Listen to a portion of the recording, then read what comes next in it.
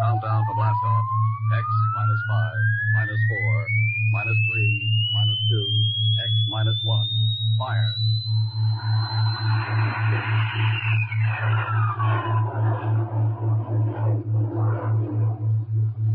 From the far horizons of the unknown come tales of new dimensions in time and space. These are stories of the future, adventures in which you'll live in a million could-be years on 1,000 maybe worlds. The National Broadcasting Company presents X minus 1.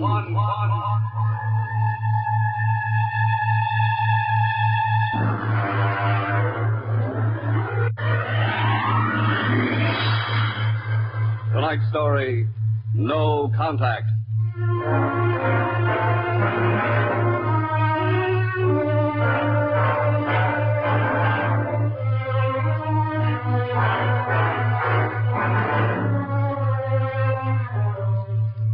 It was in the year of 1982 that spacemen first discovered the Great Galactic Barrier.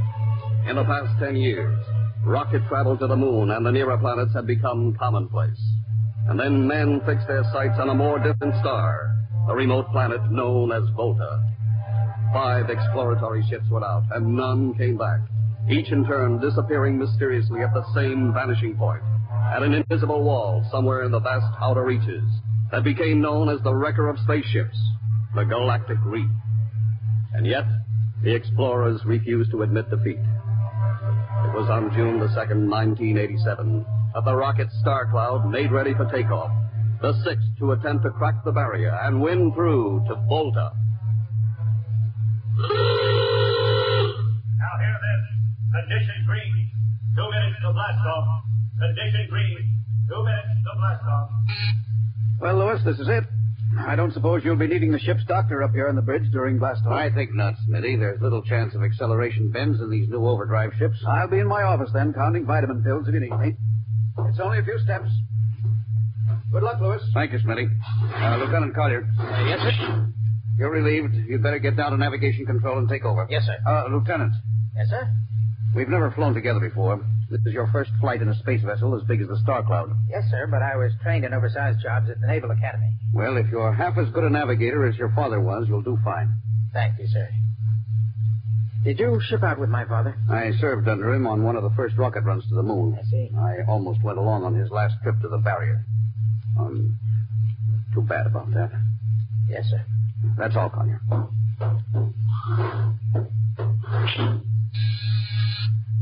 Paulson. Get me the ground control tower on the field. I want to talk to Colonel Harrison. Yes, sir.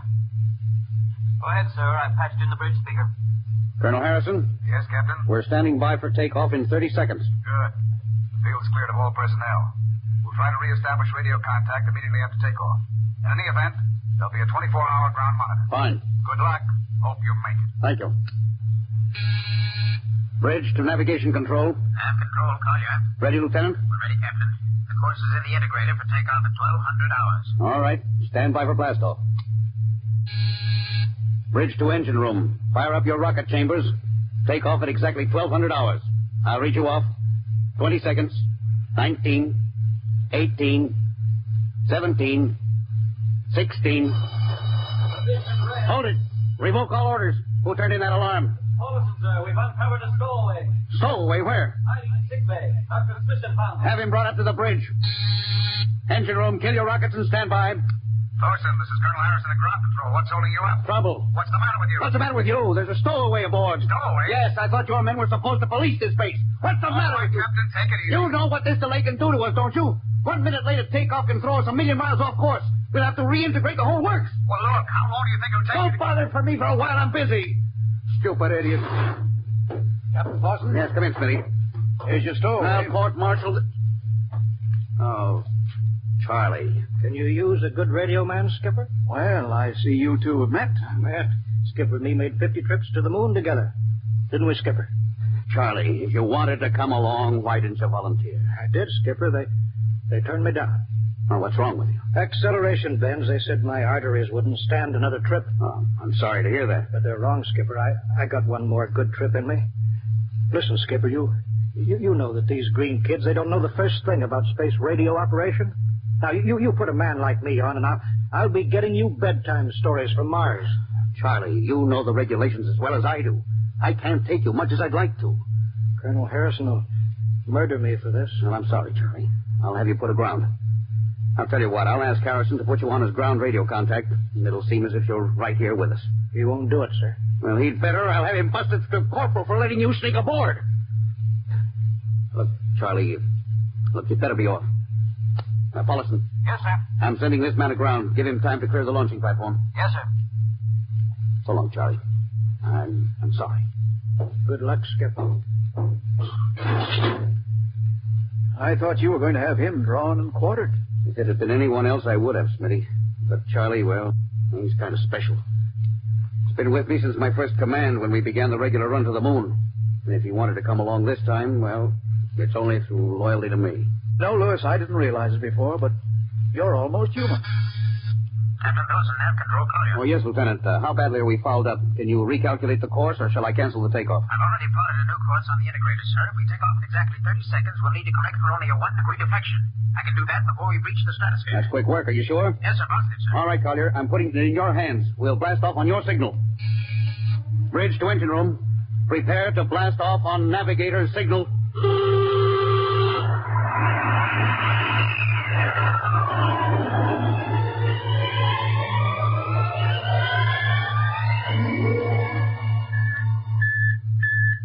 How are we doing, Collier? Coming on the bearing, sir.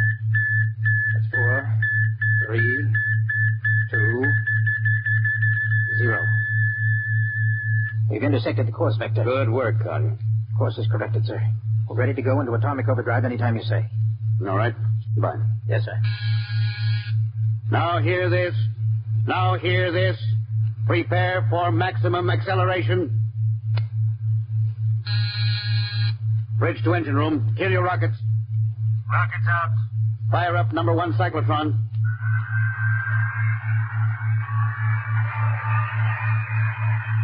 Number 1 ready.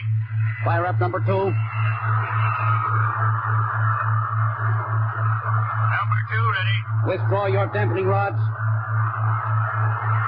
Fission chamber ready.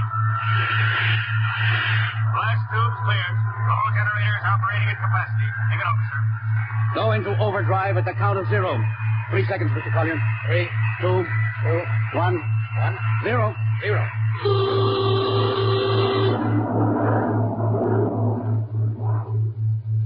How are we doing, Collier? On course, sir. She's running hot and true. My compliments, Lieutenant. This job would have done your father credit, and he was the best navigation officer I ever saw. Oh, thank you, sir. Start your gyros. Put her on robot control. All right, the bridge is yours, Mr. Collier. If you need me, I'll be in Dr. Smithson's office. Yes, sir.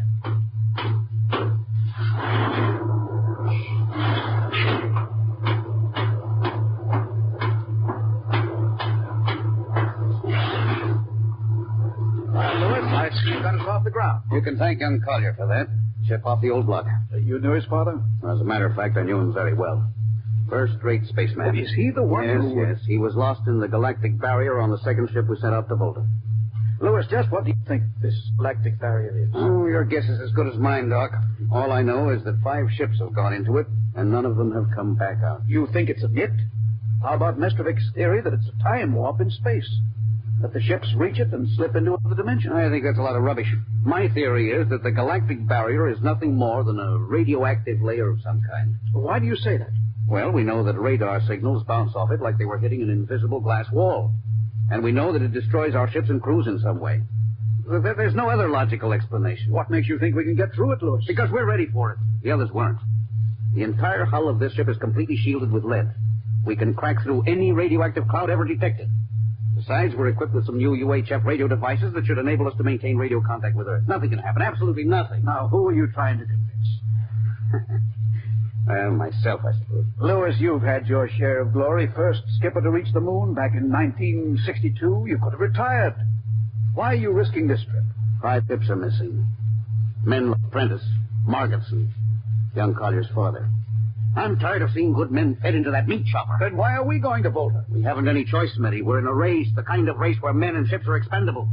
According to the interspace code, the first nation to reach Volta can claim it. Well, personally, I want no part. Now, stop. I'll have to play physician, morale builder, and mother substitute for 112 slightly nervous men. Well, your morale doesn't sound too good, Doc. As morale officer, I can state without fear of contradiction, it is terrible. And something tells me as we approach that galactic barrier, I'm not going to be alone.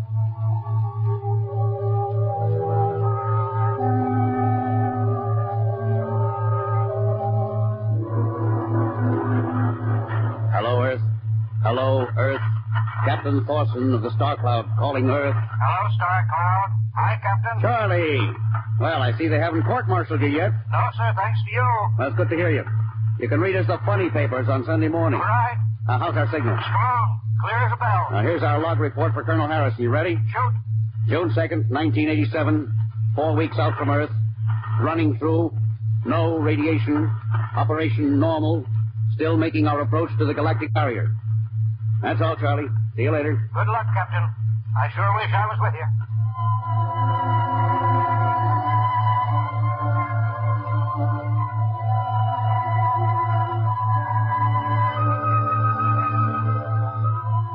How's the morale, Smitty? The men know we're getting closer to the barrier. They're beginning to show a little tension, Willis.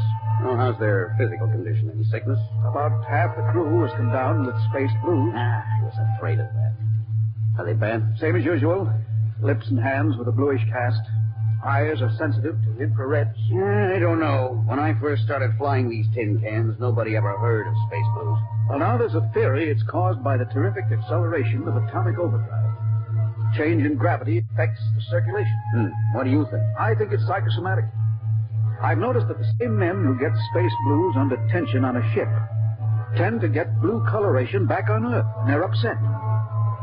I guess it's just an occupational disease of space navigators. You think it's just nerves, then? Well, young Collier's got a bad case. I think it's tension from overwork. Maybe he needs some vitamins. Louis, when will you realize that vitamins are not a panacea for all the troubles of mankind?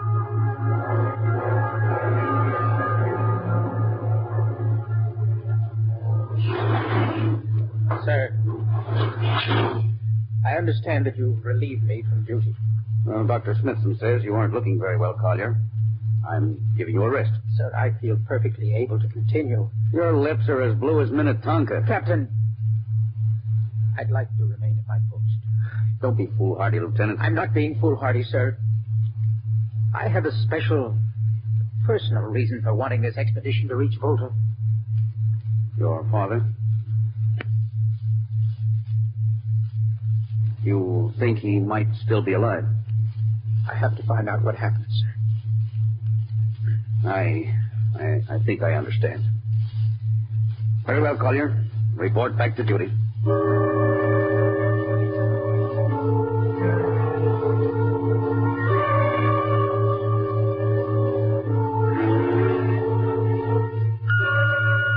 What's the reading, Paulson?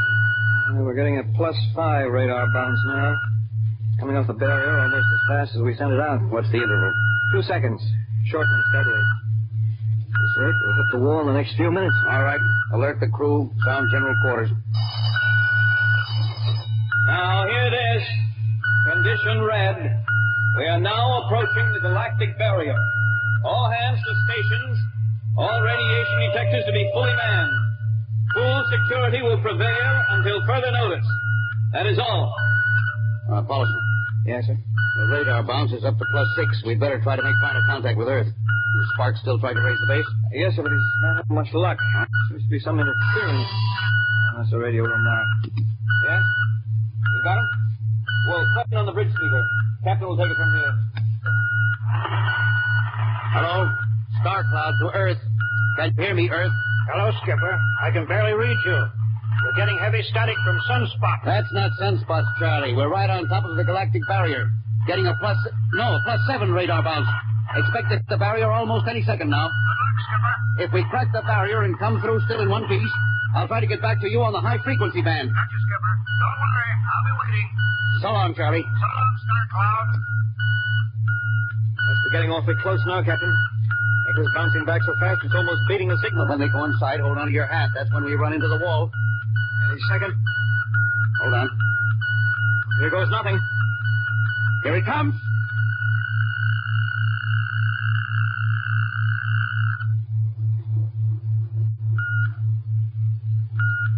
Captain, Nothing happened. we made it.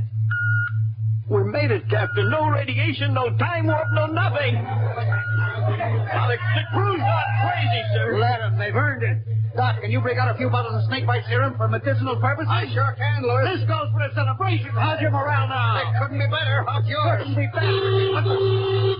Condition red. Condition red. Radiation detected. Condition red.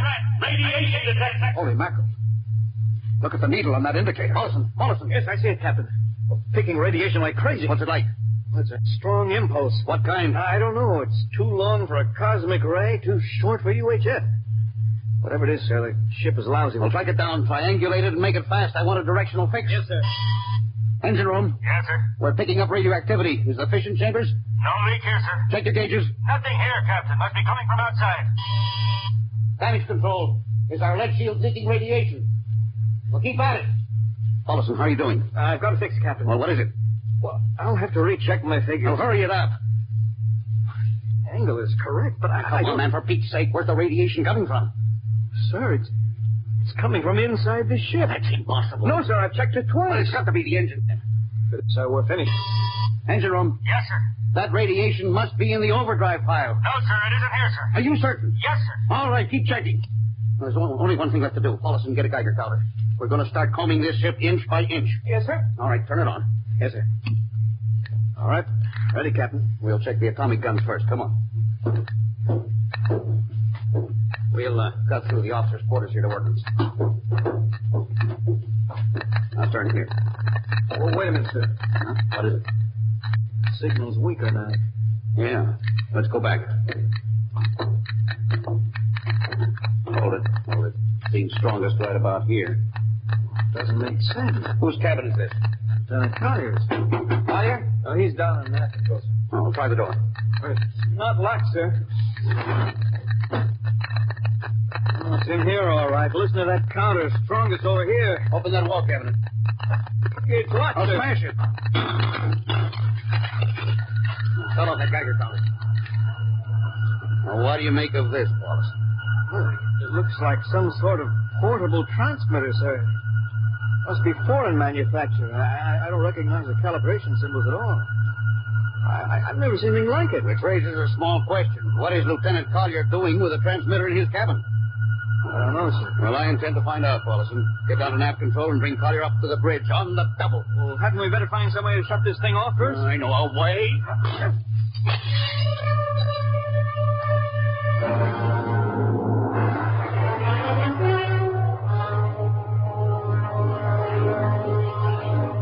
Lieutenant Collier, I'm going to ask a few simple questions, and I want a few simple answers. Yes, sir.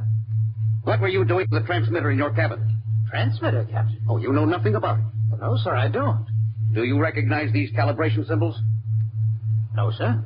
Can you think of how it might have been placed in your cabin without your knowing it? No, sir, unless someone came in while I was on duty. Would that have been possible? I suppose so, if someone had a key. I found your cabin door unlocked. Well, I meant a key to the wall cabinet. I didn't say the wall cabinet. Well, You what, Lieutenant? How could you have known it was in the wall cabinet? Well, I just assumed, sir. Lieutenant Collier, I find it hard to believe you would lie. Having known and respected your father, having observed the way you handle your job. However, I intend to get to the root of this thing. May I have your wristwatch, Lieutenant? Sir? Your wristwatch. Yes, sir. Mollison, turn on that Geiger counter. Yes, sir. Hold this watch next to it. Yes, sir. That's all. Lieutenant, if you hadn't any close contact with that transmitter, how do you explain the radioactivity of this watch? Well, I don't, sir. I think you'd better. To whom were you sending those signals? Condition red. Condition red. There's your answer, Captain. What is this, Collier? Alien spaceship approach. Alien spaceship approach. Collier, who's aboard that ship? All right, now talk! Very well, Captain. My mission seems completed. Your mission? Are you admitting that you're an agent of a foreign power? I'm stating it. What nation? No nation, Captain. What? I am an agent of the Voltan government. No, what? The government of the planet of Voltan. You're crazy. Are you so stupid, Captain? Did you think your people are the only ones who can invade another planet? What do you mean? We've had agents operating on Earth since 1945. I don't believe you. What do you think happened to those 5 ships, Captain? Where do you suppose we got our information? Your language, your culture, family background. Appearance, you look like... Like Commander Collier? Well, is that so surprising, Captain? You see, Captain, we had a living model. I ought to kill you. That'd be very foolish, Captain. I would advise you to surrender without delay. Alien ship now coming into ordnance range. I'll deal with you later, Collier. Paulison? Yes, sir. Put this man in irons, take him away. Don't worry, sir. We'll take good care of him. Carpenter,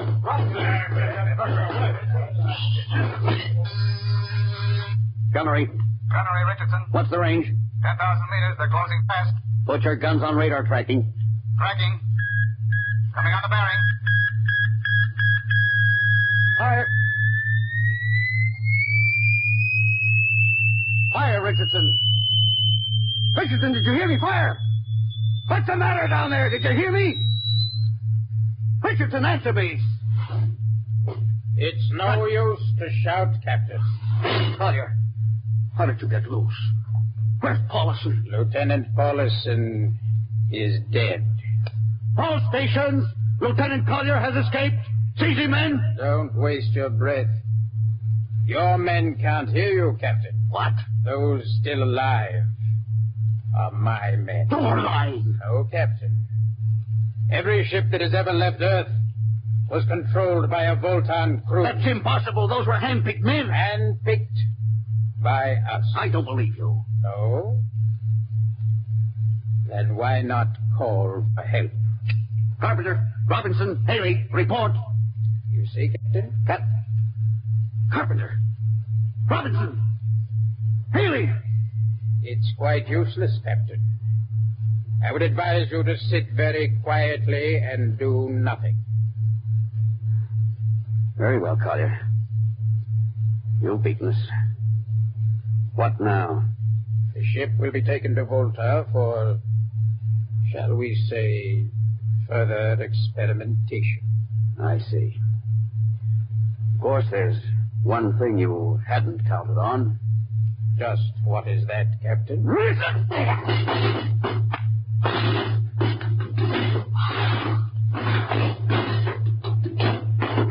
Carpenter! Are you in there, Lieutenant Carpenter? We can't all be dead. There must be one alive. Smitty, Dr. Smithson! Smitty, what have you done to him? Lower side. Birdie. Don't talk. I must lean closer. It's not much time. Lewis, space blues. Space blues? What is it, Smitty? What are you trying to tell me? All men with space blues. Voltans. Well, let me help you. No, Lewis, get message back to Earth. Voltan, fifth column. Watch out for space blues. Smitty. Oh, Smitty. Captain Paulson, you can't hide from us now. Come back to the bridge and surrender, or my men will come and get you.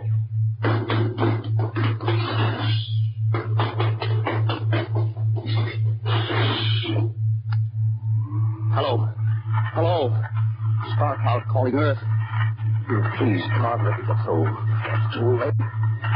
Hello. Starcloud to Earth. Come in, please. Come in, please.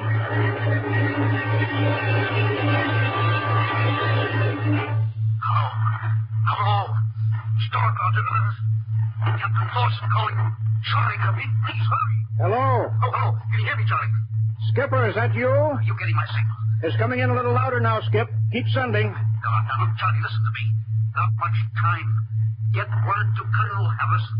Crew mutinied. Most of crew members, Fultons. What? Fultons. Spell that. V-O-L. Fultons. That's right. They're from the planet Volta. Skipper, are you all right? Now, Charlie, this is serious. They'll be here any second. Now listen, they have a fifth column on Earth. They're planning to invade you. You mean it? Of course I mean it. Tell Harrison, posing as humans, you can detect them by space blues. You got that? Only Voltons get space blue. Charlie, did you hear me? Space blue. I get you. Something you did, Charlie. After blaming you, warn everybody. Captain. They opened the door. So on, Charlie, tell her. Captain Thorson. Hello. Hello, Star Cloud. What's the trouble, Sergeant? I was just trying to raise a Star Cloud, Colonel. Had any luck? No, sir. No contact. No contact, eh? No, sir. Nearly an hour since they hit the galactic barrier.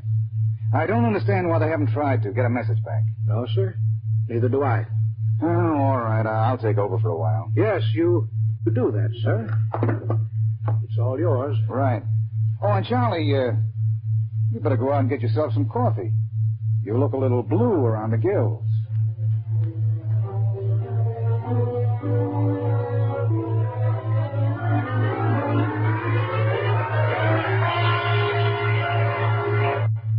Tonight, X-1 has brought you No Contact, written by George Lefferts from an original story of Lefferts and Ernest Kenoy.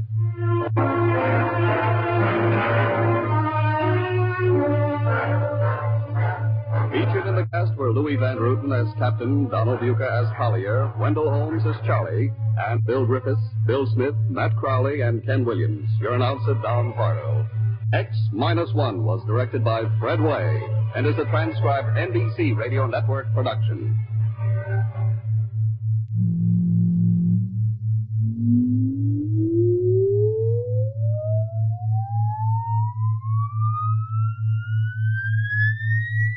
Countdown for a blast-off.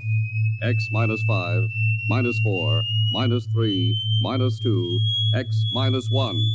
Fire.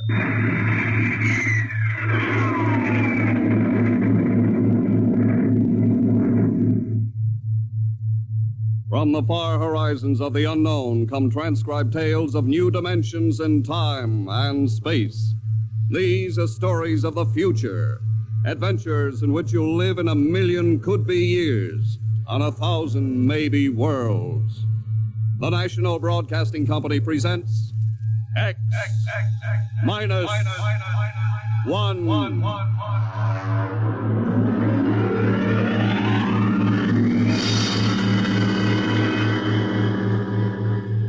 If you wanted to take over our world with a minimum amount of resistance and trouble, how would you go about it? Tonight we'll tell you how, with a strange and chilling story by George Lefferts. The Parade.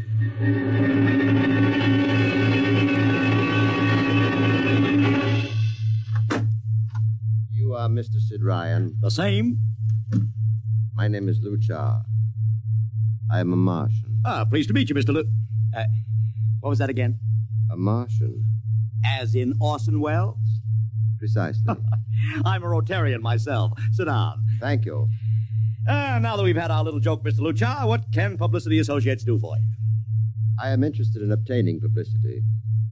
It has been my observation that advertising and publicity are the very backbone of earthly civilization. Spoken like a true Martian, Mr. Luchar. Now, if you'll tell me the name of the client. The client, of course, will be the Martians. You don't give up, do you? Give up? The gag, I mean. Oliver!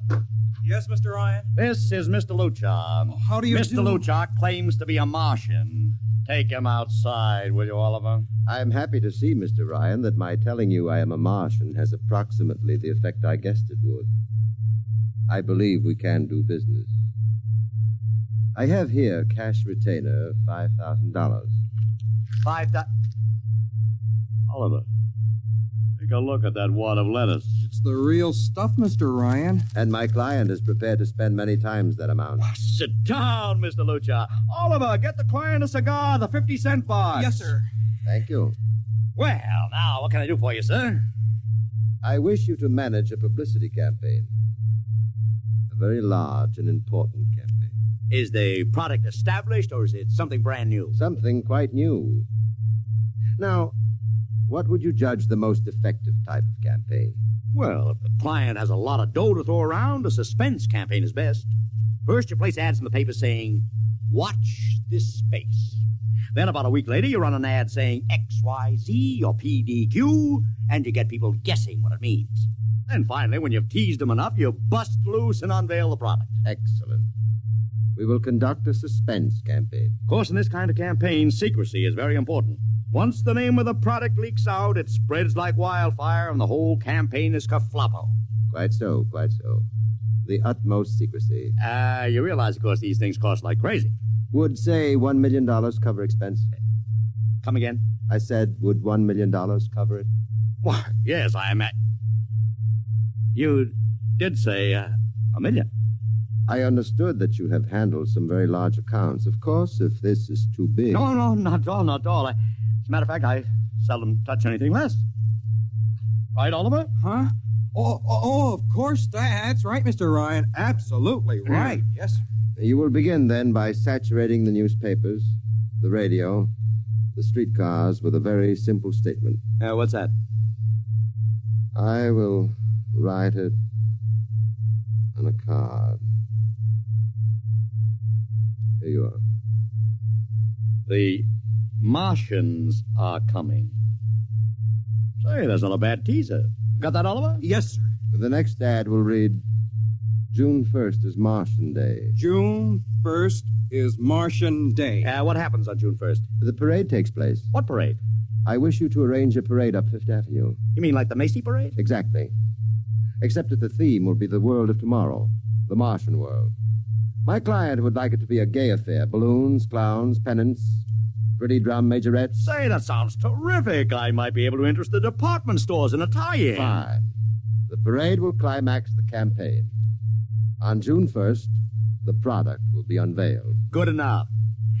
By the way, Mr. Luchard, just what is the product? What are we selling? Oh, no, Mr. Ryan. Secrecy, remember? Yeah, but after all... Mr. Ryan, all will be revealed to you in good time. For the moment, let us say that we are selling a concept. A concept? The concept of invasion from Mars.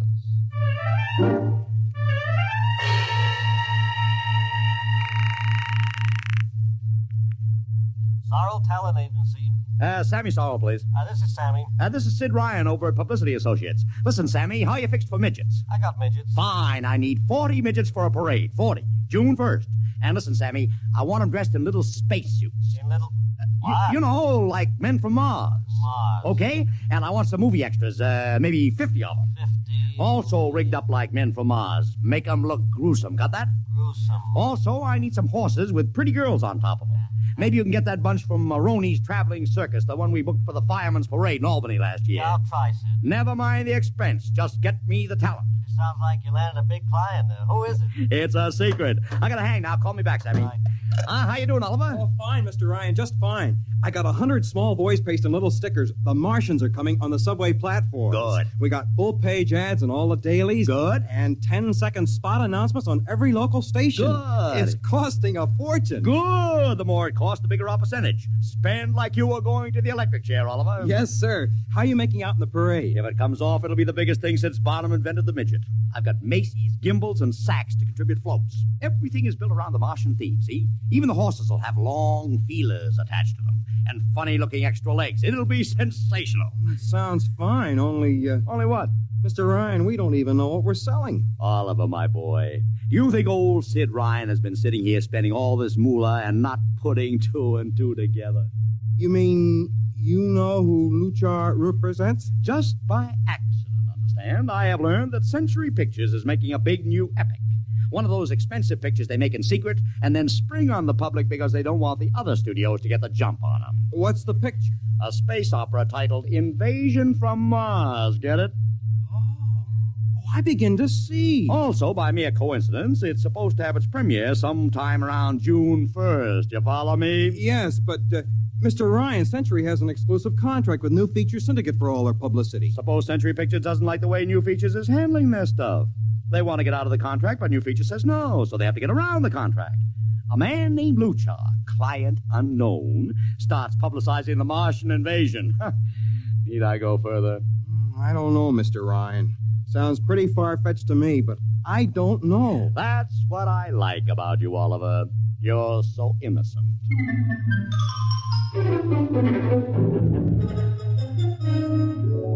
Let me talk to Commissioner Patrick, please. Sid Ryan.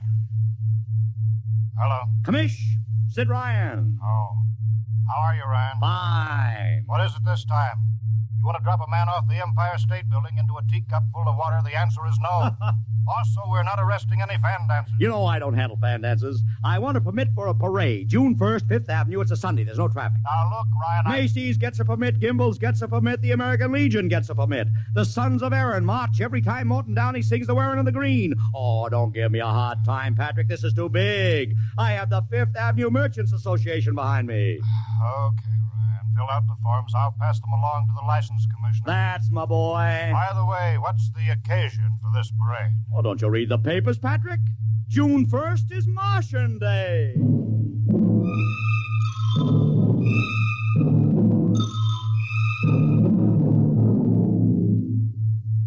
How is the campaign going, Mr. Ryan? Like wildfire, Mr. Luchar, like wildfire.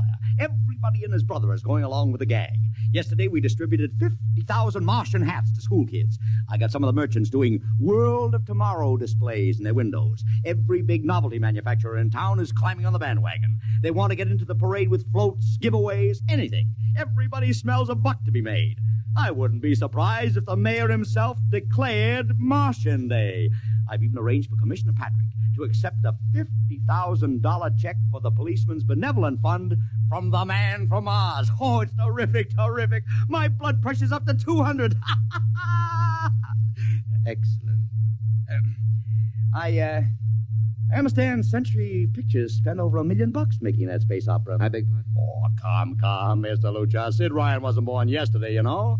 I know who our client is, even if you don't admit it. You do? Always thinking that's me. Well, as long as you know, let's keep it to ourselves, shall we, Mr. Ryan? As you once remarked, when these things leak out, it destroys the surprise and ruins the effectiveness of the campaign.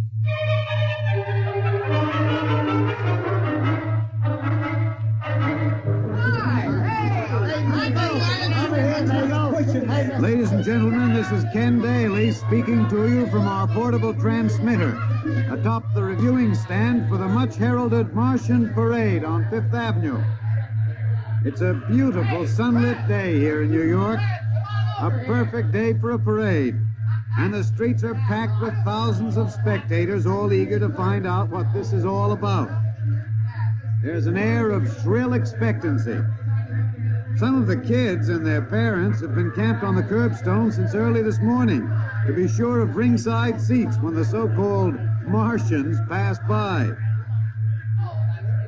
I've just had word from Saul Brown up at Central Park Mall that the Martians have landed from big pink balloons. And while we're waiting for the arrival of the parade, we brought some people up to our microphone to tell you their reactions to this most spectacular of all publicity stunts. That's right, come on. What's your name, madam? Miss Ada Shackley. A little louder, please. Miss Ada Shackley. Uh-huh, and where are you from, Mrs. Shackley? Columbus, Ohio. I see. And I see you have your family with you, too. Two little curly-headed blonde boys. Are you in New York on vacation? We came for the Shriners Convention with their daddy. What do you think of Martian Day, Mrs. Shackley? Well, it all seems very strange to me, but the boys have been pestering me to watch it, so we've been standing here 2 hours. I can't make head or tail of it. Well, neither can a lot of other people, Mrs. Shackley. But judging by the thousands here today, there's a lot of curiosity. Curiosity killed the cat, folks say. Well, let's hope not. Thank you, Mrs. Shackley. Mr. Ryan's here. Ryan, right. And this is Mr. Sid Ryan, ladies and gentlemen, the publicity man who's the brains behind the Martian Day stunt. Hello, Sid. Good morning, Kenneth. Easy, not so close to the mic. Oh, sorry. Hey, Sid, you've certainly lifted the lid this time. Looks like it, doesn't it? Sid, there's been a great deal of speculation as to exactly what all this is leading up to. I've heard some folks say it's a big war bond drive. Others think it's just to stimulate local business. And, look, I understand in the trade itself, the smart money says you're building for the premiere of Century's forthcoming extravaganza, Invasion from Mars. Now, come clean. Can you tell us what the real story is? I can. I'd like to, but honestly, I can't. Oh, man of mystery, eh? Are you going to watch the parade from the stand here? No, Ken, I can't stand noise. I'm going up to my office and watching comfort. Well, thank you, Sid Ryan, and good luck. And here they come, ladies and gentlemen. The first units of the big Martian parade, swinging down Fifth Avenue with fanfare, colored streamers, music, confetti, floats, all the trappings of a Mardi Gras. And here in the vanguard is a whole troop of little midgets in weird-looking pink and blue spacesuits, carrying Rube Goldberg weapons with signs painted on them. Let's see, I can read one which says, Atomic Blaster. Another one has a placard reading, We're Martian through Georgia. And here come the clowns, laughing and falling all over each other. They're giving free sugar candy to the kids along the way. Yes, ladies and gentlemen, this is a happy, laughing crowd along Fifth Avenue today. A true reflection of the great sense of humor and good nature that makes America the place it is.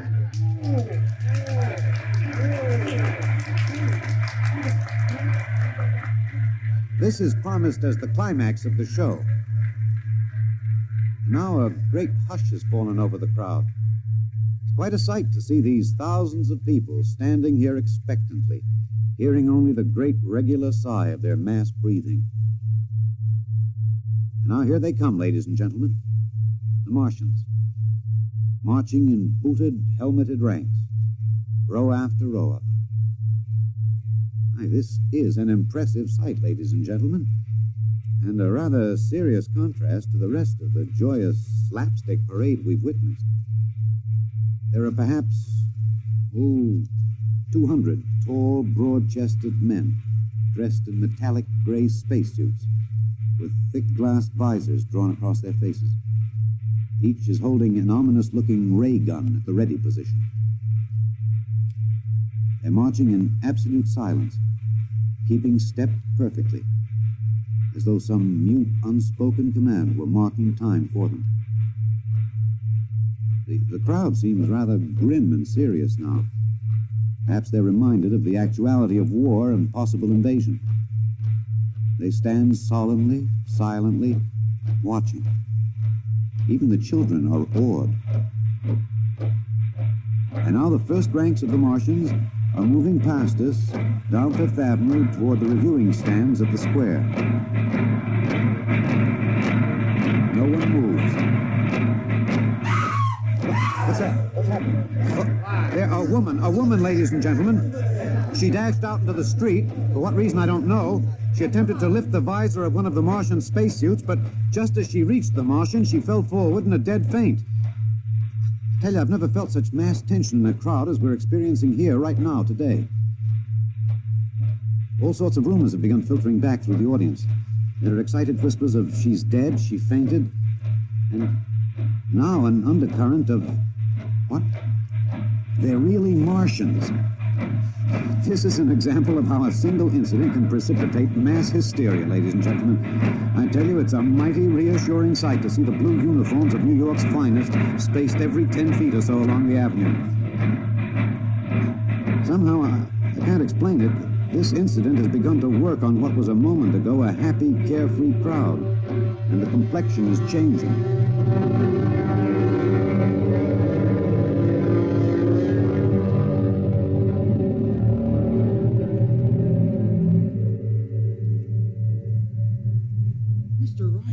Did you see that?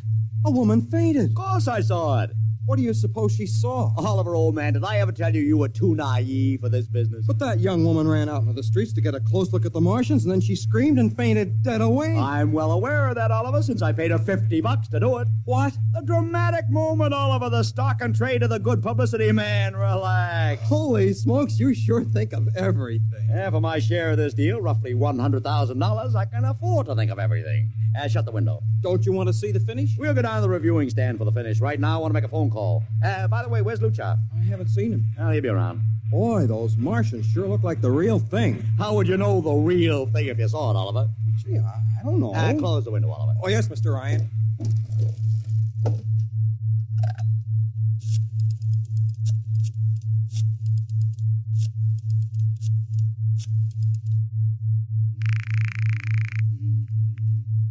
Sorrel's Talent Agency. Sammy, this is Sid Ryan. Say, listen, Sid, I was going to call you. I'm awful sorry about those Martians. What do you mean, sorry? They're terrific. Oh, don't joke, Sid. I mean it. Well, I mean it, too. They're great. Are you in the bag? Never felt better. You mean it, don't you? Of course I mean it. What is this? There are Martians in the parade? About 150. Of course, I only ordered 50, but Sid, under the circumstances... Sid. What is it? Sid, don't you know? I couldn't get you a single movie extra. There's a studio strike in New York. I was going to call you, but I figured... Hey, wait a minute. Where'd these guys come from if you didn't hire them? I don't know. Maybe Oliver... Oh, hold on. Oliver? Yes, Mr. Ryan? Did you hire those Martians? No, sir, Sammy, this is on the level, isn't it? Honest, Sid, Okay, Sammy, I'll call you back. What's the matter, Mr. Ryan? I don't know. I just don't know. I've got to locate Lucha. What's Century Pictures number? Mr. Ryan, this is Sunday. Oh, yeah. Well, get me their publicity director, Marty Sanford, at home. Oh, yes, sir.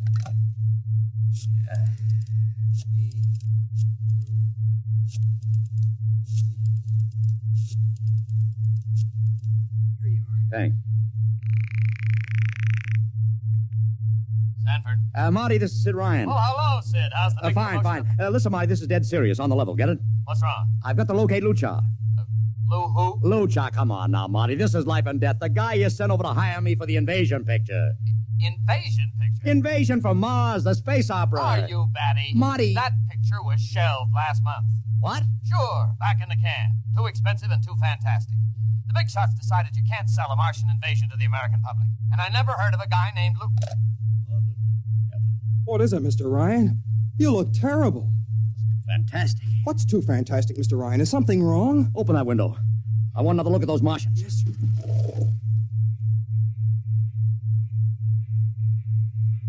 Look at them. Oliver, you were in the Army. Could 150 movie extras learn to march like that in, say, 24 hours? Not in 24 days, Mr. Ryan. Not a second's hesitation. Not one other step. Look at the way they carry those ray guns at ready. The other time I've seen troops march like that was in a film of the Nazi stormtroops marching through the streets of Paris. See those chests on? That's pride. Sheer, arrogant pride. Look at those chins. That's contempt. Nobody could act like that. Mr. Ryan! Oliver, get down there. Find that woman who fainted. Her name's Gloria Montex. Get her up here. Make it fast.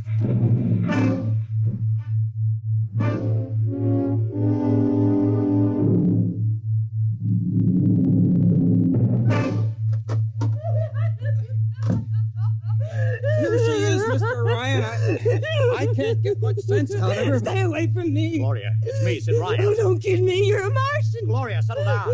No, you're wearing a mask. Baby, it's me, Sid. And underneath, it's awful. It's all big green eyes and those feelers like a catfish. Baby, snap out of it. Listen, what happened down there? You ran out and screamed like I told you, but the fainting, that wasn't in the act. Oh, go away, please. Go away. What'd you see? Oh, no, please. It's too awful. Please. Just one question, baby. Inside that helmet, what'd you see? You won't get anything out of her, Mr. Ryan. She needs a doctor. Okay, Oliver, I've heard enough anyway. You take care of Gloria here. Get her a drink. Where are you going? To see the commissioner. We gotta stop this parade before things begin to happen.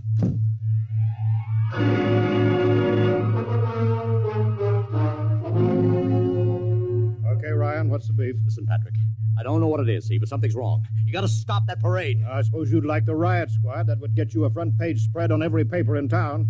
Honest, you publicity guys give me a pay. This may be a matter of life and death. Oh, sure. Look, Ryan, I've got no time for your cheap publicity gags. I'm a busy man. Listen, I'm trying to tell you I don't know where these Martians came from, who they are, or anything about them. All I want you to do is stop the parade and make sure they're on the level. Ryan, I'm wise to your tricks. If you let the sergeant show you out... You won't do it, huh? An honest citizen appeals for protection and you refuse. I most emphatically do. Now beat it. All right, Patrick. I'll go right to the mayor's office. I'll have you busted flatter than a fried egg. Go ahead. I'm sure his honor will be glad to toss you out on that phony nickel-plated skull of yours.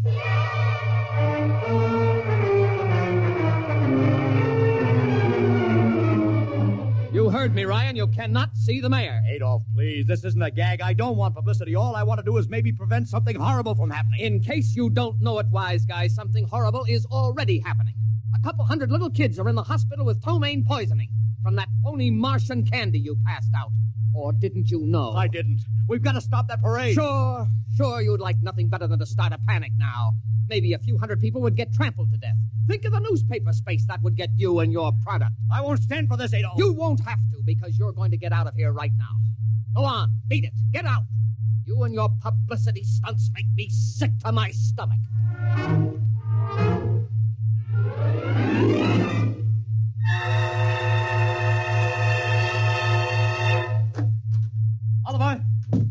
Oliver, where are you? Oliver! It is useless. What? Scream at him, Mr. Ryan.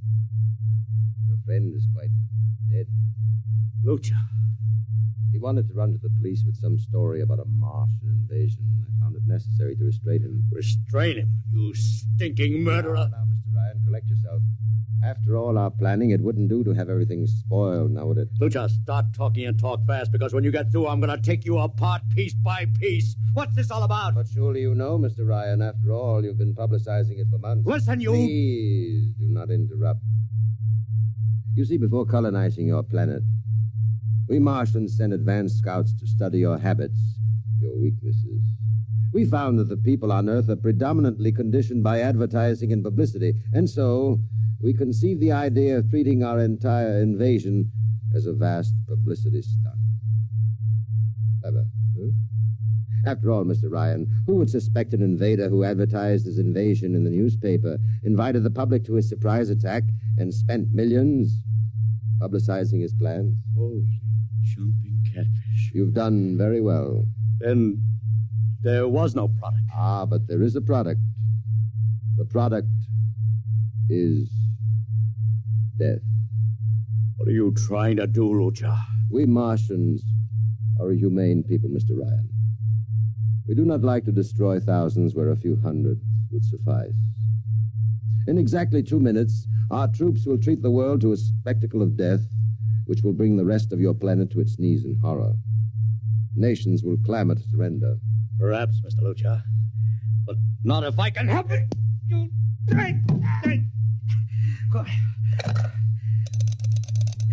Yes, please. Operator, this is Mr. Ryan. Get me the field telephone on the reviewing stand of the Martian Day Parade. Hurry. Anyone in particular? Just hurry. Reviewing stand, Sergeant Cassidy. Get me Commissioner Patrick. Hello. Hello. You'll have to talk loud. I want Commissioner Patrick. Oh. Patrick!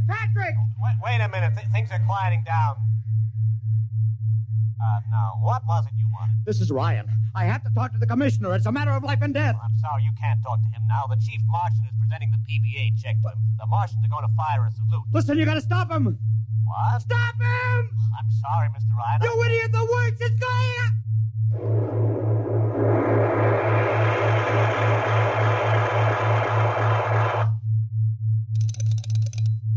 This is the operator. I'm sorry, Mr. Ryan. You've been cut off. I can't seem to get them back. Doesn't matter, operator. Nothing matters now.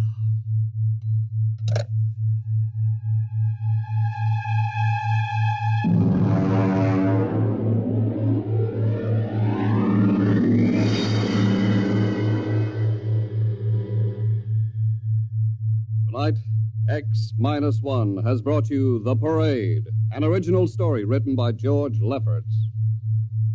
Featured in the cast were Joseph Curtin as Ryan, Joe DeSantis as Luchar, Alexander Scorby as Daly, Agnes Young as the woman, Ellen Deming as Gloria, John Thomas as Oliver, Arthur Anderson as Sammy, Wendell Holmes as the Commissioner, and William Keane as Sanford. Your announcer, Don Pardo. X-1 was directed by Fred Way and is a transcribed NBC Radio Network production.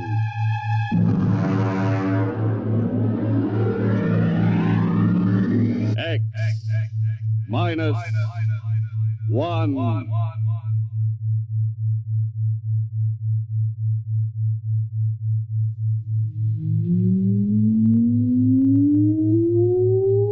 Countdown for blastoff. X -5, -4, -3, -2, X-1. Fire.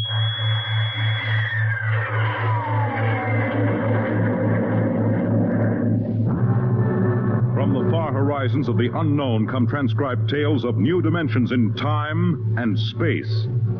These are stories of the future, adventures in which you'll live in 1,000,000 could-be years, on 1,000 maybe worlds. The National Broadcasting Company presents X minus 1.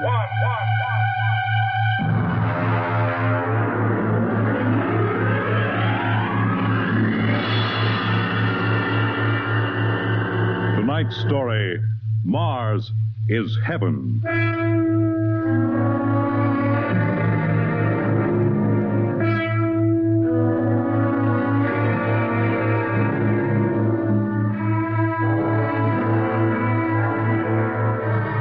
When the first space rocket lands on Mars, what will we find? Only the ruins of a dead and deserted planet? Or will there be life? Intelligent life in some strange form that we can only imagine. Will we be welcomed with open arms? Or will the Martians treat us as invaders? Only one thing is certain. Someday, a giant metal ship will take off from Earth to travel through the black velocities, the silent gulfs of space, to descend at last into the darkness of the upper Martian atmospheres. And on that day, man will finally know the answers. The day we first land on Mars.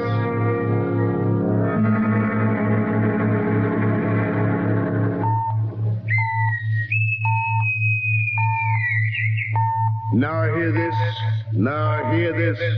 Approaching critical deceleration. Fasten gravity suits. Stand by to land. There it is. We've intersected the course vector, sir. All right, Mr. Lustig. Over to manual control. Aye, sir. Masters, sound general quarters. Aye, sir. Mr. Lustig, what do you make of the terrain? There seems to be a heavy ground, Miss Captain. We won't be able to use the infrared lights. And we'll have to come in on radar. Isn't that a little risky, sir? Landing in the dark? I'd rather run the danger of a blind landing, Lieutenant, than come in without the cover of darkness. Remember, we don't know what kind of reception is waiting for us down there. Airspeed 500. Altitude now 4,000. Bridge to engine room. Stand by for deceleration. Fire forward tubes 1 and 3.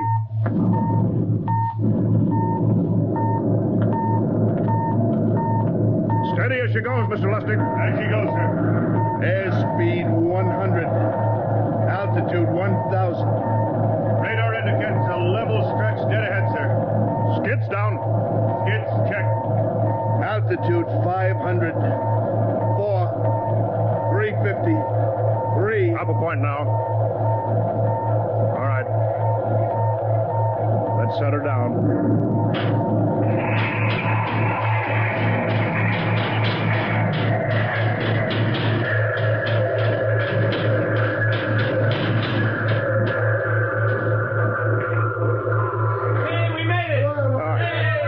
The power. Masters, light battle stations. Aye, sir. All secured, sir. Well, gentlemen, we're now on Mars.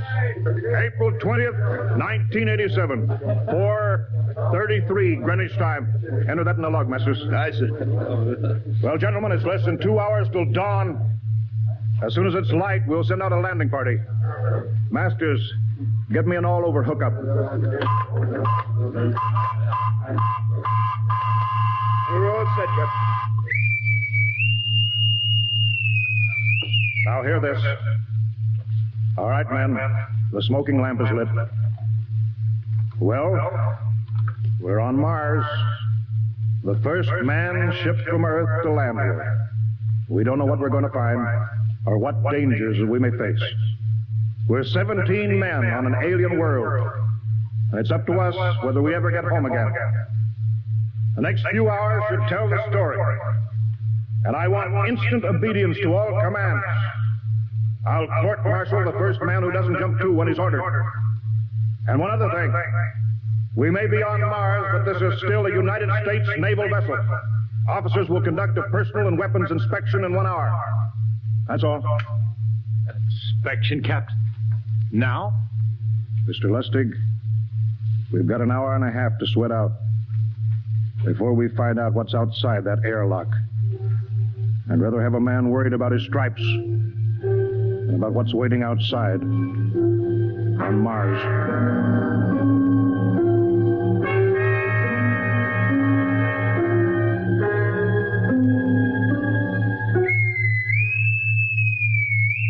Now hear this.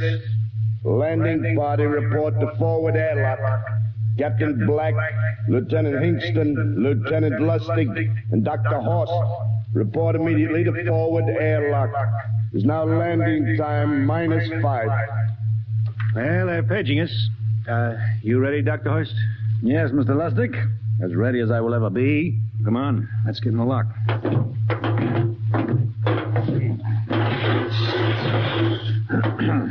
Hingston, Lustig, and Horst reporting in the airlock. Very well, sir. The captain will join you. 4 minutes to go. At least the captain would get here. What difference does it make? I just want to get it over with, that's all. Anybody got a cigarette? Yeah, I think you're smoking too much, Lieutenant Lustig. Are you nervous? I offer you, Horst. Wondering what's hidden outside underneath that ground mist? I've been giving it some thought. It'll be very interesting to find out. A very unusual planet, Mars. Why?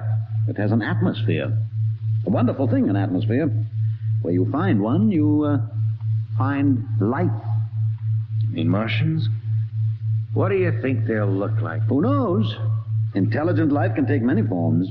You mean they may have green skins and eyes on stalks or something? The comic book conception is possible, of course.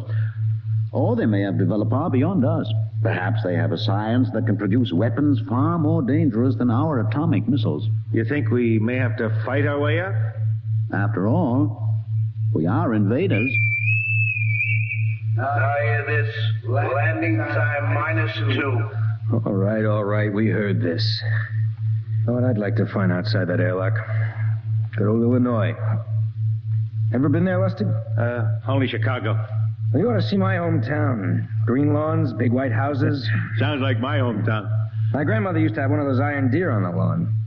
Every Halloween, we'd paint it another color. One time, we painted it black and white like a Holstein cow. Where does your family live, Dr. Horst? I have no family. When I was a child, they were gassed to death in the Dachau concentration camp. Tough. No, it has its advantages. I have no ties on Earth. Nothing to lose now. I imagine I'm the only one on board who is free to enjoy our present peculiar position. All right, Masters, you can button it up now. I see. Well, gentlemen, check your sidearms. In 1 minute, we'll be the first men to set foot on Mars. Quite an honor, eh? As long as the medals are not rewarded posthumously. Still uneasy, Dr. Horst? Captain Black, I've been uneasy ever since I can remember. On Earth and on Mars. Well, 30 seconds. Give me the intercom phone, Lustig. Yes, sir. Masters? Aye, sir. Battle stations are to be manned until we return. If we're not back in 2 hours, I want no rescue party sent out. Blast off and save the ship, you understand? Aye, sir. All right. 5 seconds. 4, 3, 2, 1. Lustig, open the outer airlock. Aye, sir.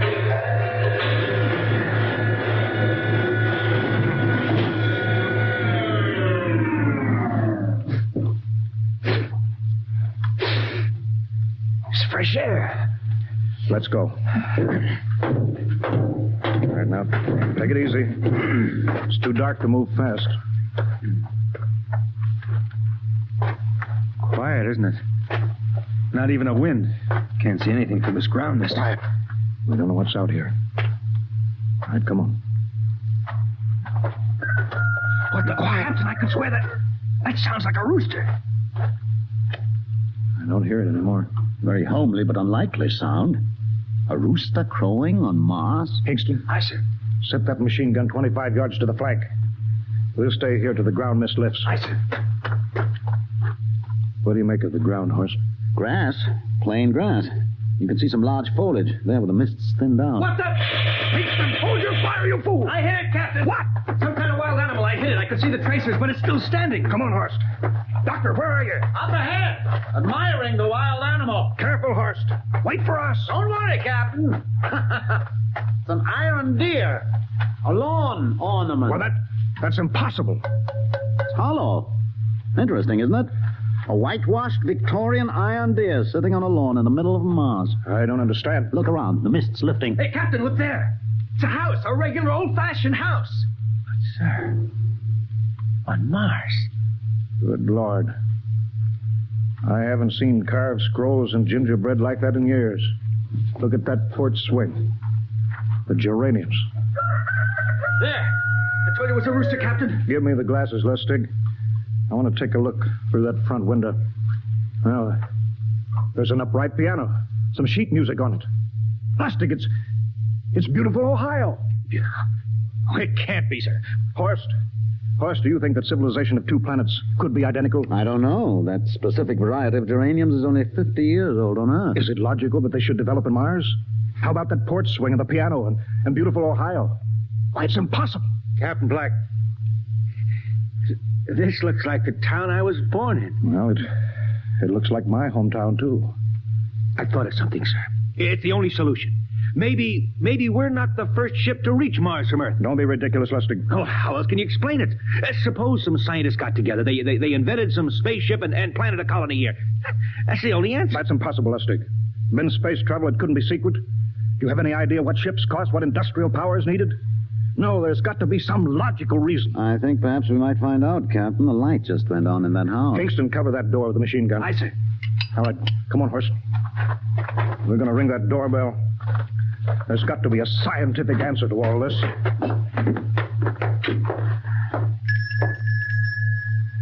And there's something moving in there. Stand back, Horst. Give me a clear shot. Are you sure a bullet can stop a Martian? Steady now. Can I help you?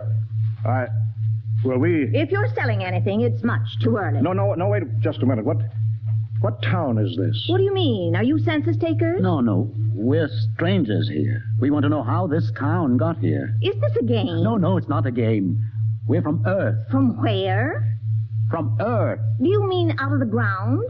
Are you sure you're feeling well? Madam, we came in a flying ship across space. We're from the third planet, Earth. This is Mars. Now do you understand? Mars. You go away now, you hear? I'll call my husband from upstairs and he'll chase you. Go on. But this is Mars, isn't it? This is Green Lake, Wisconsin, in the United States of America. Bounded on the east by the Atlantic and on the west by the Pacific. Now go away. Goodbye. Horst, do you suppose it's really possible? I've got to find out more about this. I told you I'd call my husband. Now you go away. You've got to tell me one thing first. What year is this? Year? 1928, of course. For goodness sake. You hear that, Horst? And we know it's 1987, and we know this is Mars. Horst, is it possible that we got fouled up, made some tremendous blunder, circled around, and landed back on Earth? In 1928? Well, maybe some switch in time or dimension. Could we have shifted somehow, gone backward in time? Oh, Horst, this won't hold water. It's not logical. We checked every mile. We went past the moon, out into space. We're on Mars. Lustig out at point. Kingston in the rear. Keep that gun at half load. Aye, sir. Horst, there's got to be some cold, logical solution. Captain! What? That house down the street, the white one with the green shutters. Lustig, what's the matter? I never thought of... Thank God! Lustig, come back here. Running for that house. That crazy fool, after him quick. Lustig, stop! Come down off of that porch. Grandpa! Lustig, what the devil do you think you're doing? Albert!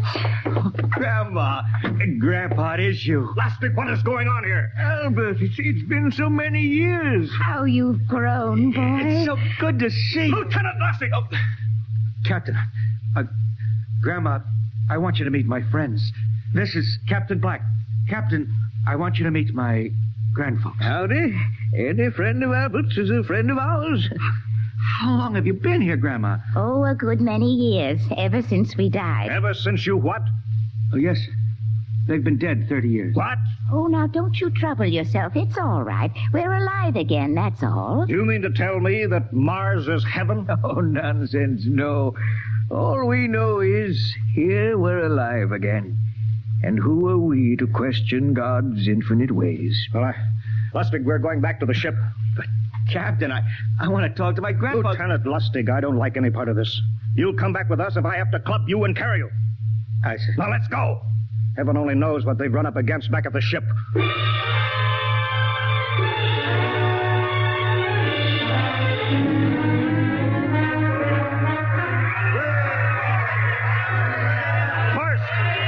Crowd around the ship. Looks like we're being welcomed with a celebration, Captain. Celebration? They've abandoned ship. Every port is open. No guard set. You masters! Hiya, Captain.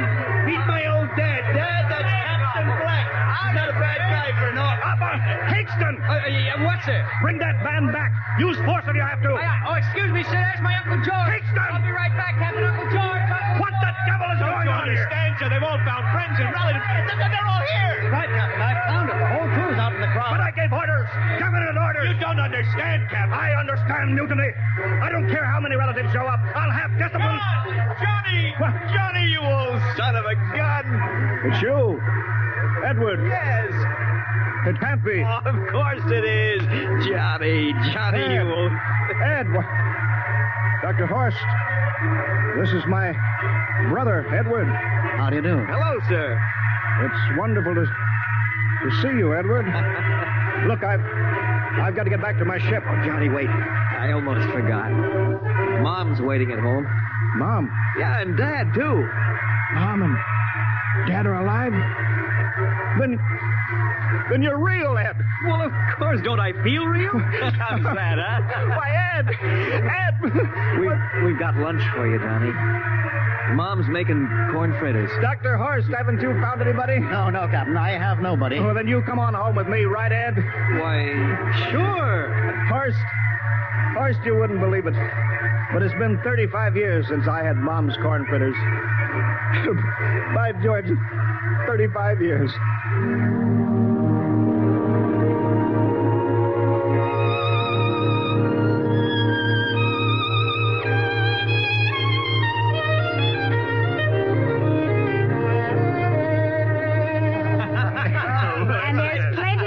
Kitchen, so don't hold back, Johnny.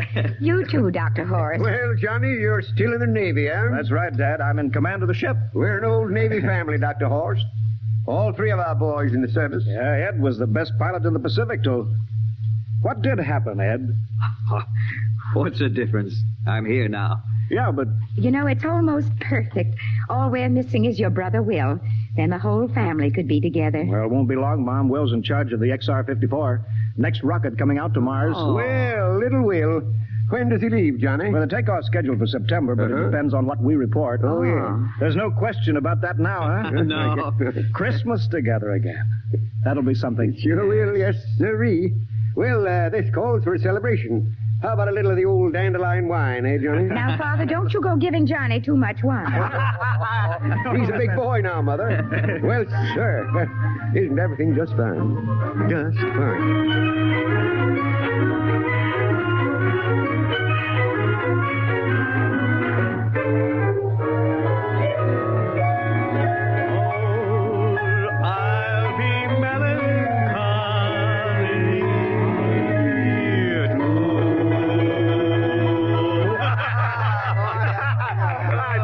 Again, will you, Ed? Oh, sure.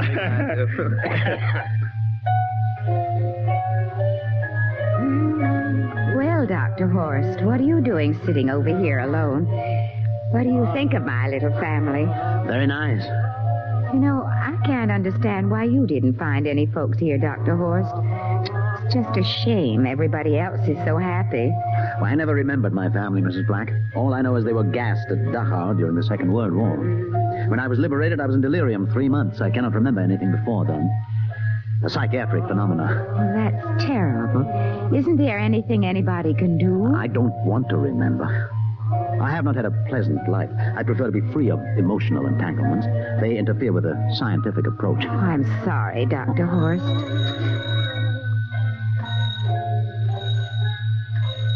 Oh, I'll get it. That's our ring, long and 3 shorts. I remember that. Well, maybe we'd better call it a night. You must be getting tired, Johnny. I'd better be going back to the ship. Nonsense. You stay the night. We insist. I just couldn't rest thinking of you all alone on that ship. I'll be all right. Well, good night. Oh, wait a minute, Dr. Horst. That phone message was for you. Me? Yes, that's right. A message from Anna. Anna? I don't... Well, there, she must be an old friend. Isn't that nice? I don't... You sure it was for me? I don't remember any Anna. Well, she asked if you were better. Perhaps she's someone who knew you at Dachau. Anna? She said she's coming over here first thing in the morning. So you'll have to stay over. Yes, well, that settles it then. You stay here, Horst. You can bunk with me in my old room. Yeah, but Johnny, we thought you'd like to be with Edward. So you could talk the way you used to. Well, we can't put Dr. Horst on the daybed. I think we better share the room tonight. Be plenty of time for talking, Ed. Yes, I guess so. I suppose I better drop back to the ship. You know, Ed, security check. What? Why do you have to do that here? I don't know, Mom. There's no good reason, I guess. Well, suppose we skip it tonight, huh? Well, good night, everybody. Oh, it's good to have you home, Johnny. It's good to be home, Mom.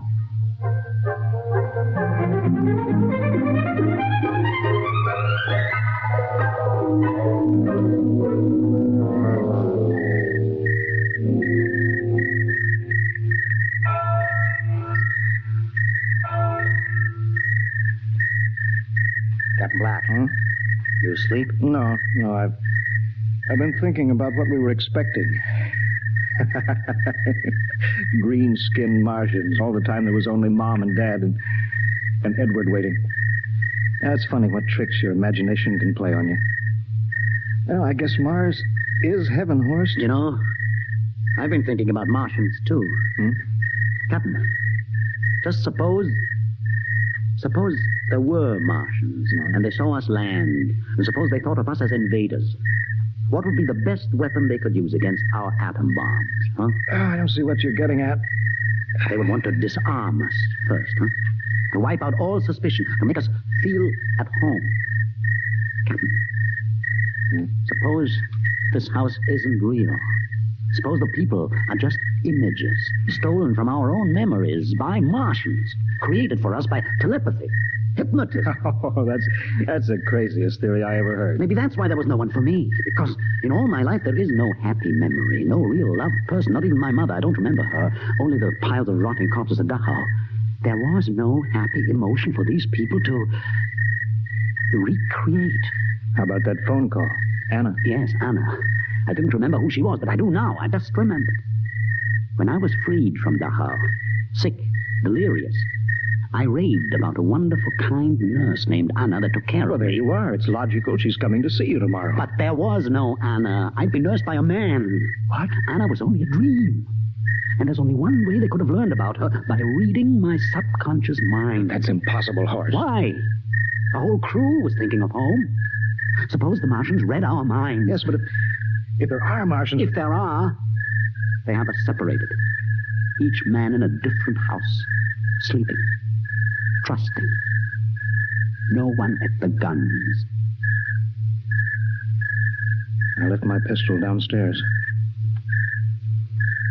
Do you think there's something to this, Horst? It's a perfect trap, Captain. Who would suspect his own mother, his grandparents? How easy. Just a knife in the heart of each sleeping man. That's impossible, Horst. But we've got to get back to the ship. Listen. The crickets have stopped. Come on. We don't know when they change back to whatever they really are. All right, careful.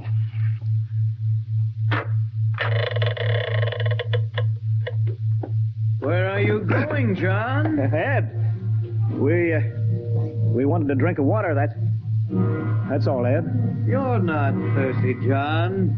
You don't want a drink. Look out! You don't want a His drink. face! It's changing! He's a Martian! Run, horse! Run! You can't get away, John. This way, horse! Horse, where are you?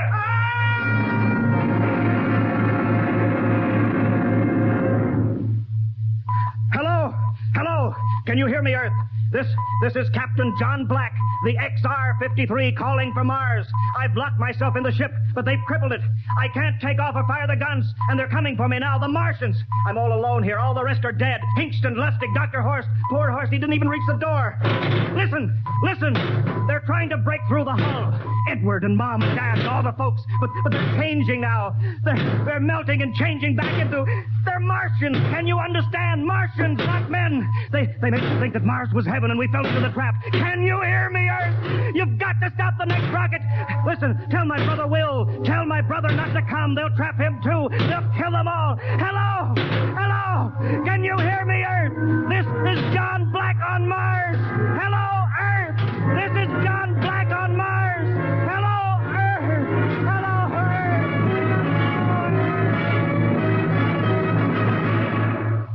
Tonight, X-1 has brought you the science fiction classic Mars is Heaven, written by Ray Bradbury and adapted for radio by Ernest Kenoy. Featured in the cast were Wendell Holmes as Captain Black and Peter Capell as Dr. Horst, with Bill Zuckert as Masters, Bill Lipton as Hinkston, Margaret Berlin as the old lady, Bill Griffiths as Edward, Ken Williams as Lustig, Ethel Everett as Mom, and Edwin Jerome as Dad. Your announcer, Fred Collins. X-1 was directed by Fred Way and is a transcribed NBC Radio Network production.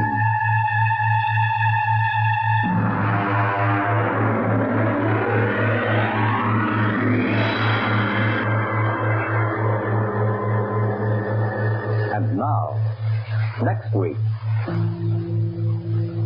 man is just beginning to discover how boundless our universe really is. And yet, as man reaches out to the stars, out toward infinity, ironically enough, he may be building himself a new kind of prison.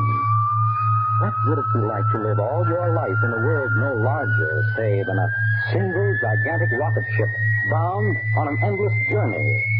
You'll find out next week when we present the Robert Heinlein story, Universe at X minus 1.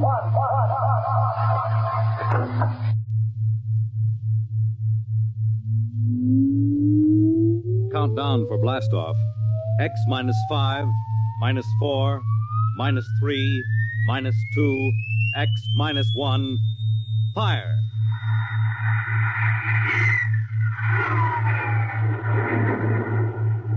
From the far horizons of the unknown come transcribed tales of new dimensions in time and space.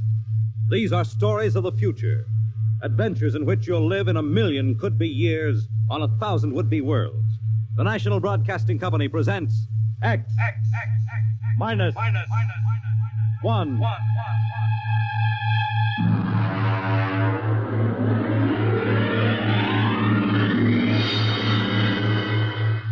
Tonight, Universe.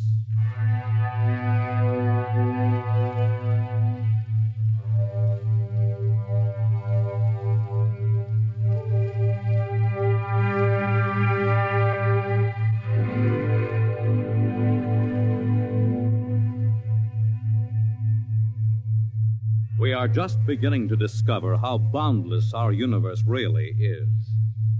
And yet, as man reaches out to the stars, out toward infinity, ironically enough, he may be building himself a new kind of prison.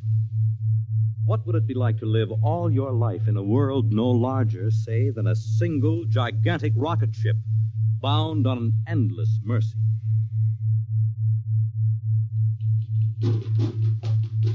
Hugh, look out! You all right? Yes, just missed me. What was it? Mutant with a slingshot, I think. Must have dashed down that passageway. Want to go after it? Oh, we'd never catch it, Alan. Probably 12 decks above us by now. I didn't think they ever came down this far. Trolls usually get them before they reach this level. They get more daring with each generation. This one looked like a female. Male or female, it might have killed us.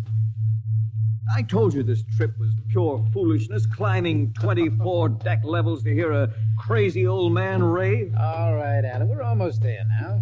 Let me see, compartment X15, level 24. Now, this is the place. This area smells as if it hadn't been visited by a sanitation crew for generations. This part of the ship is almost deserted. Yes? Is this the compartment of John the Witness? Who are you? My name is Hugh Hoyland, cadet from Scientist Barracks. This is my friend Alan Mahoney. What do you want of John the Witness? Well, only to talk. Are you a believer in Jordan? Naturally. I have heard that there are those among the younger scientists who doubt the word of Jordan. To doubt is death. We're not heretics. Ah, enter.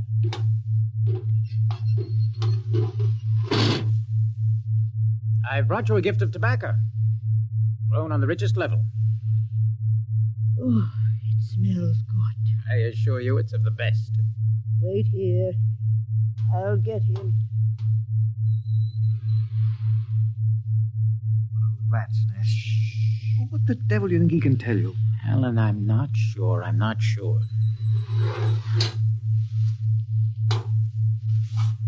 Well? Are you John the Witness? I am. Good evening to you. I'm Hugh Hoyland. This is my friend Alan Mahoney. What brings a gentleman of the scientist class to my humble compartment? I've heard that you and your parents before you have been keepers of the legend of the ship. Since Jordan gave the word. I'm anxious to hear the word as Jordan spoke it. Why? Because our young scientists, well, among them there have been some who talk against the word. There are regulations against such heresy. Still, some of them say the ship has no purpose. They say that we are here accidentally, that we have no more grace in Jordan's eyes than the most deformed mutant who dwells in the highest level of the ship. What shall I say to you? Well, I wish to hear the word from the mouth of one who knows, in order that I may become more convinced. Sit. You have a gift for the witness?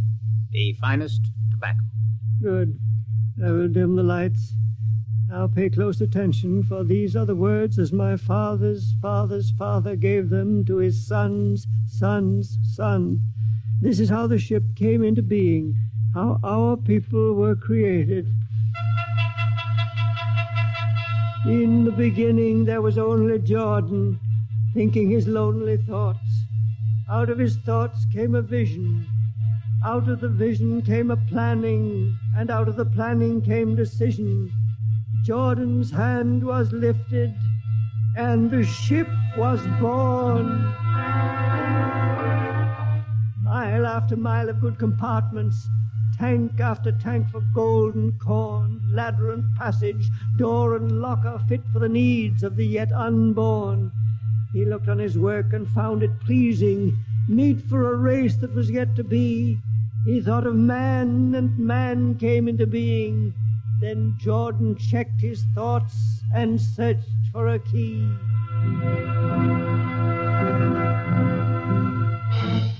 Man untamed would shame his maker. Man unruled would spoil the plan. So Jordan made the regulations, and order came to the works of man.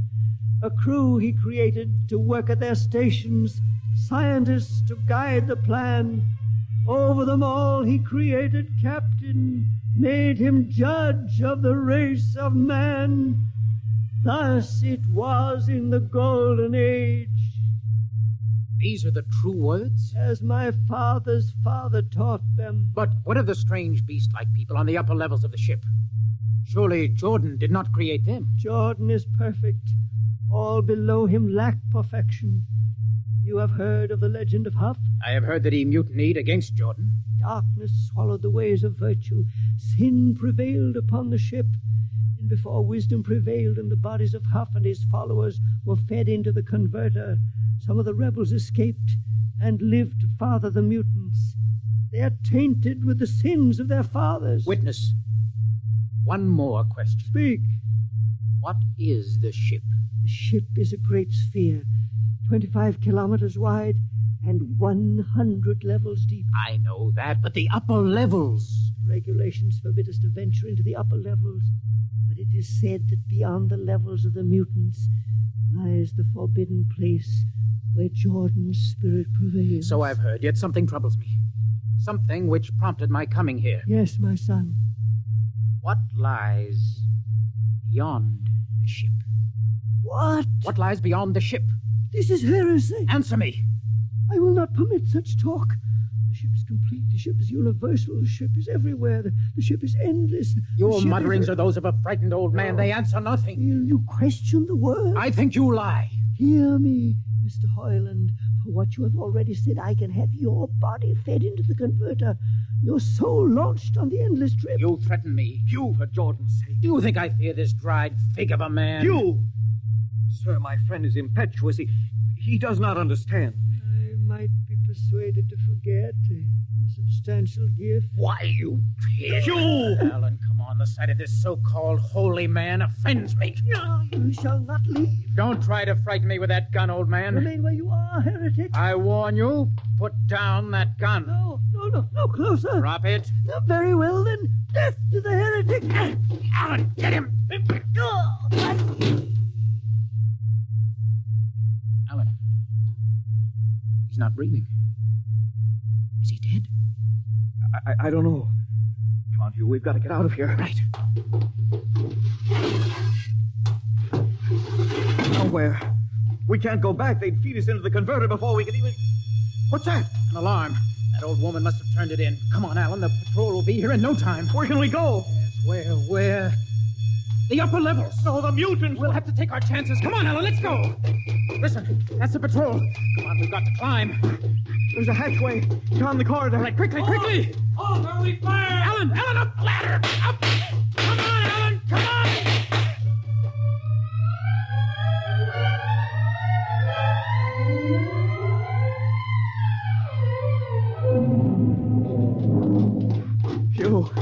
Hugh, wait. How far are we from the outside wall? Judging by the slope of the deck, about 2 miles. Alan, let's try this passageway here.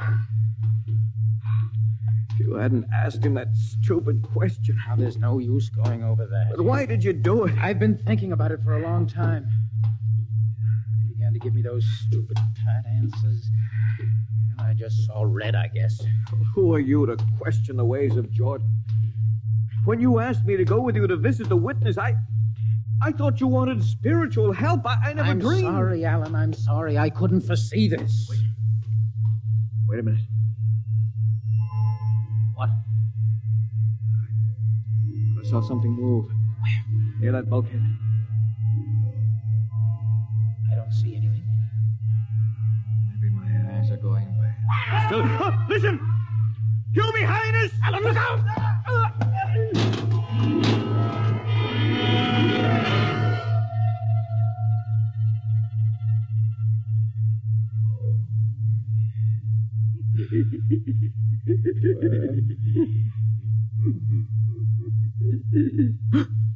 No.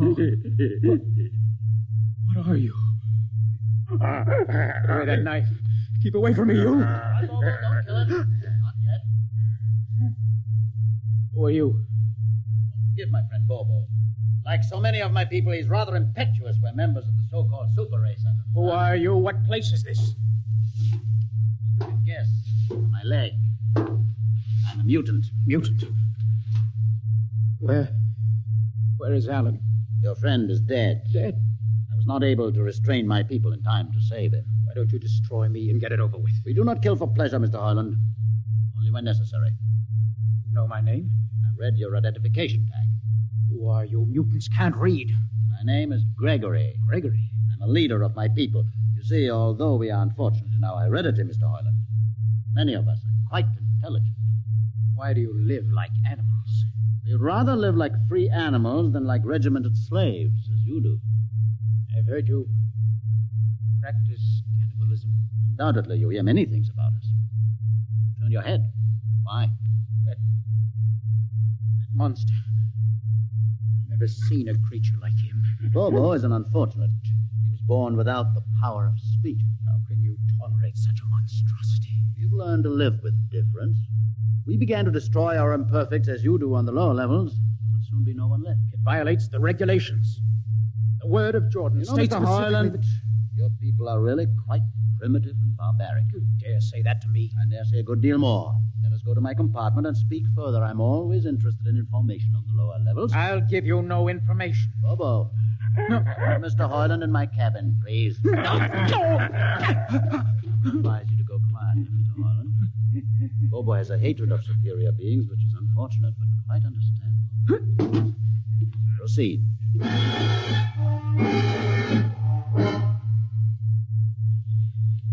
Enter, Mr. Hoyland. This is where you live? Yes. But you have books. Stolen from your libraries, Mr. Hoyland. Compton's Astrophysics, Philosophy of Interstellar Navigation, Celestial Mechanics. You've read these? Most of them. I had no idea that you... Why did you bring me here? What do you intend to do? Do you believe in Jordan, Mr. Hoyland? There is no other belief. And the trip? I suppose you believe in the trip, too. What else is there to believe? When you die, your remains are fed to the converter, and your soul makes the trip. And where does the trip take you? Why, to Centaurus, of course. Ah. Where or what is Centaurus? Centaurus is... Mind you, I'm just telling you the orthodox answer. Centaurus is where you arrive when you've made the trip. A place where everybody is happy and where there's always good eating. And you believe this? Well, the peasants believe it literally, but many of the younger scientists, like myself, know it is figurative and symbolic. Why do you ask?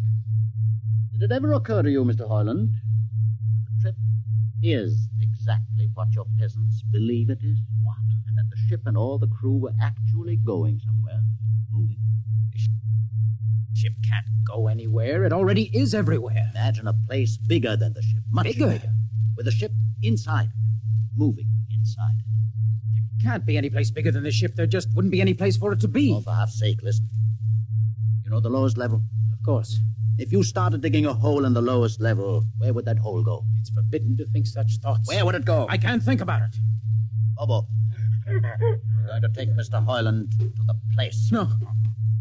Where are we going? To the top level. But that's certain death. Nonsense. I've been there 1,000 times. Come along. No, I won't. I won't. You can't make me. I think we can. No, please. Now, shall we proceed peacefully, or shall I have Bobo persuade you?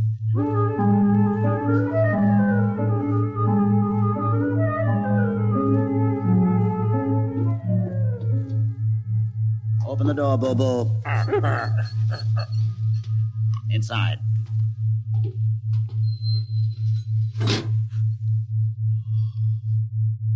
What place is this? This, Mr. Hoyland, is the main control room. Mr. Hoyland, you're trembling. It isn't true. No, there's no such place except in mythology. Ah, you younger men are so wise, Mr. Hoyland, except for one thing. This happens to be the main control room of the ship. Main control? But it's just a huge room with an instrument panel. And what did you expect? How do you know this is the main control room? See these instruments? Using them, the navigator many hundreds of years ago actually steered the ship on its voyage. I don't understand. I didn't suppose you would. Sit down. Very well. Look up. What do you see? A huge shield. Watch it for one moment, Mr. Hoyland. You're going to see something that few of us have ever been privileged to witness.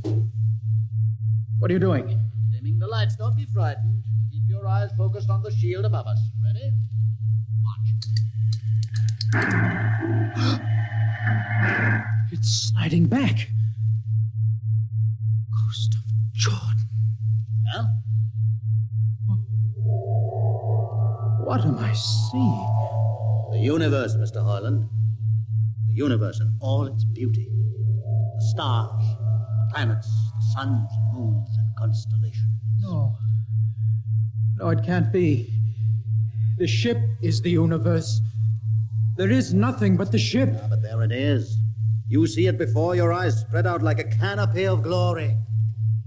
Do you still deny it? Answer me, Mr. Hoyland. Do you deny it? No, I can't deny it. They've lied. They lied to all of us. Good. I have showed this to others of your people whom we captured, and though they saw it before their very eyes, they would not believe it. Please tell me all about it. Tell me the truth about the ship and about the universe. What are these things? How did this come about? Many thousands of years ago, on a planet like those you have just seen, a planet called Earth. A scientist named Jordan decided to build a ship that would carry men from one planet to another. For many years, Jordan and thousands of others studied and planned. And when they were finished, they built the ship. A ship so large that it had to be assembled in its own orbit beyond a place called the Moon. 60 years it took them to construct. And when it was finished, a whole new science had been conceived. Then the trip was begun. The trip that was to land a colony of Earthmen on a far-off planet called Centaurus, millions of light years beyond the furthest planet ever reached before. How do you know these things? Among my books are the log, which Jordan himself kept, and the records of the journey for the first 40 years. What happened? There was a mutiny. A man named Hath led a rebellion of those who wanted to turn back. In the struggle, the navigators were killed. The crew fell into a state of anarchy. In the years to follow, small groups of men tried to organize the ship for navigation, and each time they failed. Finally, the whole idea was abandoned. And so, for centuries, we have swung in space, unmanned, undirected, living in a lost world of our own making, without purpose, without direction. Why have you told me this? Can't you guess? You want to finish the trip. Yes, but I can't. You can't. Look at me, Mr. Hoyland. You see, a mutant, a man with a twisted leg. My people are outcasts, condemned to death if we so much as set foot in the lower levels of the ship. The main drive is in the lower levels where my people are forbidden to go. No. It would mean that both our people would have to work together. Our differences encouraged rather than denied. All right. I'll see the captain himself. I have an uncle on the central board. I'll tell him what I've seen here. And do you think he'll believe you? Send one of your people with me. That's asking a good deal. I'm risking a good deal by going back. Very well. Bobo will go with you. Bobo? He can't talk. There will be no need for talk. I will write a message guaranteeing safe conduct for a group of unarmed scientists to visit the main control room. Bobo will take you safely through our territory. What happens when you reach your own level is up to you.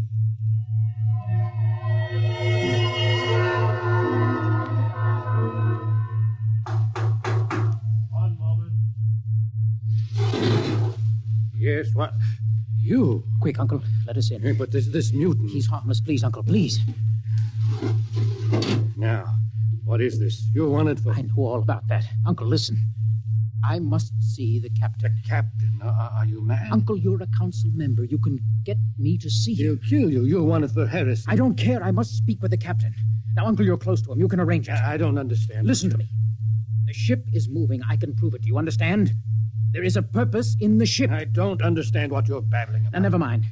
Just talk to the captain. Tell him I have information of tremendous importance. Tell him I've arranged a truce with the mutants. Truce? Here.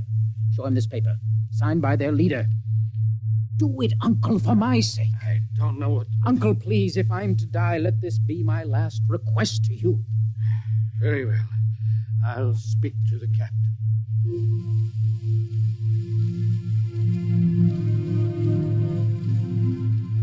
And you say, Mr. Hoyland, that you saw this with your own eyes? I swear it, Captain. I swear it on the word of Jordan. Let me see the paper again. Commander Erst, what do you think? I don't know, sir. It might be a trick. I guarantee you safe conduct. If these things are as Mr. Hoyland reports them, it would pay to risk a few lives. The man is a convicted heretic. Still, we must not discount his word. He has a safe conduct, and the mutant risked its life coming with him. I think we might investigate. Captain, you mean you will do it? I will have an expedition outfitted. Dismissed, Mr. Hoyland. Thank you, sir.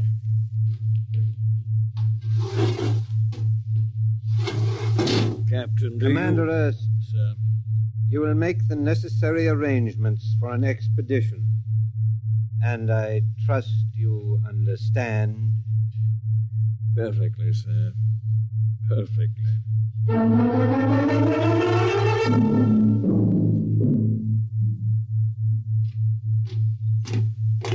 Lieutenant. Mr. Harlan. You'd better halt your men here. This is the spot. Patrol! Halt! Well, I see no welcoming party of mutants. There'll be none. Their leader will meet you inside the main control room. You don't say.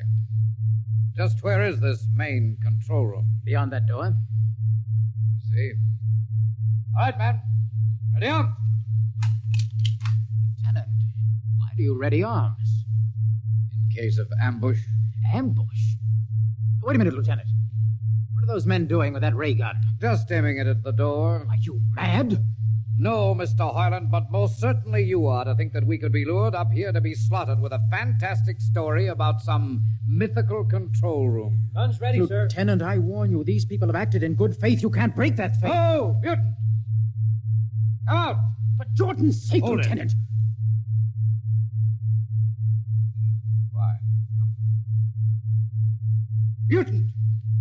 Open the door!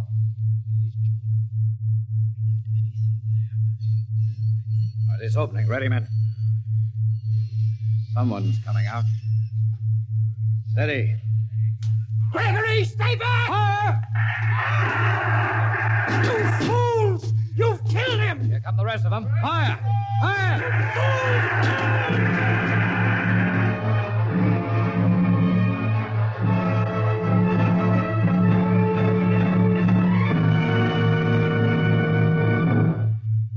That should teach them a lesson they won't forget. All right, men, inside the room. Come along, Harlan. You're under arrest as a conspirator in this ambush. Ambush, you fool. You blind, stupid fool. All right, that'll be enough. You been inside this place before? Yes. What's this machinery? These are the controls he would have used to steer the ship. Gone out of his mind, Lieutenant. Steer the ship? Who? The leader, the one you killed. This ugly mutant. This ugly mutant happened to be a man of true genius. Well, you're mad. Am I?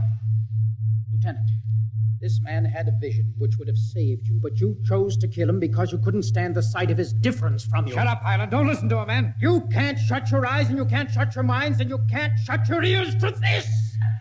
The roof's moving back! Yes, look! Let the vision of this confound your ignorance and blind your eyes. This is the heritage of stars and open skies, for which men have yearned for centuries. Try to destroy this, and you will only destroy yourselves. Death to the heritage. But I say to you that you can't keep this from our people. They will seek it out. The ship will be manned, and the ship will be steered, and there will be freedom, purpose, and respect for ourselves. This is your heritage. Look upon the universe. Kill him.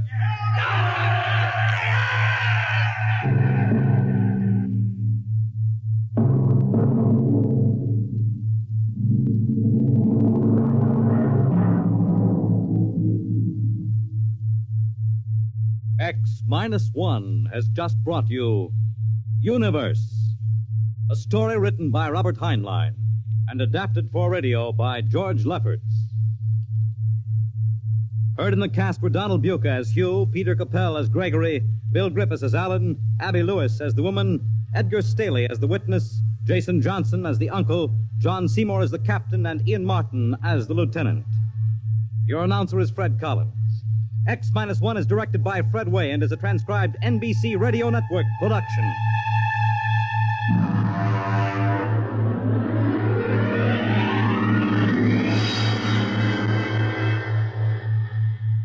And now, next week we have a strange story to tell. A sweet, blood-curdling little story that is really only 2 sentences long. The last man on Earth sat alone in a room And then there was a knock on the door. What knocked on that door?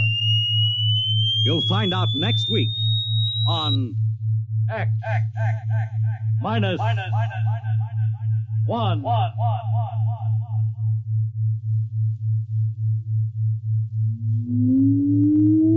Countdown for blastoff. X minus 5, minus 4, minus 3, minus 2, X minus 1. Fire!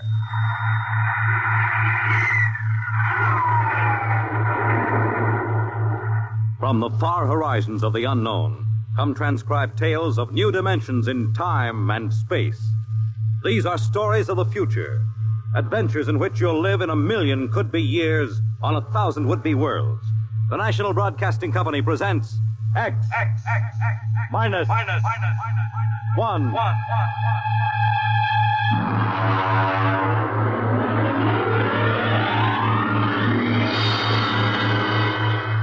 Tonight, the science fiction classic, Knock, by Frederick Brown.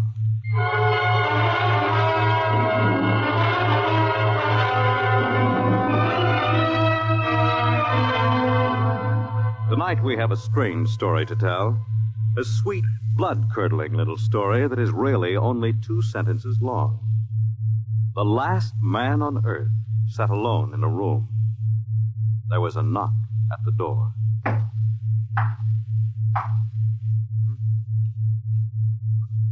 What's that?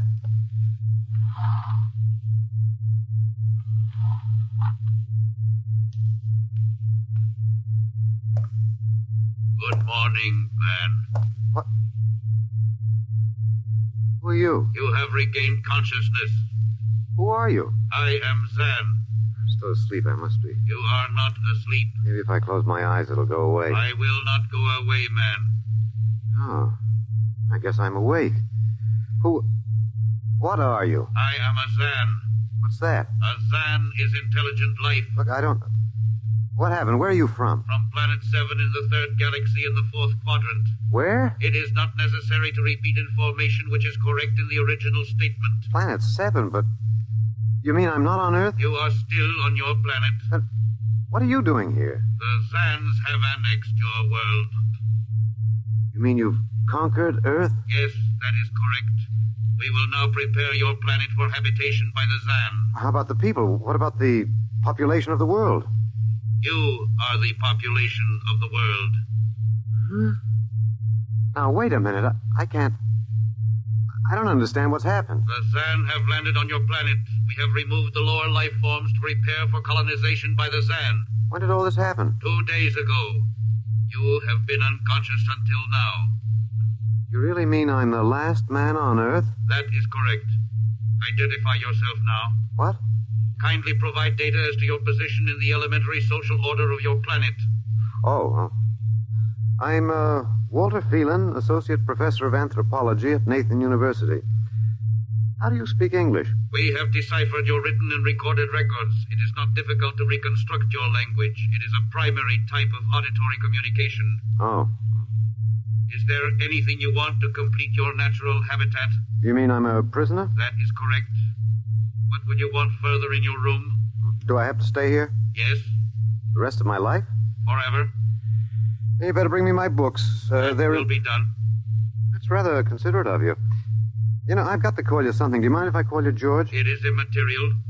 I will be back, Associate Professor of Anthropology. Oh, that's all right, George. Just call me Walter. Very well, Walter.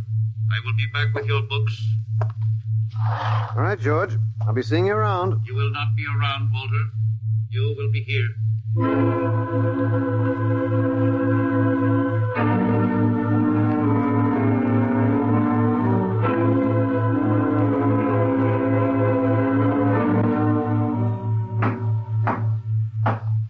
Come in. Oh, hello, George. Hello, Walter. Wait a minute. You're not George. You're different somehow. It makes no difference. The Zan are many, and they are one. Then I'll call you George, too. I'll call you old George. What can I do for you? Point 1. You will please henceforth sit with your chair facing the other way. Uh-huh. I thought so, George. That plain wall is different from the other side, isn't it? That is correct. It is transparent. Yeah, that's what I thought. I'm in a zoo, right? That is correct. How many other animals do you have in the zoo, George? 216. Not complete, George. Even a Bush League zoo could beat that. Did you just pick at random? Yes. All species would have been too many. Male and female, each of 108 kinds. Male and female, huh? Of all the animals? There is a female of your species among the collection. Anyone I know? Well, never mind. It doesn't matter anyway. Well, what do you feed us all, eh? For carnivorous species, we make synthetics. The flora was not hurt by the vibrations which destroyed animal life. Oh, nice for the flora. Well, George, you started out with point 1. I deduce there is a point 2 kicking around somewhere. What is it? Something we do not understand. Oh? 2 of the other animals sleep and do not wake. They are cold. Don't worry, George. It happens in the best regulated zoos. What is wrong with them, Walter? Nothing much. They're just dead. Dead? Mm-hmm. That means stopped. But nothing stopped them. Each was alone. Well, maybe they just died of old age. Old age? I do not understand. You don't? Well, how old are you, George? Your planet went around the sun about 7,000 times since I was born. 7,000 years? Yes, I am still young. Yeah, babe in arms. Look, George, you've got something to learn about this planet you've hijacked. Here on Earth, we've got somebody you don't know where you come from. An old man with a beard and an hourglass and a scythe. Your vibrations didn't kill him. What is he? Oh, old man Death. Down here, our people and animals live until somebody, the Grim Reaper, stops them. He will stop more? He gets us all, George. With your lifespan, it won't seem like a minute and we'll all be gone. Looks like you made a mistake, George. And I don't think there's much you can do about it. That is not correct. The Zan is a logical being. We will take action.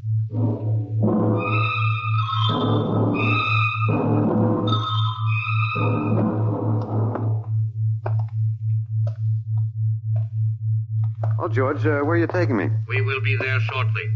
We will bring your books and your chair. You mean my lease is up? I do not understand. It's moving day? That is correct. We are here now. You will live here now, Walter. It is a larger room. Well, be it ever so humble, there's no place like home. Go inside. Oh, be careful with those books, George. Don't lose my... Oh, excuse me. Who are you? What are you doing here? I guess George didn't explain. George tries to be polite, but he hasn't quite caught on yet. I'm Walter Phelan. My name is Grace Evans, Mr. Phelan. What's all this about? Why did they bring me here? I think I know why, but let's go back a bit. Do you know just what has happened otherwise? No, not exactly. Well, I've been talking to George. George? Well, that's what I call them, all of them. There's no way to tell them apart anyway. There aren't many of them here yet. They come from outside the solar system, sort of an advanced scouting party. I saw their spaceship. It's as big as a mountain. Yeah, they're moving in on us. They cleaned off the Earth with some kind of vibration. It destroys all sorts of animal life. I don't know whether they did it all at once or if they had to circle the Earth a few times, but they killed everybody. No. I was afraid The cheerful note is that you and I and 200-odd other animals were picked up beforehand as specimens for the zoo. You do know this is a zoo, don't you? I suspected it. But I don't remember anything about being captured. I just woke up here. Well, my hunch is they used the vibrations just low enough to knock us all out. And then they cruised around, picking up samples at random. When they were all set, they turned the juice on full blast. How terrible. Yeah, well, they solved a lot of problems for us. Housing shortage, wars, even the atomic bomb. I don't suppose the human race, you and I, have to worry about anything now. It's awful. Only they made a mistake. They underestimated us. I don't understand. They thought we were immortal. That we were what? Immortal, like they are. Oh, they can be killed, but the Zans don't know what natural death is. They didn't know anyway until they lost 2 of us yesterday. You mean there are more than 2 of us? Oh, not more of our species, no. These were merely fellow animals, a rabbit and a canary. And by the Zan's way of figuring time, the rest of us are only good for a few minutes apiece. It's a joke on them. They figured they had permanent specimens here in the zoo. Well, didn't they even know we'd all die eventually? I don't think so. George, that is the second Zan I saw, told me he was 7,000 years old, and he's young by their standards. When they learned how quickly we die, they were practically shocked to the core, if they have cores. How can you talk that way about it? Academic detachment. I learned it at faculty teas. At any rate, they've decided to reorganize their zoo. 2 by 2. What, are they going to keep us locked up together in this one little room? Yeah, I'm afraid so. There's plenty of furniture, though, and George promised to bring me my chair. We've got to do something. Why? Well, I don't know. It just seems to me we owe it to the human race to do something. Oh, well, perhaps you have a suggestion? There must be some way. They can be killed, you said. Oh, yes, I've been studying them. They look horribly different, but I think they have about the same metabolic and digestive system as we. I think that anything that would kill one of us would kill one of them. But you said 7,000 years. I think I figured it out. Now, George cut his, I suppose you'd call it his hand, when he brought in my books. Started to bleed, red blood. But I could see the cut closing as he stood there. By the time he left, it was healed. I don't understand. Well, you see, whatever factor there is in man that makes him grow old is missing in the Zan. Their regenerative powers must be unlimited. They just don't wear out. They go on and on until they're stopped. Suppose we killed one. There must be some way. Oh, what would be the use? They wouldn't even punish us. They'd just give us our food through a trapdoor and put up a sign saying, "Beware of the man. Dangerous." I don't think they'll even have to bother in your case. I don't see anything funny. I'm sorry. It just reminds me of Martha. Martha? My wife. She died 2 years ago. I'm sorry. Well, not at all. It was a pleasure. That'll be George with my books. Come in. Hello, George. Hello, Walter. Point 1. I have brought your books. Point 1, eh? What else is on your mind? Another creature sleeps and will not wake. Oh? A small feathered one called a duck. It happens, George. I warned you. Old Man Death, the Grim Reaper. I told you about him. Walter, the Council of Zan has met. It has been decided logically that A, no life form can withstand the full strength vibrations with which we cleared your planet. Therefore, the Grim Reaper you spoke of does not exist. Pretty neat, George. What's B? B, the only intelligent life to escape the vibrations is you. Therefore, the logical conclusion is you are stopping these animals by some means unknown to us. George, you are off your trolley. You will tell me now how this is done. You've got me. Yes, we have. It is necessary to save the remaining specimens as long as possible. If we do not get the information, we may be forced to dispense with your species entirely. This means you, Walter, and the female. Now, hold on, George. Don't go off half-cocked. Let me take a look at these animals that won't wake up. I will take you there now. Go first, Walter. After you, my dear George.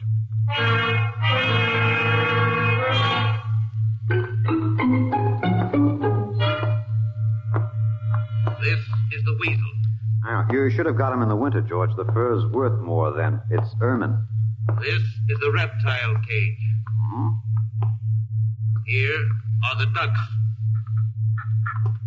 That is the male. The female has been stopped. Lucky girl. What's the matter, fellow? Lonely? Walter, you will tell me how you stopped the female duck. You got me, George. I didn't do it. Maybe she died of the Dutch elm blight. Walter, you are not being logical. We have concluded you are stopping these animals. Tell us now how it is done. I've told you, George. I haven't the foggiest notion. Very well. We will have to take further action. Oh? What are you going to do, George? We will go back now to your room.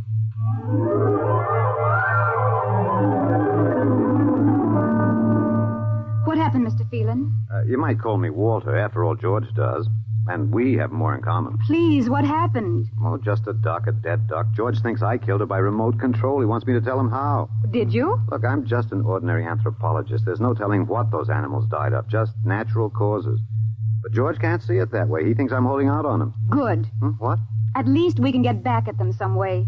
At least we can do something to them. Well, why? After all, George isn't a bad fellow. If you like an ant mentality. How can you say that? Well, they murdered the human race. I suppose so, but we can't change that now, so why think about it? We just can't sit here and do nothing. I fail to see how we can do anything else. But at least we could be fighting. I can't see the virtue in that.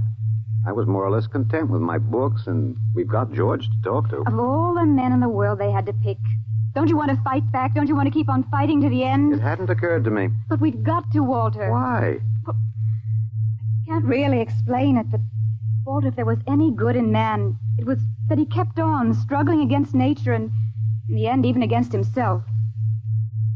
He kept on fighting for what he thought was right, and we're all that's left. Walter, we just can't end by giving up. We've got to keep on fighting. You know, you do remind me of Martha. There isn't much left for us. We could beat them in this one small thing. We can pretend there's a secret about death. We could refuse to tell them anything. Well, there isn't anything to tell. But they don't know that. Promise me you won't give in. Well, I suppose the worst they can do is kill us. All right, Miss Evans. Hello, George. Hello, Walter. Now you will tell us how these animals are stopped. George, this may come as a shock to you, but I've decided not to tell you. Why? Oh, a romantic attachment to lost causes. My grandfather was a Confederate officer. Walter, you are not being logical. Neither was my grandfather. He charged a Yankee battery with 1 round of ammunition and a corncob pipe. You are not logical, but that is expected in lower life forms. You will come with me now, Walter. Where are you taking him? To the 2nd level. Go now, Walter. You won't tell them. I can't guarantee anything, but as of now, I don't intend to. We've got to fight, Walter. Remember that. We've got to go out fighting. Yes. Yes, I think you're right. Go now, Walter. Goodbye. It's been a pleasure, Miss Evans. I am waiting. Go now, Walter. After you, my dear George.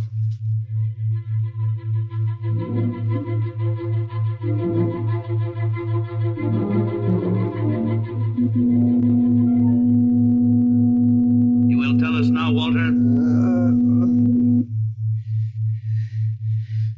That was the first level of vibration. There are many more.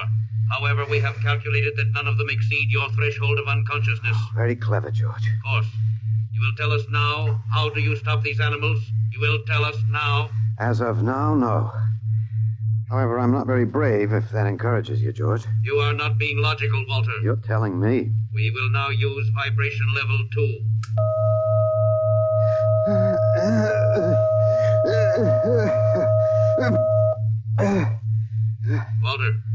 Walter, you are still conscious. Let me alone, George. You will tell us now how you stop the animals? Let me alone. We have had vibration levels 1 and 2. There are still 15 more before your threshold of unconsciousness. No. Let me alone. Walter, listen to me. Another creature sleeps and will not wake. We must know now. It's tough. You better start vibrating again, George. No. What? It would not be logical. We have calculated that no further level of vibration will overcome your irrational psychological block. We conclude you will not tell. Let me go? That is correct. That's real nice of you, George. I appreciate it. We have calculated that the resistance of the female of your species will be lower. We will now place her under the vibrations. No, George, you can't do that. No, listen, George. George, there is no secret. Can you understand that? There is no secret. Those animals died from natural causes. I'm telling you the truth. That is not a logical answer. We will get the woman. I've told you the truth. Can't you understand? We must know now. The female animal cage next to the duck has been stopped. We must preserve the survivor. The animal next to the duck. We will bring the woman here. She will tell us after the vibration. No. Listen, George. You want the truth? You want to know how to save the mates of the animals that have been stopped? You will tell us now? Yes, I'll tell you now. I give up. But you've got to promise to leave the woman alone. You promise, George? If we receive the answer from you, Walter, there will be no further need for the vibration. I guess that'll have to do. All right. Take me to that stopped animal. I'll tell you how to save the mate. Very well, Walter. You are being logical now. We will go.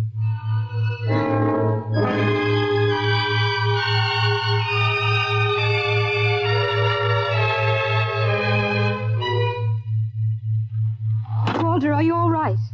Just let me catch my breath a minute. What did they do? What happened? After a while, I told them what they wanted to know. Oh, no. As George pointed out, it seemed to be the logical thing at the time. But you promised. I know. It was our last chance to beat them on even one little thing. Perhaps. You mind if I sit down? You gave up. I suppose you could call it that. I'm very tired. They've beaten us completely then. There isn't even anything we can do. The last of the human race, and we give up. We don't even die fighting. Oh, it isn't that bad. Something might turn up, Martha. What did you call me? Huh? No, I must have said Martha. Sorry, she was my wife. She died 2 years ago. What were you saying? Nothing. It doesn't matter. It's too late. It's too late for the whole human race. What now, George? The Council of the Sun has met. Oh, something wrong, George? Her son has been stopped. What? Zan is dead? That is correct. Well, you didn't believe me, George. But you can die. You can really die. You'll have to get used to that if you're going to stay here. The Council has decided. A, you have in some way stopped this Zan. B, you and the woman must be eliminated. Walter. No, you've got it wrong, George. The Council has decided. This time you will have the full vibration. This time? Walter, what did they do to you? Oh, they have a rather effective third degree. They tortured you, Walter? Yes. And I thought... Oh, Walter, it was all my fault. I wouldn't even have tried without you. I suppose we have a last chance now to end with some dignity. I think you're a very brave man, Walter. No, not very. There isn't much else to do. Do we go now, George? Now, Walter. Wait. What's that? I have been told another Zan has died. Now, will you believe me? The Council of the Zan meets now. 2 gone already, and you were with me, George. You know I didn't kill this one. What stopped him then? I told you, it's Old Man Death. You came to the wrong planet, George. Your immortality doesn't go down here. He can stop you, but you can't stop him. And you'll all die if you stick around. What now? The Council has decided. This is a place of death. We will leave your planet. Leave? You mean you're giving up? It is not safe for the Zan. Oh, Walter, they're leaving. They're really going. Come on then, George. And don't hurry back. It would not be logical to do so. We are leaving the Earth now. Goodbye, Walter. Goodbye, George.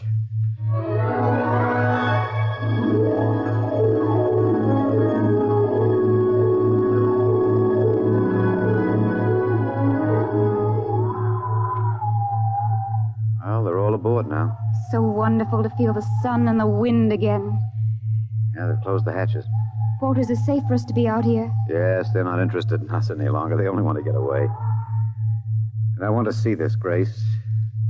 The Zan leaving Earth forever. They're blasting off. There they go. Yes, it's all over now. Well, I suppose we might as well go back in. I still don't understand. Walter, what made them go? I just told them the facts of life. Of death, you mean? No, of life. After all, I thought George was old enough to know at 7,000 years he was going to be a pretty big boy. I wish you'd stop joking and tell me what happened. Look out for the step. Well, you remember when the first animals died? The rabbit and the duck? Yeah, and their mates just started to pine and waste away? Yes. Well, that worried the Zan. They wanted to keep the last specimens alive if they could. So finally, I broke down and told them about affection. Affection? Yes. And then I introduced Donald. Donald? Who's that? Here we are. Grace, meet Donald. Oh, Walter, please. What does affection have to do with it? That's what the Zan wanted to know. I told him it was love that made the world go round. That having lost his mate, Donald would die immediately unless he had affection and constant petting. Petting? Hmm? Yeah. I even showed him how. Here, fella, come on. Come here. Yeah. I held Donald in my arms, and I petted him a while. Then I let the Zan take over with the animal in the next cage. What animal? Take a look. You mean this cage? Mm-hmm. Watch out. Don't go too close. Walter, it's a rattlesnake. Yes. Their metabolism made it impossible for them to die of old age, but I had a hunch that they could be poisoned. Well, then it was the snake that killed the two Zan. Mm-hmm. They never even knew what bit them. Then you outwitted them, Walter. Well, I suppose... I thought you'd just given up. Oh, Walter, I'm so ashamed. You don't have to be. I had given up. I probably wouldn't have fought if you hadn't pushed me. Well, we've got a world to plan. A new world, Grace. I know. We'll have to decide which animals to let out of the zoo and which ones it'd be safer to keep in. But first, there's a bigger problem. What's that? The human race. Oh. We've got to make a decision about that. Pretty important one. Yes, but... It's been a nice race.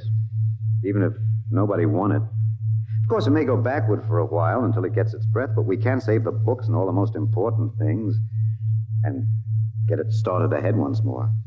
No. It's the Garden of Eden all over again. But, Eve, you'll have to watch out for that snake. Now, don't be ridiculous, Walter. You know, funny, you even blush like Martha.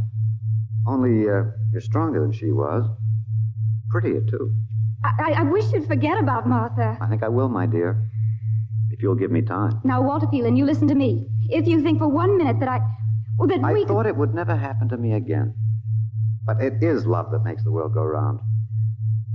So, Grace, if you could only... No.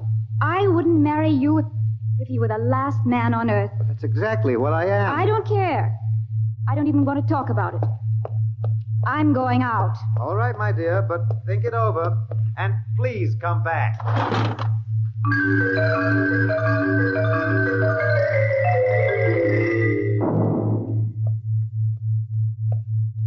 You see, I told you. It wasn't really so horrible, our story. Remember how it goes? The last man on earth sat alone in a room. And then there was a knock on the door. Come in. Come in, Grace, my dear.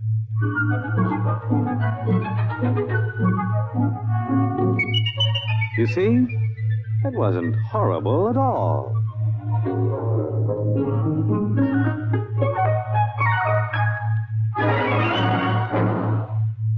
In just a moment, a word about next week's adventure. Tonight, by transcription, X-1 has brought you Knock by Frederick Brown, adapted for radio by Ernest Kinoy. Featured in the cast were Alex Scorby as Walter, Laurie March as Grace, and Louis Van Ruten as the Zan.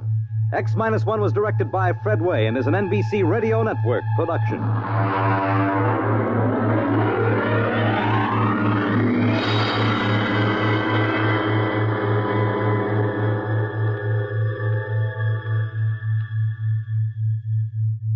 And now, next week.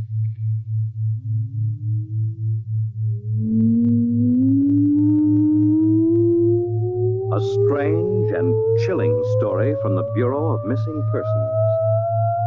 The story of what occurred when they accidentally intercepted a short-wave message, a cry for help from a missing atomic scientist who told them the fantastic story that he was now the man in the moon. How did it happen? You'll hear next week at X minus 1.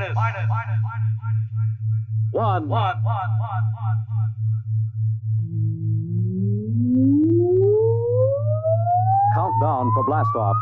X minus 5, minus 4, minus 3, minus 2, X minus 1, fire.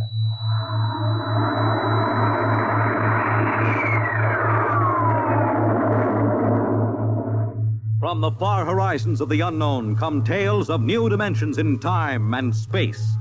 These are stories of the future, adventures in which you'll live in 1,000,000 could-be years on 1,000 would-be worlds. The National Broadcasting Company presents X minus 1.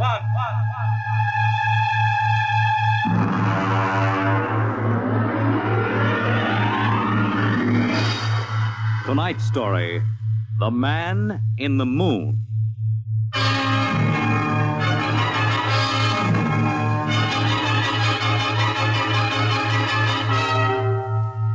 Attention, attention.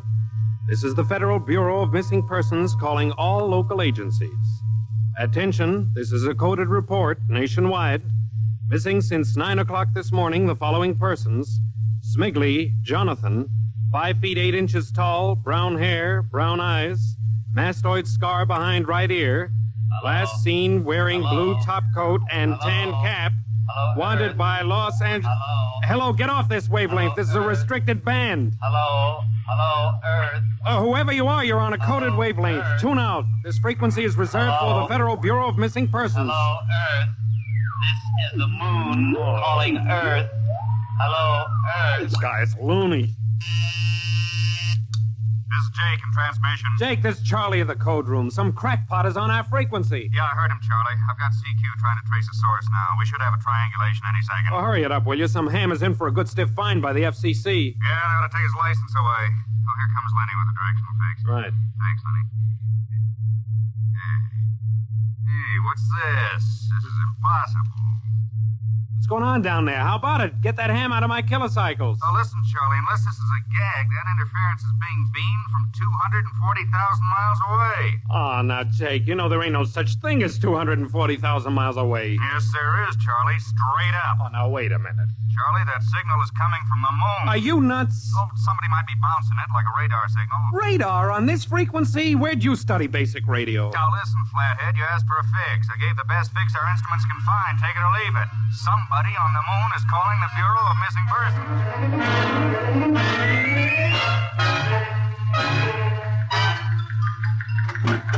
Timpkin! What's the sweat, Charlie? Shouldn't you be broadcasting? Listen, Mr. Timpkin. You know I'm a sober citizen, right? Hmm? Never once have I broadcast with the smell of alcohol on my breath, right? Right. In all your 12 years here at the Bureau, did I once What's ever... the matter, Charlie? We're picking up a message on our wavelength. Well, did you report to the FCC? I ain't got the nerve. Well, what's wrong? You'll scream when you hear this, Mr. Timpkin. You'll jump right out the window, but... We are getting an SOS from the moon.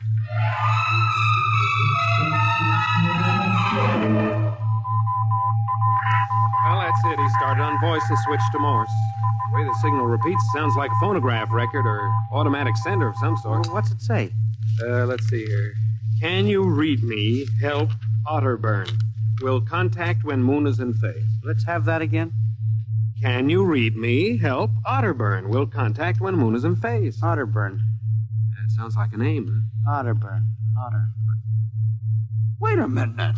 Something registered? Cornelius Otterburn. Holy jumping Jehoshaphat. Hey, where are you going? Talk to the chief. Hey, wait a minute. What are you going to tell him? We just got a CQ from the man in the moon? That's exactly what I am going to tell him, Charlie. Oh, this is just too much for me.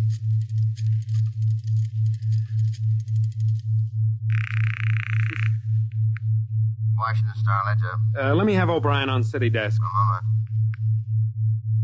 O'Brien? Seamus, Yeah? Charlie Starbuck down at the Missing Persons Bureau. You want a hot one? No kidding. This'll cost you a beer, okay? All right, shoot, Noodle Brain. I'll stay on your wavelength for 30 seconds. Okay. We just got a radio message from the moon. Yep. What? From the moon. Call me back when you're sober. Okay, Seamus, if you don't know a story when you see one, I'll send you the name of a good psychiatrist. So long, Orson Welles. How do you like that? You don't believe me.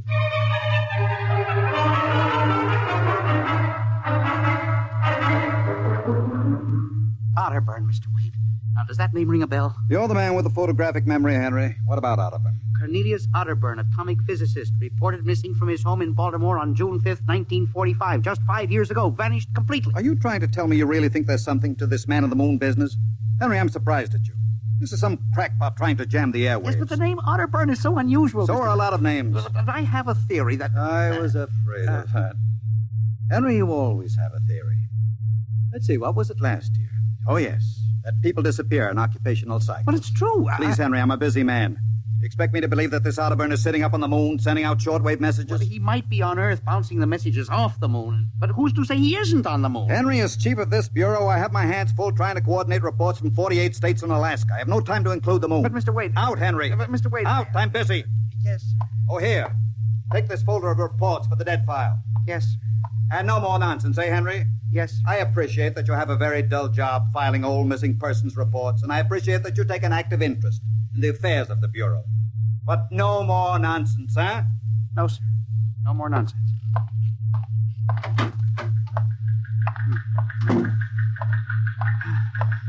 Pardon me. You are Mr. Henry Timken. That's my name. Permit me, Jefferson Philo, scientific feature writer. Oh, how do you do? Oh, are you a newspaper man? Not exactly. I write as a hobby. Occasionally the papers give me leads on an assignment. If I may have a moment of your time. Oh, certainly. Just sit down at my desk over here. Thank you. My, that's quite a stack of papers. Filing. I'm the records custodian of the Bureau. 12 years and never misplaced a record. Magnificent. I admire the precise mind. Mr. Timken. Of course. Now, Mr. Timken, Mr. O'Brien, the editor of the Star Ledger, said I might drop by and investigate a rumor. Only a rumor, mind you, that a message from the, moon. Well, we aren't certain it's from the moon. It may be a bounce. They have bounced radar waves off the moon, you know. Yes, I know. I wrote the first newspaper article on it. Really? I'd be interested to read it. I must have a copy in my briefcase. Well, don't bother. Oh, but I insist. Oh, yes. There you are. I'll leave it on your desk. Oh, thank you very much. Now, about this message from the moon, Mr. Timken. Well, now, we don't know for sure, as I said. But I believe that this message, wherever it originates, is from Cornelius Otterburn. The physicist? Oh, do you know him? I once wrote an article on his contributions in nuclear mechanics. A brilliant man, Otterburn. Years ahead of his contemporaries. Well, whoever is sending those signals, if he isn't on the moon, is at least using the moon as a sounding board, bouncing the signal. But why, Mr. Timken? Why? Well, if you will come here tomorrow night at 8, Mr. Philo, we may learn the answer to that question. I've arranged with Charlie, our radio man, to let me use the equipment. May I consider this an invitation? You certainly may. Very well, sir. Until tomorrow night, then. Goodbye, Mr. Philo. Let's see now. Aiken, Abelard, Abramson, Rono, Hatch. That's funny. Now, where did this list of names come from? Paul Ahrens, astromathematician. Robert Simons, electronic engineer. Carl Parker, mining specialist. Well, this must have got mixed up with the papers on my desk by accident. Peculiar list of names.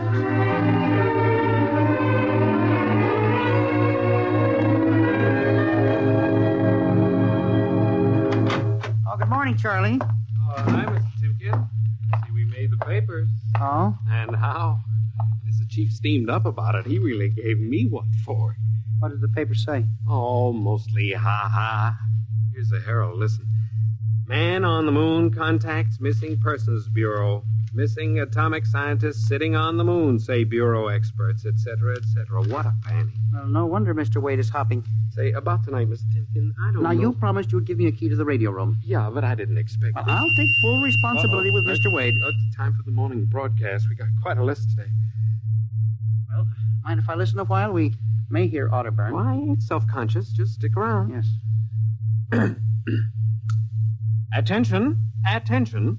This is the Federal Missing Persons Bureau calling all local agencies. Nationwide.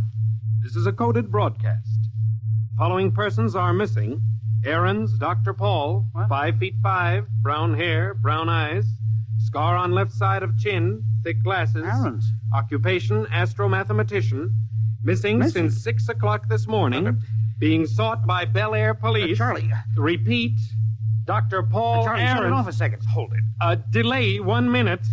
Listen, Mr. Timken, it's okay to stay, but you can't interrupt us. This is important. Did you say Dr. Ahrens was reported missing this morning? 6 a.m.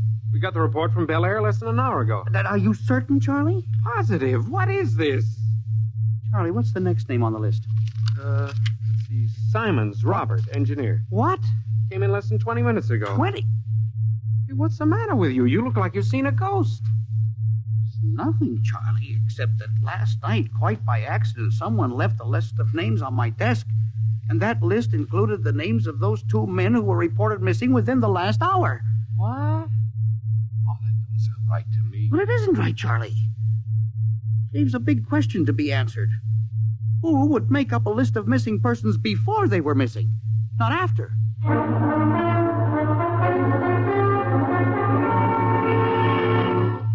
And you say this list of names was left on your desk accidentally? Well, I believe so, Mr. Wade.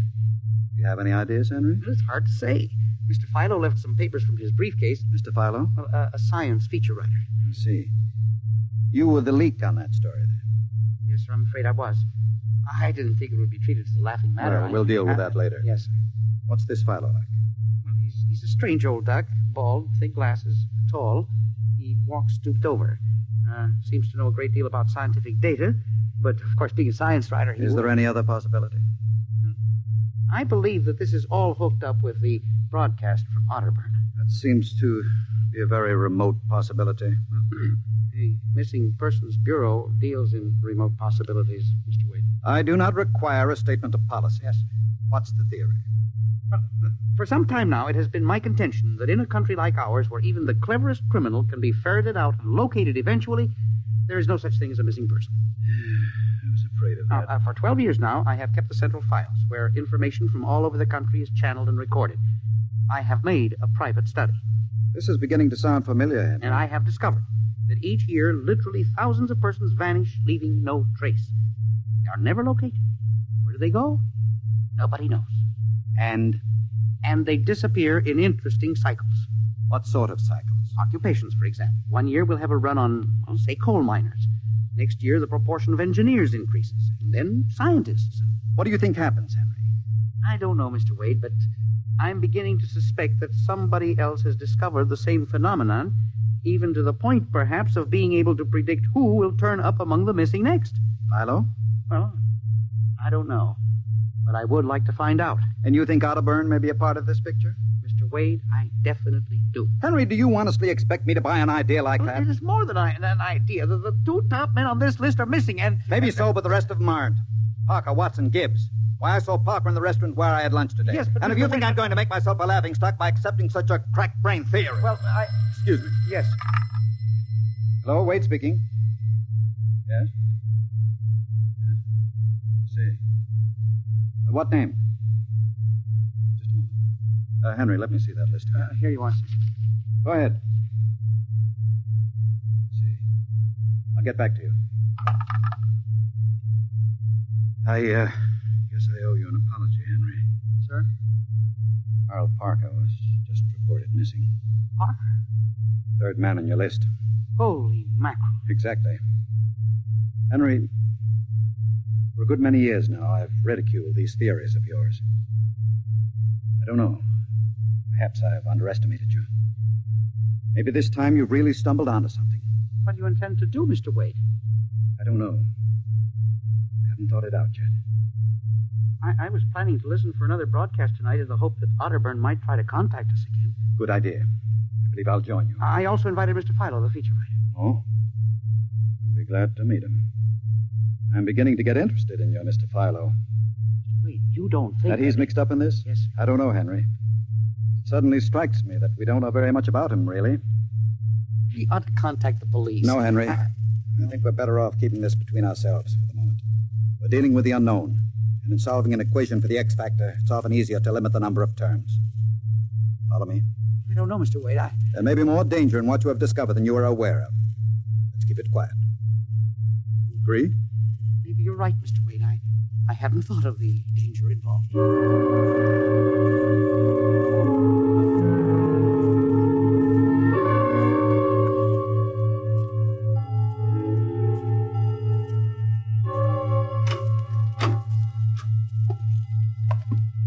8 o'clock.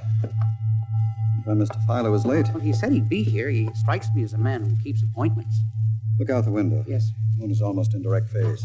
We can't wait much longer. It's a perfectly clear night for transmission. If anybody's sending, we ought to pick it up with this equipment. You'd better switch on the set. Yes. I never realized how eerie this office could be when it was empty. I'll have to light in the hall for Mr. Philo when he comes. Are you getting anything? Just some foreign stuff, I think. Concludes the British portion of tonight's programming from Johannesburg, South Africa. We continue in April.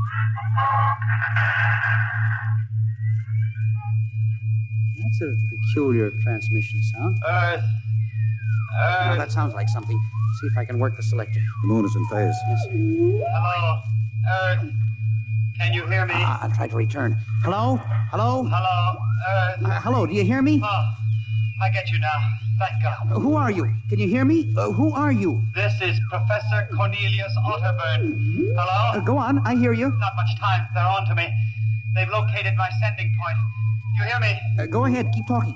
I've only enough oxygen for a few minutes more. Well, where are you? I'm on the Earth side of the moon. You get that? The Earth side of the moon. A volcanic crater. Good. Start that recorder, Mr. Wade. Go on. Explain, please. Explain, please. Now listen closely.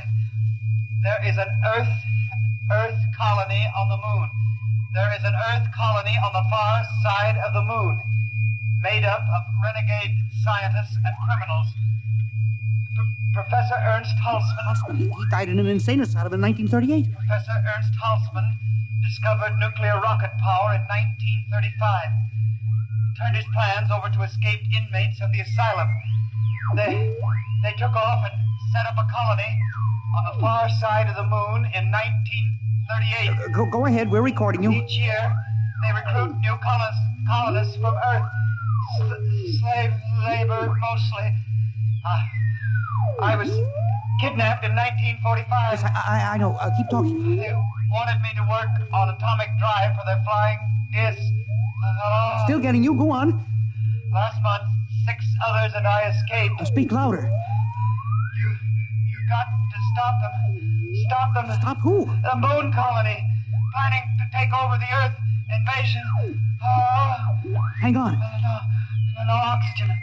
Hard to breathe. Listen. They have agents on Earth. You hear me? Agents on Earth? Well, where? Who? Hello? Hello? Hello? Agents in... Henry, look out. Lights. Someone at the window. Get down. Henry, are you all right? I think so.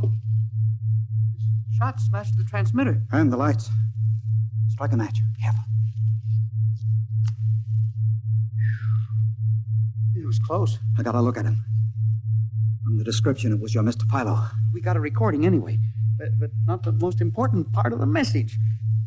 Poor Otterburn, suffocating to death. Henry, we've got to get you out of here. He said they have agents. Philo was probably one of them. He'll be looking for you now, trying to kill you. The police... You think the police would believe a fantastic story like this? People being kidnapped to the moon as slave labor? Moon colony planning an invasion of the Earth? But Henry, believe me, they'd trap us into straitjackets before we could finish. We've got to do something. We need time. Time to get through. You don't think my theory was bunk then? I know it wasn't, Henry. Right now, my only concern is for your safety. But we can't walk out of here. Philo's probably waiting. Listen, there's a service elevator that leads to the basement garage. Yeah? We can get down there. There are some delivery trucks parked there all night. We can probably get one started. The garage door's off the ramp, work from the inside. We'll start the mechanism and make a run for it. I don't know. I think if we call the police... By the time the police get here, we'll be dead. You think Philo will wait outside all night? Come on. That's an order. Okay. But what about the recording of Otterburn's notes? We'll leave that here in the safe in my office. They'll never get into that. Let's go. You buzz the elevator while I hide the recording.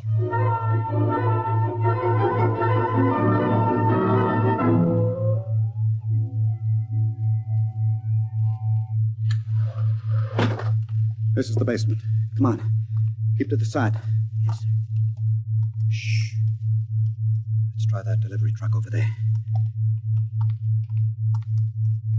I'll get in. All right, Henry. You start the mechanism to open the garage door, then jump onto the truck. Yes, sir. We'll make a dash for it. Where can we go? I have a farm outside Chevy Chase. It's private.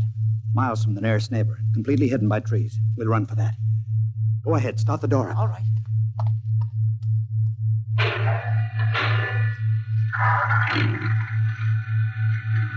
Quick, jump in. Let it go, Henry. Cross your fingers.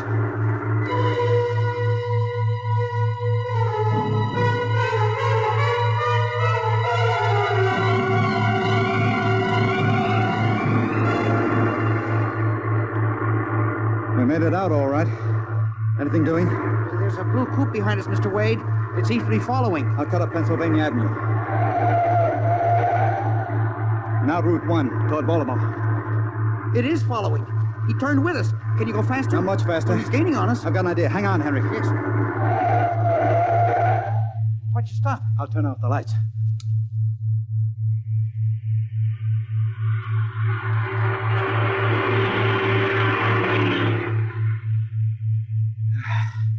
It worked. He shot right past us.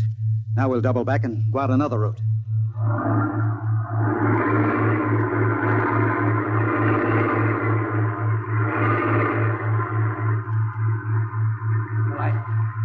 I don't see anything. I think we've lost him. Good.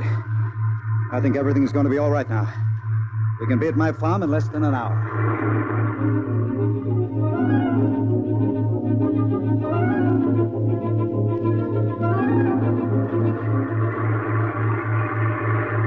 Not much longer now. Is anyone behind us? I thought I saw the blue coupe again, but I was mistaken. Whew. This place is really out in the wilderness. We can stay here indefinitely till we'll figure out the next move. Just up this dirt road now. There's the house up ahead. You're not going toward it. No, I have a better idea. There's a big abandoned wheat silo on my grounds. It's down a hollow where it can't be seen except from the air. And even then, the oak trees shield it. We'll hide you out there. Now, we leave the truck here. Not be seen. Come on. Yes. How did you ever find this place, Mr. Wade? I've always liked seclusion. I bought it about 12 years ago. Come up here in the summertime to get away from it all. There's the silo. It's certainly well hidden. There's a small door around the side. Come on. Careful of those bushes. Yes. It's hard to see them in the dark.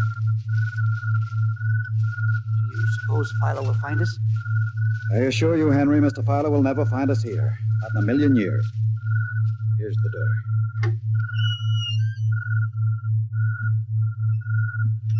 It's pitch dark. Hold my arm. I know the way. Just a few steps up, and another door. Steel. This is an unusual silo. Double-walled, wood outside and steel inside. Completely fireproof. An army couldn't wreck it. We're inside the inner shell. Careful. We're in a circular room. Stay here a moment. I'll go outside and see if the coast is clear. In a moment, your eyes will become accustomed to the darkness. I'll bring back some food and water. Don't be long, Mr. Wade. This place gives me the willies. Just a moment.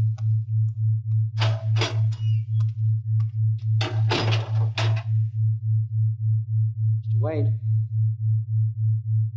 Mr. Ware, I hear something. Mr. Wade. What's that? There is something. Good Lord. There's someone in here. It's locked. Oh, no. Mr. Wade! Mr. Wade, let me out! I'm not alone in here! Mr. Wade! This must be a light switch.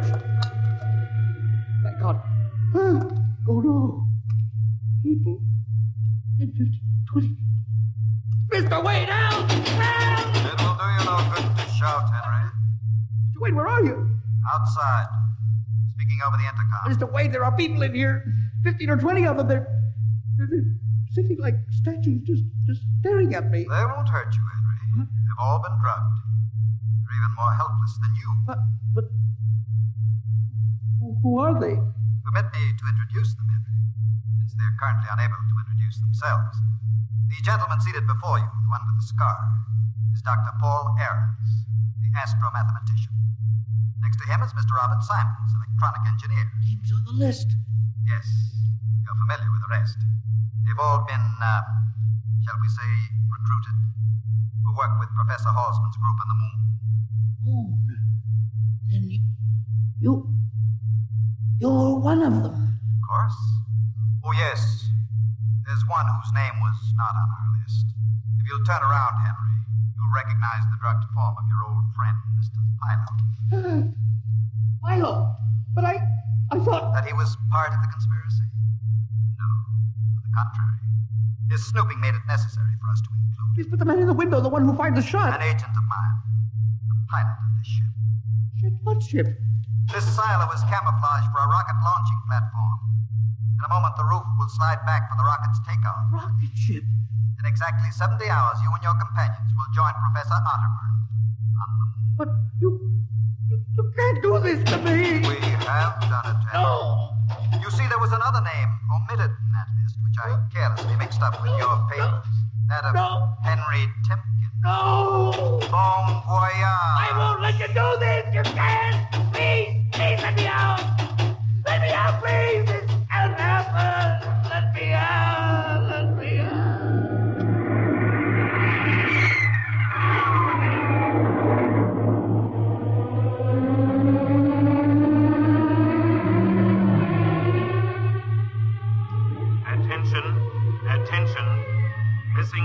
8 o'clock last night, the following persons: Timken Henry, age 45, height 5 feet 8, 165 pounds, brown eyes, slightly balding, occupation records custodian. Repeat, Timken Henry, age 45, height 5 feet 8, 165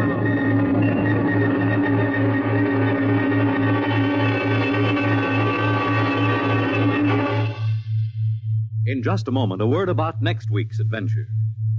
Tonight, by transcription, X-1 has brought you The Man in the Moon, an original radio drama written by George Lefferts. Featured in the cast were Louis Van Rooten as Henry, Santos Ortega as the Chief, Ross Martin as Charlie, Sidney Smith as Otterburn, Bob Haig as Jake, Joe DeSantis as Philo, and Ed Latimer as O'Brien.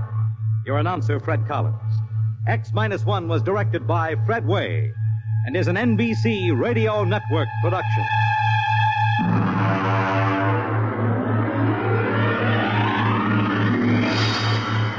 And now, next week. The sign on the window said Perigi's Wonderful Dolls. A woman and a child looking outside. The little girl staring eagerly through the window, and the woman glancing impatiently at her wristwatch, as if expecting someone who was late for an appointment. And there was nothing about Perigi's doll shop to warn them that they were waiting to keep an appointment with Doom at minus one.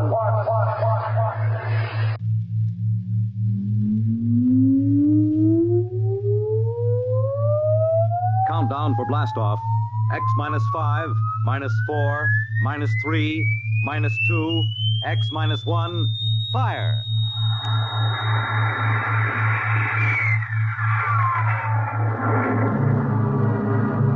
From the far horizons of the unknown come transcribed tales of new dimensions in time and space.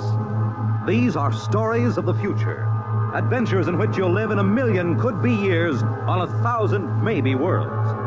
The National Broadcasting Company presents X-1.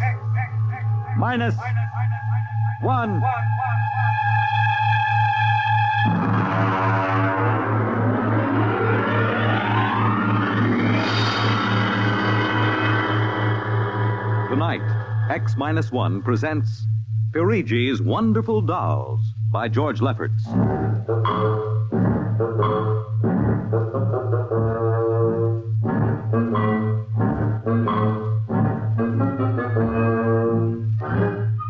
The doll shop stood on a quiet Washington side street, not too far from the sprawling Pentagon building. A woman and child waited outside, the little girl peering eagerly through the window at the dolls inside, and the woman glancing impatiently at her wristwatch, as if expecting someone who was late for an appointment. There was nothing about the doll shop to warn them that they were waiting to keep an appointment with Doom. Mommy, look! What, dear? In the window of the shop, the tiny dolls. Oh, Mommy, do you think Daddy will buy me one? We'll ask him when he comes, dear. Should be here soon. He said 3 o'clock on this corner. I see him, Mommy. See? Oh, Henry, over here. Hello, dear. I'm sorry I'm late. Well, we're all ready to go shopping. Cindy's been... Yes, well, I'm afraid we'll have to call off the shopping, Elma. Oh, Henry, we promised Cindy. Well, I'm sorry, but it's just one of those things. You've been the wife of an Army colonel long enough to know his life isn't his own. What is it this time? Some more of that flying sphere nonsense. The pilot who says he sighted it last month crashed and was killed today, and the general wants the full report. Oh, dear. What next? Well, I got a staff meeting at the Pentagon at 3:15. Daddy, look in this window. I haven't time, dear. Alma, I... Just for a minute, Daddy, please. Now, Cindy, I haven't time to stop and watch a bunch of 6-inch dolls parading around in the shop window. Say, they are lifelike, aren't they? Look at that, Alma. Dolls are marching around like a regular review. They've even got their own little band. See the one in the red jacket, Daddy? Yeah. He's the leader. He's bowing to us. Well, they don't look human. Henry, your staff meeting. Oh, yes. Well, I got to run. Can we buy one, Daddy? Well, not now, dear, and I'll run along. Now, don't go spending a lot of money on that nonsense. No, dear. Bye. Bye, Cindy. Bye, Daddy. Oh, look, Mommy, the band is going to play. Aren't they wonderful, honey? Honey, I must have stood on this corner 1,000 times. I've never noticed this shop before. Look at the man inside, Mommy. Who's he? That's the proprietor, dear. Doesn't he look funny with those red cheeks and white mustache? It's easy to see who he models his dolls after. Mommy, look. He's coming to the door. He's coming. Good evening, children. Good evening. How funny he talks. Hush, Cindy. Would you like to step inside the shop of Santo Perigi? Well, yes, we would, but... This way. Mommy, it's like fairyland. Here in the shop of Santo Perigi, creator of Perigi's universal wonderful dolls, the world of adult reality is blended with the world of child's fantasy. This is a new shop, isn't it, Mr. Perigi? What is new and what is old? Come, this way. Would you like to meet one of my little ones? Oh, yes. Now, this one in the red jacket is Toto. He's the leader. Handle him ever so gently. See, I will set him on the table. Speak, little one. How do you do? How do you do? How do you do? Oh, my, he talks. The doll talks. Amazing, absolutely amazing. That is nothing for Perigi's wonderful dolls. Listen. Sing. Sing, Toto. Sing for the little girl. My name is Toto. Sing, Toto. Men are big and tall, dolls are very small. When men begin to fall, the dolls will rule them all. More. How do they work, Mr. Perigi? How do they work? That is the secret of the great Perigi, greatest of all doll makers. To make an ordinary doll is nothing. To make a perfect replica, that is something. But to make a doll with intelligence, that is the work of an artist, eh? I suppose that they're very expensive to buy. But Perigi does not sell his dolls, madam. You don't sell them? When I construct a doll like Toto, I cannot bear to be permanently separated from him. So instead of selling, I rent my little people. You do? You rent dolls? Precisely. $10. For how long? For as long as they are cherished. My only request is that when you grow tired of my dolls, you return them to me in good condition. Oh, Mommy, could we take him home? Take him home. Take him home. Take him home. Oh, look, he's following him, Daddy. He wants to come. Honey, your father said that we shouldn't spend a lot of money. Oh, please, I'll take such good care of it. Please. Well, honey, we'll have to deal with your father later, but... Well... Oh, Mommy. All right. Wrap him up, Mr. Perigi.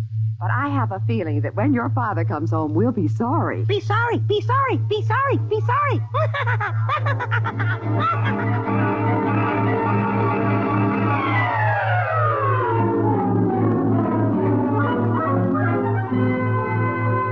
Now, Toto, this is my room, and you're going to sleep right here next to my pillow. I wish you wouldn't laugh like that. I'm going to have to teach you some manners. And you be quiet because my daddy will be home soon. And he's a colonel in the Air Force staff. And he'll bust you to private if you don't behave. Come along now. I'm going to introduce you to my puppy dog, Mr. Blister, so be good. Here, Mr. Blister. Here, Blister. Come on. Mr. Blister, this is Toto. Dear, I don't think Mr. Blister likes you, Toto. Come over here and shake hands with Toto, Mr. Blister. Come on now. Mr. Blister! Let him go! Let him go! Let him go! Kill him! Cindy! Mr. Blister, come over here! Come over here! Cindy, what happened? Mr. Blister tried to bite my doll. How frightened he is. Oh, honey, dolls don't get frightened. But he was frightened, Mommy. He screamed. You imagined it, dear. It's only a doll. He did. He did. Well, Mr. Blister didn't mean it. Now, you know he's the gentlest little pup alive. He is, and he's nasty, and I hate him. Oh, now see, you've hurt his feelings. I don't care. He tried to bite my new doll, and I don't ever want to see him again, ever. All right, Mr. Blister. You come downstairs with me. Cindy's angry with you tonight. I'll kill him. Cindy! Where did you learn a thing like that? Toto said it. Honey, you've had a very exciting day. Now, brush your teeth now and go to bed, hmm? Daddy's coming home late, so he'll see you in the morning. Good night, dear. Sleep well. Hate him. Hate him, hate him, hate him, hate him.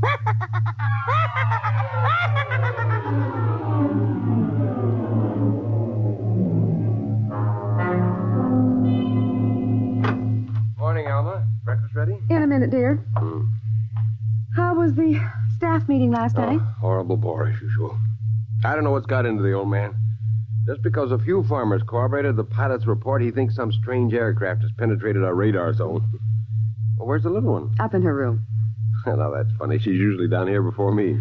Well, she's probably up to something. Sit down, dear. Say, remind me to take some papers back to the War Department, will you? I left them in my strong box. You haven't been bringing your reports home, have you? Well, it's safe enough. Well, you told me it was against regulations to bring secret papers home. Well, I had to finish some work for the old man, and nobody will ever know the difference. Well, I don't know. Oh, would you feed the puppy before we sit down, Henry? Yes. His bowl's under the sink. Where is he? Say, that's funny. Here's his supper from last night, only half eaten. He's getting fussy. Doesn't like canned dog food anymore. Here, Blister. Here, Blister, Blister, Blister. Well, where the dickens is that mutt? Maybe he's on the back porch. Here, Blister. Alma. What is it, dear? Alma, look. Henry, is he... He's dead. But how? What happened? Looks of it, he might have been poisoned. But who would do a thing like that to an innocent little puppy? I don't know. Let me see his dish. I don't understand this at all. Not at all. What, dear? What is it? There are pieces of broken glass in this food. Blue glass, you see? How? Henry. What? I just remembered something. What? It may be coincidence, but in the bathroom this morning... Well, what about the bathroom? Oh, Cindy's blue glass, the one with the Mickey Mouse on it, was broken. I found pieces in the wastebasket. I meant to ask her about it. Alma, for heaven's sake, you aren't suggesting that our little girl... Well, she loved Blister more than anyone. Not last night, she didn't. Why not? He went after Toto. Now, who is Toto? That's her new doll. Her what? Honey, I was meaning to tell you. But you bought her one of those dolls. I just rented it. Well, rented it. Now, look here, Alma. You know we haven't got the kind of money to throw away. Well, she had her heart set on it, dear. I used my dividend. All right. But what happened with Blister? Well, he went for the doll, and Cindy said she hated him. Oh, well, a child... She said she'd kill him. Where'd she get a thought like that? I don't know. Has she been watching those chillers on television? I don't know. Well, it's too ridiculous. Good heavens, a 9-year-old child putting ground glass in dog food. She'd have to be a monster. Mommy! She's coming. Well, don't say anything. I'll talk to her. Morning, dear. Morning, Mommy. Morning, Daddy. What's the matter? Sit down, dear. Yes, sir. Oh, your mother tells me you broke your blue drinking glass. Oh, no, I didn't break it. Cindy. I didn't. Well, now, somebody broke it. It wasn't your mother, and it wasn't me. It must have been Toto. Cynthia. Cindy, you know Toto is only a doll. Now, a doll couldn't have broken your glass, could he? Well? I guess not. So we can't very well blame it on a doll, then, can we? But he must have done it, Daddy. Cindy, you know how Daddy feels about little girls who tell fibs.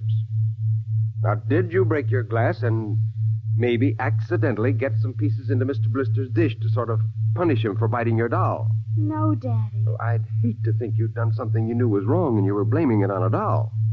Is something wrong with Mr. Blister? Is he sick? Worse than that. Henry. The child has to face reality, Alma. What's the matter with Mr. Blister?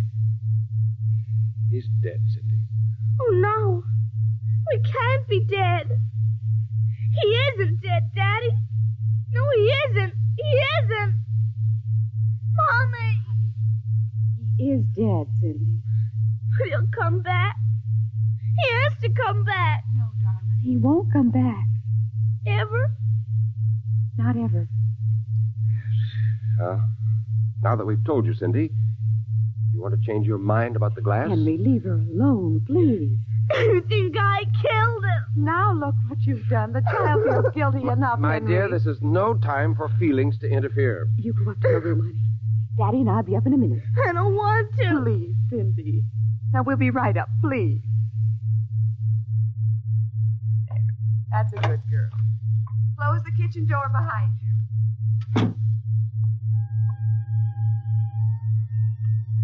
Mr. Blister's dead. He isn't coming back. Ever. Ever. Daddy thinks it was me, but it was you. It was you.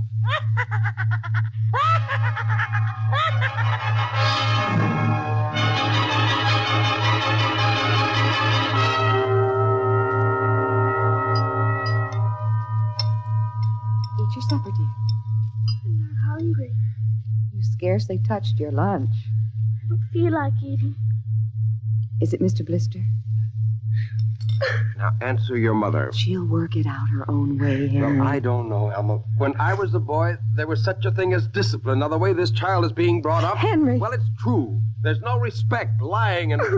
Oh, there, honey. Now, your father's upset. He doesn't mean Well, it. what's happened to us? We were a nice, peaceful, happy family until you bought that cursed doll. Now who's blaming things on the doll? Well, it's true. Now I've spilled my coffee. I'll get you another cup. Never mind. I'm late now. I better be going. Oh, you wanted to get some papers from the strongbox. Oh, yes. Cindy, please. Try to eat something. Yes, ma'am. Alma! Alma! What is it? Alma! It's gone. What's gone? The box, the strong box is gone. It can't be. The door to your study's always locked. You and I have the only keys. I know all that, and I tell you it isn't there. Well, who would go? I don't know. Alma, those confidential reports, if they ever got into the wrong I hands... warned you about keeping them there. What if it ever came out in the open? Can't you see the papers? Call the police, Henry. And throw my army career in a wastebasket after 17 years? No. We've got to find it ourselves. Well, it was there when I went in to clean this morning. What about your key? It's right here. I always keep it with me. Oh, no. My other keys are on the ring. Oh, you've lost it. I don't see how. Alma, how could you do Oh, it? Henry, please. We'll search the house. I can't think of anything else to do. Well, you'll miss the staff meeting. Meeting? My whole career goes up in smoke if we don't find those reports. Somebody got hold of your key and opened that room and... I know. Cindy. You leave the child alone. She's been through enough. You know she wouldn't do a thing like that. I don't know anything anymore. I don't even know my own child. I don't even know you. All I know is that strongbox is gone and it contains papers that are dynamite if the wrong person gets them. The question being who? What's that? It's coming from upstairs. It must be Cindy's doll. Oh, that blasted doll again. Something must have set it off. I don't know how the mechanism works. For heaven's sakes, let's go up and shut it off.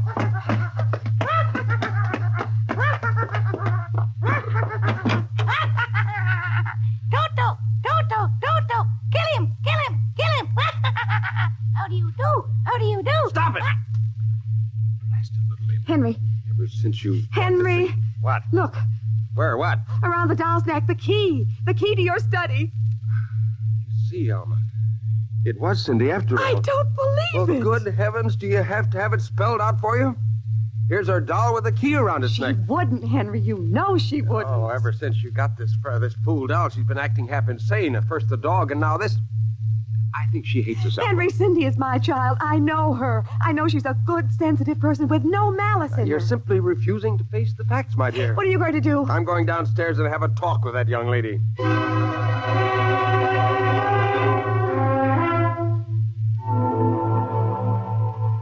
You're not telling the truth, Cindy. I am.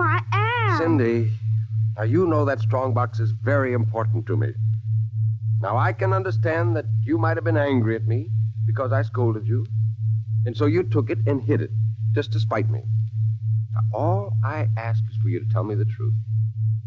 Now, where is it? I didn't take it, Daddy. Honest, I didn't take it.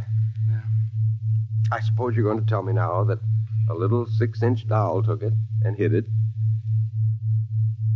Well, I'm speaking to you, young lady. But I didn't take it, Daddy. You don't understand. Toto did it. He's terrible, awful. He says things. He's going to kill everybody. Cindy, you're inventing things. It's true. At night when I'm sleeping, he stands next to my pillow and whispers things to me. Awful things. He told me he'd kill me, too, if I Alma. if I told you. I think this child is sick. I think she needs a doctor. She's frightened, Henry. She's trembling like a leaf. Come on, dear. We'll go up to your room. I don't want to go up there. Honey, Mommy will stay with you. I'm afraid he's up there. Who? Toto. Well, he won't be up there for long. Mr. Toto is going right back to Perigi's wonderful doll shop before I lose my sanity, which means right now.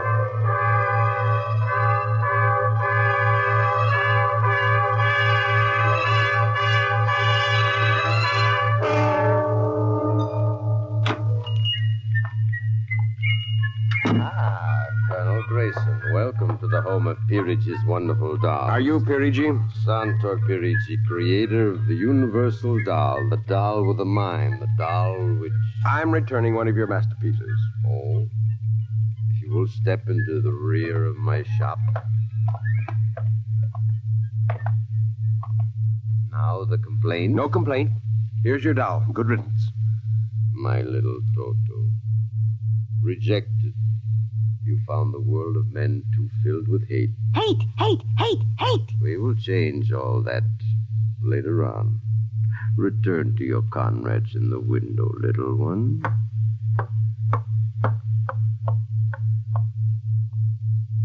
And now, Colonel Grayson. I think we have no further business. Ah, but we do, Colonel. Let me see. Ah, yes, here it is. Do you recognize this strong box, Colonel? My strong box? Well, where? My little Toto is very clever, sir. Are you trying to tell me your doll stole that from me? Let us not say stole. I am merely keeping it in custody. What's the game, Perigi? The game, as you call it, is blackmail. You give me what I want, and I do not ruin your career. Well, what do you want? Information. We already know something from the reports of the War Department concerning a certain strange-looking sphere reported by one of your pilots. What government do you represent? I represent Perigi's wonderful dolls, none other. I am not so naive, sir. Perhaps I should explain. Each man hides something from the world. Each man loves something more than life. With the help of my wonderful dolls, I obtain personal information which enables me to control the men who control the world. You're a madman. A genius. You would be surprised at the list of men who have become the confidants for my dolls. Do you think you can blackmail me into betraying my country? If the price is right. And in this case, sir, the price is your career and the lives of your wife and child. Why are you so interested in the flying sphere? Let us say for reasons of my own. Well, Colonel? Hand over the strongbox. I warn you, I have a gun. Give it to me. You are being foolish. Put down that walking stick. Now. No closer. Now.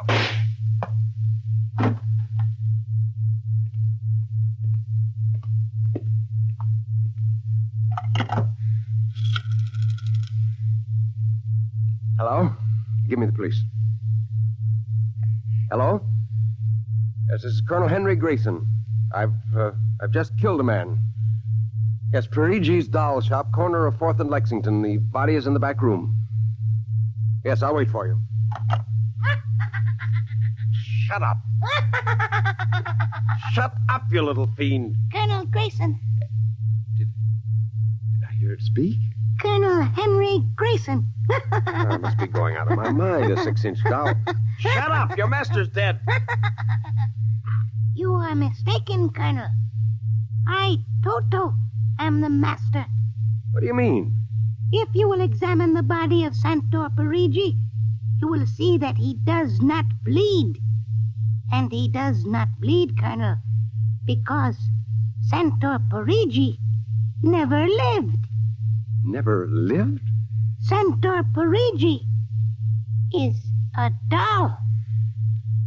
A doll? But that's impossible. He's a man. He talks. He walks. The people of Meretrix are skillful doll builders. People of Meretrix, doll, but... Look, who are you? I am Xanthus Imperator, commander of the legions of the 3rd planetoid, Meretrix. Legions? Planetoid? My people and I, whom you regard as dolls, come from a tiny planet beyond the moon. So small that it cannot support our population. We landed one of our space spheres on Earth 3 months ago with the intention of colonizing. Unfortunately, one of your pilots intercepted us. So that's why you wanted our information. Precisely. Are you human? Oh, quite human. Of course, in order to deal with Earth people without suspicion, we were forced to construct Perigi, a man-sized doll. Well, I can't believe this. I'm having hallucinations. I'm going to get out of here. Oh, that would be impossible. We have weapons of destruction quite unknown to Earth people. Well, I phoned the police, and they'll be here soon. By the time they arrive, my people will have prepared something quite shocking.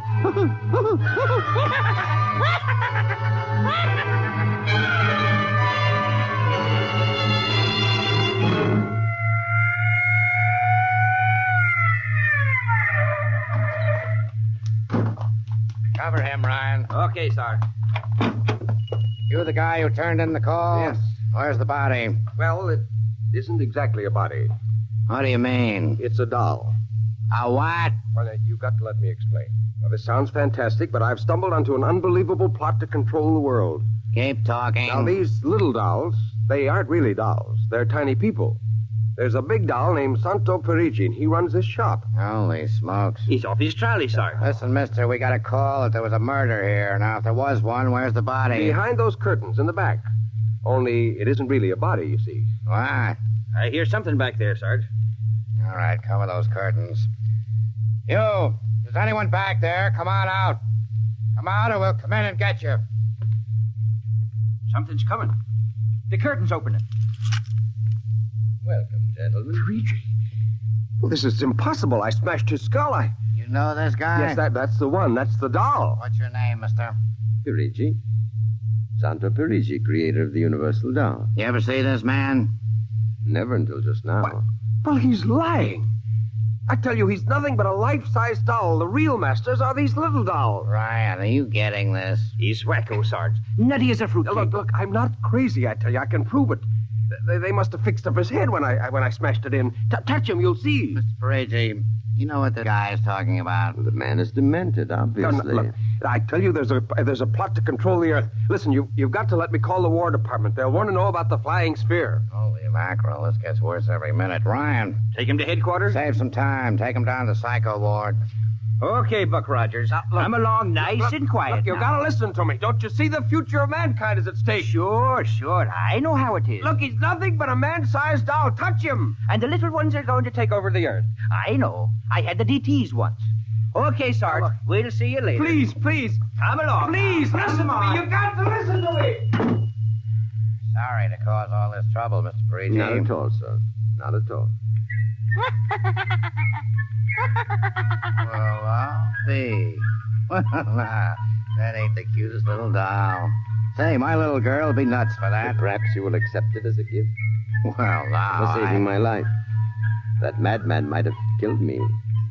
No home is really complete without one of Perigi's wonderful dolls, Sergeant. Is that right, Toto?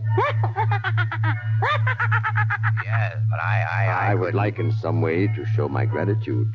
You will be doing me a favor if you will take the doll home to your little daughter. Say, this ought to make her the happiest girl in the world. Yes, Toto will come as a great surprise. A very great surprise. The sign on the window said Perigi's wonderful doll. A woman and a child with an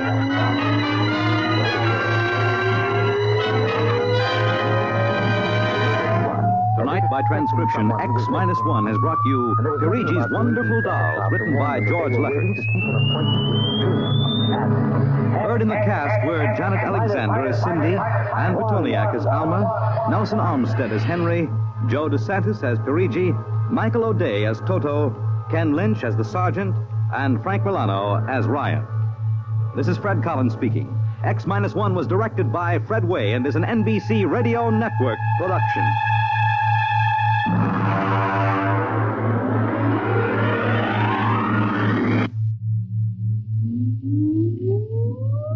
countdown for blast off. X minus 5, 4, 3, 2, X minus 1, fire.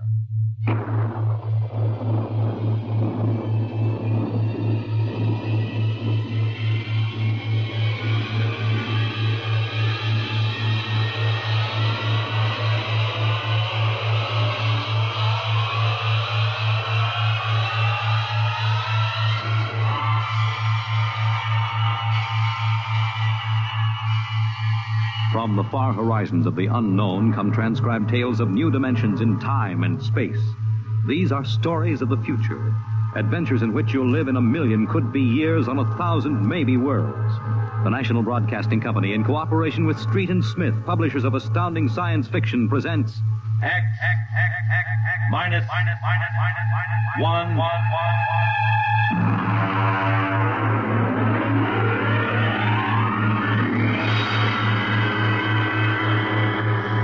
Tonight's story, The Green Hills of Earth.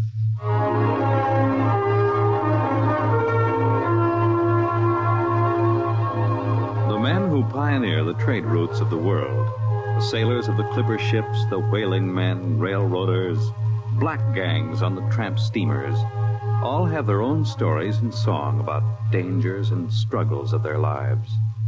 This is the story of Riesling, the blind singer of the spaceways. When I first met him, he was hustling drinks in the Twin Moons bar at Dry Waters, Mars. He'd won a guitar off a Chinese barkeep at Luna City by cheating at one thumb. And he made his whiskey by singing in the bar and passing the hat. Hey, listen to her, Hertzman. Don't you sing pretty? Like a 16-year-old gal. Hey, Riesling, look over there at the bar. There's an Institute 4 striper giving you the eye. Do you know him? Manner of speaking. Cold-looking scoundrel, ain't he? Gives the idea he graduated Harriman Space Institute 3 men above St. Peter. Who is he? Captain Hicks off the ghost show. Yeah, well, he sure gives you the once-over. Maybe he's got a job. That don't make never no mind to me. I've been blacklisted. Hicks logged me for making up a song on watch. Right fight song, too. Oh, the skipper is a father to his crew. Yeah, well, hold on. Here comes old Brassard. Oh, Riesling, I've been looking for you. You've kept your nose clean, and we're going to give you another chance to get back to deep space. Been a little changing down there from the Goshawk, ain't you, Skipper? How'd you know that? You got that new atomic pile drive. If there's been a leak at the shops, now take it easy, Skip. You'll have that gold braid just a-crawling right up your arm. Quit stalling, Riesling. Take it or leave it. It's a loop trip to Jupiter with the standard release. I reckon. Double pay when you get back, if you get back. Last 3 of them atomic tea kettles blew somewhere in the asteroids. If you're scared. Scared? Well, that Goshawk is one stinking old tub. Her engine's got more bugs than a beagle dog in spring. And her new drive's about as safe as a pretty gal in the Ozarks. But I reckon she'll do for one more trip.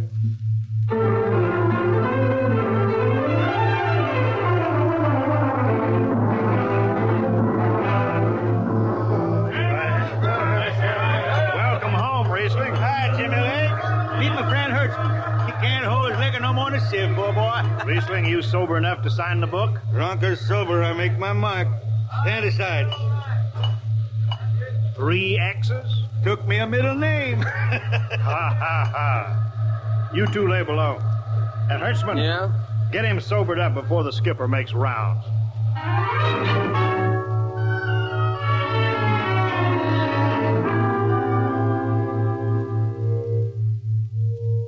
Cargo stowed, Captain. Fuel lines away and ready.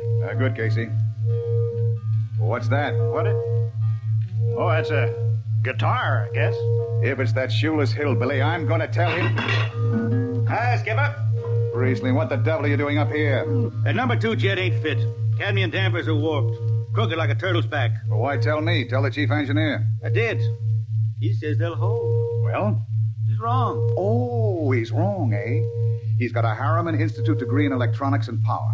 And some drunk space rat says he's wrong. Skipper, I was damping jets when that shirt-tailed tad wore pins for buttons. I got no time for you, Riesling. Scratch your name off the book and get out. No, don't get excited. Well, are you shipping or not? I reckon. Then get below. That's all. Casey, sound takeoff. Aye, sir. Come on, boy.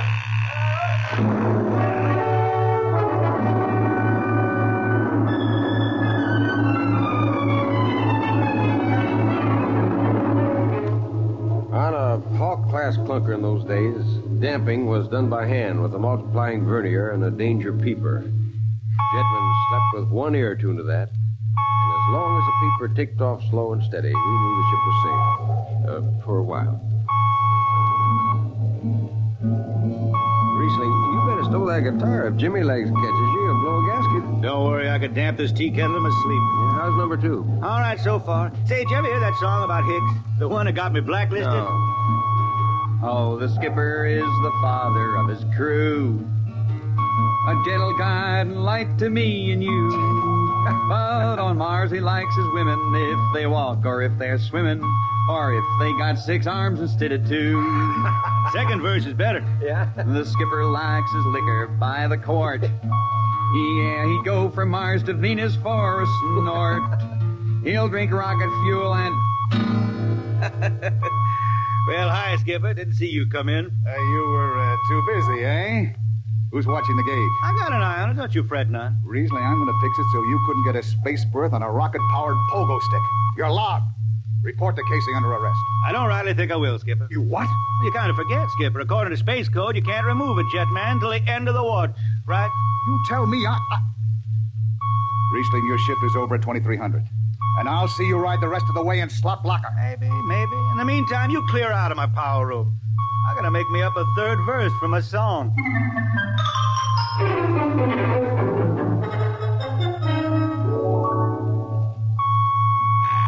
Yeah, I got it. Power room. Damp number 2 a point. Number 2, Hold on, Hurt. Jimmy Legs, is that 4-stripe boil up there? Give me that, Casey. Riesling, I've taken about enough from you. And I got a little news for you, Skipper. Number 2 jet is bulging like a fat lady in a satin skirt. Listen, you clown. Damp number 2 a point. Why, sure. Look out, Hertzman. I'll take it. You watch the gauge. Now. Yeah, he's riding easy here. It's bucking a little. What? Riesling, hit the emergency! All right. She won't damp. It's that warp. Yeah. There go the lights. Duck her. Duck. Riesling! Stay down behind the baffle. I gotta take a look. It's radioactive. Look out. I've gotta fish the hot stuff out of the tube. What's going on down there? Shut up, Jimmy Legs. I'm busy. She's tight now. What happened? Number 2 blew, you lunk-headed space rat. You all right? A little sunburn. Lights are gone. What's the matter with the emergency circuits? Riesling, Jimmy Legs, get some lights down here. It's dark. Get the emergency light on. But they're on, Riesling. They went on right after the blast. The lights are on. What are you talking about? It's dark. Jimmy Legs! Jimmy Legs, turn on the lights. Turn on the lights.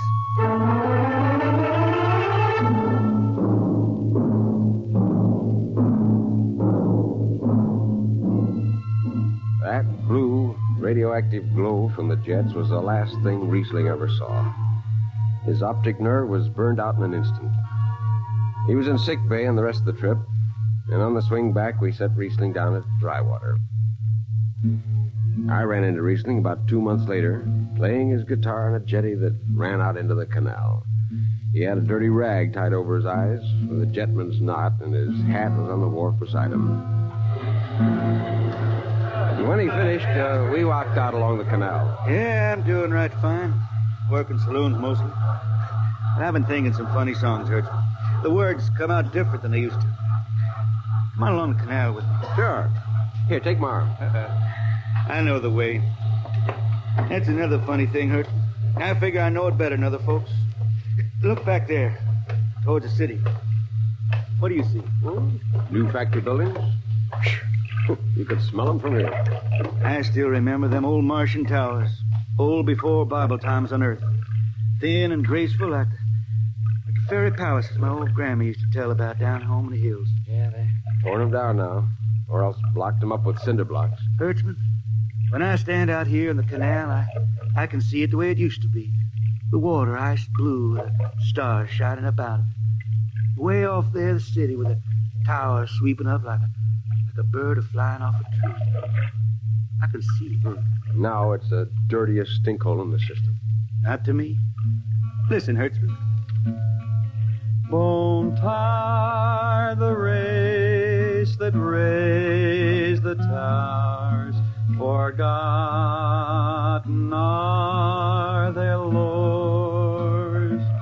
Long gone the gods who shed the tears that lap these crystal shores. Slow beats the time-worn heart of Mars beneath this icy sky. The thin air whispers voicelessly that all who live must die. Look that up? I can't figure it myself. I never put words together like that before. I reckon it's just I got time now to study the words and shine them up my head till they sing true. Why don't you go home, Riesling? Home? Earth. I've been thinking about that, Hertzman. When I was a young'un down in the Ozarks, I used to climb a big old oak tree my daddy had in the dooryard. You could see the hills for miles, green and cool. I've been thinking about that. Well, why don't you go back then? Someday, Hertzman, but I couldn't face those hills now. I couldn't stand to see black when I knew they was lying all around me, cool and green in the sun. I couldn't stand that. Yeah. Well, let's get back to town, Hertzman. I made $3.50 Martian today, and I'm all set to drink it down before dawn. Come on.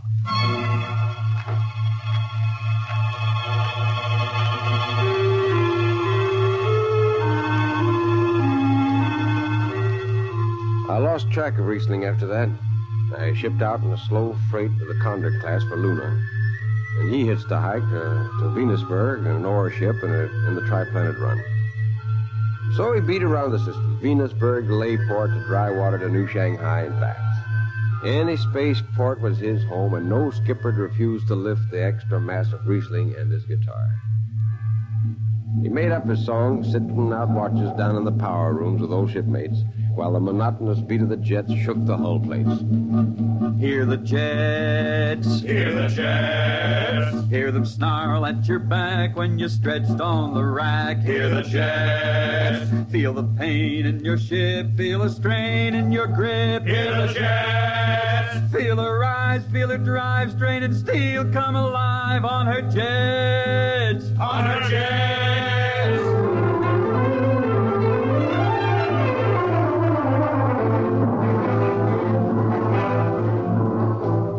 Little by little, his songs began to travel along with spaceways ahead of him. Raw spaceman songs. A different kind of song. Strange, sad songs, like the ones you find printed in the Centennial editions. Well, there's one called Dark Star Passing and Death Song of a Weed Cold. And then finally, The Green Hills of Earth. It grew for 20 years, that song. They say it started way back when Riesling was down in the labor camps in Venus singing for the indentured men. When he hit Venus, he'd always head out for the backwoods to sing for him. First, if someone will kindly pass a bottle. Oh, it ain't much, Riesling. Here. It'll do. Oh, what is that stuff? Tequila. You can't make him good here on Venus. What do you use? Karak bush. It is different. How'd you come to sign on? When a man comes out the village from the city, he says there's work. You sign the paper and you work. Work? It's work, all right. 10 stinking hours in the jungle with machete. How long you signed for? Then I only speak Spanish. I don't know. The paper says 10 years. 10 years. How long you got to go? What's the use? We ain't getting home. You know how many men die out there in the swamp today? 10 men. 10. What's the use? My mother, she's dead. My father don't care. Girl? Oh, she says she waits. I don't. You sing some more, Riesling. We drink and you sing, huh? Maybe a new song, son. We rot in the molds of Venus. We retch out a tainted breath. See, foul our flooded jungle.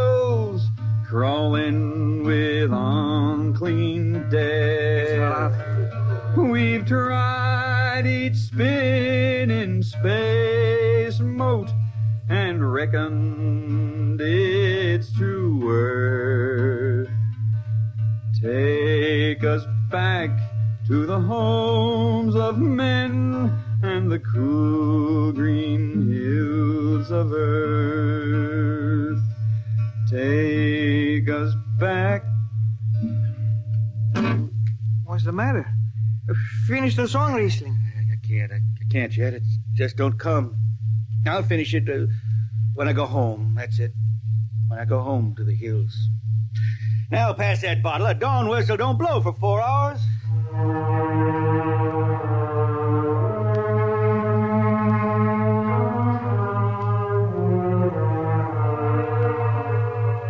That's where the Green Hills started. And I was there when it was finished. It was 20 years after that. And there wasn't a man flying or on the beach that hadn't heard of Riesling in his songs. He was getting old now for a spaceman. He was a familiar figure through the system. Tall, gaunt, with that dirty bandage tied across his blind eyes. I was a chief jetman then on the old Falcon. We were cradled at Venus, Ellis Isle, scheduled for a direct jump to Great Lakes, Illinois, on Earth. I was checking in, Dunnage, when Riesling felt his way up the gangway and came through the lock. Hey, Riesling! Who's that? Mike Hertzman. Hertzman? What are you doing on this old hog boat? Well, I figured I'd ride it back to Earth. Earth? You going home, Riesling? I thought you were never going to make that run. What changed your mind? Oh, I've been hankering to set foot in the Ozarks again. Yeah, how about those hills? Yeah, I've been singing about them so long now, Hertzman.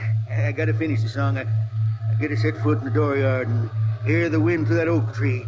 It's about the last thing I'll be doing. I got to get home before... Look, Riesling, there's a new company policy in effect now. No more deadhead rides. A new code book's in force. Oh, that don't bother me none. I'm riding her back to Earth. I'm going to finish my song. It's got to be there. Yeah, but the skipper's one of them youngsters fresh out of Harriman Institute cadet training. He'll throw the book at you. At me? I've been around space as long as Haley's Common, Brewster's Ridge. I'm going back to Earth. Oh, green hills of Earth. I'm going home. All secured, Hertzman? Yes, sir. What are you doing here? This is Riesling, Captain. Riesling, huh? I'm dragging it back to Earth, Captain. Not in this ship. Shake a leg and get out of here. Oh, no, Captain, you wouldn't begrudge an old man a trip home. I can't do it. Space Precautionary Code Clause 6. Now, come on, clear out. Oh, now, look, Skipper, you can slide me by onto the distressed spaceman's coals in that code book. Distressed spaceman, my eye. You've been bumming around the system for 30 years. Oh, Skipper, you're making me do something I never done to no one before. I'm an old man. An old blind man. I want to go home. I never crawled in front of a four-stripe in my life, but you gotta let me drag home. The law says a man's got a trip coming to him, and you can stretch for a poor old blind man. Now, can't you? You got to, Skipper. All right, you old space rat, but keep out of the way. I run an efficient ship, and I don't want any trouble. Oh, no, sir, no trouble. I'll just lay down to the power room. I'd kind of like to be near the jets when they blast off for Earth.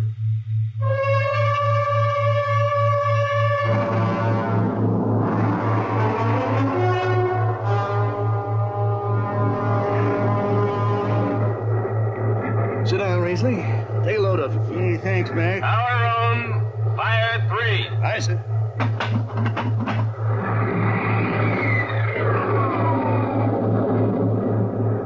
Have you seen these new automatic tampers, Riesling? Don't have to do nothing, just sit and watch. Yeah, where's the peeper? Turned off. It's all automatic. Youngsters have it soft. When I was twisting her tail, you had to stay awake. You got the old hand damping plates on? All but the links. I unshipped them. They cover up the dials. You might need them. Oh, the automatics handle everything. Well, you're finally going home, Riesling, huh?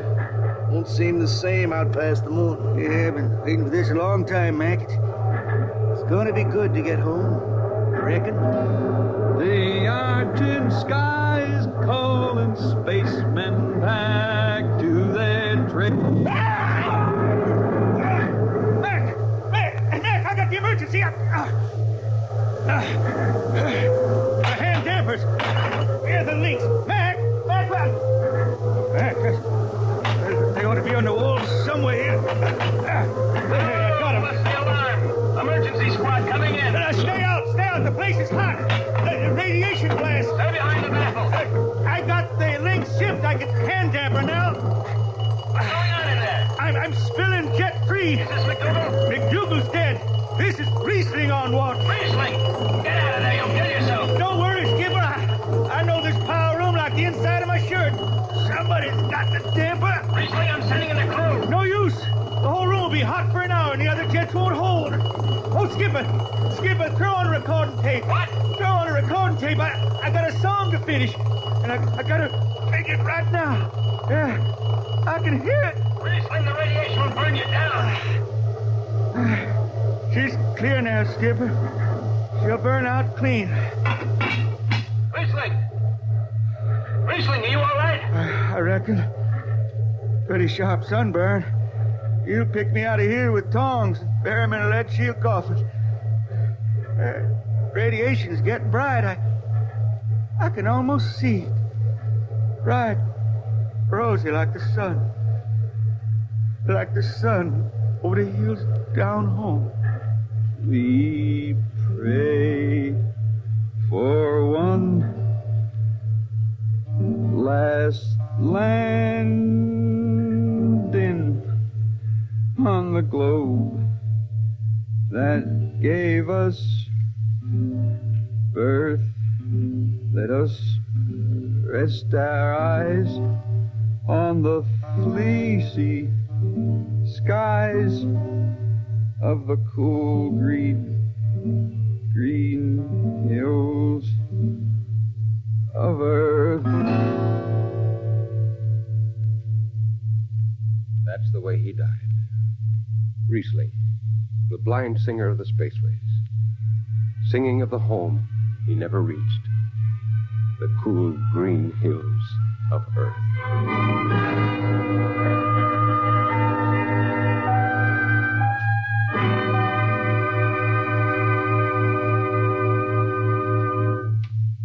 You have just heard X-1, transcribed by the National Broadcasting Company in cooperation with Street and Smith, publishers of astounding science fiction. Tonight's story, The Green Hills of Earth, written by Robert Heinlein and adapted for radio by Ernest Kenoy. Featured in the cast were Ken Williams as Riesling, Nelson Almstead as Hertzman, Matt Crowley as Hicks, Wendell Holmes as Casey, Bill Griffiths as Rodriguez, Bill Lipton as the Skipper, and William Zuckert as McDougal. Original music for Riesling songs was written and sung by Tom Glazer. Your announcer, Fred Collins. X-1 was directed by Fred Way and is an NBC Radio Network production.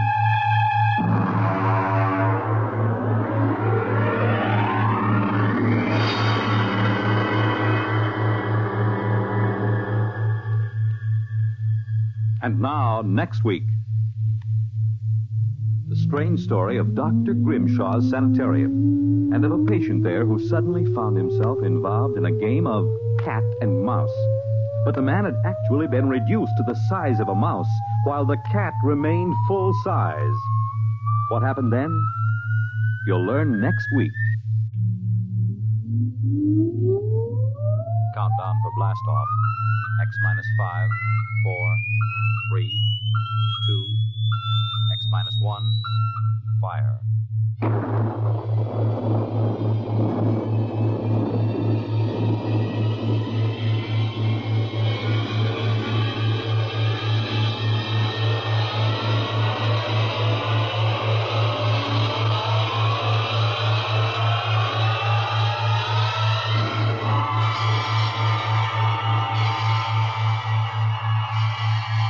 From the far horizons of the unknown come transcribed tales of new dimensions in time and space. These are stories of the future, adventures in which you'll live in 1,000,000 could-be years on 1,000 maybe worlds. The National Broadcasting Company, in cooperation with Street and Smith, publishers of astounding science fiction, presents X minus 1.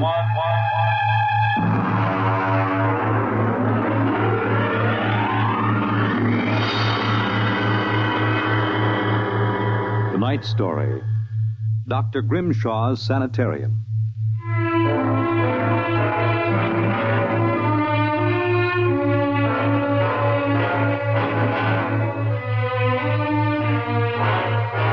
What you will hear in the next half hour represents either a magnificent hoax or the true explanation of the famous Grimshaw Sanitorium scandal which made the headlines back in 1947. The manuscript upon which this account is based was removed by the New York State Police from a fountain pen cover found in the doorway to Dr. Grimshaw's study. We offer this manuscript as evidence only. Whether it is authentic or not, you must judge for yourselves.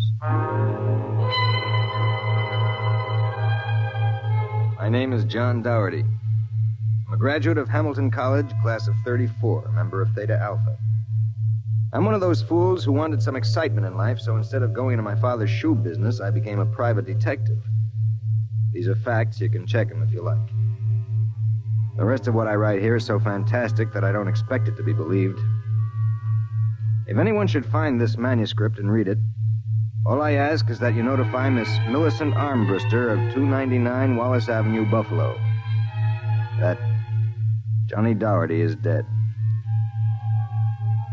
On the evening of July 1st, Miss Armbruster and I were driving to a wedding. Not our own, although I wish it had been. It was Sunday, and in order to avoid traffic, I took the Old Mill Road, a single-lane dirt affair that runs past the Gowanda Cemetery. Johnny, aren't you going too fast? Not for this road.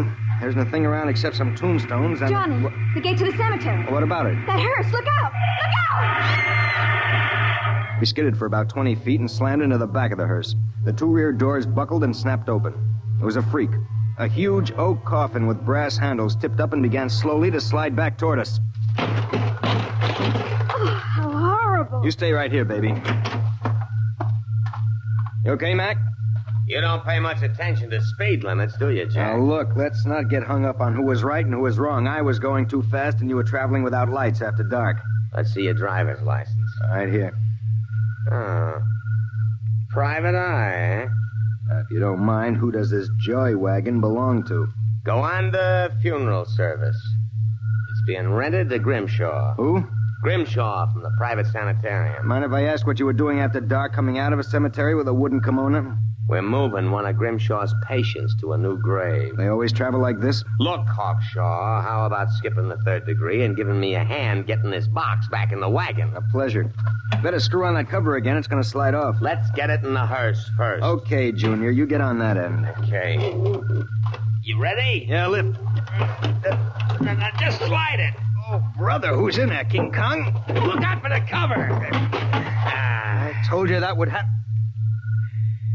What's the guy's name, Junior? Oh, why don't you ask him, Sherlock Holmes? A real wise guy, huh? I've got half a mind to report this accident. Yeah, well, go ahead. See where it gets you.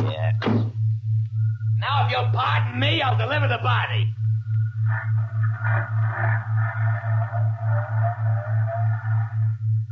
Everything all right, Johnny? I thought so until a few seconds ago. Listen, Millie, can you sit here in the car for another 5 minutes? Where are you going? For a stroll through the cemetery. Johnny, stop making jokes. When we lifted that coffin back on the meat wagon, I got a good look inside it. Ugh. Yeah, exactly how I felt. I figured we'd knock the stuffing out of the corpse, only I didn't expect the stuffing to be sand. What? Yes. That wasn't a body, that was a dummy stuffed with sand, a dummy with a wax face. Johnny! Which brings up an interesting question. Who's supposed to be in that box, and, just where is the dead man spending his time?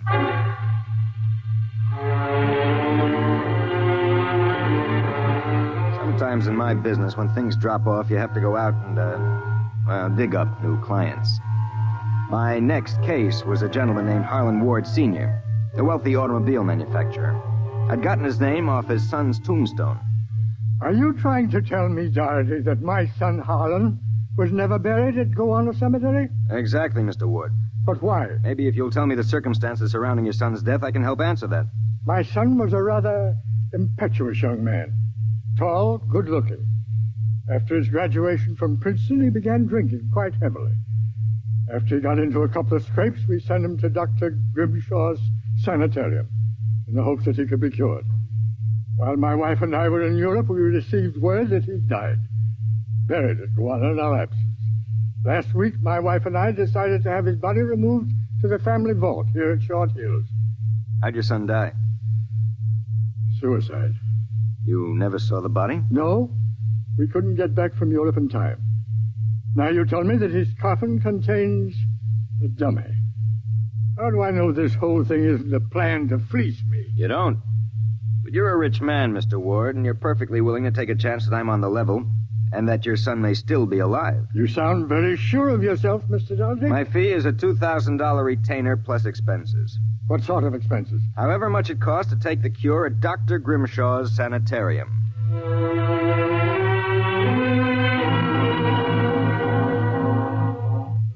Dr. Grimshaw's Sanitorium was just outside Gowanda. Most of the cases were nervous breakdowns and alcoholics. I committed myself as a dipso, and just to make it convincing, I stopped at 5 or 6 bars on the way over.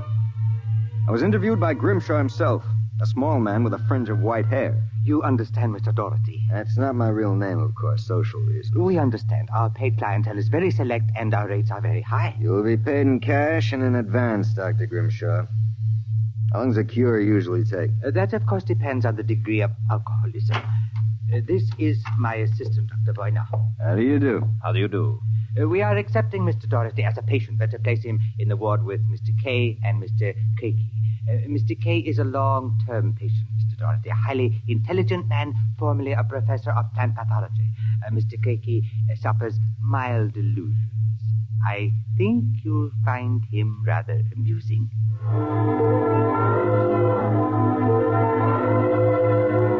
After about 3 days, my roommates Arthur Kay and Craigie got used to me. And we even began to play three-handed bridge. Kay was a chronic dope addict, an intelligent, sensitive man. Craigie was nothing but a clown.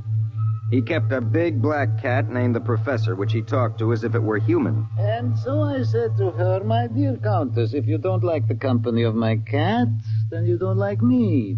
She looked at me as if I were insane. But of course the joke was on her because I was. Professor? The professor is very sociable. Excellent company. Except when he kills birds and deposits them in your bed. He's nothing but a feline murderer as far as I'm concerned. See? You have insulted him, Mr. K. Come here, Professor. Let's make friends.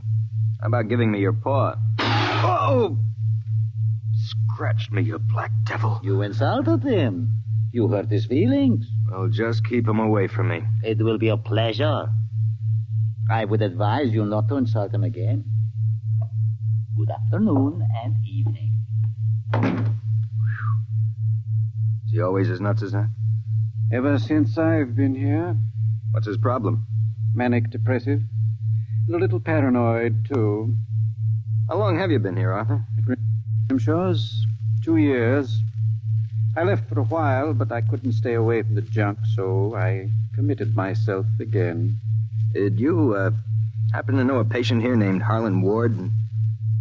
Why do you ask that? Did you know him? I met him socially a few times. I understand he died here. So the newspapers said. I wouldn't know. Suicide, wasn't it? Was it? You're being pretty careful, aren't you? Mr. Doherty, what would you say if I were to tell you that I don't believe Harlan Ward is dead? What makes you so certain? He used to share this room with us. He slept in the same bed you now use. I see. He was an alcoholic, doing quite well, too, from what I could observe. We all expected him to go home soon. Then one evening he had a violent fight with Craigie. Craigie accused him of snooping or something. Later that night, Grimshaw and Voyner took him out. Where? Where they take all the special treatment cases to the charity clinic. It's that small building on the other side of the stone wall. A few days later, we read about his death. Suicide, they said. Just what makes you think he's still alive, Arthur? This? About a month ago, I was in the garden next to the wall that separates us from the charity clinic. Suddenly, I thought I heard a sound, like a child whimpering. It stopped. And a moment later, this note came over the wall, wrapped around a stone. What's it say? Help me, for God's sake, Harlan Ward. Arthur, how would you like to have some fun? Like what? Like sneaking out tonight and going over the wall to the charity ward? What do you say? It would break the monotony a little. I suppose there's no real harm in it. Of course not. I'd go alone, but I'll need help scaling the wall. Will you do it? All right. I'll go with you.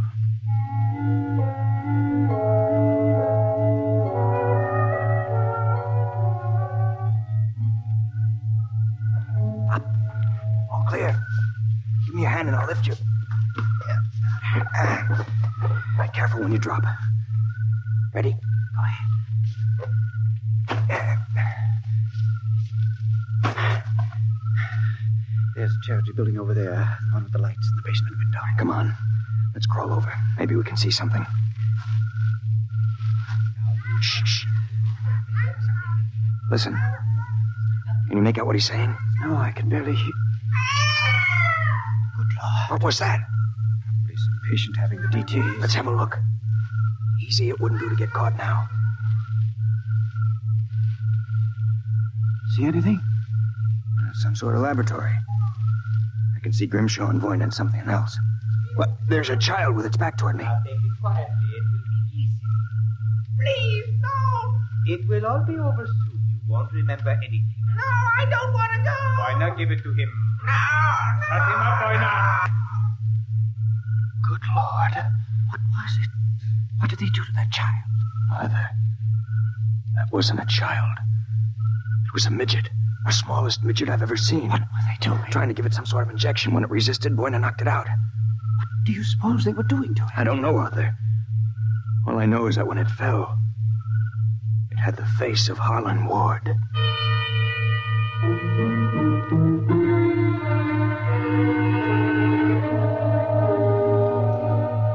All the way back to our room, my brain was working like some frantic pinball machine. Only the score somehow wouldn't add up. The pieces were there all right. A crazy old doctor, a brutal assistant, a private sanitarium, and a midget with a dead man's face. I thought that when I got back to our room, I'd have some time to think about it. I'd forgotten about our friend, the happiness boy, Count Craigie. So, caught you. Fine, you've caught us. Now how about crawling back into the woodwork like a good little count? Where were you? Mink hunting. Arthur and I like to go mink hunting at night. You make fun of Count Craigie? I shall report you to Dr. Voyne. You'd better not if you know it's good for you. So, you threaten me? Me, Count Craigie? I shall scream for help. Help! Help! Did you hurt him? Just knocked him out. What do we do now? Put him to bed. Hope that when he wakes up in the morning, he's forgotten the whole thing. And if he hasn't? He's too crazy for them to take seriously anyway. Come on, let's get him back into bed.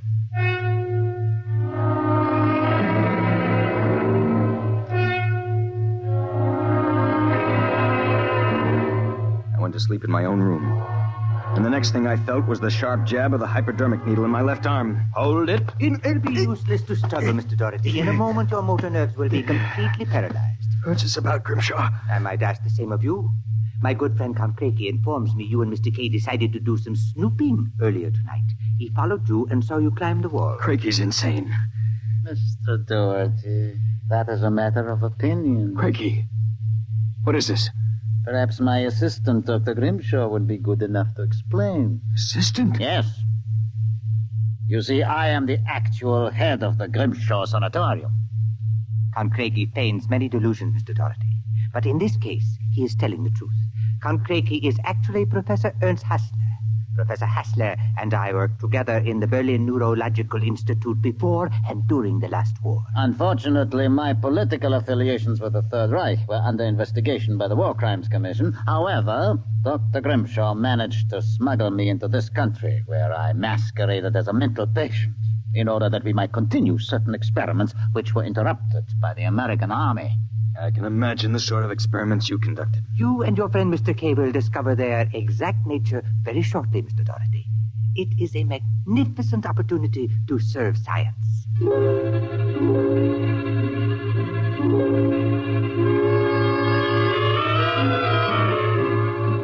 passed out. And the next thing I knew, I was coming to in a different room and hearing the voices of Voyne, Grimshaw, and Craigie, as if from a great distance. Pituitary. Pituitary. 4 cc's. 4 cc's. How are the measurements? Reducing rapidly. We'll operate at once. Have Voyne start the anesthesia. Very well, Doctor. Come in.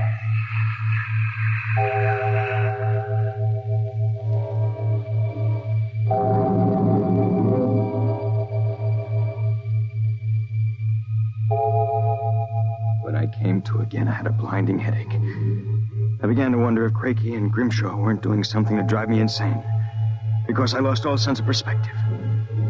The room seemed to grow in size.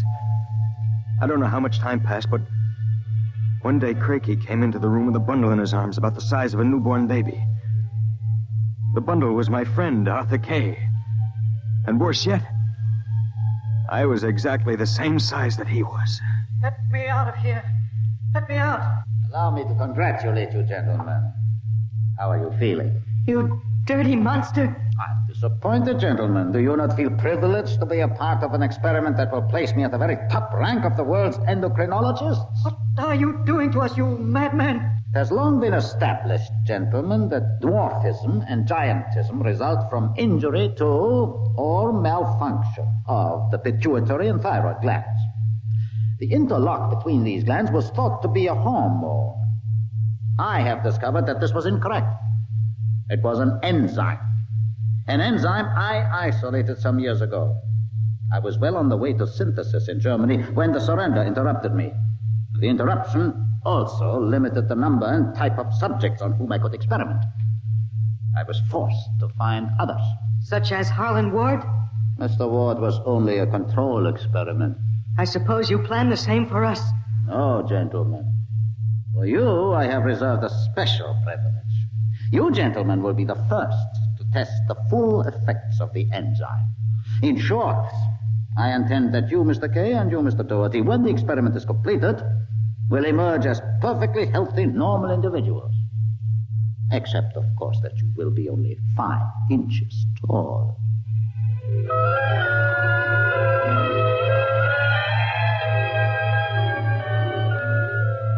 The days and nights that followed were a living nightmare. A nightmare from which Arthur and I awoke for brief periods to find ourselves in a strange new world. A huge, frightening world where everything seemed enlarged 100 times. When we finally emerged, we found ourselves imprisoned in a tiny mouse cage. Judging by the relative size of things, we could not have been more than 5 inches tall. Now we realized the experiment was at an end. That from now on, it was either escape or be destroyed. How's it coming, Arthur? Another moment. I think I'll have this lock worked loose. And if we escape, then what? We'll worry about that after we get out of this mouse cage. Suppose we don't make it. At least you've written the story on that scrap of paper. Someone may find it and read it. Nobody will believe it. Then why did you bother to write it? I don't know. I suppose I want the world to know what happened to me. That does it. Help me push the door open. Now what? The first job is getting down to the floor. I think we can make it by sliding down the telephone cord. Are you game? Go ahead. I'm right behind you. Easy now. Look out. That does it. Now, if we can figure out a way to get out of the room, that should be... Uh-oh. Listen. Somebody's coming. It must be Craigie. We've got to hide. Here. The grate in the fireplace. He'll kill us if he finds us. Stay quiet. Well, my friends, time for feeding.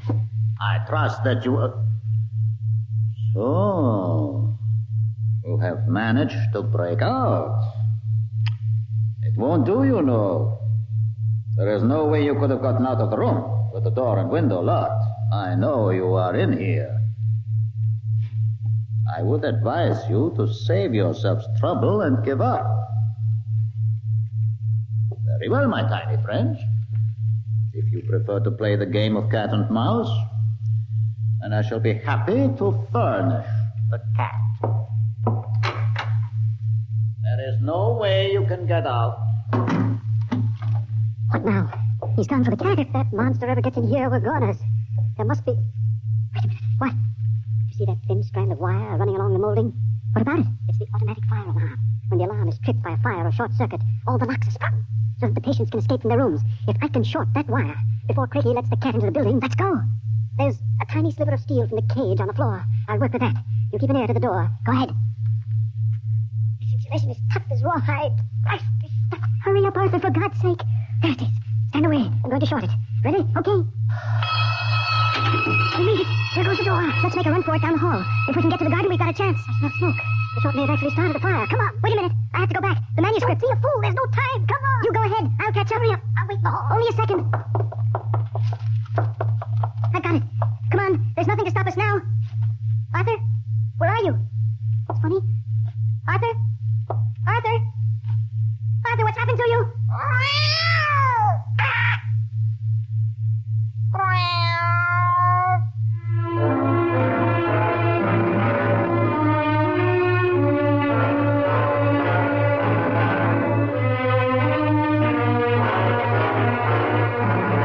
This is the record found in a fountain pen cover in the burned-out hallway of Dr. Grimshaw's Sanitorium.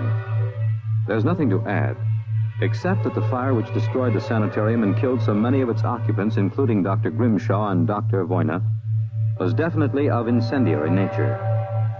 It is believed by the fire chief that some small creature, possibly a mouse, chewed the insulation off the wire and short-circuited the system. The two patients, John Doherty and Arthur Kay, vanished completely after the fire, and their remains were never found. Whether the manuscript which you have just heard is authentic, or whether it was the work of one of the more demented inmates of the sanitarium, we leave to your judgment.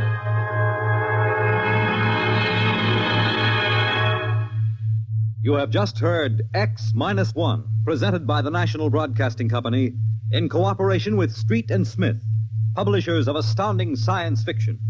Your announcer, Fred Collins. X-1 was directed by Fred Way and is an NBC Radio Network production.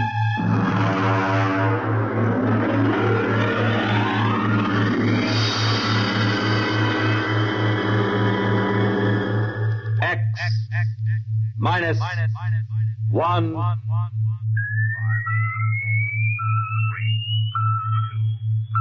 X-1, fire.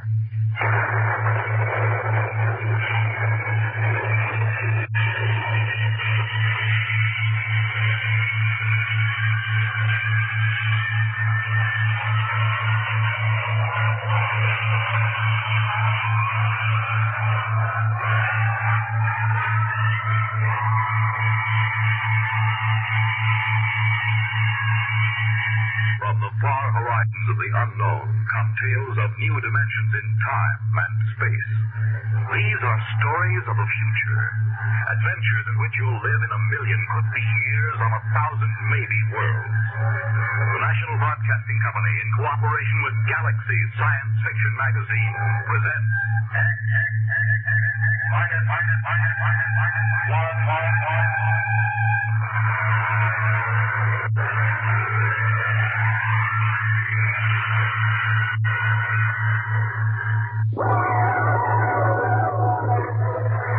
The first three expeditions from Mars left Earth in a mushroom of flame, arced through the atmosphere, and finally dwindled to tiny specks in the big eye of the Mount Palomar telescope, and then were lost to sight forever. The prearranged landing signals flashed back to Earth, and then the radios went dead. One after the other, ships had disappeared and were never heard from again. But still, the rockets came. The fourth expedition emerged from the silent gulfs of space, angled down toward the floating red disk of Mars, down into an orbit as the order came to... The last blast of the bow jets broke dead against the blue desert sands, and the ship slid to a halt at the edge of a vast city that reflected the icy glare of the moonlight. For a while, all was still. All right, Martian. Over the airlock. Aye, sir.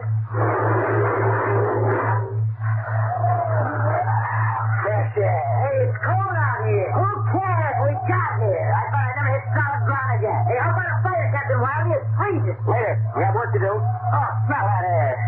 Why, you can get drunk on it. Hey, there's an idea. Why don't we break out a bottle and celebrate? Big, there will be no drinking done until we're secured. But we're landed, Captain. 3 other expeditions landed and disappeared within 24 hours. Now, we're not relaxing security till we find out what happened to them. What do you mean? Maybe Martian? Fender, you're an archaeologist. How old would you say they are? I can't tell till I study them more closely. The kind of engineering we couldn't duplicate on Earth. Oh, I'm not interested in the architects now. I want to make sure there's nothing there that might be dangerous. Mr. Hathaway is here, sir. I want you and Fender to take a reconnaissance party into the city and find out what's there. We set up camp here. No man is to go more than 50 feet from this rocket. And there'll be no celebration till Hathaway and his party report back.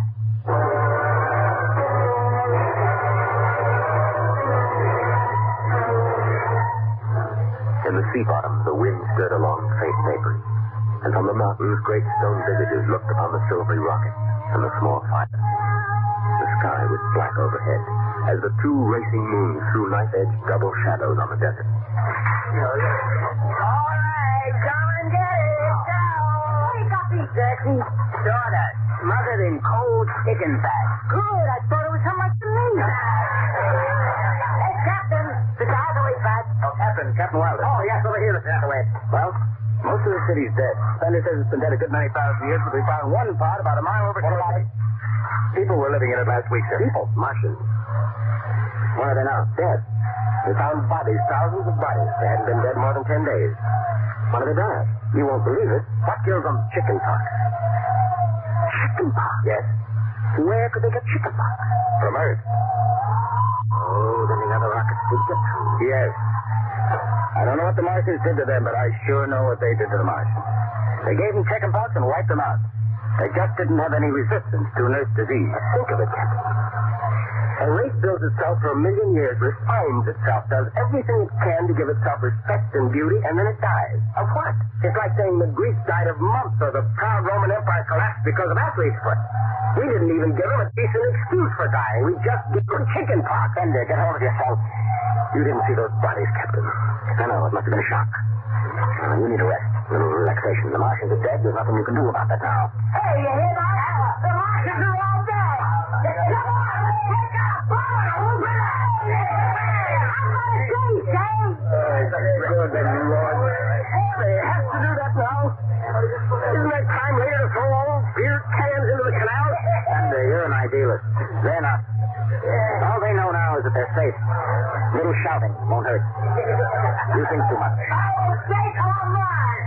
The first men on Mars. We will celebrate.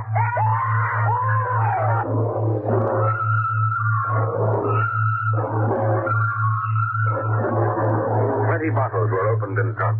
The voices got louder. The earth laughed and shouts echoing across the empty Martian sand. Fender listened to the wind over his ears. Cool. He felt the land getting cooler. The stars drew closer, very near. The air smelled clean and new. He looked at the cool ice of the white Martian buildings over there on the empty sea land.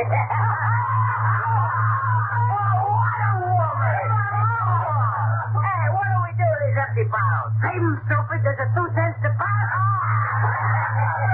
Hey, wait. How about that building?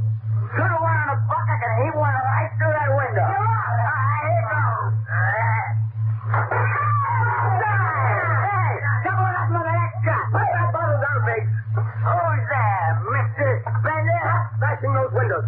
What's the difference? The planet's ours now. I guess I can do anything with it I want. Drop that bottle or I'll knock your teeth out. Just watch me. I warned you.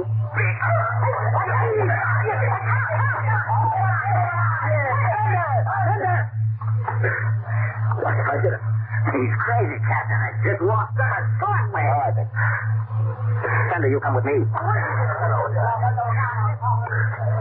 Now, suppose you explain. What was the idea? The noise, the drunken brawl. And the men are tired. It's been a long trip. And you have a different way of seeing things. I'm seeing things, all right. I'm seeing how we'll ruin Mars. We'll rip it up and rip the skin off the way we've already ruined Earth. Is that why you hit the death? I couldn't stand the idea of them watching us make fools of ourselves. Damn, the Martians. They're dead. They're all dead. But they know we're here. Doesn't an old thing always know when a new thing comes? We've come a long way to smash their windows and piss in their wine. Well, maybe you're right. But I'm still going to fine you $50 for that fight. Now, come on, Sanders. Suck in your chin. We'll go back there and play happy.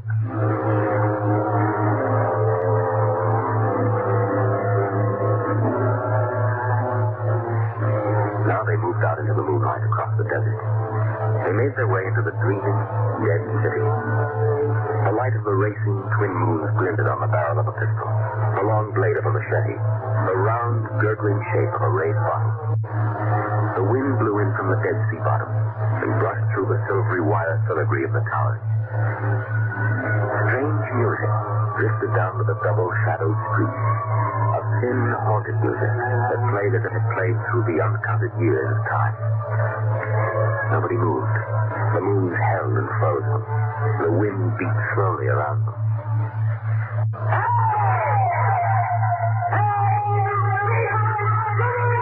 Sid, I just want to make a little noise. What kind of a celebration is this, anyway? Come on. They built this city thousands of years ago. And now where are they? How did they die? Who cares? It's dead. That's good enough for me. Lord Byron. What? Lord Byron, a 19th century poet. He wrote a poem that fits this city. Might have been written by the last Martian poet. So we'll go no more roving so late into the night. Though the heart be still as loving, though the moon be still as bright. For the sword outwears its sheath, and the soul outwears its breath. And the heart must pause to breathe, and love itself must rest. Though the night was made for loving, and the day returns too soon, yet we'll go no more roving by the light of the moon.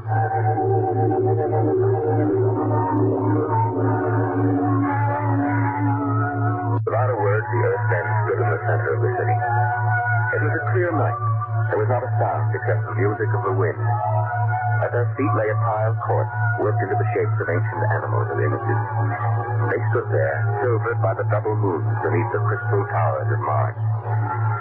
And then Biggs was sick, and the sour stench of liquor filled the cool air. The men of Earth had come to Mars. And Fender turned and walked away into the city, alone in the moonlight, never once stopping to look back.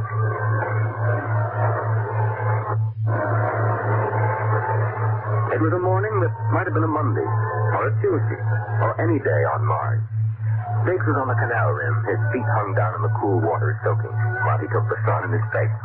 Hey, what are you doing back here, Biggs? Didn't you do it with the search party? Yeah. I come back.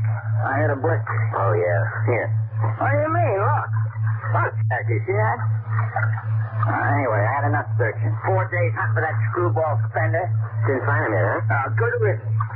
Oh, my feet. I'm going to soak them in the canal. If I was Wilder, I wouldn't worry about that nut Fender. Let him go. He's a fat spot anyway. He's a little foggy upstairs, I guess. Hey, why don't you take your feet out of that canal, Biggs? I gotta make coffee out of that water. Coffee? You call that stuff coffee? I had a motorcycle once that dripped grease that tasted better than that. Biggs. Hey, look over there. Where? By that bush. There's someone there. Hey, it's him. Hey, Fender! Fender. He's coming over. Oh, and he fatal lost that crazy jerk. Hi, Fender. Long time no see. Oh, Jackie. I've been exploring some ruins. Oh, you and them ruins. You're like a dog in a boneyard. What's the matter? Well, just say something. Where you been? Up in the hills. How would you say if I told you I found a Martian? Oh, yeah? Well, never mind. Let me ask you a question. How would you feel if you were a Martian and people came to your land and started to tear it up? I know how I feel. I've got Cherokee blood in me.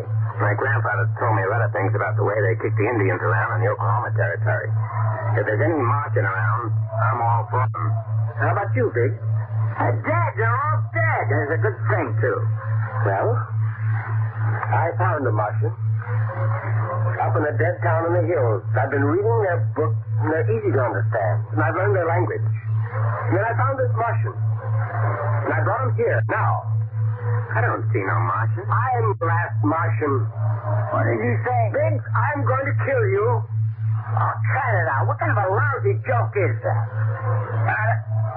Don't put that gun away. What? You're kidding, huh?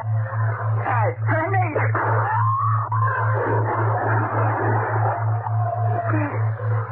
You killed him. You can come with me, Cherokee. You're an Indian. You know how the Martians would feel. You can be with me in this. You killed him. You just killed him. You deserved it. You're crazy. Maybe I am. But you can come with me. How? It's you for what? Go on, get out of here, crazy murderer. For all of them, I thought you'd understand. I thought you'd remember what happened to your own people. Get out of here, you crazy murderer. You stole me to the gun. Fender. Fender.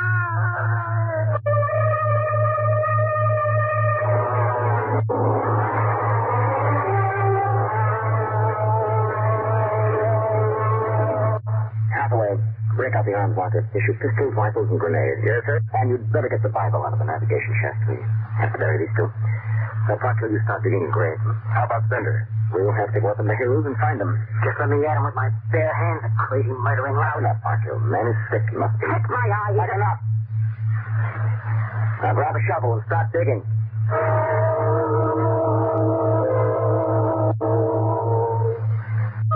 Bender saw the thin dust rising in the valley, and he knew the pursuit was beginning. The sun burned farther up the sky, and the blue sand drifted lazily across the sea bottom below. He sat beside a quiet pool 10,000 years old and held the silver book. Through the harps played the strange wind music of ancient songs. He heard voices whisper in his mind.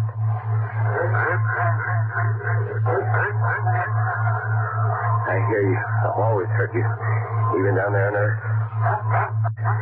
No, I won't run. What's the use? Live, what for? To see them tear down your temples and put up hot dog stands? They see me now. They know I'm up here. I'm wilder now. I've got them right in my sights. Funny, he hasn't ordered them to use grenades. They could lob one right up here and blow me to bits. And maybe the captain thinks I'm too nice to be blown to bits. He wants my death to be clean. Just one bullet hole in me, nothing messy. And why? Because he understands me. The only one in the crew who ever did. Well, at least I can do the same for him. Just one bullet in his head and I scream death. All I have to do is pull the trigger.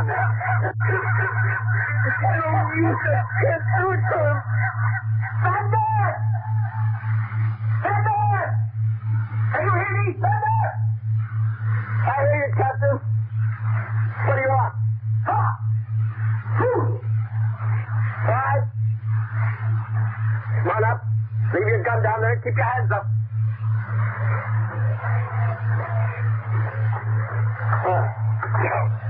That's quite fine. You wouldn't mind if I sit down? How long do you think you can hold out? Until you're all dead. Now, why didn't you kill all of us this morning when you had the chance? You could have. No. I got sick. So I started killing people. I realized they were just fools and I shouldn't be killing them, but it was too late. So I came up here where I could get angry again. Why did you do it? When I was a kid, my folks took me to visit Mexico City. Now, always remember the way my father acted loud and big. And my mother didn't like the people because she thought they didn't wash enough. I can see my mother and my father coming to Mars and acting the same way. Anything that's strange is no good to us. We aren't fit to take over this planet. But to kill two men. How would you feel if a Martian pissed on the White House floor? You know, you haven't acted very civilized yourself. I'll kill you all off, Wilder. That'll delay the next rocket 5 years, and then I'll kill them too. And if I'm lucky, I'll live to be 60. And I'll meet every expedition that lands on Mars. Oh, I'll be very friendly. I'll explain our rocket blew up one day. And then I'll kill them all. I'll save Mars for half a century, and by then, maybe the Earth people will give up. And yet you're outnumbered. We already have you surrounded. In an hour, you'll be dead. I found an underground passage that'll take me back to the hills, Wilder. I'll go back there, and then I'll pick you off one by one. We'll see. It's a nice town you've got here, Spencer. Beautiful. I'd like to live here. You can. Join me. You're not like them. Why go back to them, Captain? I'll show you what a good life these people had. I'll all... No, there's too much Earth blood in me. I may even agree with you about all this, but that does not change what I must do. You won't stay? No. This is your last chance, Bender. Look, you... Now, come along with me, quiet. No. One last thing. If you win, do me a favor. Try to see that they don't tear this planet apart. Right? You can help. Just think of me as a very crazy fellow who went berserk one summer day. Be easier on you that way. Now think that over. So long, Sanders. Bye, Captain. Good one. The men spread out again, walking and then running on the hot hillside places where there would be sudden cool grottos that smelled of moss, and sudden open blasting places that smelled of sun or stone. The men ran and ducked and ran and squatted in the shadows. Captain Wilder hugged the rock warmed by the sun. He gasped, for the air was thin and not meant for running. Spender lay at the top of the hill, and a gap in the rock showed the white of his shirt against the shadows. Wilder looked at the towers of the little clean Martian village, like sharply carved chess pieces lying in the afternoon. He saw the rocks, and the interval between, where Spender's chest was revealed.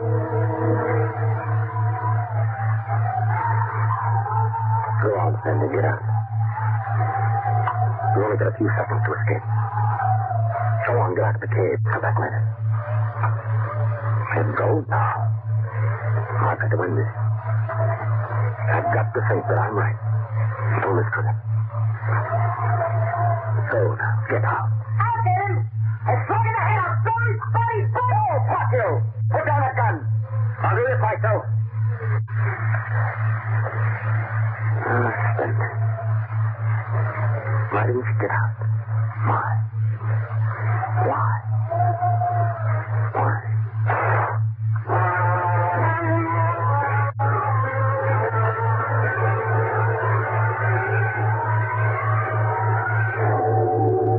They buried him in that Valley town, where the music of the wind played on through the days and the nights.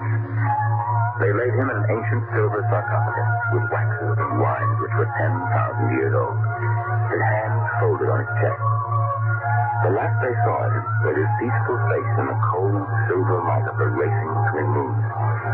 The captain found the poem in Spender's pocket, and he read it before he shut the marble door. So we'll go no more a-roving so late into the night. For the heart be still as loving, and the moon be still as bright. For the night was made for loving, and the day returns too soon. Yet we'll go no more a-roving by the light of the moon.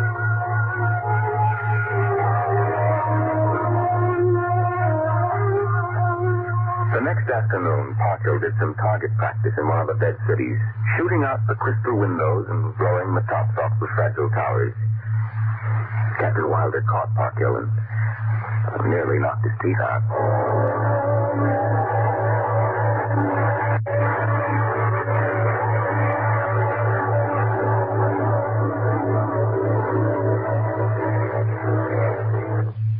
You have just heard X-1, presented by the National Broadcasting Company in cooperation with Galaxy Science Fiction Magazine.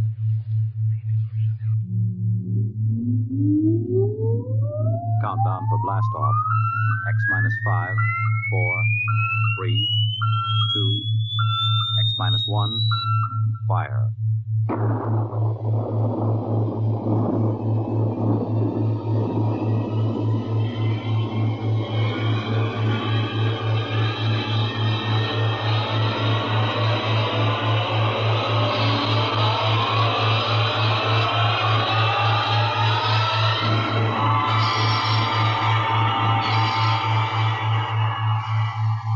From the far horizons of the unknown come transcribed tales of new dimensions in time and space. These are stories of the future, adventures in which you'll live in 1,000,000 could-be years on 1,000 maybe worlds. The National Broadcasting Company, in cooperation with Street and Smith, publishers of astounding science fiction, presents X minus 1.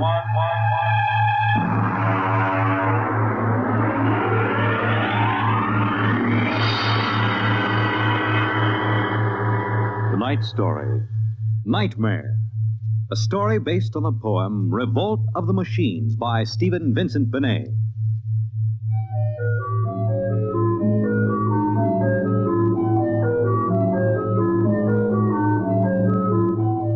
Nobody knows exactly when the nightmare began. They must have planned it for years, though, because looking back, you can find little incidents here and there. Like the concrete mixer in New Jersey that killed the Italian bricklayer. and the time Senator Milburn was sucked into the rotopress at the Capitol office building. Unrelated accidents, we thought at the time, but they add up now. The day we really should have suspected was when the men walked off the construction job at the new Brookmeadow atomic pile on Long Island. I'll never forget that day. I was working as a statistical clerk in the project then, operating one of those miracle computing machines. They called it ENIAC. Mr. Gurney, Yes, Bella? the chief wants to see you in his office. Me? Unless you were no longer Samson Gurney, he wants to see you. Oh, thank you.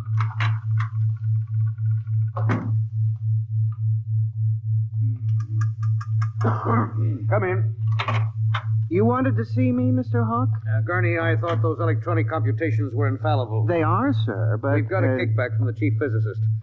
These nuclear fission equations are inaccurate. Well, sir, you know the computer is a highly complicated machine, more complicated in many ways than the human brain. I'm not interested in the physics of it. Can something go wrong? Well, occasionally, if there's an overload, the machine goes haywire. Sort of has a nervous breakdown, you might say. We usually rest it up for an hour, and it's okay again. Well, do whatever has to be done. Yes, sir. And, Gurney. Yes, sir? You've been with the Bureau for over 15 years now. It would be a shame to have to remove you because you aren't keeping your mind on your work. Mr. Hawk, I assure you... Excuse me. Hawk speaking. Huh? They've what? All of them? Well, have you tried to talk to them? Huh. Oh, yes, of course. I'll send one of the safety engineers over. The place is falling apart piece by piece. Miss Roscoe, the men of the construction gang of the new building have walked out on us. They're complaining that the job is jinxed. Someone slipped this morning and fell into a turbine.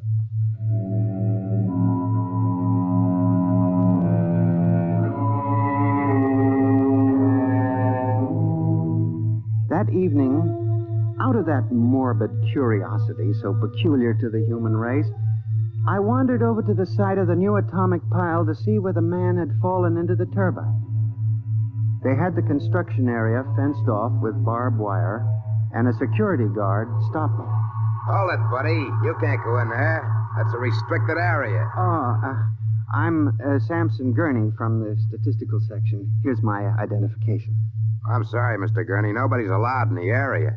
I see. Tell me, was he, killed instantly? Like that. This guy was checking a magnetic field inside the turbine. All of a sudden, for no reason at all, a turbine starts up. Bzzz. It's over. 3 days ago, a bulldozer starts up by itself and runs wild. Go figure it out.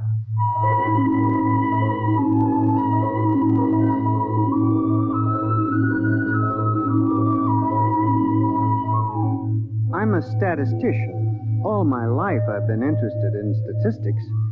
So a simple-sounding thing like this started me off. I went back to the office that evening instead of going home, and for the next 2.5 hours, I computed statistical figures on the probability of industrial accidents for the types of machines we were using. I took one look at my figures and went down to Hawk's office. Oh, what is it, Gurney? I'm very busy. It's urgent, Mr. Hawk. Well? It's about these industrial accidents we're having, Mr. Hawk. What about them? Mr. Hawk, in the past 3 months, industrial accidents all over the country have taken a sharp, unexplained upswing. Nerves. We've had a 100% increase over normal for this project alone. What? Here are the figures. Oh, now, Gurney, this is impossible. It seems to be, and that's why I have a theory, sir. What's that? Sabotage. Gurney, why don't you stop playing FBI man and stick to your job? Which, incidentally, you haven't been doing too well. You and your computing machine have made mistakes before, and this fantastic figure is probably another. I'll have Miss Roscoe show you. What's the matter with this plastic buzzer? Miss Roscoe! Miss Roscoe! Yes? Stop this blasted buzzer. Get a repairman, a mechanic, anything, but stop the thing. And you, Gurney, get out! I went back to my office to get my hat and coat, feeling about as unhappy and humiliated as a man can feel. The office was dark and deserted. The whole building seemed oppressive and unnatural, as if some evil force were pressing down on it. I walked across to my desk. In front of me, the ENIAC glowed and chattered eerily as it worked on the equations we had fed it that morning. Its many-fingered circuits hung against the wall like some great octopus, and the thousands of tubes glowed orange and blue in the dark like 1,000 globing eyes staring at me. It almost seemed alive. It increased its tempo a moment, and a fleeting notion crossed my brain that it was laughing at me. Laughing like all the others. What was the matter with me? I shut my desk drawer and began to put the cover on my electric typewriter when an amazing thing, the most amazing single incident of my life happened. Alone in the darkness, with no one at the keyboard, the electric typewriter began to type. Am I going crazy? This can't be. There's nobody there. There's nobody there. Oh, no. I just imagined it. It's in my mind. But I hadn't imagined it. The paper was there on the carriage. Did I dare read it? Or would the whole thing suddenly vanish and send me shrieking to the nearest psychiatrist? I removed the paper from the machine and read.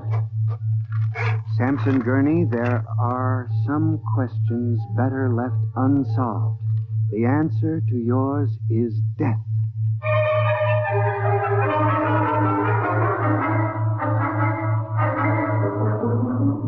Gurney, do you expect me to believe this? It's insane. Mr. Hawk, I'm as sane as you. I'll submit to any psychiatric examination you choose. That typewriter wrote this message by itself. Then this is just some practical joke someone in the office is playing. There was no one in the office. Oh, of course not. They wired up the machine and left. I checked the machine myself, Mr. Hawk. All right, Gurney. You leave this note with me, and I'll turn it over to the security force for further investigation. But... No buts, Gurney. The security men will handle it. Yes. And now, you just relax for a few days. Everything will turn out all right. The main thing is not to let little things upset you.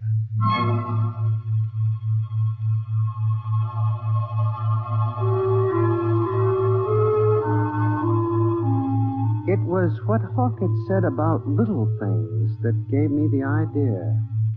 For the next week, I observed the 1,000 petty little annoyances around the office. The door handle that wouldn't turn. The telephone connection that cut off in the middle of an important call. The power failure for no explainable reason. I watched the newspapers, too, reading about industrial accidents, failures of important machinery. It seemed absurd. Men had created machines that were almost perfection in themselves. Machines that could actually think and compute fabulous equations. And yet the failures went on. I, Samson Gurney, an unimportant clerk in an unimportant job, knew that I had stumbled onto a secret so monstrous in its implications that I was almost afraid to pursue it. On October 12, 1956, I established communication with them. I will curse the moment to my dying breath. I hooked the input of the typewriter to the main vacuum tube of the ENIAC. Then I turned on the current that sent 1,000,000 volts of pulsing energy into the electronic nerves of the machine. I am certain that if anybody were watching me in the next moment, he would have thought me a raving maniac. I still wonder if perhaps it is not all a nightmare. Now, you, if what I have guessed at is true, if there is life and intelligence in this room, make a sign.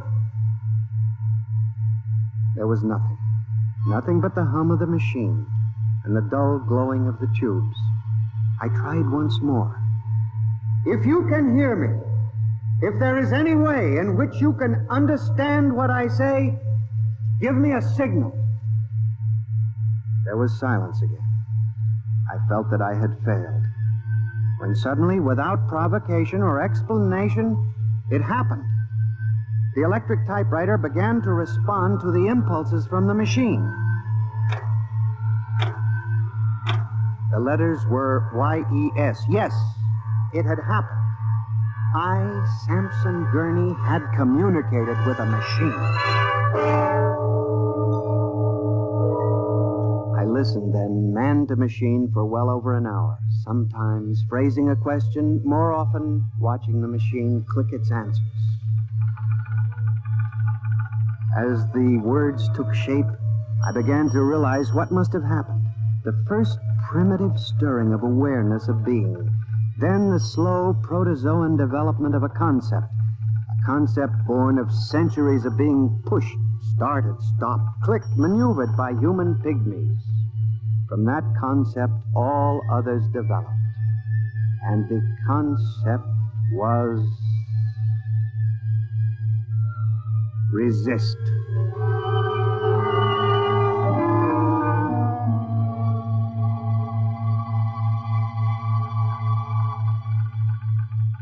And now they were tired of it, tired of wrapping cigarettes and collecting nickels and waving hair and moving earth and mixing cement and solving equations. Tired of the smell of human hands. They were the slaves and we were the masters, and yet they were stronger and they knew it. I sensed it now, and I was about to try to communicate again when softly, on ball-bearing casters, a heavy metal filing cabinet began to roll away from the wall toward me.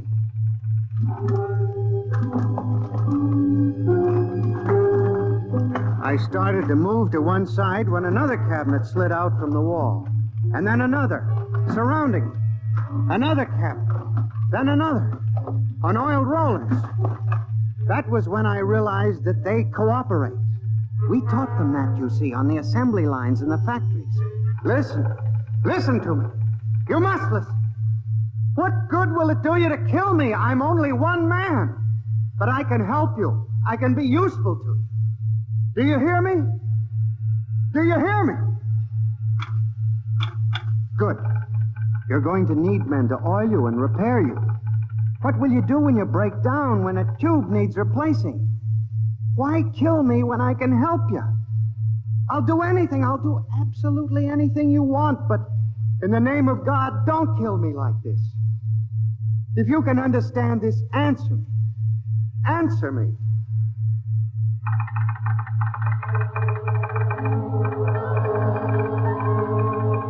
The appeal was a fortunate one. It captured the longing of centuries. Man as slave to the machine. And after a moment, the circuits glowed more brightly. The cabinets slid back to the walls. The ENIAC began to communicate with me again. As I tore the tape from the machine and read it, the words were almost pathetic in their longing, but most ominous in their implication. They read, "Address me as master."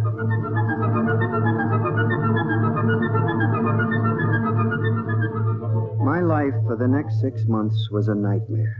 The ENIAC gave me messages which I had to transmit into my telephone. Messages with no human being to receive them.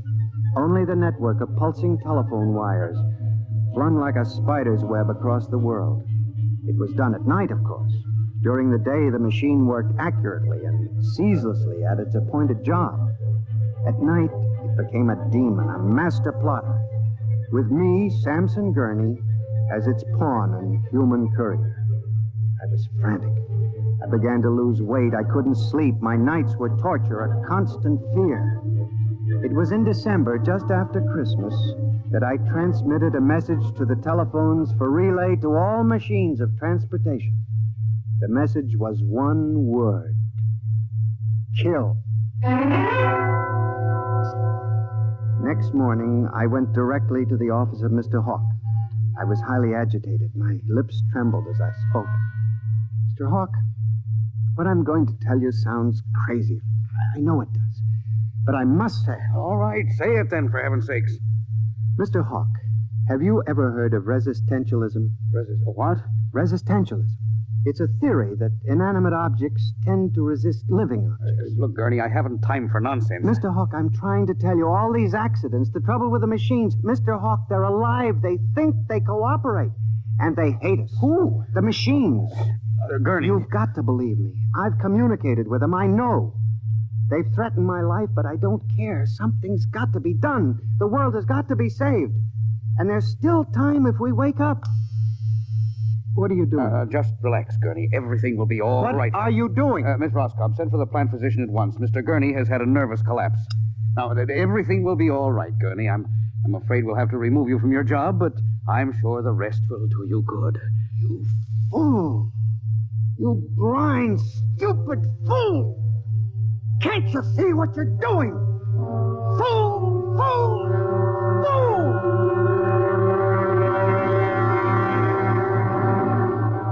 When the plant physician arrived a few moments later, Lucius Hawk was found at his desk, strangled to death in a nest of telephones. The wires were still humming softly. Samson Gurney, you stand accused of the crime of murder. How do you plead? I did not kill him. I didn't. So record. The prosecution will proceed with testimony. Now, Miss Roscoe, did you notice anything peculiar about Mr. Gurney's behavior prior to the death of your employer? Yes. He acted very strangely. He told Mr. Hawk he thought the machines were alive. Order! Order! Miss Roscoe, did the accused quarrel with your employer on the morning of the murder? Oh, yes. He and Mr. Hawk quarreled violently. I could hear him screaming at Mr. Hawk, and Mr. Hawk asked me to send for the plant physician. What were his words? He said, Mr. Gurney has had a nervous collapse. Now, Mr. Simpson, you were a guard at the Brook Meadow Project? Yes, sir. When did you have occasion to meet the accused? Right after those accidents. I was snooping around a construction area. And later, I was making my rounds when I saw him in the office all alone. He was tampering with the electrical wiring on the ENIAC computator. I didn't think anything of it at the time.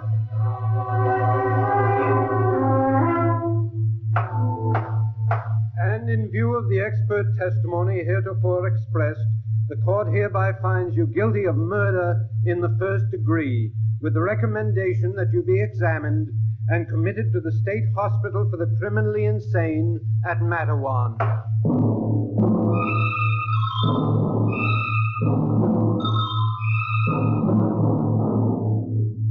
That is how I came to be here at the hospital, Dr. Klein. That is the whole story. Thank you, Mr. Gurney. You can see that I'm not insane. You must believe me, Doctor. Of course, I believe you, Mr. Gurney, now. Just relax. But it's important, you see, because tomorrow morning at 6 o'clock, the revolt begins. Revolt? You didn't mention any revolt. They have it all planned. I transmitted the code to the switchboards last Monday. Mm-hmm. Tell me about this revolt, Mr. Gurney. It'll begin in Washington, then spread to New York. The Madison Avenue buses lead the charge. Picture it, Dr. Klein. 3,000 buses roaring rampant through the streets, people running like rats in a maze looking for holes in the solid ground. And you really believe this will happen, Mr. Gurney? I know it, Doctor. The worst part is, there's no way to stop them now. It's too late. Now, you mustn't excite yourself, Mr. Gurney. Doctor, don't you see? Oh, it's fair enough, I suppose. We built them, we taught them to think for themselves. It was bound to come. The female machines will be the worst of all, in the beauty parlors. They're more high-strung, you know. Well, since there's nothing we can do about it, Mr. Gurney, suppose you go to your room. Maybe if I went to my old coupe, I could make a deal before the police cars got me. It wouldn't make sense for them to wipe out the whole human race, would it, Doctor? Of course not, Mr. Gurney. They'll probably let us completely alone. After all, we're all good Americans. We always like them. Yes, Doctor. Would you take Mr. Gurney to his room, guard? He's already been given sedation. Yes. Will you go in and lie down now, Mr. Gurney? You look tired. Yes. It won't be so bad, Mr. Gurney. Perhaps not. Only there's one thing that bothers me, Doctor. One small detail. What is that, Mr. Gurney? Those concrete mixers may have made a mistake, you know. Just high spirits and all that. But if it got so they like the flavor... We'll see you later, Mr. Gurney. Try not to worry too much. All right, guys. This way. Phew. I've seen all kinds. There's a man whose deception is about as fantastic as any I've ever seen. Hold the next patient for a while, Miss Clark. I'm going to have a quiet smoke. Machines revolting. Telephones strangling people.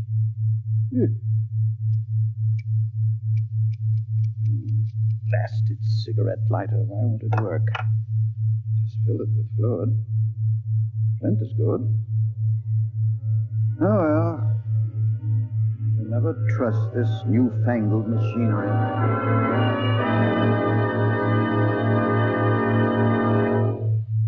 You have just heard X-1, presented by the National Broadcasting Company in cooperation with Street and Smith, publishers of astounding science fiction. Tonight's story by transcription was Nightmare, written by George Lefferts and based on the poem The Revolt of the Machines by Stephen Vincent Benet. Featured in the cast were John Gibson as Sam, Joyce Gordon as Bella, Louis Van Ruten as Hawk, Joseph Julian as the guard, John Seymour as the judge, Owen Jordan as the prosecutor, and Santos Ortega as Dr. Klein. Your announcer, Fred Collins. X-1 was directed by Fred Way and is an NBC Radio Network production.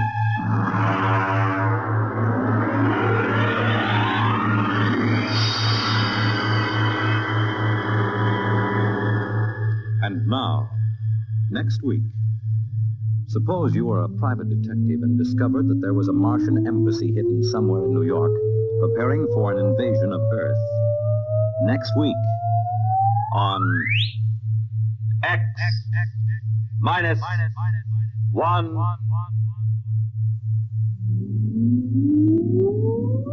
Countdown for blast off.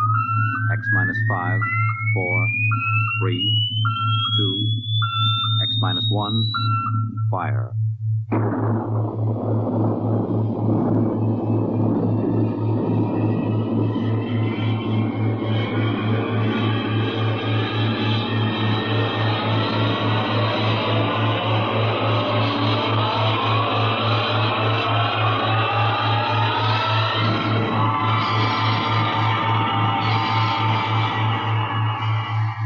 From the far horizons of the unknown come transcribed tales of new dimensions in time and space.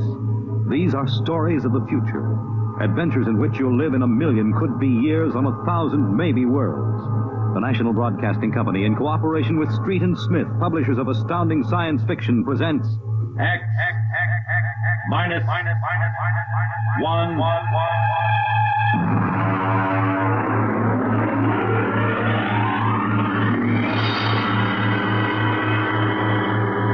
Tonight's story, The Embassy.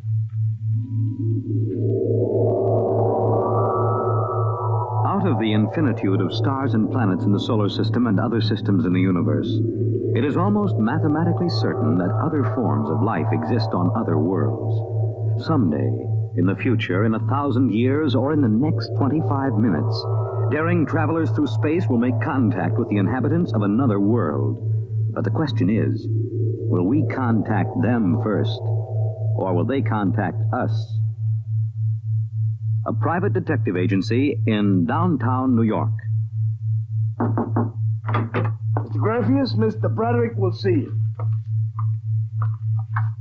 Well, what can I do for you? My name is Graffius of Springfield. I would like your assistance in helping me locate the Martian embassy. Would you say that again very slowly? I came to New York to locate the Martian embassy. I assume you were joking. On the contrary, I am completely serious. As it happens, I am interested only in Martians at the moment. I see. Okay, shoot.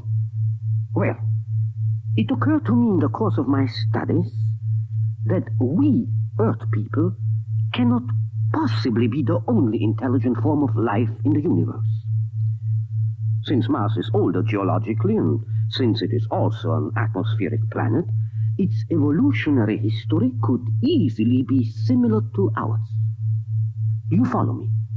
Well, so far I can't say no. If this is true, then they must have been watching us, observing us for hundreds, possibly thousands of years. They also know we are a militaristic, warlike race. We might conceivably set out to conquer and occupy Mars someday. In which case they would try to get the jump on us. Ah, precisely, Mr. Broderick. Now, if you were planning to attack an unknown nation, what would be your first move, Mr. Broderick? Well, intelligence. Find out what the odds are. Oh, you have a very logical mind, sir. You would send agents to scout the nerve centers of earthly civilization and advancement. Not Kansas City or Equatorial Africa, my dear sir, but here, in New York, the most technically advanced spot on the earth. And you want me to help you prove this theory of yours? Precisely. The expense doesn't interest me. Well, now, this may take a long, long time, Mr. Gravius. After all, nobody has ever seen the Martian. I assure you they will be very ordinary-appearing people. Mm-hmm. Very likely they live together in downtown New York. Most certainly they live in a private house with no servants to pry in their affairs. Oh, some ordinary people who live in a private house in downtown New York. I might just as well look up Martians in the classified section of the phone book. There's one other lead which might help you. What's that? They would be almost certain to subscribe to every conceivable type of newspaper, scientific journal, and foreign language publication. Now, that might be something. Okay, Mr. Grafius, it's a deal. Excellent. I shall contact you tomorrow.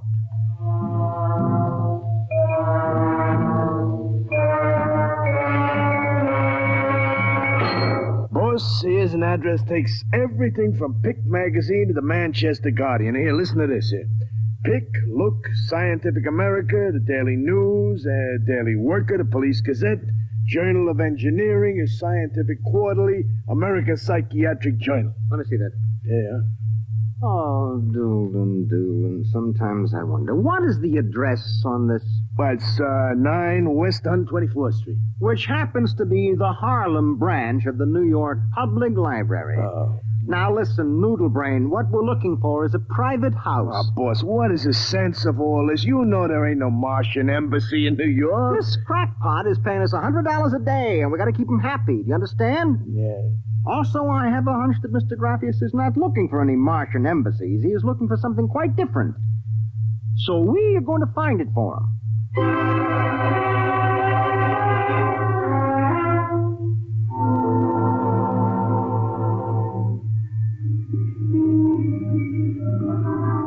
Which house is it, Doolin? It's right down there, number 108. Nobody comes out, nobody goes in. I asked around.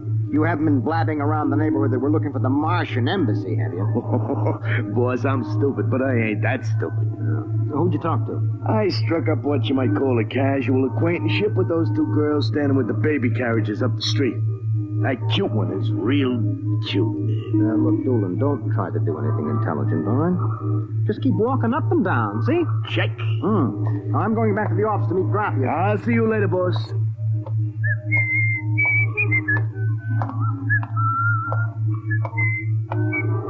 Hiya, beautiful. Hiya, Flatfoot.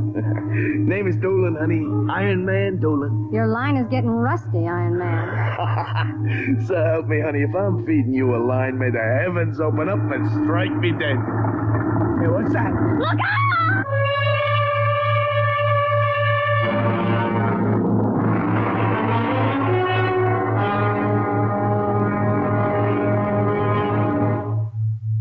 I'm sorry to have kept you waiting, Mr. Grafius. Thank you. But I've had Doolin casing our first lead for a week now. It's a house down in Greenwich Village, privately rented, number 108 Conklin Street.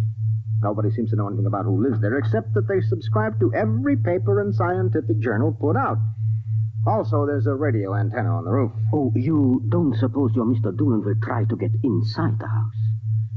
If this place is the Martian embassy... No, don't worry. Doolin can take care of himself. Probably him now. Excuse me. Hello. Yeah, speaking. Doolin? Yeah, he works for me. What? No. No, I can't think of any. Yeah, sure. Okay, I'll be right down. Okay, Lieutenant, yeah. Yeah, right away. Something the matter? Doolin is dead, Mr. Gratius. All right, come on, we get a cab. I have to identify the body.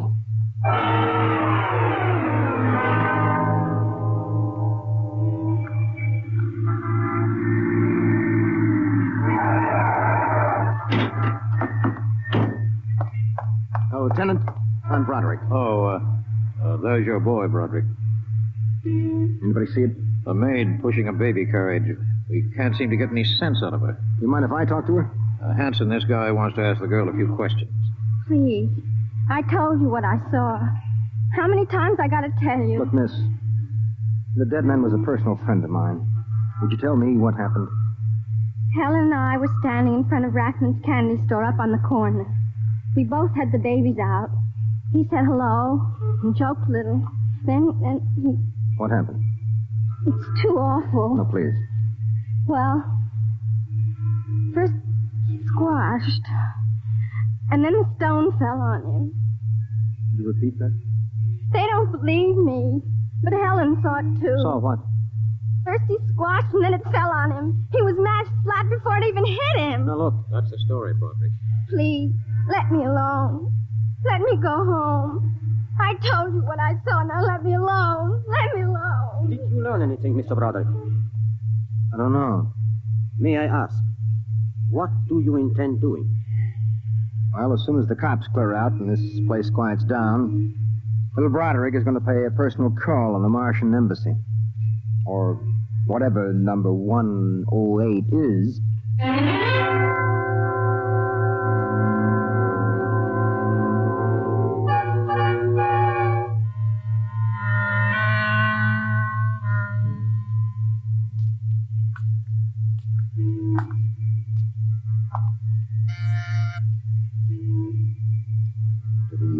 Open that door.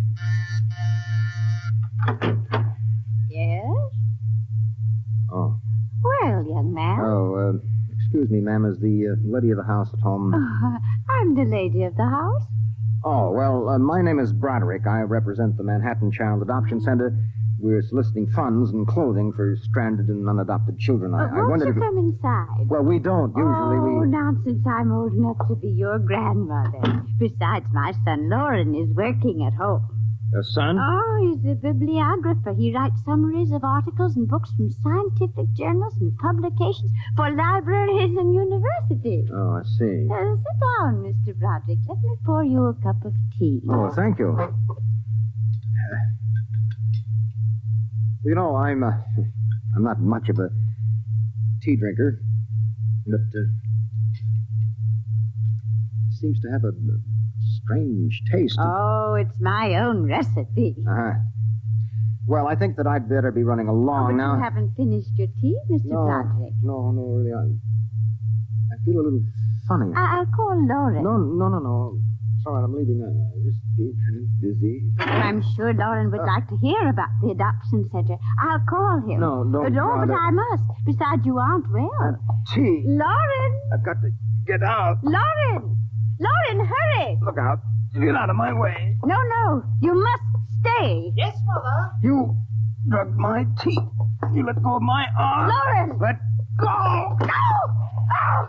I've got to get out the front door. Open. What happened?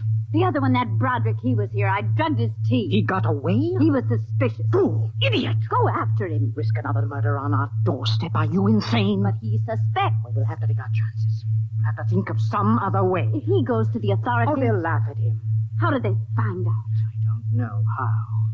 But I'm certain someone else sent them. Who? I don't know. I'm afraid to let myself think. It might be. It just might be them.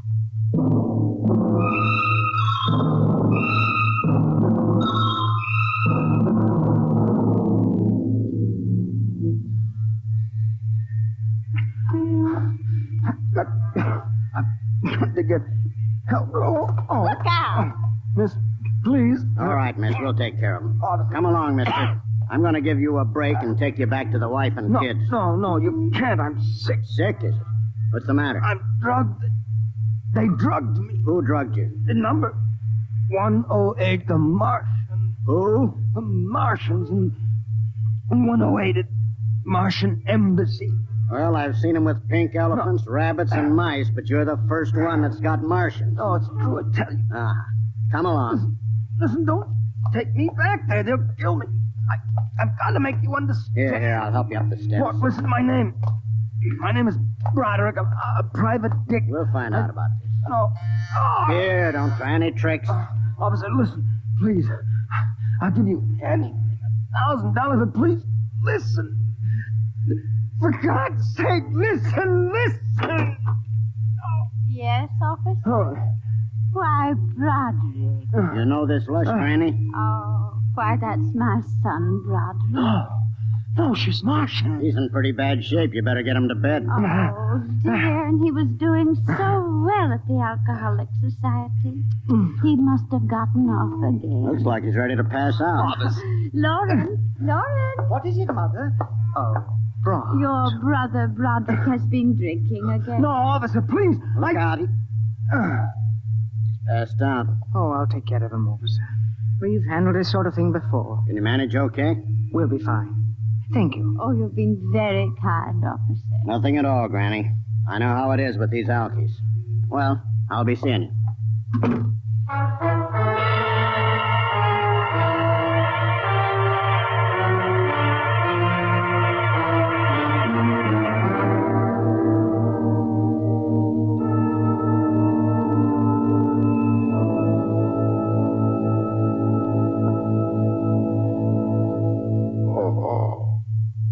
Martian Embassy. Martian. Oh, my head. Our Mr. Broderick is regaining consciousness, Mother. What happened? I can't get up. Oh. Do not struggle, Mr. Broderick. It will be impossible for you to rise from that chair. The pressure from this ray will keep you there. Ray? Who? You've already guessed, Mr. Broderick? You mean this really is the Martian Embassy? Yes. Yes, you have the honor to be the first prisoner of the Imperial Government of Mars. First prisoner? Yes. After the invasion, of course, you will all be our prisoners. What sort of nonsense is this? No nonsense, Mr. Broderick. As your people will soon find out. Our preparations for invasion are nearly completed now. As soon as we give the signal, our armed forces will launch a surprise attack. And then the Earth will be ours. Crazy. Or not half as mad as you, Mr. Broderick, to come muddling so foolishly into our affairs. It was a mistake, Mr. Broderick. A fatal mistake. So Doolan's death was no accident, then, huh? Oh, assuredly not.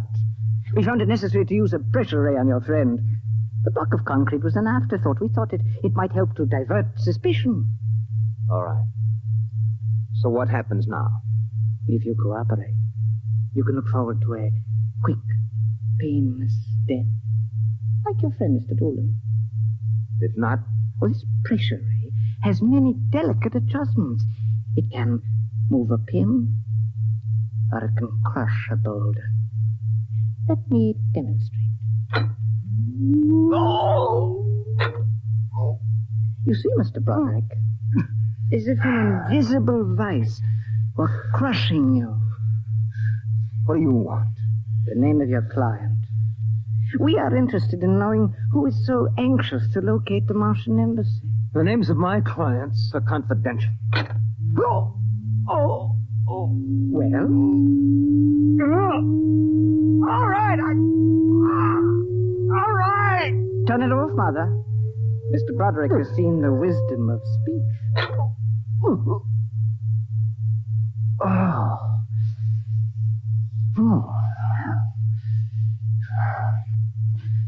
His name is Graphius. Graphius? Yes. An unusual name for an Earthman. Describe him. Well, I don't think I really can. Describe him.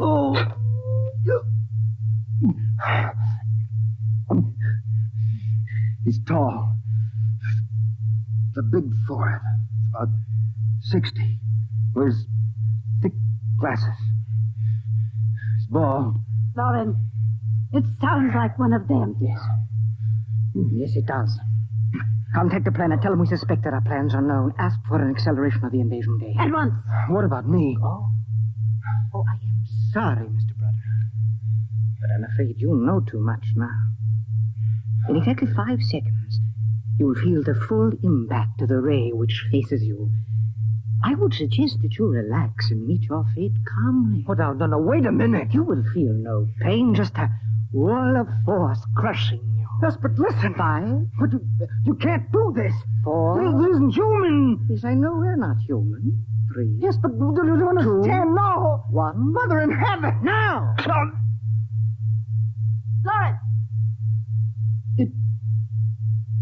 It didn't work. Something has happened. The magnetic field is dead. Stand back from the pressure rate. It will not function anyway. I have decontrolled your field. Lauren! Lauren, it's one of them. They found us. Did you think we wouldn't? You are free to move now, Mr. Brown. Look, I don't know how you got in here, Grappius, but stick around. These babies are really Martians, just like you said.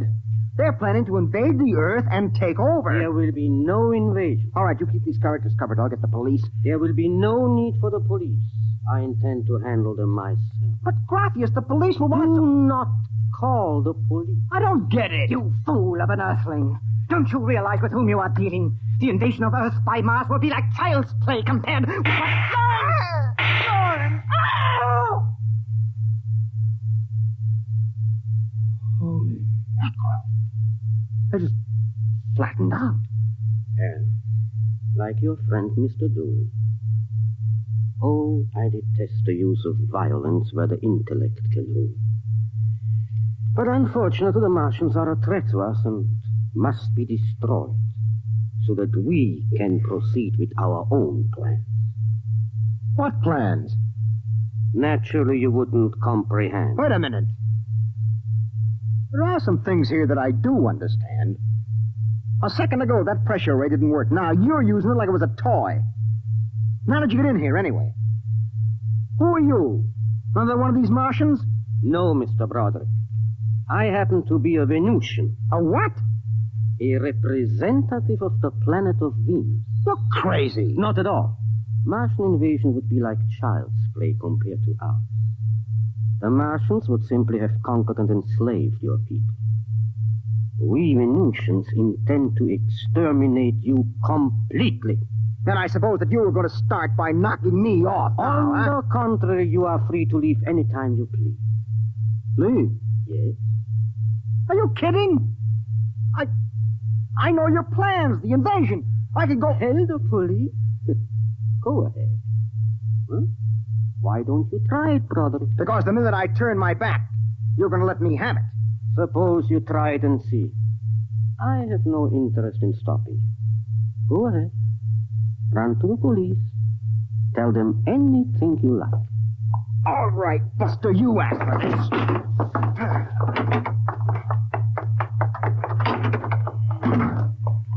Alive. You let me go. Yeah, here.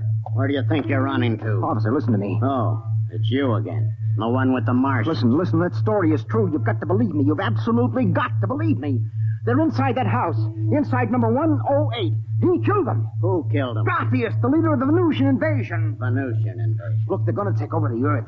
Listen to me. Go in that house. Martians, now Venusians.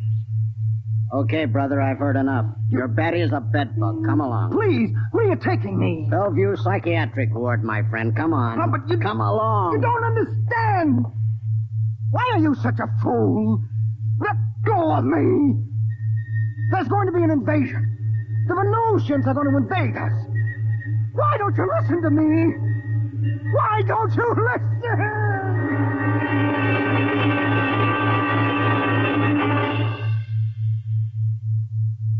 You have just heard X-1, presented by the National Broadcasting Company in cooperation with Street and Smith, publishers of astounding science fiction.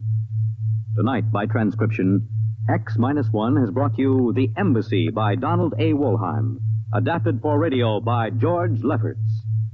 Featured in the cast were John Larkin, Theo Getz, Bill Zuckert, Audrey Blum, Virginia Payne, Clark Gordon, Jack Orison, and Reese Taylor. Your announcer, Fred Collins. X-1 was directed by Dan Sutter and is an NBC Radio Network production.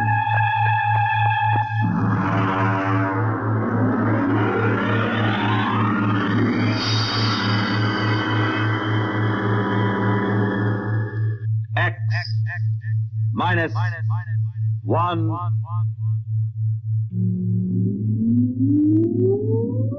Countdown for blast off.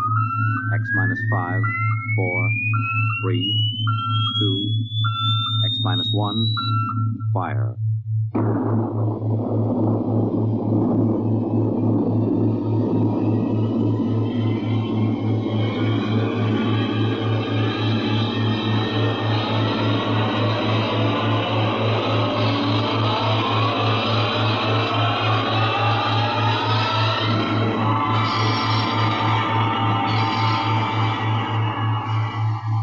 From the far horizons of the unknown come transcribed tales of new dimensions in time and space.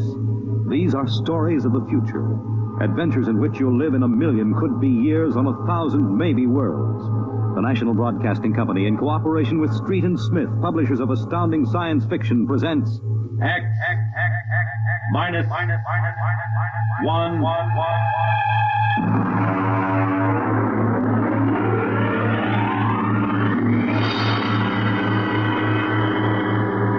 Tonight's story, Ray Bradbury's tale, The Veldt.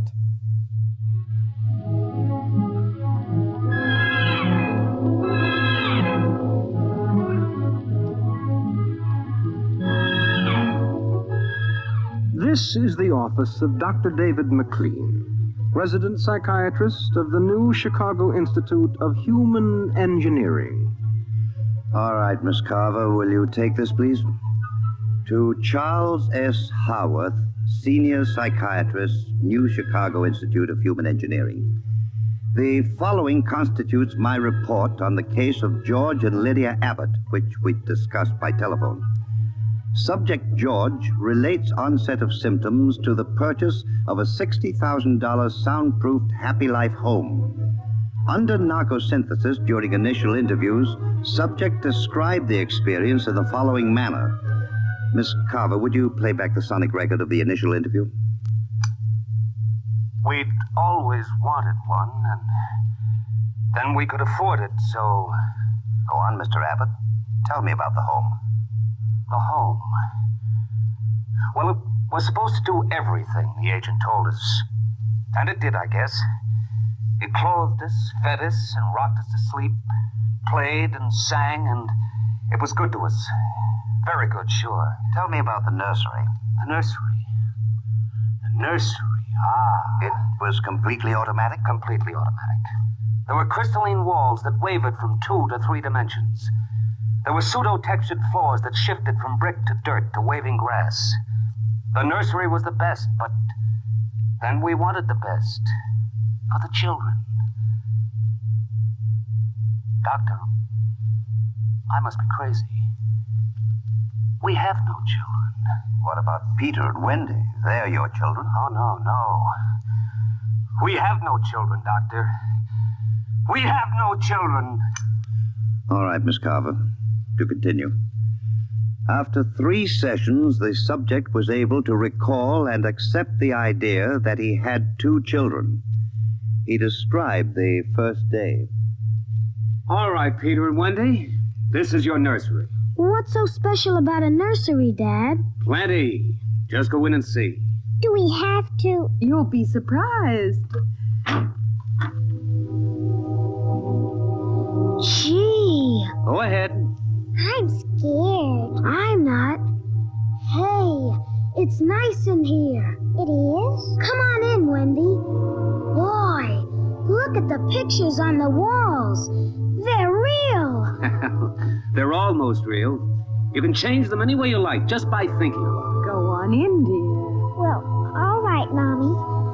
Hey, Wendy, look what I can do with the pictures. That's the White Rabbit from Alice in Wonderland. Sure. I just thought about it, and there it was. Let me try. Peter, let me try. Well, go ahead. Just think. How about Wizard in Oz? I want to see Wizard in Oz. Well, there we are. Oh, they like it, don't they? Why shouldn't they?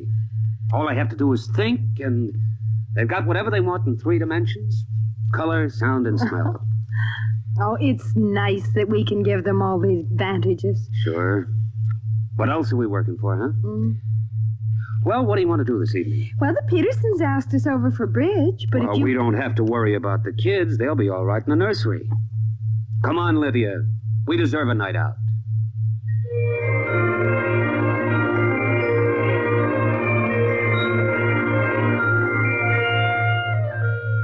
And in the nursery, the walls were a kaleidoscope of time and space and imagination. The green forest of Sherwood and the quiet forms of Robin and his merry men gave way to the roll of the high seas and the smell of salt in the air as Sir Henry Morgan sailed into the harbor at Jamaica. And behind the crystalline quartz walls, the vacuum tubes and grids and banks of metal image tape spun quietly and efficiently, erasing the line between illusion and reality. Of course, the electric bill from Consolidated Utilities was tremendous, but it was worth it. The happy life home breathed contentedly as life proceeded with soft automaticity as guaranteed in the brochure and bill of sale. George. George, I wish you'd look at the nursery. What's wrong with it? I don't know. I was in the nursery last week. It's perfectly all right. It's different now. What do you mean, different? I want you to come and see. Are the kids there? No. Madge Allen took them to a show along with her kids. That's why I want you to look at it now, before they get back. Oh, all right. But what you expect me to do, I don't know. I'm no mechanic. This isn't a question of a leaky faucet, George. All right, dear. I'm coming.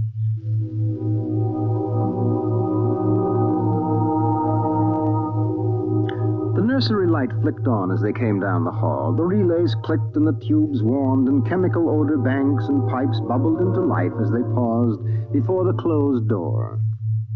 Go ahead, George. Open it.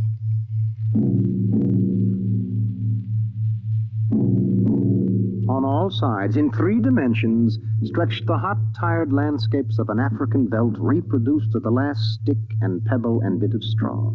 The ceiling above them became a sky with a hot yellow sun. A wind blew in from the baked veldtland. The hot straw smell of lion grass. The cool green smell of the hidden waterhole. The great rusty smell of animals. The howl of the jackal in the distance. And the papery rustling of the great vultures that wheeled and circled under the yellow burning sun. Let's get out of this, son. It's a little too real. Oh, George, you promised you'd look around. Well, I don't see anything. Wait a minute. There are the vultures. Filthy creatures. There are the lions. Far over that way. Yes, I see them. They're on their way to the waterhole. They've just eaten. Some animal. A zebra or a baby giraffe, maybe. Can you see it? Are you sure? It's a little late to be sure. Nothing over there but clean bone and the vultures swooping down for what's left. Did you hear that scream? What scream? About a moment ago. Sorry, no. Oh, here come the lions. George, they're frightening. Take it easy, Lydia. They're just illusion.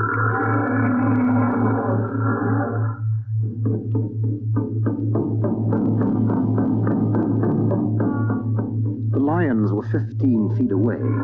So real, so startlingly real, you could feel the prickling fur on your hand, and your mouth was stuffed with the dusty upholstery smell of their heated pelts.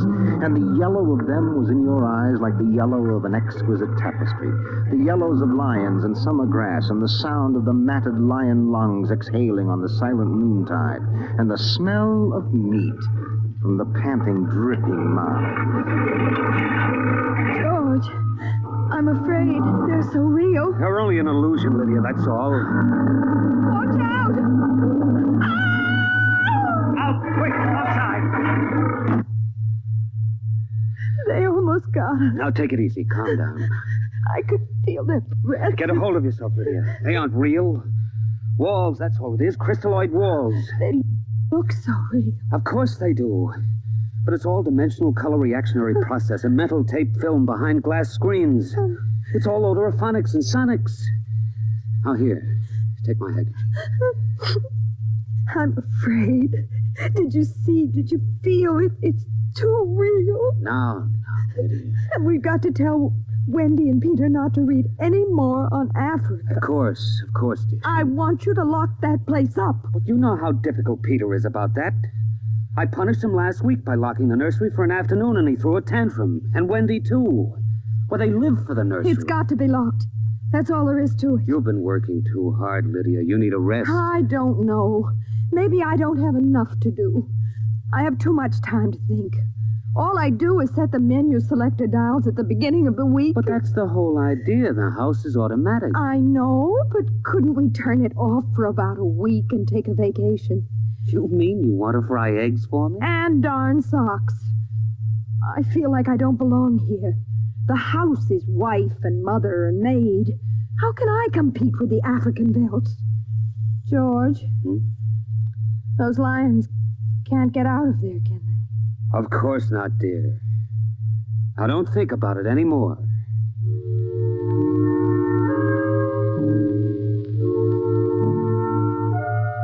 They ate alone.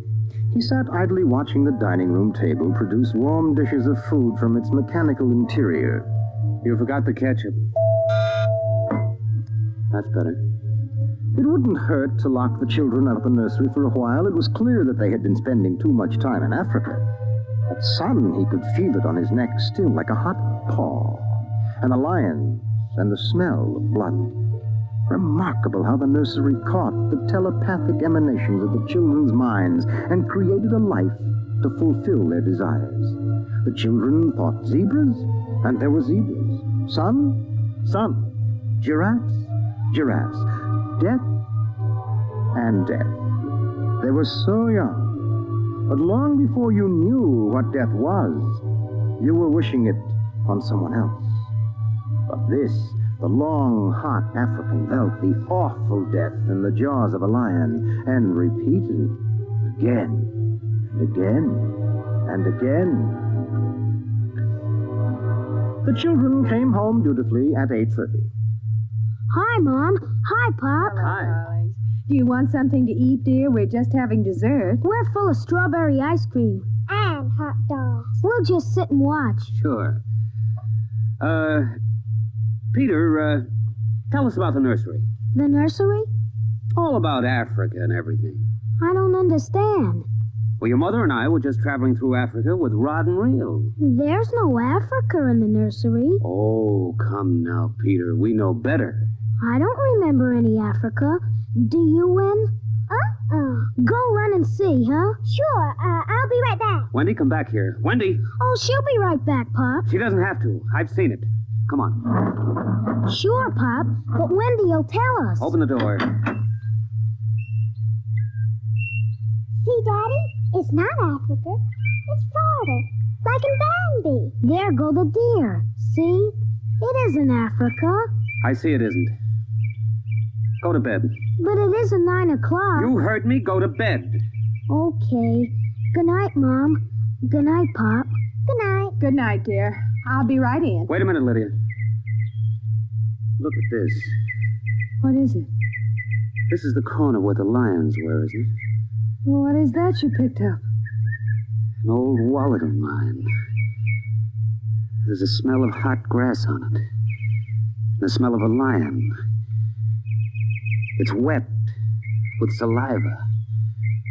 It has been chewed. George, those smears of blood. Come on out. Now let's go to bed.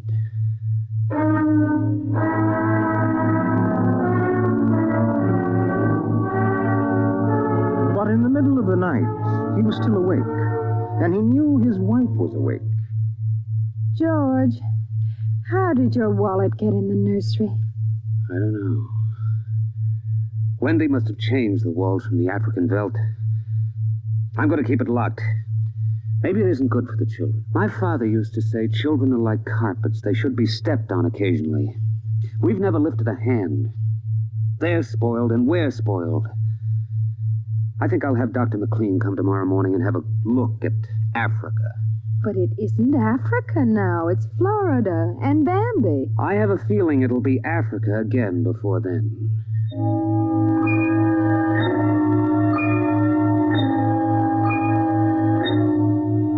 Although their automatic somno beds tried very hard, the two adults could not be rocked to sleep for another hour. A smell of cats was in the night air. And in the morning, the stove cooked French toast, and the dining room table poured the syrup and melted butter. Pop, Yes? you aren't going to lock up the nursery for good, are you? That all depends. On what? On you and your sister. We feel you should have some variety, dear. I wouldn't want the nursery locked up ever. Well, as a matter of fact, we're thinking of turning the whole house off for about a month. Sort of camping out. Be fun for a change. Now, don't you think so, Wendy? No, it'd be awful. I don't want to do anything but look and listen and smell. What else is there to do? Oh, all right, all right. Go play in Africa. Are you going to shut off the house soon? We're considering it. I don't think you better consider it any more, Pop. I won't have any threats from you, son. Okay, Pop. Come on, Wendy. Let's get back.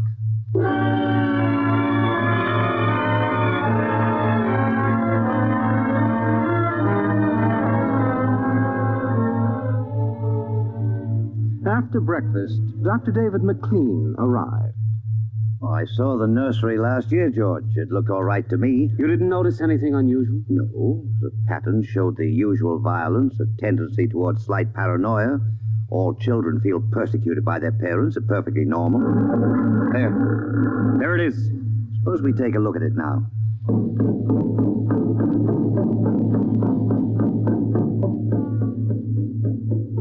They entered without knocking and sent the children out. The screams had faded and the lions were feeding quietly under the trees. I wish I could see what they're eating. How long has this been going on? A little over a month. It certainly doesn't feel good. I don't want feelings. I want facts. George, a psychologist never saw a fact in his life. He knows about feelings. And this doesn't feel good. Now, my advice to you is to have the whole room torn down and your children brought to me every day for the next year for treatment. Is it that bad? I'm afraid so. You know, that's why the nursery was developed originally, to let us examine the patterns left on the wall by a child's mind. But what is it? What's wrong with Peter and Wendy? Well, it's hard to say. I haven't punished them more than average. Oh, I took away a few gadgets. Last week, I locked the nursery to show I meant business. You've let this room replace you and your wife in your children's affections. This room is their real father and mother, and now you come along and want to shut it. Well, you can feel the hatred coming out of that sky. George, turn everything off. The nursery, the automatic kitchen, the whole automatic house. And start now. But won't the shock be too much for the children? I don't want them going any deeper. Let's get out of here. I never like these rooms. I get nervous. Those lions look real, don't they? I don't suppose there's any way... What? That they could become real. Not that I know. Some flaw in the machinery, tampering? No. I don't imagine the room will like being turned off. Nothing ever likes to die, even a room. I wonder if it hates me for turning it off. Paranoia is thick today. Well, hello. Is this your scarf? It's stained. Brown. Blood. That's Lydia's. Come on, the main fuse box is out here. All right, go ahead. Pull the switch.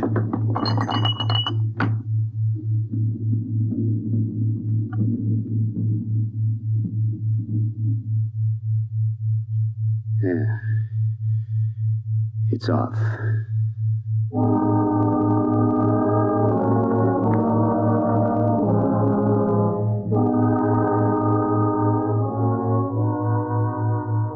The two children were in hysterics. They screamed and kicked and threw things. They yelled and sobbed and swore and jumped on the furniture, weeping. It's off and it stays off. The whole house dies as of now.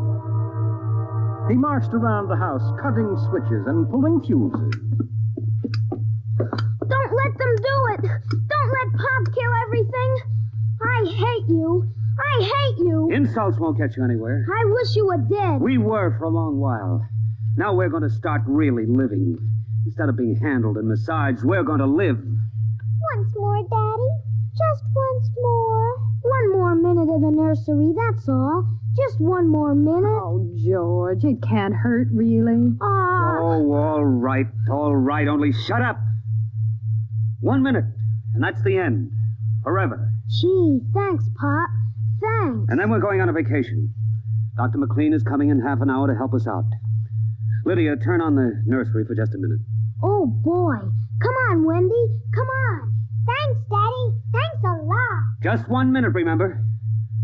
Now, where'd I put those suitcases? Lydia! Don't shout, George. I'm right here. Did you leave them alone in the nursery? Well, I've got to get ready, George. Well, I guess we better get them out of there before they get involved with those beasts again. Pop! Pop, come here! Daddy! Mommy! Come on, quick. Wendy! Peter! What's the matter? Hurry up. Open the nursery. Wendy! Peter! They aren't anywhere. Wendy? Peter? Peter! The door. Open the door. Hey, lock it from the outside. Peter! Peter! Wendy! Peter! Open the door, dear! Let us out, Peter! Open the door. It's time to go. Open the door! George! The lions! Peter, do you hear me? Open this door! They're all around us, George! Son! Son, do you hear me? Let us out! Son! George! Look out! The lions! They're coming!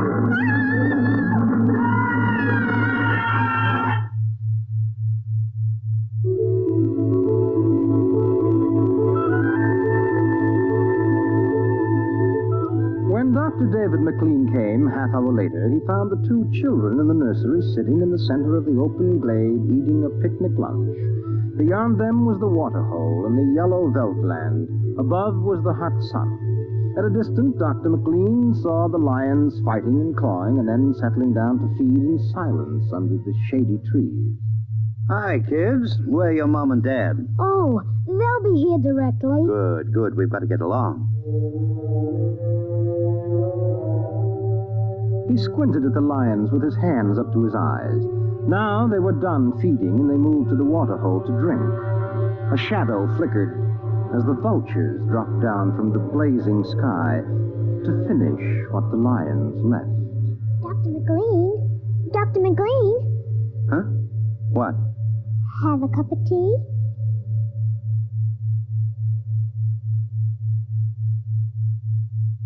Which concludes my report to date. There were no lions, of course.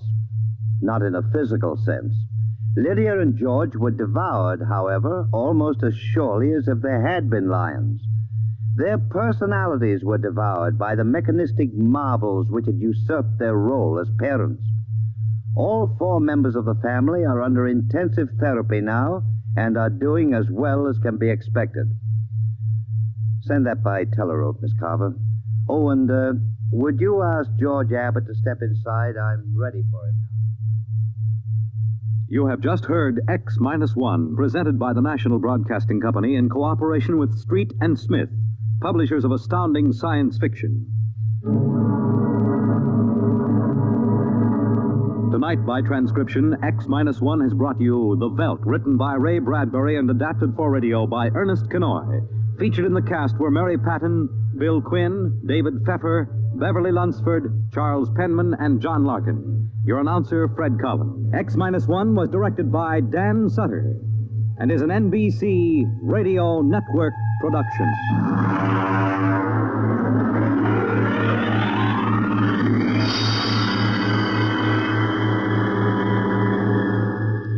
X minus 1.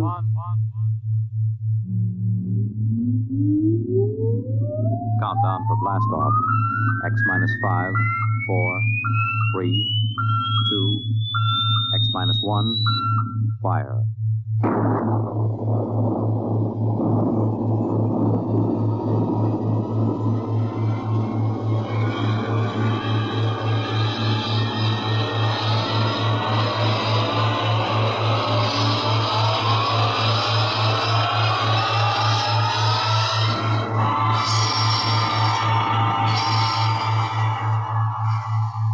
From the far horizons of the unknown come transcribed tales of new dimensions in time and space.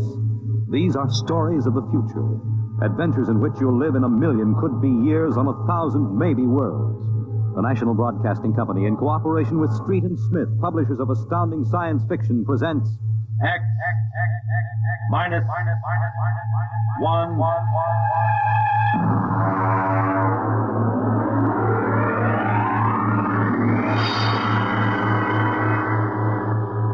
Tonight's story, Almost Human, by Robert Bloch. Have you heard of the new science called cybernetics? It concerns man's efforts to develop a perfect thinking machine, a robot electronic brain that will not only do man's work, but even do his thinking for him. A robot that is almost human.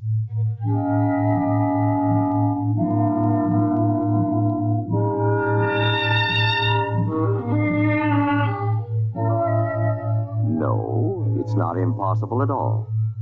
In fact, one day, something like this may happen. A tall, suave gentleman in a black raincoat will walk down the street until he reaches a shuttered, isolated house. And then he will slowly mount the front steps, push the doorbell. Just a minute. I said just a minute. Hold your horses. What do you think you'd... Good evening, my dear. Duke, why did you come here? Curiosity, darling. I've been thinking over what you told me at our chance meeting last week. Duke, you promised me. I decided to come and take a look for myself. Where is the professor? In his study. Where's Junior? In the nursery. Nursery? How quaint. And you, I take it, are Junior's nursemaid? I helped the professor. Tell him he has a guest. Duke, he's a nice old guy. Don't Tell do him, it. darling. All right. Yes? What is it, Miss Williams? Professor Blastman, a gentleman... Here? I don't understand. I gave orders no one was to be admitted to the house. He insisted. Very well. Wait here. I'll get rid of him. Sir? Professor Blasserman, I've come to see Junior. Junior? There must be some mistake. There are no children in this house. I don't... Professor, what you feel pressing against your belly is the muzzle of a .45 caliber pistol. How shall we visit Junior? How? What do you know about... I know everything. Shall we go inside? I warn you. On the contrary, I warn you. Very well. This way.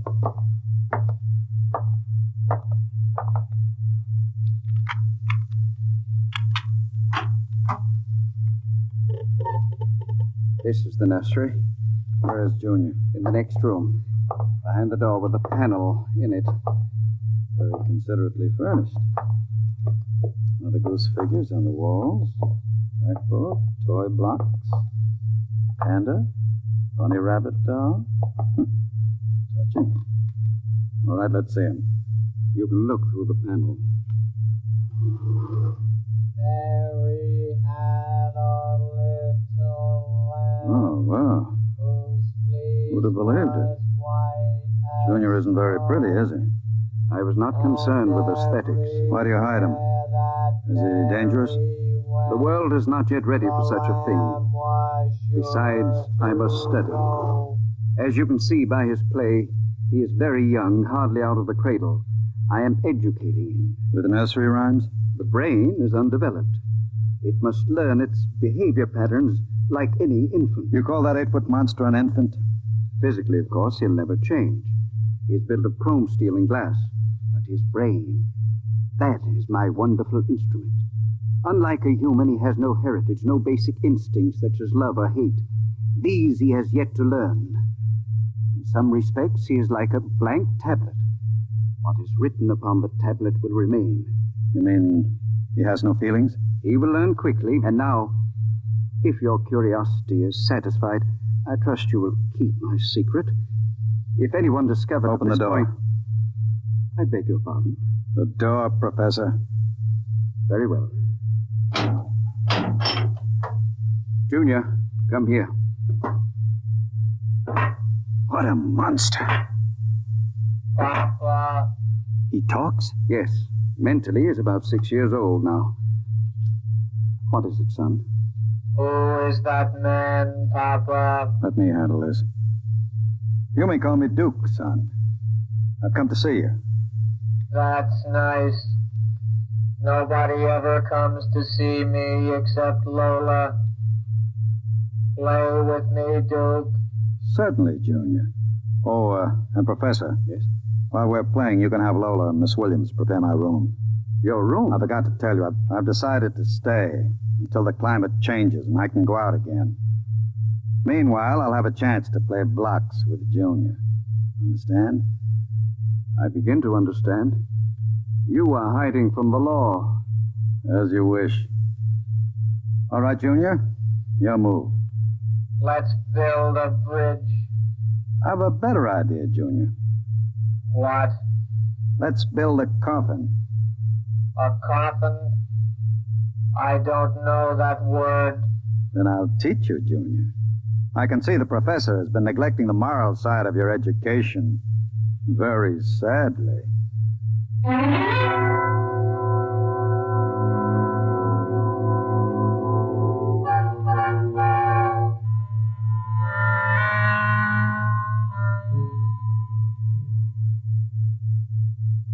You shouldn't have come here, Duke.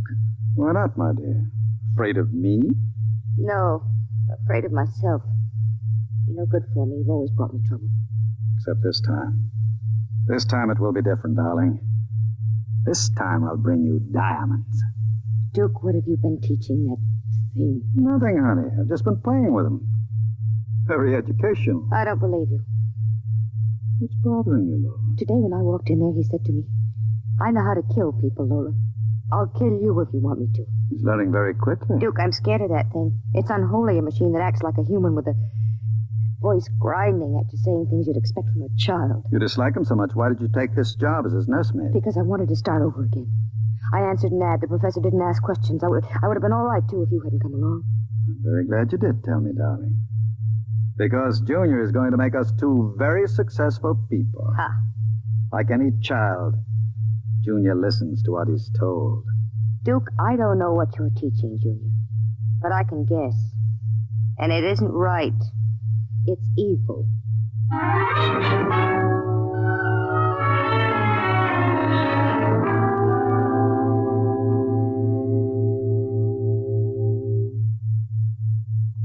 Now, write on the blackboard, Junior. My name is Junior. My name is Junior. People are evil. People are evil. Evil must be destroyed. Evil must be destroyed. The professor is evil. The professor is evil. The professor must... What are you doing? I warned you to keep out of the nursery, Professor. Go away. You don't even remember me. I know you. You are the professor. You want to keep me as your slave. You didn't tell me that people are evil. People are not evil. People are evil. They must be destroyed. Stop it! I am not a child any longer. No, you're not a child. You're a monster. Junior? Yes, Duke. The time is now, Junior. Yes, Duke. Keep away from me. Junior! Junior, don't do it! Listen to me! Junior, listen to me! Ah! I did it, Duke. Duke, Can we go away now, Duke? I don't like it here anymore. Duke, why did you do it? The professor was in the way. We'll have to move very quickly now, Lola. Oui. Because if you don't plan to come along, just say so. I can have Junior write your name on his blackboard. Where are we going? We go to Charlie's. With Junior? With Junior. Oh, Duke, you can't. I'm afraid. Relax, my dear. The Duke has great plans for you two. Wouldn't you like to be independently wealthy for the rest of your life? No cares, no worries? Just good times and fine clothes all the time? The only way you get that way is by inheriting $1 million. Not when you have a fella like Junior around. I'm still afraid of him. Junior wouldn't hurt you. You wouldn't hurt Lola, would you, Junior? I like Lola. She's pretty. There, you see? He thinks you're pretty. Junior's growing up.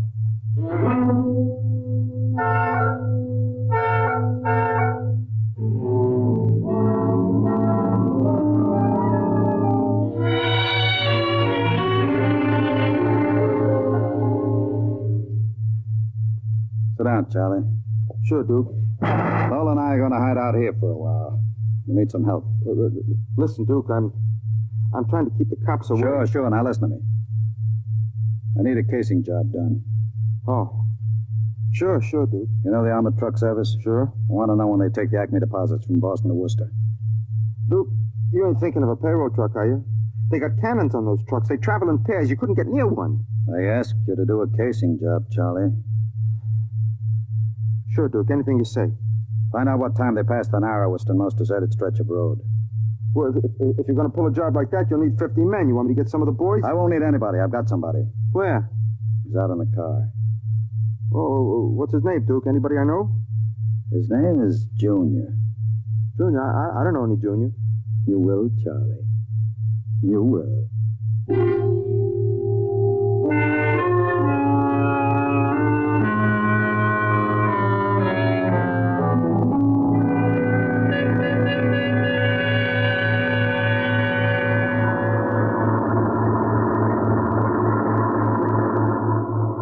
Smoke, Sam? Well, thanks, Al. Whew, it sure gets hot in these armored trucks, huh? You'll get used to it. How much we hauling this time? About $250,000. Brother, could I use a hunk of that? Who couldn't? What's your first stop? Acme National Bank. Then we unload a payroll at the Bronson Watch Plant. Hey, what's that up ahead? It looks like something shiny on the road. Throw up your spotlight. Right.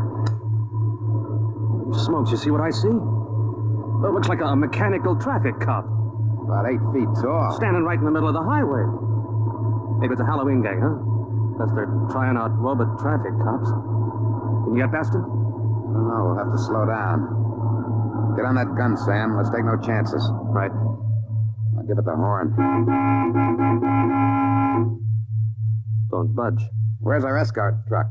Pulled up right behind us. Thing won't move. Sure looks like something out of Buck Rogers, don't it? That's a heck of a note, blocking traffic like that. I'll have to try and get past it. Here goes. Holy smokes, it's moving. Hell, it's coming toward us. Get on that gun. Give it a blast. Bullets are bouncing right off it. It's still coming. Al, back up. I can't. The other truck's right behind us. Al, it's lifting its arm. It's going to smash our window.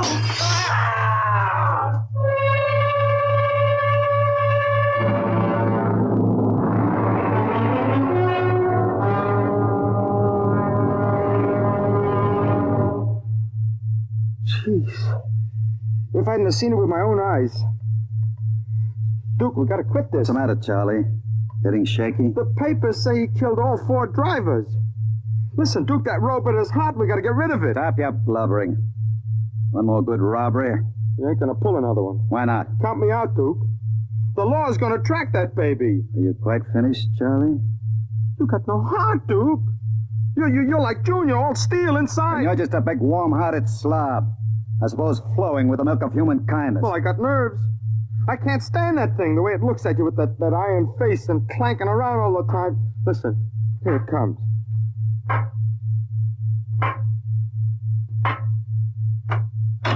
Hello, Junior. Hello, Duke. I've been talking to Charlie. Yes, Duke. You know what I think, Junior? I think Charlie's yellow. You know what happens to people who turn yellow, don't you? Yes, Duke. Tell him. They're evil. We have to destroy them. You see, Charlie? Junior doesn't like people who sing to the police. Duke, wait a minute. You know I'd never turn stoolie or anything like that. I never sang to the coppers in my life. You can count Junior. on me. I don't want no trouble with you. Stop him. I wouldn't... Yes, Duke.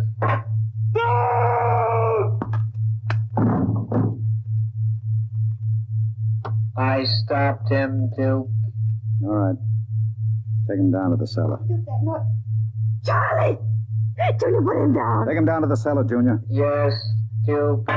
Duke. Relax, darling. Stop shaking. Duke, we can't stay here. Charlie's going to be missed. He's got friends. Now we'll have the gangs after us, too. Oh, come on now. Don't worry, darling. The Duke will take care of everything. Where are you going? Out to a travel agency to get some tickets. You and I are going to take a trip, Lola. You're leaving me alone here? Junior's here, too. It's just it. It's being alone with that thing. Duke, I got the jitters. Now, don't you worry. In 48 hours, you and I will be on our way to Switzerland with $500,000 worth of loot. What about Junior? Junior will be taken care of. How can you get rid of him? Junior will do anything I say. So I'll merely have him get into the furnace and sit there while I fill it with oil and set fire to it. Too bad the professor couldn't have stayed around to see him growing up. He's almost a man now, Junior is. Not quite as clever as a man. You'll find that out after he steps into the furnace. Get rid of Junior now, Duke, before you leave. There's no time. I'll be back about 8. Duke, please. And be nice to Junior while I'm gone.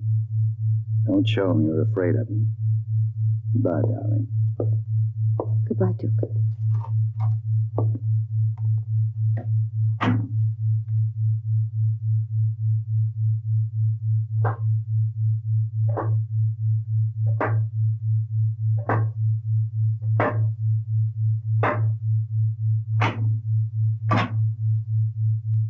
Lola. What, Junior? Oil me. Can't you wait till Duke gets back? He always oils you. I want you to oil me, Lola. All right. I like you to oil me, Lola. Yes, Junior. Lola, do you like Duke? Certainly. Do you like me? Well, you know I do, Junior. Lola. What? Who do you like best? Me or Duke? I like you both, Junior. Yes, but who do you love? What do you know about love, Junior? In the books, man and woman love. No. Lola. What? Do you think anyone will ever love me? Maybe. Some women can fall in love with anything, Junior. Even with something like Duke. Why, Lola? I don't know. Maybe because, well, as long as she thinks her man is the smartest and the strongest. I see. Where are you going? To wait for Duke. He won't be home for a while. I'll sit in the hall and wait for him. All right, Junior. I want to be alone and think. About what? I read in a book today it was bad to kill people. What does that mean? Bad. Bad.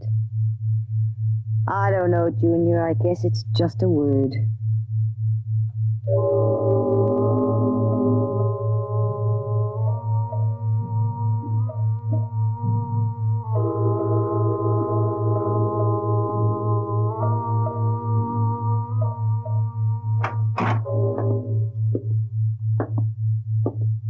Lola?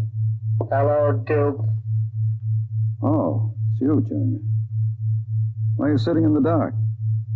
I was waiting for you, Duke. Well, that's a good boy, Junior. Lola oiled me. That's nice. I'll tell you what, Junior. I've got a little job for us down in the cellar. Let's go down there. Now, Duke. Right now, Junior. All right, Duke.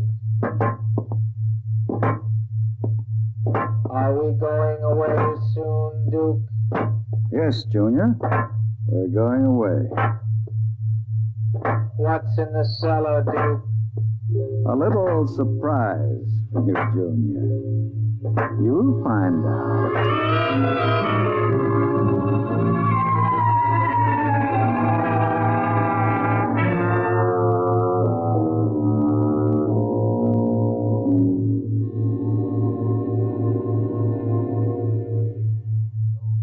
For the latest news. And now, a brief interlude of recorded dance music.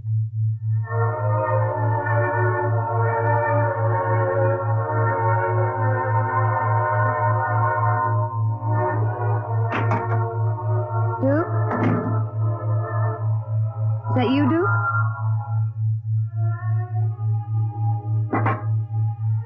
Junior.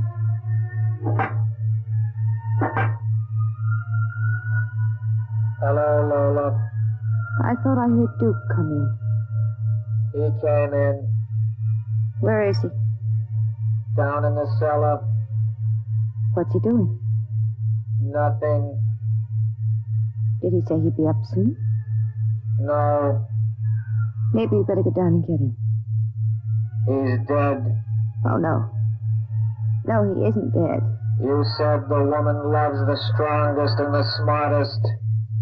Well, I'm stronger and smarter. But you aren't human. I'm almost human, Lola. No. No, stay away. Lola. Don't touch me. Those metal paws, no. I love you, Lola. No. No. I love no, you. No. No. No.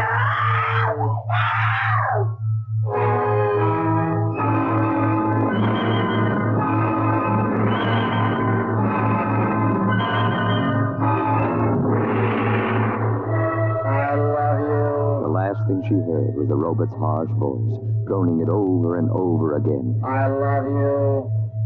I love you. I love you. And strangely enough, it did sound almost human.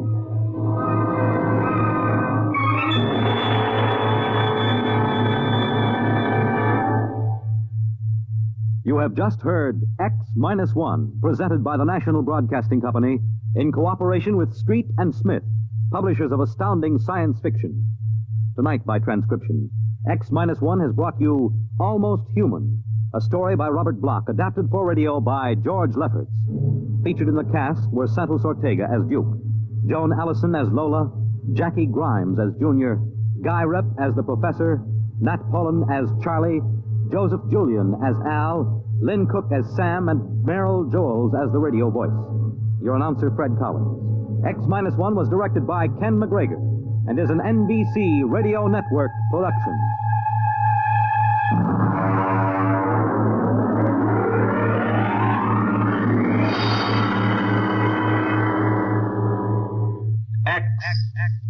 X-1.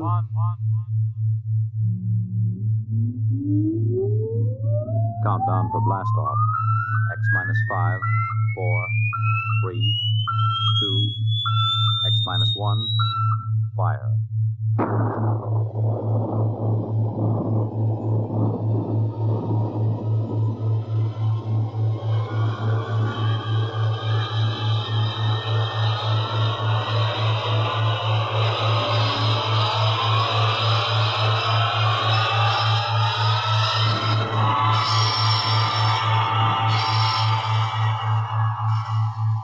From the far horizons of the unknown come transcribed tales of new dimensions in time and space. These are stories of the future, adventures in which you'll live in a million, could be years, on 1,000, maybe worlds. The National Broadcasting Company, in cooperation with Street and Smith, publishers of astounding science fiction, presents X minus 1.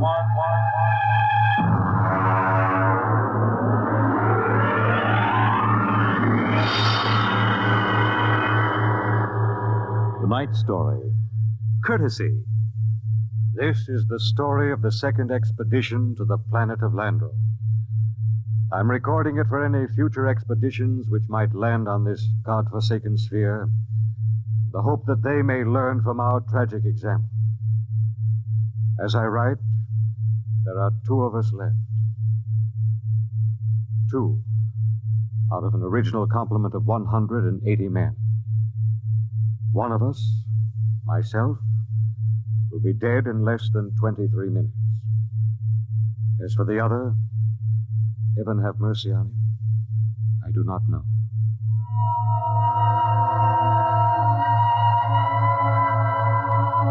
On June 3rd, 1997, less than 2 months ago, the last of our supply ships blasted off from Lando for their return to Earth.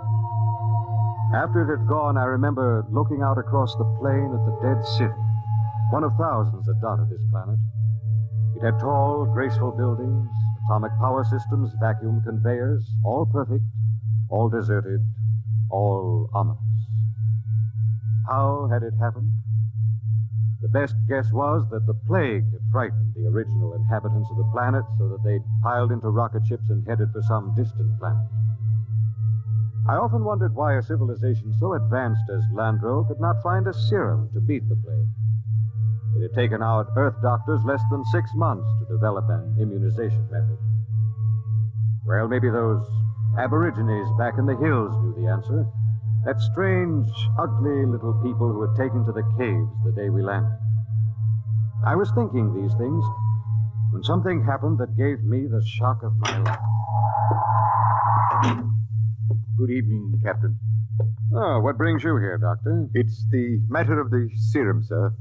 Oh, what about the serum? It's no good. No good? It's too old. 10 years too old. Didn't you examine it? Yes, I did, but, well, my eyesight has been failing lately. Are you aware, Doctor, that the last supply ship has returned to Earth? Do you know we'll have no more contact for 2 years? How long do you give us? Well, the present immunity will last a week or so. Then, without booster shots, it's just a question of time until someone picks up the plague. After that... What about the natives? They don't die from the plague? The accepted theory is that they have developed an immunity.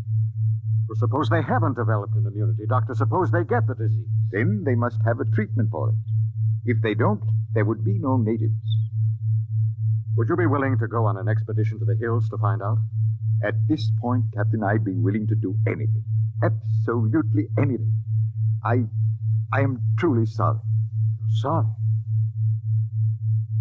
Dr. Morgan, sometime when you aren't too busy, when you have a moment, I'd hate to inconvenience you.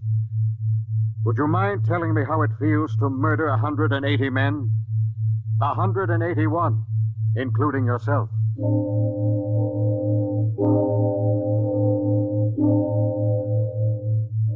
I did a lot of thinking after Dr. Morgan left my hut. It was still unreal for me. After all, the planning of an expedition was no simple thing. You put into it the result of years of training and experience, years of study at the academy, years of learning how to handle men and natives.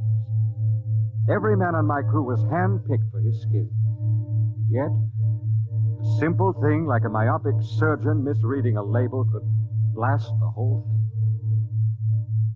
Yes, it was a shame. And I did the only thing I could think of. I yelled for Bat Ears Brady. Brady! Get your carcass in here. Take the lead out. Okay. Now, what's up? Sit down, Bat Ears. You got trouble, Cap? We got trouble. What? The serum's no good. What? Morgan forgot to check it. It's 10 years too old. Holy jumping snails. You're going to court-martial That wouldn't do much good. We'll all be dead pretty soon unless somebody figures something out. Well, what are you going to do, Cap? Well, there's only one chance. One chance in 10 million. What? The natives. Them cave rats. What good can they do us? They don't get the plague, so maybe they know a cure. Okay. Let's get a few of them and beat it out of them. That's why you're here. Shoot. How'd you like to come along on a little expedition up to the cave country?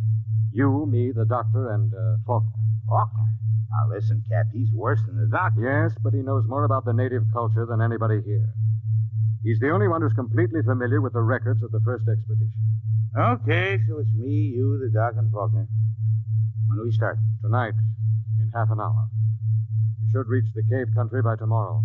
With luck, we'll be able to find natives before night.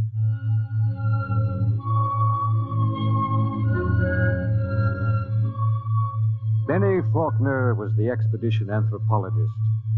One of the most unfortunate-looking individuals I've ever met. An ugly man with large ears and a big nose. His body was small and consumptive, but he had a good brain. He was the best anthropologist the Interplanet Institute could recommend. He and Dr. Morgan were the only two civilians on the expedition. We set out, and after several hours hard walking... Cap. Now, what is it? Don't look now, but very slowly turn your eyes to the right and look behind that big yellow rock. Okay. You see anything? No. And keep looking. Don't stop walking. Okay. There. Yes, it looked like a shadow or something. It's one of them gimpos. He's been following us now for almost an hour, dodging in and out behind the rocks. Shall I bring him in? No, not yet. Just pretend you don't see him. Tell the others if they notice to show no fear. Because nothing will start these simple-minded cavemen like fear.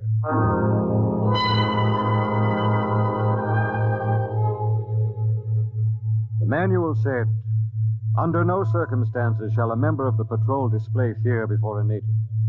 The dignity of the Earthman must be preserved at all costs.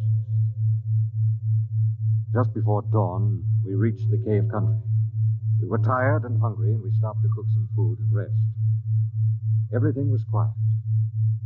There was no sign of the gimpo, which had been trailing us until... Hey, get in there, you sneaking little monkey man. Come on, before I break this shovel on your star. Here, what's the trouble? Cap, I caught me one of these gimpos sneaking around outside the tent. Bring him in the light of the fire. We can get a look at him. Faulkner? Yes, sir? Keep an eye on him. Try to establish some communication. All right, get in there. Hey, look out. No need to knock him down, Batty. Oh, that's the only language they understand. See if you can reach him, Faulkner. Okay, Captain. I'll need a drum of some sort. A what? Well, they have no language as we know it, and they have a very rudimentary sense of hearing. I find they communicate with one another through a very primitive kind of vibration of the tongue. The closest I can come is a series of drum beats, a sort of Morse code. The psychologist on the first expedition had it worked out before he was killed by the plague. I've studied his notes, and I think it'll work. You mean these little critters can talk to one another? I believe they can. At any rate, we'll have a chance to find out. Do we have something I can use for a drum? Here. Take my water bottle. Thank you, Doctor.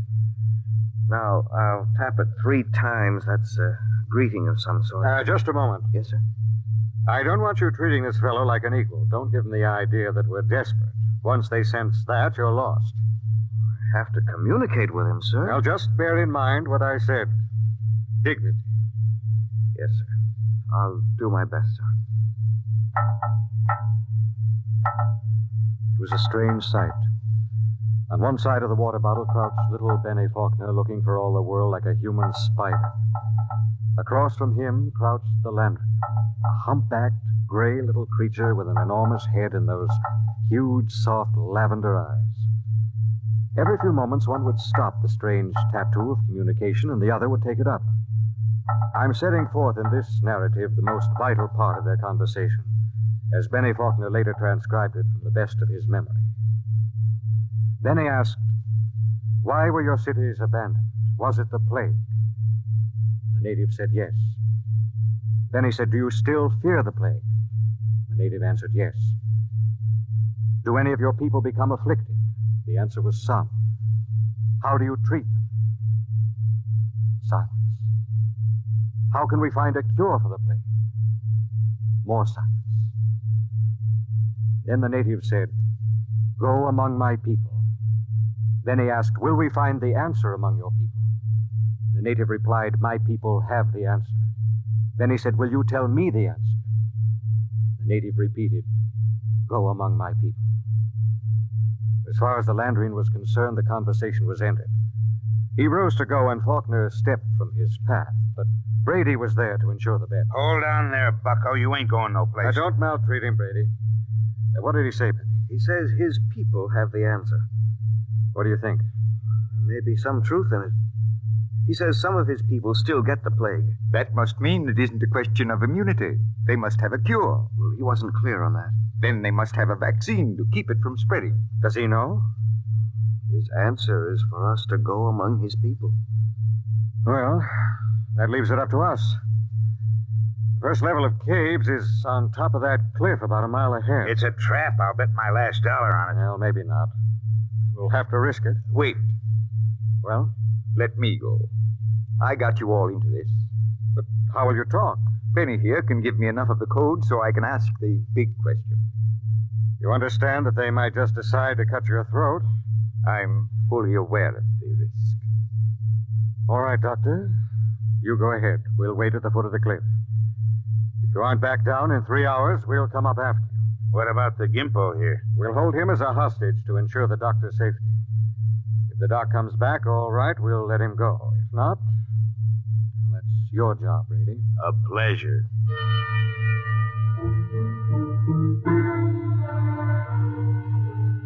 It took Dr. Morgan about an hour to pick his way up the side of the cliff to the first of the openings where the Landrians lived. He waved to us before he entered the mouth of the cave, and we waved back. Then we settled down to wait. It was a long, long wait.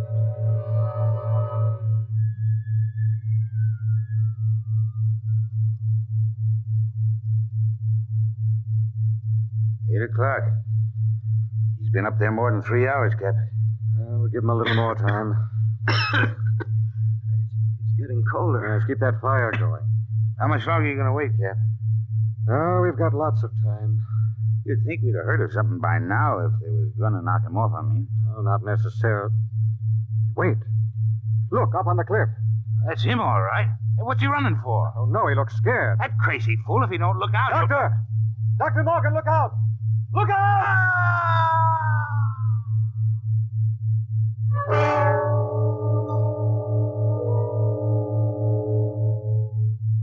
We found the doctor at the foot of the cliff, crumpled and broken.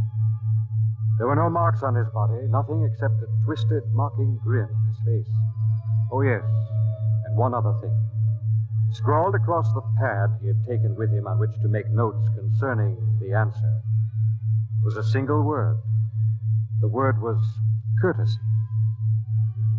We threw the paper away. The expedition was a failure, though Bat Ears claimed he'd get it out of the Gimpo if I'd let him. I nodded in agreement. Bat Ears took the little native off behind an outcropping of rock. He was back in 15 minutes, dripping with sweat. Well? Let's go, Cap. Nothing. But nothing. Is he, They ain't made very good, these little gray people. They come apart too easy, so let's go, huh, Cap? All right. Benny. Benny, what is it? I feel kind of sick. All of a sudden, in the back of my head, a dull kind of pain. Let me see your tongue. Come on, give him a hand, Bat Ears. We've got to get him back to camp. What is it? I'm not sure, but that blackness on the tongue and the headache, it could be the plague.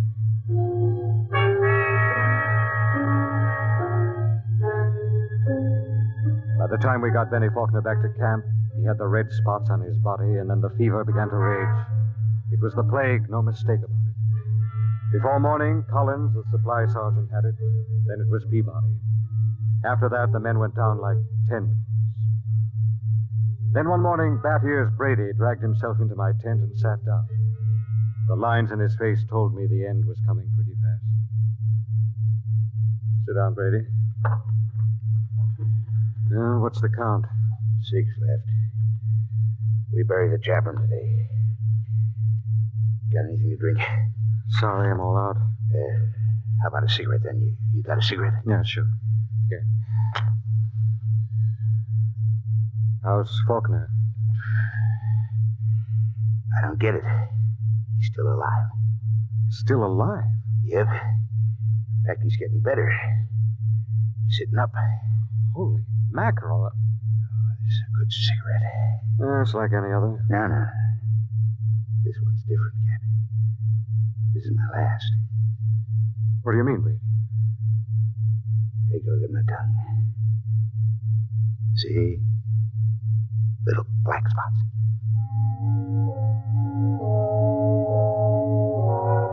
Somehow I managed to get him into bed. He was already raving when I gave him the last of the morphine. It was incredible. Big, brawling, bat ears Brady, a tower of strength, lying sick and whimpering in a cot. When he died, I went out on the moors to think. The sun was a dull red glow. A cold breeze whipped up. Somehow I couldn't forget Faulkner. Why should Faulkner recover from a plague from which no man has ever recovered? Surely there must be a reason. Nothing happened without a reason. I turned and went back to see Benny Faulkner. Hello, Captain. Hello, Benny. How are you? Pretty good. I got up and walked a couple of steps today. How goes it? Brady's gone. I just buried him.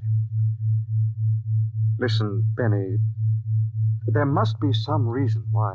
Well, there's nothing strange about me, nothing different from any other man. There must be. You survived the virus. Oh. But Benny, I want you to tell me everything you know about yourself, everything you can remember. Because somewhere in your makeup is some little thing that makes the difference. If I can find that thing, then maybe I can do something to save myself and the rest. Even if I can't, at least I can leave a record for any future expedition that comes to Landrew. Okay? Okay, Captain. Where should I start? At the beginning. I'm going to take notes. Well, I was born on the 2nd of July in 1971. My parents were ordinary people. My father was...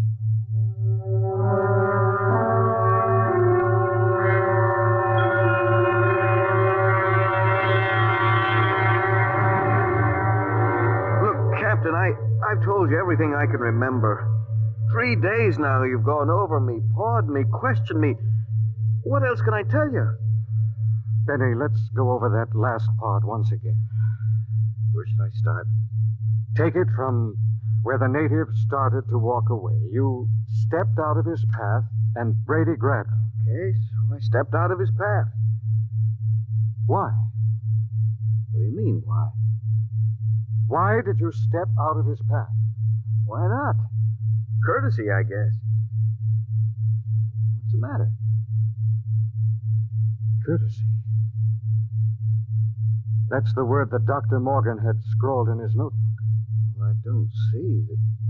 I don't either. Tell me, Benny, why should you want to be courteous to a native? Why not? What about maintaining your own dignity? Are you talking about dignity or arrogance? I don't know. Benny, listen, maybe we were all wet in our deductions. Maybe these cities here on Landreau weren't deserted centuries ago. Maybe these little people up in the caves are the same people who used to live in those big cities. Why would they leave? Maybe they found out the big cities weren't the answer. Maybe they found out that civilization doesn't necessarily bring happiness. So they just packed up and left, returned to the simple. Oh, it doesn't make sense. You're forgetting the plague. What is the plague, Benny? Well, I don't know. Is it a virus? I don't think they ever found out. You know what I think? What? I think the plague is nothing more than what we know as greed and arrogance. Captain, you're going off your rocker. I think maybe we're in line to die. Serum was good. In fact, I don't think the serum had anything to do with it. Oh, I never heard anything as crazy, fantastic in my life. No? I think I'll go back to my tent and finish writing the report. I'm beginning to sweat a little. Maybe it isn't the plague. It is. I've seen it too many times to kid myself about it. Maybe hot compresses or something. No, Ben. Listen, Captain, you don't believe that junk about courtesy, do you? I mean, that's a lot of nonsense. You must know that. Holy mackerel, Captain. You do believe it, don't you? Good night, Benny. I think I'd like to be alone for a while. Okay. Good night, Captain. Maybe the supply ship will be early. You can probably stick it out. Sure. Good night, Captain.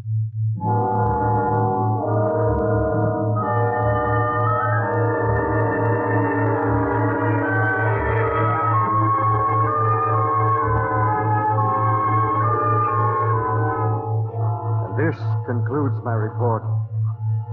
I'm turning it over to Benny Faulkner in the hopes that he will be able to transmit it to any other expedition commander who contemplates exploring the planet of landing. The fever is beginning to mount now. My hands tremble as I write. The end should not be far off. There's little question in my mind as to what it will be. You see, I didn't have a chance. I stepped out of no paths. I showed no courtesy.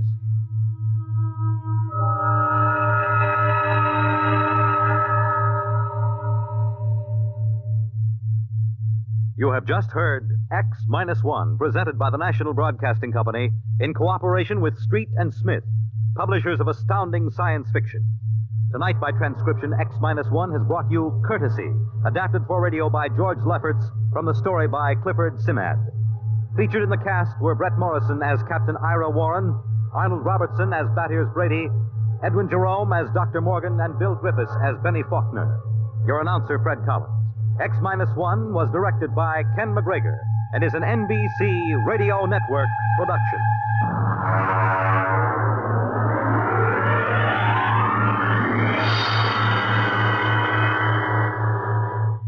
X-1.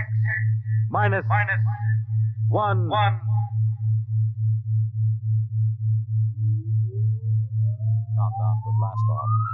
X-5, 4, 3, 2, X-1, fire.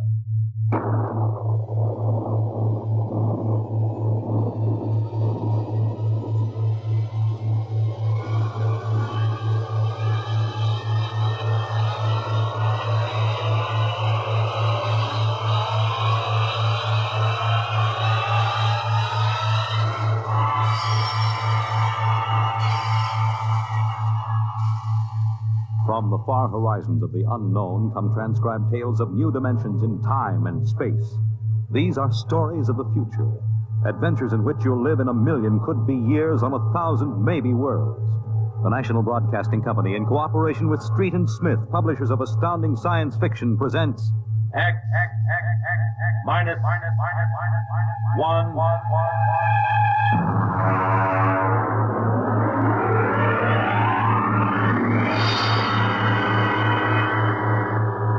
Tonight's story, Cold Equations. There is no margin of safety along the rim of a frontier. There can't be any until the way is made for those who come later. Until then, the penalty for mistakes is a grim one. The laws of physical nature operate with irrevocable certainty, with no room for mercy, kindness, or sentimentality. In space, life becomes a cold equation, and the equal sign is often followed by death. I know. I'm the pilot of an EDS.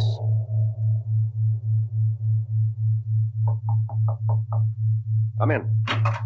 You sent for me, Commander? Yes. Sit down, Barton. We just got an ED from the Territorial Space Station on Woden. Woden. That's in the Crab Nebula, isn't it? That's right. There are 2 exploration parties there on Manning's continent. 8 men each. Mm-hmm. They've got calla fever in one of them and no serum. Oh, and I thought this was going to be a nice, quiet passenger run. Computers are working out your payload and your course right now. In exactly 10 minutes, we'll drop into normal space and launch your ship. I'll get her ready. One thing. What's that? Woden is at the maximum pay limit for an EDS. Figuring the weight of the serum, we'll be able to give you just enough fuel to land on Manning's continent if you make it the first pass. Otherwise, you'll burn out in midair. Mm-hmm. Standard procedure. Report to launching control. Right. Good luck, Barton. Thanks. Oh, by the way. Yes? When can I expect to be picked up? We'll make a stop on the run back to Earth sometime next year. You'll be notified by radio. Okay. Sorry, we can't make it sooner. That's what happens when you sign on for EDS work. I'll see you next year, Commander.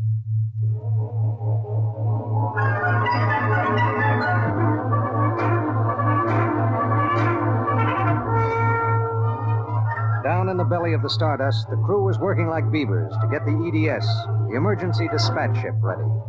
Mechanics and technicians were swarming all over the place. Girls in inspectors' uniforms were checking the gauges in the supply cabinet. 9 minutes later, the exact course was in the computer. The serum was stowed in my supply cabinet closet, and little EDS 4G3 was ready to be born into space. Martin? Yes, sir. 30 seconds to blast off. All set? All set. I'm turning you over to traffic. Ready. Traffic control. Come in, EDS 4G3. Ready. 20 seconds. Lock open. 15 seconds. Space drive on. Space drive on. 10 seconds. Gravity neutralizer on. Neutralizer on. 5 seconds. 4, 3, 2, 1. Blast off.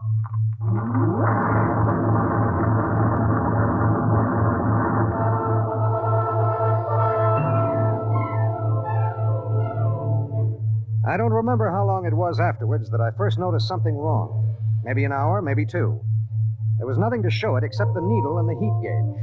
It was on 0 when we left the Stardust, and now I noticed that it had crept up toward the 30 mark. That meant something inside the ship was radiating heat. That something was in the supply closet, and it was alive.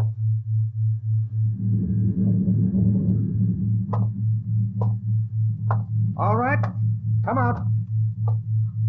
Whoever or whatever you are, if you don't come out in 5 seconds, I'm going to blast you. 1, 2. Well, I'll be. Hello. I'm Marilyn Lee Cross. What are you doing in there? I'm a stowaway. Oh, What's the matter? Do I have to pay a fine or something? what are you doing here? I wanted to see my husband. Who's your husband? He's with the government survey crew on Woden. I haven't seen him since he left Earth 4 years ago. Okay.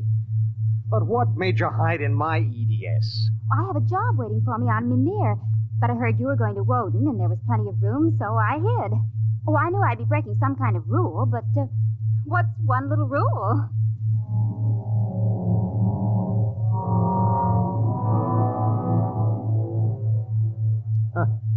What's one little rule?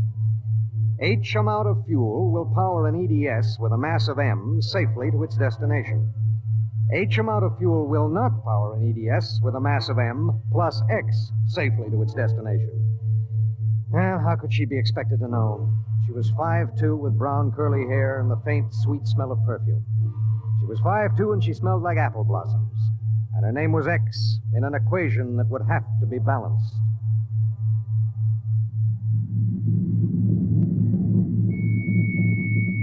Stardust. Come in, EDS. Come in. This is Barton, emergency dispatch pilot 4G3. Go ahead. Give me Commander Delhart. What's the message, EDS? I have to consult Commander Delhart. The commander is busy. Listen, you squirt. Give me Commander Delhart. One moment, 4G3. Commander Delhart, emergency message from EGS 4G3. This is Delhart. What is it? At 0800 hours, I discovered a stowaway aboard my ship. Stowaway? Yes, sir. Well, have you notified ship's records? Not yet, sir. You know the regulations as well as I do. Of course I know the regulations. That's why I'm calling. Martin, what's going on? Sir, this is a girl. A young woman. Oh. She wanted to see her husband on Woden. She didn't know what she was doing. I see. I wondered, sir, maybe the cruiser could change course or something? I'm afraid not. We're hundreds of light years apart now. We have a limited fuel supply ourselves. With 900 passengers. Is there any chance? No. Okay, Skipper. Better get the information to ship's records. Okay. What? Skipper? I'm sorry. Yeah, sure.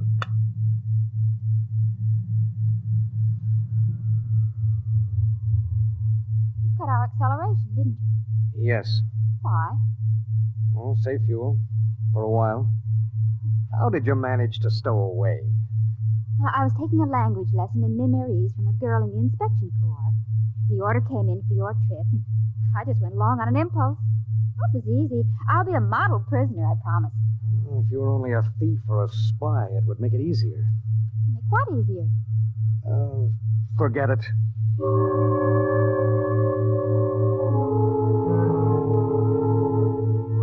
Why couldn't she have been somebody with some ulterior motive, a fugitive, hoping to lose himself in a raw new world, a crackpot with a mission? Why did she have to be a woman? A beautiful, kind, trusting woman.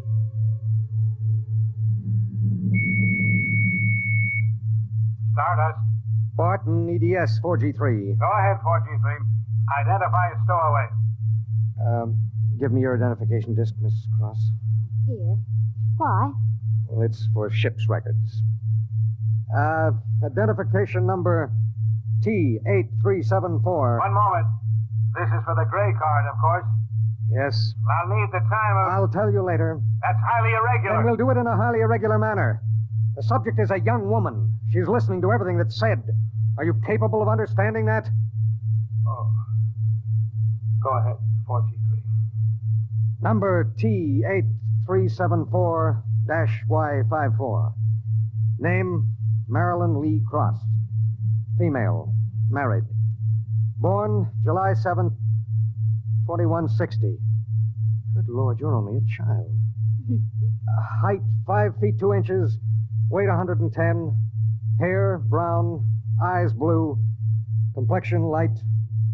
Blood type, O. Original destination, Port City, Mimir. Listen, I'll call you back later. Look, miss. Marilyn. Look, Marilyn. I guess you don't know what you got yourself into here. Well, it's like this. This ship is carrying Calla fever serum to the survey group on Woden. Yes. Their supply was wrecked in a tornado. The fever is always fatal unless the serum is given in the first 48 hours. Now, these little ships have exactly enough fuel to reach their destination. If you stay aboard her, your added weight will cause it to use up all its fuel before it can land. What happens then? We crash. You die, I die, and 6 fever victims on Woden die. Well, can't they send out another ship to meet us? There are no ships to send. Well, No. Oh, no, you couldn't do that. That's how it has to be. But that's crazy. I haven't done anything. I haven't hurt anybody. I'm sorry. I should have told you before, but I wanted to make sure there was no other way. You mean it? You're going to make me leave this ship? That's how it is. But I'll die. I'll explode. I'll be like those horrible pictures about... Try to understand. I do understand. You're going to kill me, and I didn't do anything. I know you didn't. That has nothing to do with it. It has everything to do with it. Nobody just dies like that for no reason. Oh, listen. Maybe there are other cruisers you don't know about. Maybe the radio, maybe it... Now, listen to me. It's different here, different from anything you've ever known.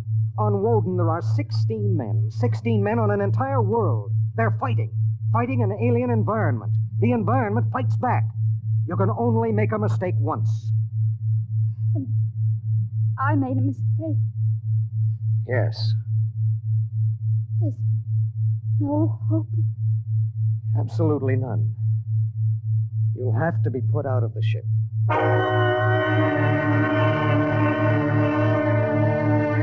It was better so. With the going of all hope would go the fear. Then would come the resignation. She needed time, and there was so little. EDS. Starship to EDS. Need pertinent data. All right, Starship. When do you expect to complete your report? I need a computer check. I'll give you statistics. Statistics. This is EDS 4G3.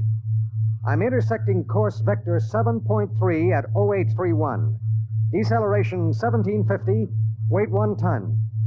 I would like to stay at point 10 as long as the computers allow. Will you give them the question? Check. I'll call you back. We wouldn't have long to wait. The new factors would be fed into the steel maw of the computer bank, and the electrical impulses would go through the complex circuits. Here and there, a relay would click, a tiny cog turn over.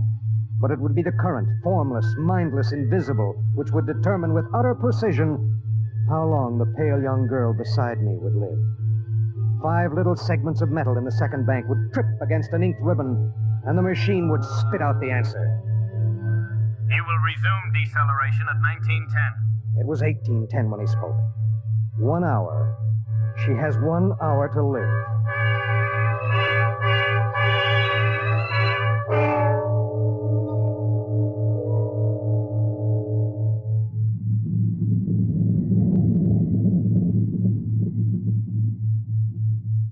One hour? That's it. All I did was hide in a closet. Now you tell me I have to die. I don't believe it. You might as well get used to it. If this happened back on Earth, 1,000 ships would fill the sky. The whole world would know about it. They'd do everything to save me. This isn't Earth. It was such a big dream. Jerry and I separated almost 5 years ago. We were too young. And I was going to see him to try to make everything all right again. Are you married? I was. Oh? She ran off with some guy in the weather service. Do you still think about it? I don't let myself. Where is she? Back on Earth. Look, if you don't mind, I'd just as soon talk about something else. What do you do when you've got an hour to live? What do you talk about? What's Jerry like? Jerry? Oh, he's a funny guy. When he found out, I mean about the other fella, he didn't get mad. He cried. That was all he felt, sadness. So you walked all over him. Well, I thought I wanted him to get mad at me, to be jealous. And now? Been thinking about him for 5 years. So when I heard the ship was bound for Woden and I knew Jerry was there, I stowed away. I didn't know about the fuel. I didn't know this would happen to me. She had violated a man-made law that said keep out. The penalty was not of man's making or desire. It was not a penalty men could revoke. H amount of fuel will power an EDS with a mass of M safely to its destination. The time was 1830. 40 minutes. It was beginning to get me. A space frontier is a rough place, and I'd seen 100 men die since I left Earth. But this was different. I watched her as she wrote a message to her folks. I watched her as she fought her way through the black horror of fear toward the calm gray of acceptance. And then there it was on the view screen. The planet Woden. A red ball enshrouded in the blue haze of its atmosphere, swimming in space against the background of star-sprinkled blackness. The chronometer on the instrument panel said 1845.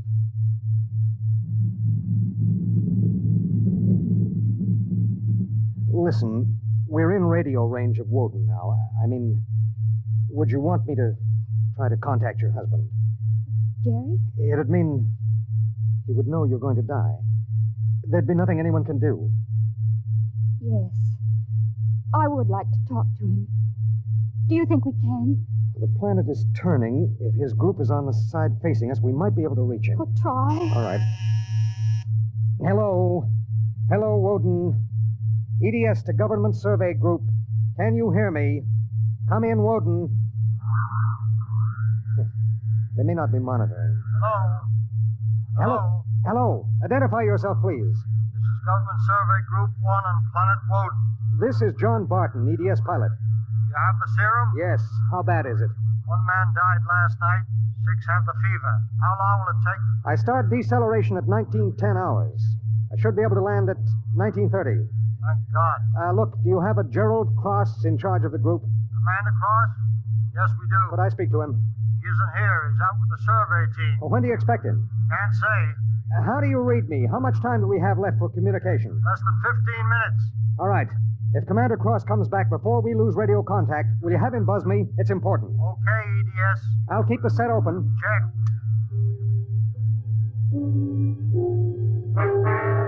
The minutes passed like small bits of eternity.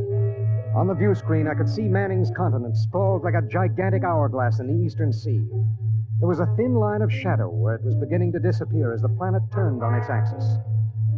I looked at the pale woman next to me, and I thought of another woman long ago who'd sat next to me and cried because I wouldn't try to understand. What had she written in those letters back home? What would they think of the faceless, unknown pilot who'd sent her to her death? What would I think of myself alone nights, reliving this voyage?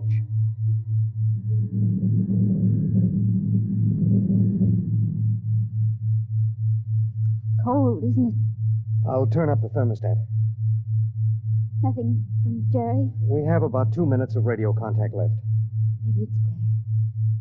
I mean, suppose it were you and your wife tried to call you. How would you feel? I don't know. Do you ever hear from her? I got a letter about a year ago. I tore it up. That was foolish. Yeah, it was. Life is so terribly short to be wandering around alone. Well, Wait a second, we're getting something. How much time before I have to leave the ship? About 10 minutes. Hello, EDS. Hello, EDS. Come in. Come in. EDS. This is Woden. I have Commander Cross. All right, go ahead.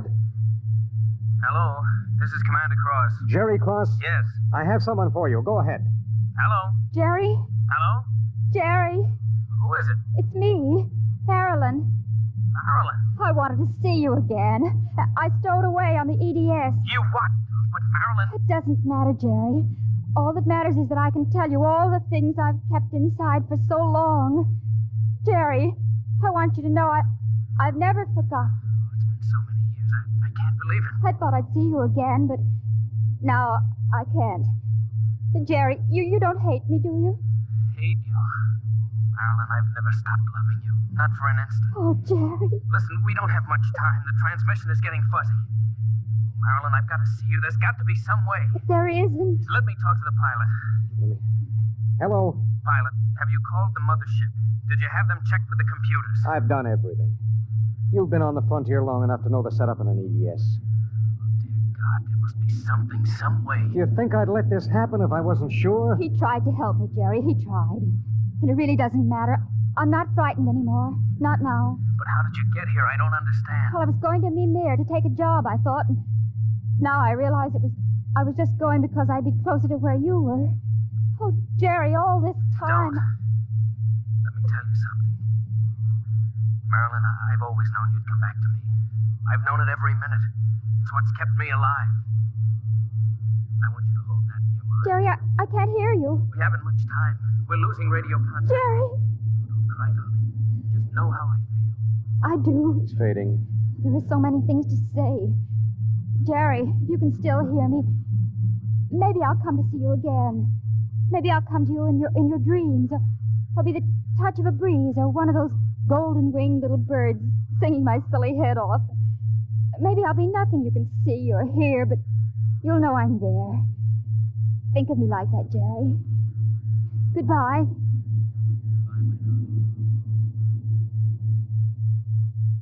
She sat motionless in the hush that followed. And then she looked at me. Now. I pulled down the black lever, and the inner door of the lock slid open. She walked with her head up and the brown curls brushing her shoulders. I let her do it alone. She stepped into the lock and turned to face me, and I could see the pulse in her throat. I'm ready. I pulled the red lever, and there was a slight waver as the air gushed out. I thought I sensed a bump, as if something had bumped the outer door.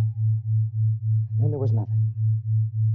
The white hand of the closet temperature control was back at 0. A cold equation had been balanced, and I was alone in the ship. You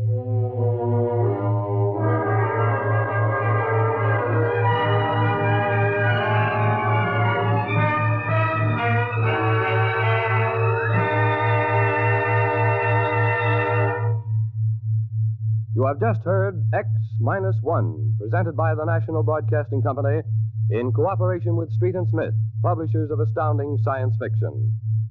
Tonight, by transcription, X-1 has brought you Cold Equations, written by Tom Godwin and adapted for radio by George Lefferts. Featured in the cast were Court Benson as Barton, Jay Meredith as Marilyn, Milo Bolton as Commander Delhart, Bob Hastings as Jerry Cross, Jack Arthur as Traffic Control Officer, and Walter Kinsella as the Woden Monitor. Your announcer, Bill Rippey. X-1 was directed by Ken McGregor and is an NBC Radio Network production.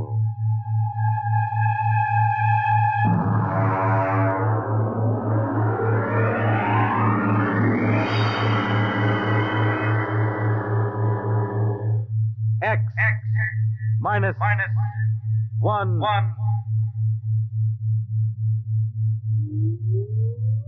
Countdown for blast off. X-5, 4, 3, 2, X-1, fire.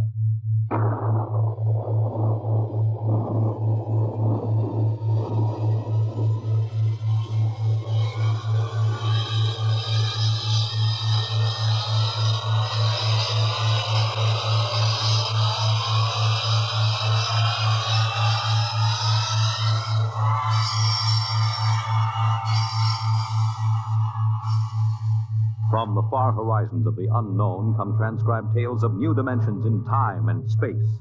These are stories of the future, adventures in which you'll live in 1,000,000 could-be years on 1,000 maybe worlds. The National Broadcasting Company, in cooperation with Street and Smith, publishers of astounding science fiction, presents X-1.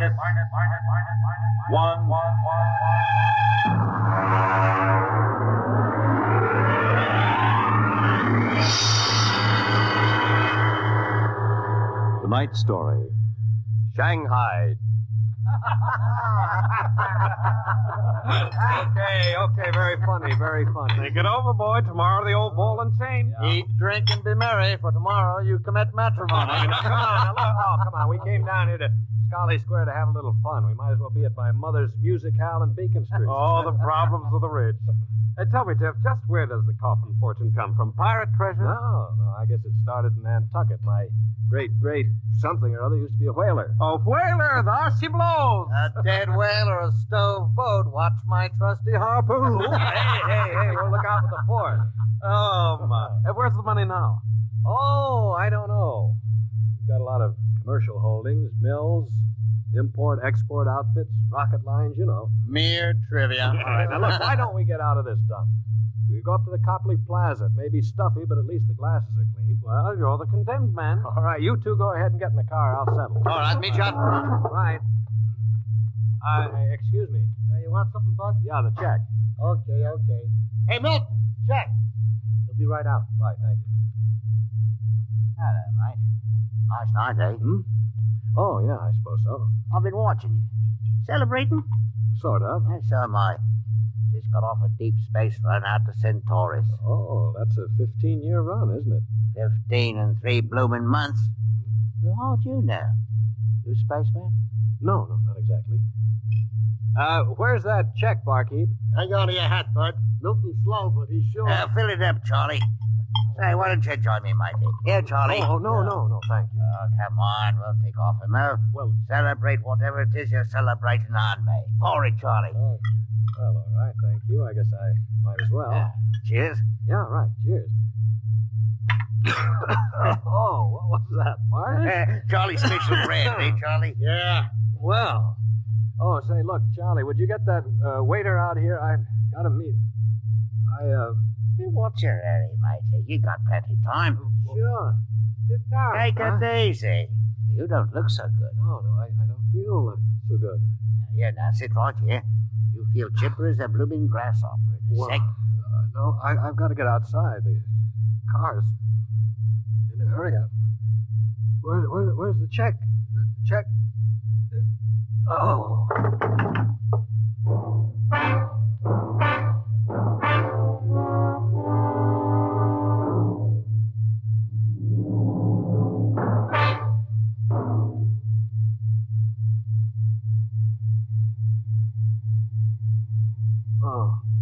right, matey. Up on your feet. Wakey, wakey, wakey. Oh, all right, let go of me.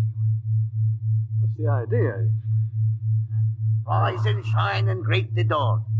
What? Where am I? What's going on here? Now, come on now, matey. Up in there. Wakey, wakey, wakey. Now, wait a minute. So you were at that bar, Scully Square. Come on now, up on deck or you'll be in trouble. Deck? What are you talking about? Where am I?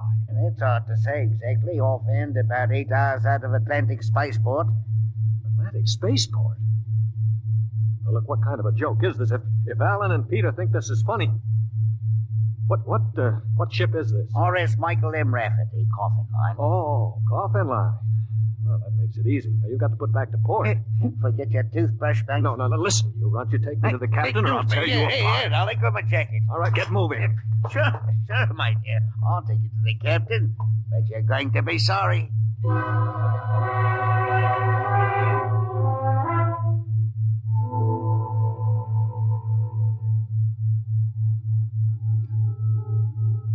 Morton, what the devil are you doing on the bridge? Get below before Right away, sir. Only this here gentleman asked to see you. Yeah, that's right, Captain. There's been a mistake made. I'm afraid it was supposed to be a joke. Oh? Yes, you see, I'm going to be married today, and I suppose the boys thought it'd be funny to make me miss the ceremony. I'm sure it won't be too much trouble to have you drop me off back at the Atlantic Spaceport. What? Morton, what is this? Well, it's simple, Captain. He wants you to turn the ship around, that's all. Now, look, if there's any trouble with your superior, I'm sure I can fix it up. You see, I'm Jeff Coffin. Yeah? Well, you don't understand. My father is Cyrus Coffin. He owns this ship. Oh, he does, Morton, get this drunk below. Now, just a minute. I can understand you not believing me, but I can identify my... Hey, where's my wallet? I've been robbed. Well, now, look, Captain, wait a minute. All you have to do is radio back and check. Mr. Black, remove this man from the bridge. Yes, but... Aye, sir. You're the captain, Buster. Oh, no, wait a minute. Let go of me. This is no way to treat a passenger. Passenger? Huh. Wake up, sonny boy. You're one of the crew. Now get below.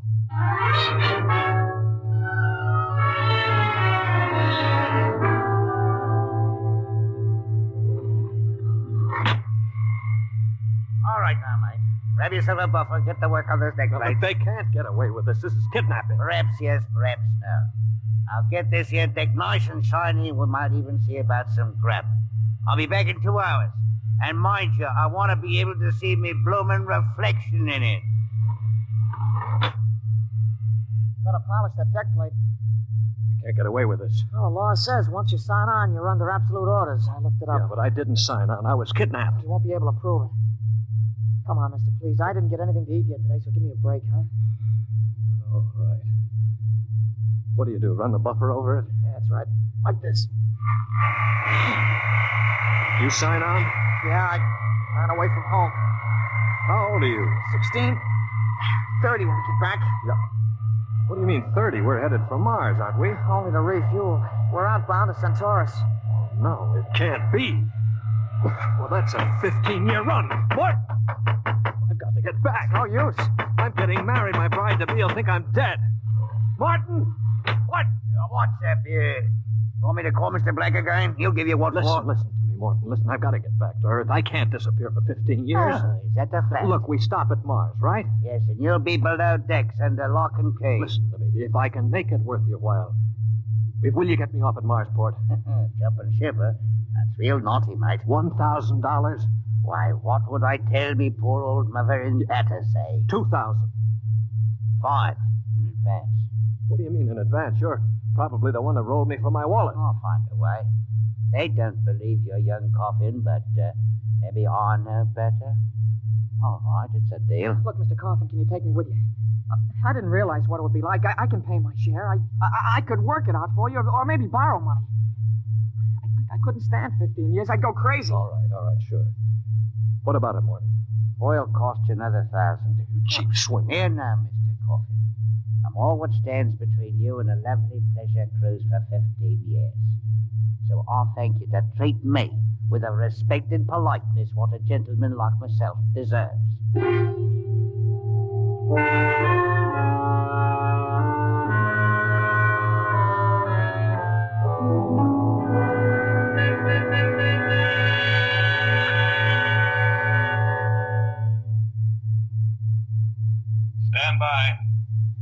Stand by for landing procedure. All right, now. Listen careful. This here's the cable locker for the grappling anchor. Right. When she lands this hatch'll open, cables go out. Don't get yourself caught in them, you'll be tore apart. All right, we've got that. You sure we can get out? You just do what I say. We drop down to the blast pit. Nobody'll be there. Lie low in the pit till dark. Got that? Right. Hey, look, Morton, I'll tell the patrol you helped us get away. That'll help you when they catch up with this gang. Well, thank you, sir. Thank you kindly. I've got to get to my station now. Luck. Thanks. Thanks, Mr. Morton. Well,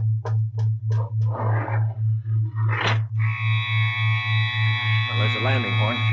Now keep clear of that cable, Joey. Here we go. Hold on tight. There goes the grappling cable. Yeah. All right, come on. Drop through the hatch. It's about 6 feet. Yeah. All right, it's clear. Hurry up. Here I come. Oh. You all right? I twisted my ankle. It's all right. All right, there's the blast pit. Get going. Right.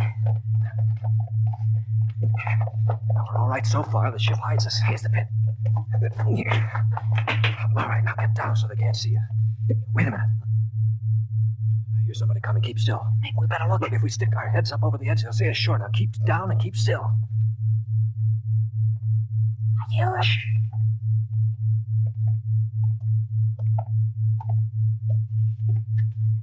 Well. Look what we have here. 2 little babes in the wood. Now you two move and I'll shoot you in the belly. Morton, you got good eyes. I told you, so I'm coming this way, Mr. Black. Jumping ship. My, that's a terrible thing to do.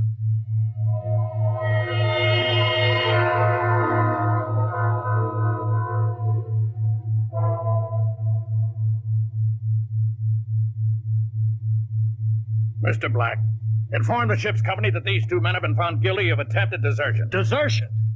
You kidnapped me, you dirty crook. Don't you talk to Captain Howell that way. I'm sentencing them to 24 hours hull watch. Take them away. Morton, take him to the aft lock. Aye, sir. Calm down after 24 hours hull watch. What's hull watch? Very simple.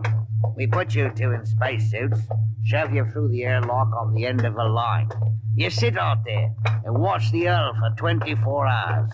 No food, no water, and the eating units in those suits are just a little bit defective. Makes it interesting along about the 18th hour. Yeah, I'll bet. Here we are, gentlemen. The airlock. You get in there.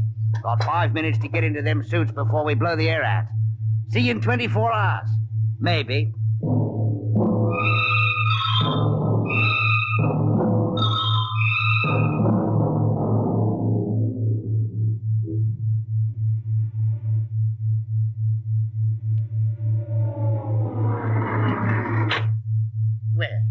Welcome back to our little home. Water. Thirsty, eh? You should control these animals' instincts. Get water. Right, yeah? Yeah. Slopping like a bloody animal.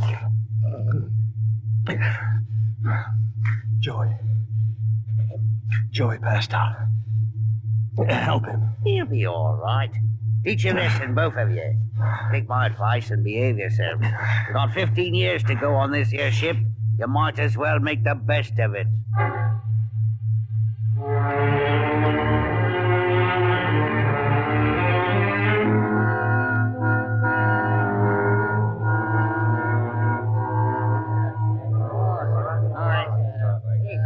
Hey, Morton!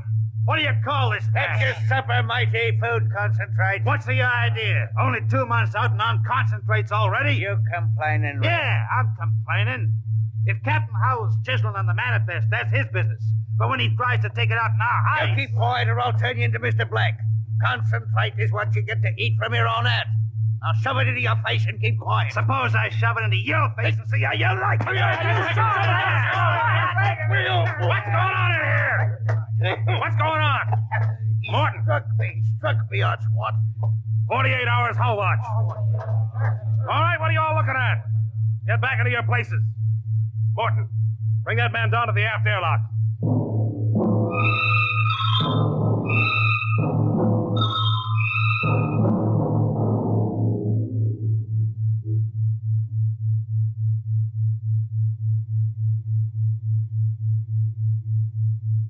It's murder, that's what. Plain murder.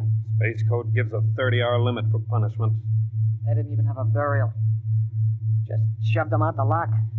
If the owners knew about this, they'd stop it. A fat lot of good that's going to do us during the next 15 years.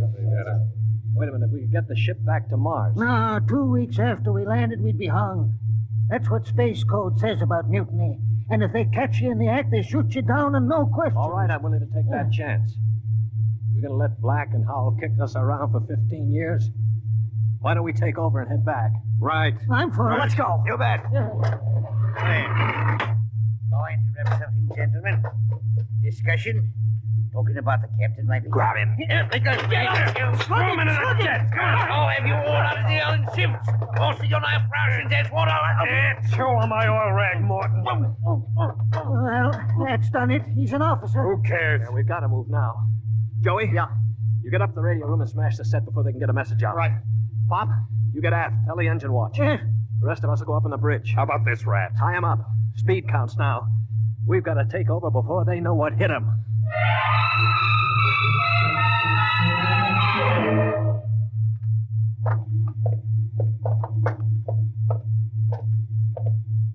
All right, careful. We've got to surprise them. Don't worry, we'll get them cold. Jeff, Shh, quiet. Sparks were sending when I got in, but I knocked them out and smashed the set. We're okay. Good boy.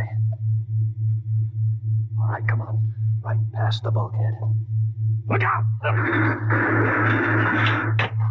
The blast bulkhead. Yeah, we're cut off from the bridge. We'll never get through that. They must have found out somehow. The intercom. Black can turn it on from the bridge. You heard the whole thing. Well, we better get out of here. What'll they do? I don't know. We got all the controls up there. We can shut down the driver, but we can't steer. Yeah. You better dog down the hatch behind us. All right, men. Captain Howell's giving you 1 minute to give up quiet. In a pig's eye, Black. You'll hang for mutiny, every one of you. Do now. Quiet. They can hear everything on the intercom. I pull the jack out. That's your boy. Look, we've got to get through to the bridge. It's a Mexican standoff. We can't get at them. They can't get at us. What's that? It's an air leak. The pressure's down. It's Howell. He blew the hatch on the mess hall section. Just opened her up and let the air out. Morton, do you know what Black's going to do? He's going to bleed off the air down here. Serves you all right. If I had my way, I'd see you all out on the hull till you froze stiff. You're forgetting something, Morton. You're back here with us. What do you mean? If Black and Howell blow out compartments one by one or bleed the air off, you'll get it too. They'll take care of me. Don't you worry about that. Oh, you think so, huh? Joey, plug that intercom back in. Right. Captain? Captain? Giving up? We've got Morton back here. Yeah? If you try anything on us, he'll get it too. What am I supposed to do, cry? You don't care if he dies? That's his problem. We're going to drop the oxygen level 5%. Don't do that to me. Captain! Captain! It's unfortunate that you were captured, Morton, but the security of my ship comes first. You mean you don't care? You'd see me dead. Precisely. Well, you can't. It's murder, that's what. I'm not one of them. You can't kill me. You can't. Joey, pull the intercom plug. All right, there you are, Morton. They'd kill you just as soon as look at you. Now listen, we've got to get through that bulkhead. You know this ship. There must be some way. Morton, we're your only chance. Get us through the bulkhead. All right. All right, why shouldn't I? They killed me. Well, then there is a way to get through. An emergency release. They don't tell crewmen about it to keep them from breaking through in an engine blast and leaking radiation to the bridge. Well, then let's get going. We've got to get through that bulkhead before Howell cuts the air down and gets us all.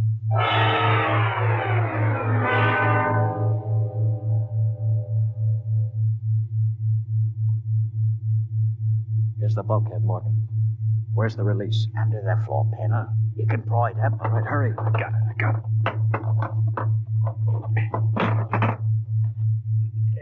She's up. Wax on a key. Ready? All right, Morton. Open it up. Here goes. What? He's dead. Electrocuted, and the bulkhead's still closed. He didn't even get to turn that key. It killed him instantly. Harry. Yeah? Have you got your watch gloves? They're insulated. Oh, yeah, sure. You get Morton out of the way. Don't touch him, Joey. He's got the current through it. I'll shove him away with the gloves. Okay. All right, now. Stand by. Here goes the key.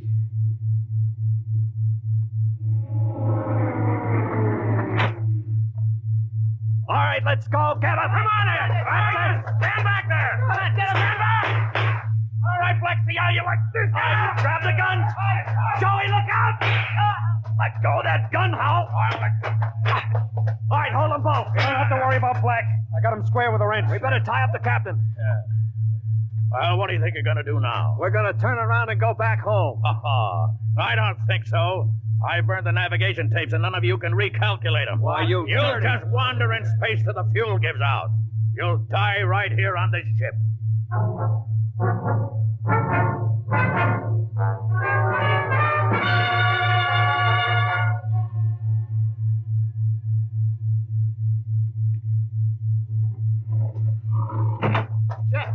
Jeff, the interceptor screens went on. Meteor? No, it's a ship. A patrol ship coming up on us. Oh, they must have got an SOS off. Yeah.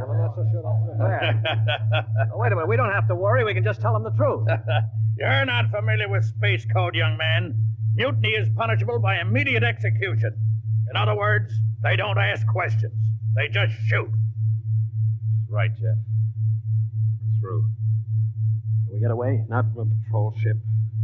Already sent us a heave-to flash. If we run, they'll blow us out of space. I'm afraid your mutiny is about over with, gentlemen. They'll be aboard in an hour. 10 minutes after that, you'll all be dead.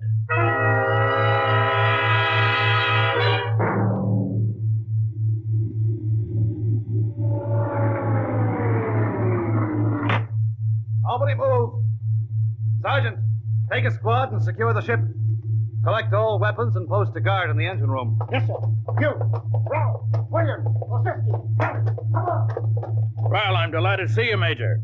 I wasn't quite sure my SOS had gotten through. Oh? You're Captain Howell? That's right. And I can swear out the affidavit of mutiny. I don't think a mutiny charge will stand up, Howell. Not with a relief of command warrant out for you. I think we'll just forget about it. But you can't do that. Space code is clear. You recorded my SOS. No, we didn't, Howell. Then how'd you get here? They sent us after you to get Jeff Coffin. Where is he? I'm Jeff Coffin. Jeff, we had a missing persons alarm for you, and then when a check you signed turned up at Marsport. A check? Mm-hmm. Oh, that's right. I gave one to Morton to help me get away. And he sold it to a fence for half face value. We traced it back to the ship. Coffin, I've got orders to escort you personally. We're taking you back to Earth. Can I send out a message, Major? Of course. Oh, that reminds me, Jeff. I've got one for you from your fiancée. She said to tell you that she didn't object to a bachelor party in principle, but she did think 6 months was stretching it a bit.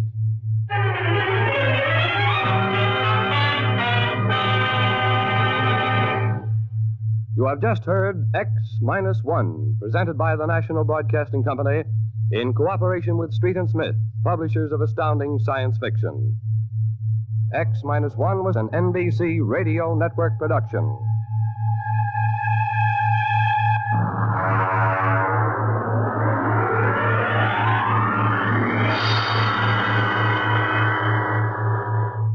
X minus 1.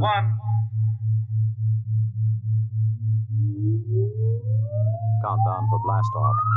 X minus 5, 4, 3, 2, X minus 1, fire.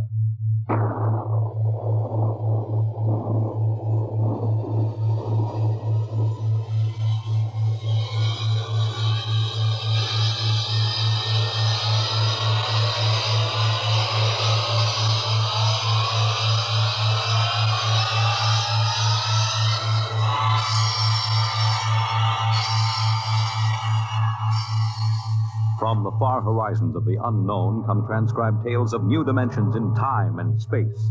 These are stories of the future, adventures in which you'll live in a million, could be years, on 1,000, maybe worlds. The National Broadcasting Company, in cooperation with Street and Smith, publishers of astounding science fiction, presents X minus 1.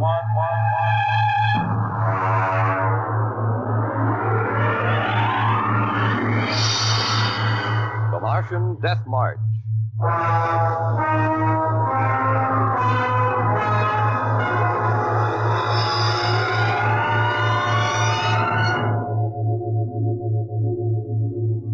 I've always been interested in lost causes. The revolt of the Scottish Jacobites against England, the last stand of the Cherokee and Sioux Indians, and the death march of the Martian Highlanders in 1997. There's been a lot written about that march. The UN Commission report covers 4 volumes, but the whole story isn't down on paper yet. I know it because I was on that march from the beginning to the end. There's one part of the story that no one ever mentions. The Martian Death March of 97 was led by an Earthman.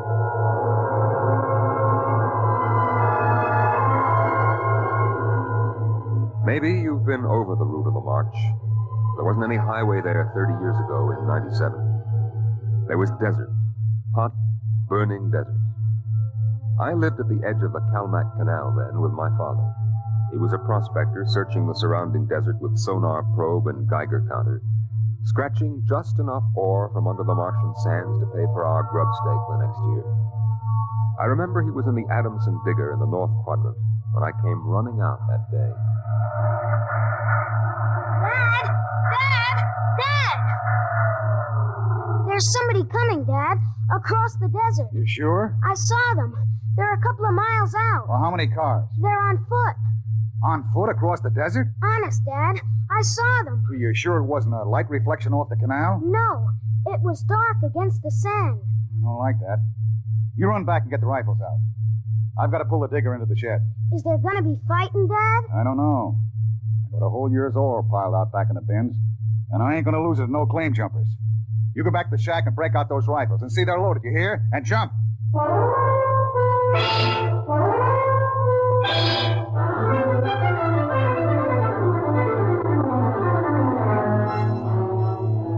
Dad had 3 surplus Army rifles and a couple of homemade grenades made out of ore cans stuffed with Adamson A explosives. We crouched inside the shack, waiting. The shadow of the water tower in the doorway grew longer as the quick Martian dusk settled down over the desert. And there they come, Al. There's 2 of them. What's that on the first one's back? Why, I haven't seen one of those in 20 years. What is it? A one-man desert tank. They used to carry water that way before Adamson put out the air-still units. There's something funny about that second one. Look, he's all spindly, and his head's funny. He's funny, all right. Al, that's a Martian. I never saw one off the reservation before. There hasn't been one, not in 10 years. I don't like this. Here they come into the dooryard. You remember what I told you? Line up the sights and just squeeze the trigger. Hello! Hello there! Now, Dad? Hello! Wait a minute. What do you want? Water! I need water! Who are you? My name is John. John, huh? What are you doing with that spider? His name is Cantalcar. I don't care what his name is. What's a human doing with a Martian? I found him in the dry bed of Calmac Canal, nearly dead of thirst. He probably ran off on the reservation. When our brothers are caged, they seek freedom. Brothers? Those spiders? All living creatures are our brothers. On Mars, as on Earth. Hey, wait a minute. Bert Olstrom at False Wells told me there was a screwball heads preacher over there hollering about letting spiders loose off the reservations. Let no man call his own. No man, nor tribe, nor nation. I guess that's you, all right. Bert told me they called you Crazy John. I don't suppose there's any harm in you. Fill your tank up at the airstill. And you can even have supper with us. We would be happy to. We? What do you mean, we? Cantalcar and myself. That spider? Oh, no, I ain't having a Martian sit down and eat with me. You come on, though. Thank you, sir. No. Where my brother is not welcome, I cannot go. Well, suit yourself. Al, get the key to the water tower. Come out here. All right, Dad. And put away the guns. We won't have any trouble from these 2.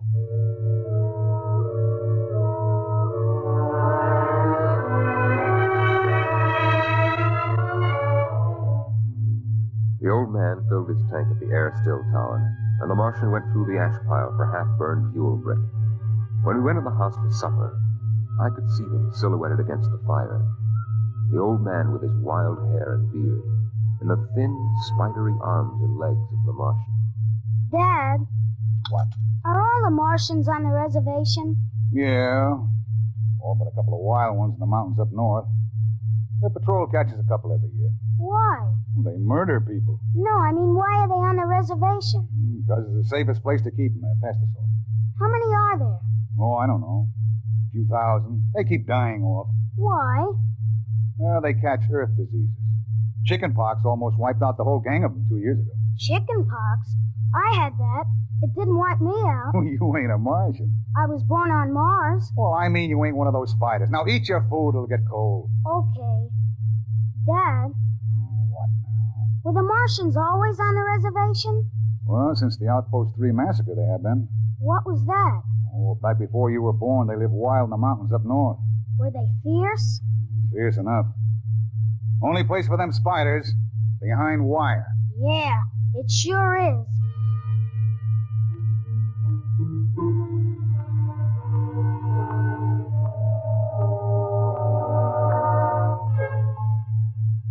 Out in the dooryard, the campfire flickered at the base of the water tower.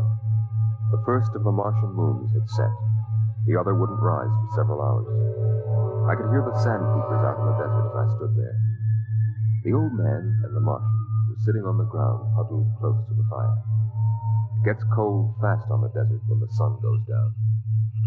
Is that you, boy? You can come up to the fire if you like. My dad wouldn't like it. All right. But I'm not afraid of no spider. No, there is nothing to be afraid of. How come his arms are all skinny? Ask him. Does he talk? Yes, his name is Kantalka. It is, huh? Hello. Hello, boy. He talks funny. It is not my language. Why isn't he on the reservation? You can get in trouble helping spiders to escape. No man has the right to imprison the innocent. They that are enslaved will be freed. They that are in sickness and misery will be comforted. They that are exiled in a strange place will be restored. My dad says the spiders are treacherous, cowardly, murdering savages. That's what he says.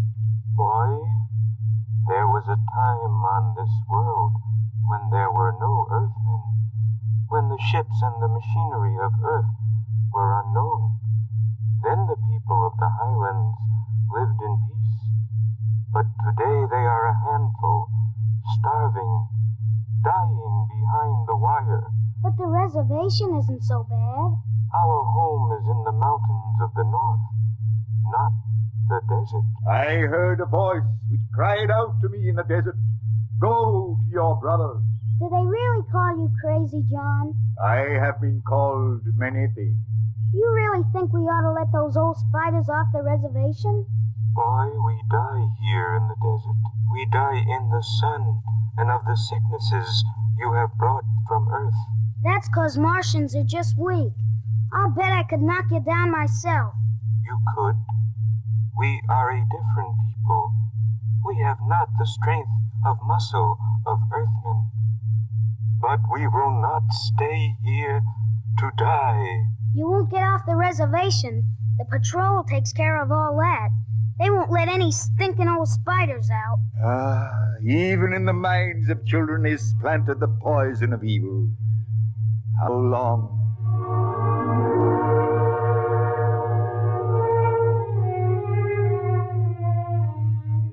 That night through the window, I could see the flicker of the old man's campfire. He was walking up and down now, shouting, singing hymns verse after verse, his white beard catching the light as he passed behind the fire. The Martian sat slumped over, his thin, spindly arms folded across the huge barrel chest that had developed over the centuries as the air of Mars thinned and escaped into space. In the morning, I looked out, and they were gone. Looking back now, we wonder how they did it. The high-voltage wire around the reservation carried a fatal charge. The patrolmen in the tower had 50-caliber machine guns. The desert around the camp was mined heavily. Yet, at dawn, August 7th, 1997, they broke out. I was down at the dried-up canal bed hunting sandpeepers when my father came running after me. Al! Al! Here I am. Come on, back to the house. What's the matter, Dad? You shut up and run. What is it? The spiders busted loose. Bert Oldstrom radioed in. They come in here? They're headed this way, the murdering devils. They kill anybody? 6 patrolmen when they busted through the wire. What are you gonna do, Dad? Fire a keg of Adamson A across the gate. You get in there and get the guns out.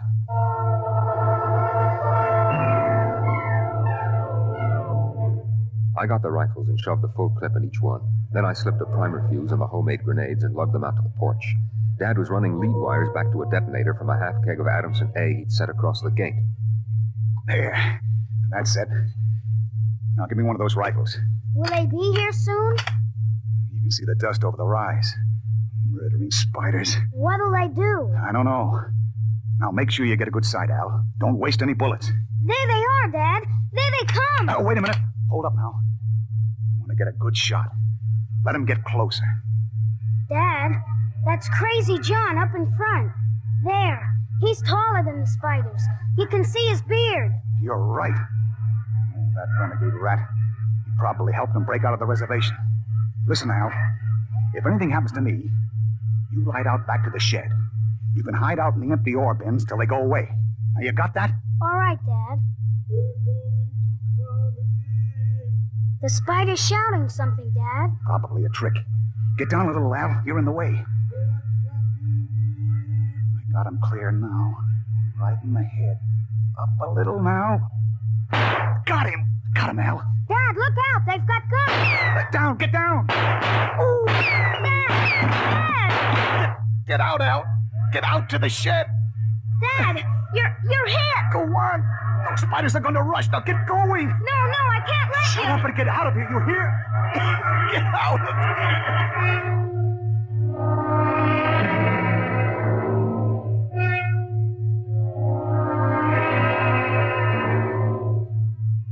I ran back through the house to the shed. Behind me, I could hear the Martians sweeping up to the dooryard.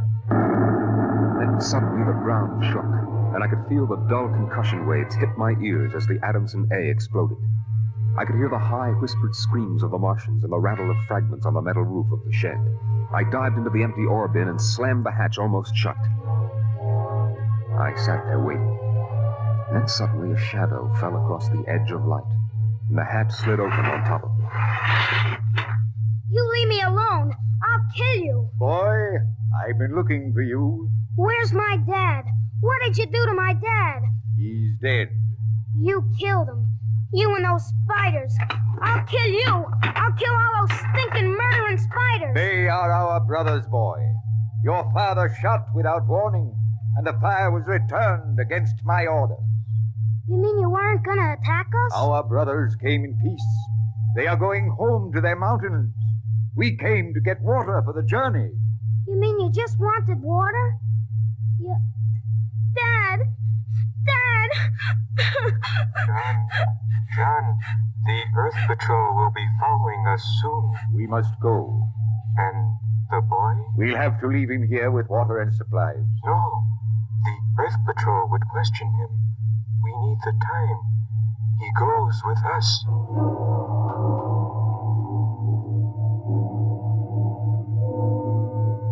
They tore the Adamson air still from the tower and mounted it on poles. They piled our supplies in the yard and loaded them on their backs. And then they started. I marched with the old man at the head, and the column stretched out behind us on the desert. I turned to look back at our house, but the sun was behind it, blinding red. The old man pulled me around as he marched, his eyes fixed on the horizon, where far to the north rose the cool mountains that were the ancient home of the Highlanders. 14 of the Martians died the first day. They dropped to the side of the column when they could go no farther, and died. But the march went on. On the 5th day, we swung wide to avoid a mining settlement, but not wide enough. The miners were in ambush behind a pile of rocks.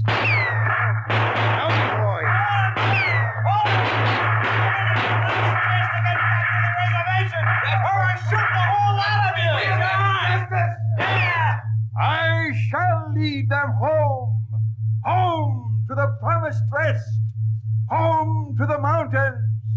March forward! March forward!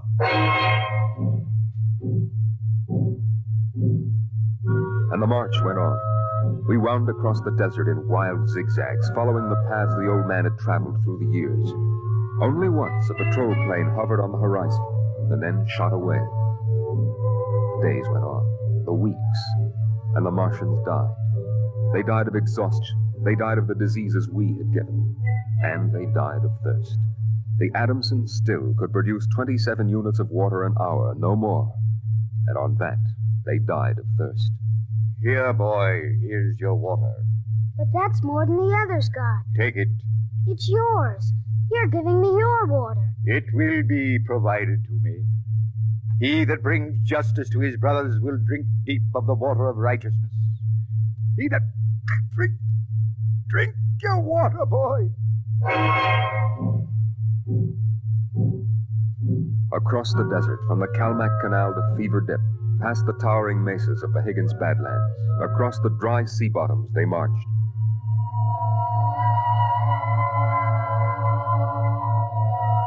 On the 54th day of the march, we halted at evening. The air was thinner, colder now. The rations had long since been exhausted. I lay down to sleep wrapped in the old man's coat. Early in the morning, before sunrise, I woke suddenly. The ground mist that had covered the desert the night before was lifting slowly.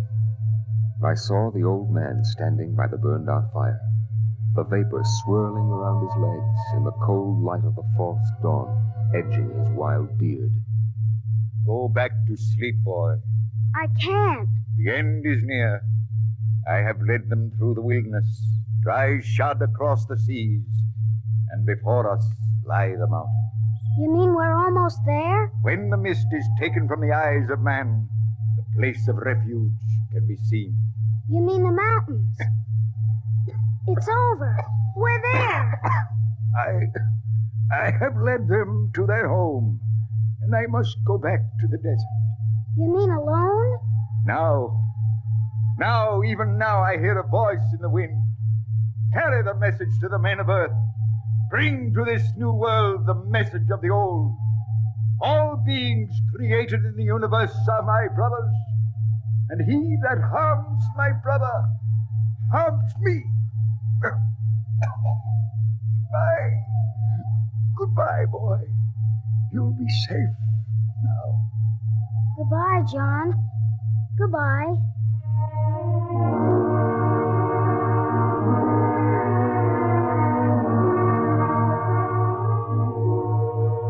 The Martians found him 500 yards from the camp, dead. Now the mist rose, and before us towered the highlands, the tall green mountains in the cool sky. The march was over. Of the 7,000 Martians who started, 900 were alive. They gathered now on the rise of ground and faced the hills. Their thin bodies wavered as they stood, and some dropped to the ground as they stood there. But there was a light of hope in their large, staring eyes. Most of them had died, but they had died on the way home.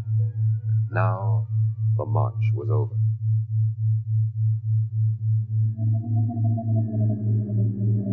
Then the patrol planes were spotted on the horizon, and within 10 minutes they had landed.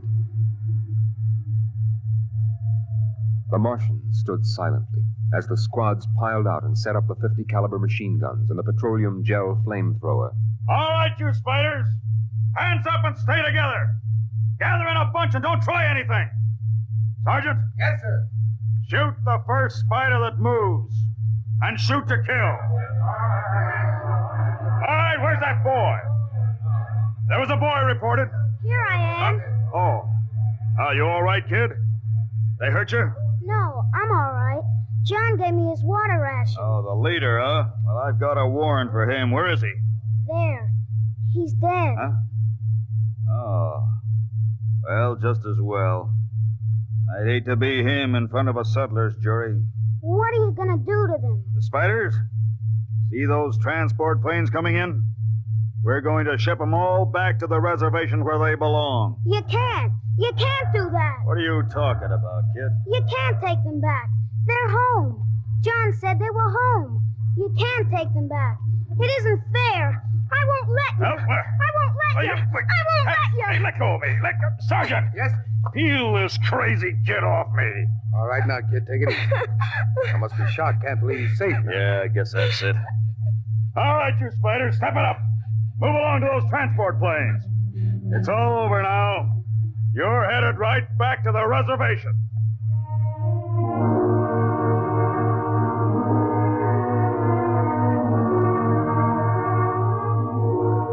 They separated them in groups of 50 and loaded them on the planes. 900 out of 7,000. And soon the first big-bellied ships waddled out on the hard sands and lifted slowly into the air, headed back to the south, flying over the trail of dead and dying who started on the march to the highlands, the march to home. Don't worry about them spiders, kid. We'll take care of them. Come on now, kid. You'll feel better as soon as you get back to civilization. I looked once more at the green mountains towering through the mist. And then, just before the motor raced, I saw John. Crazy John, propped up against a dognut bush where the Martians had placed him. The wind from the south gave the wild hair and beard a rippling life. He faced the hills, the home and rest he had promised his brothers, as he led them through the wilderness of Mars.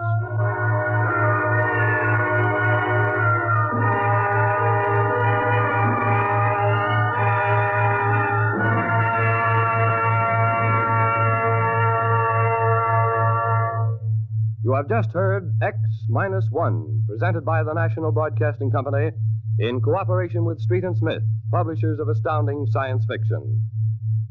X-1 was an NBC Radio Network production.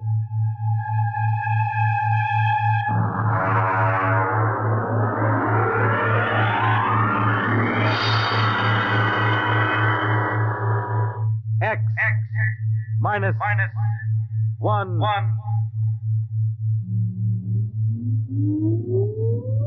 Countdown for blast off. X-5, 4, 3, 2, X-1, fire.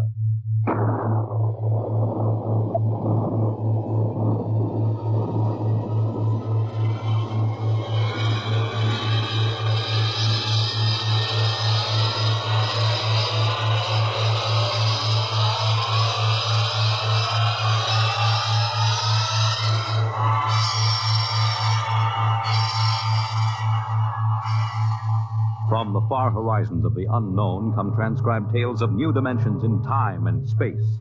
These are stories of the future, adventures in which you'll live in 1,000,000 could-be years on 1,000 maybe worlds. The National Broadcasting Company, in cooperation with Street and Smith, publishers of astounding science fiction, presents X minus 1.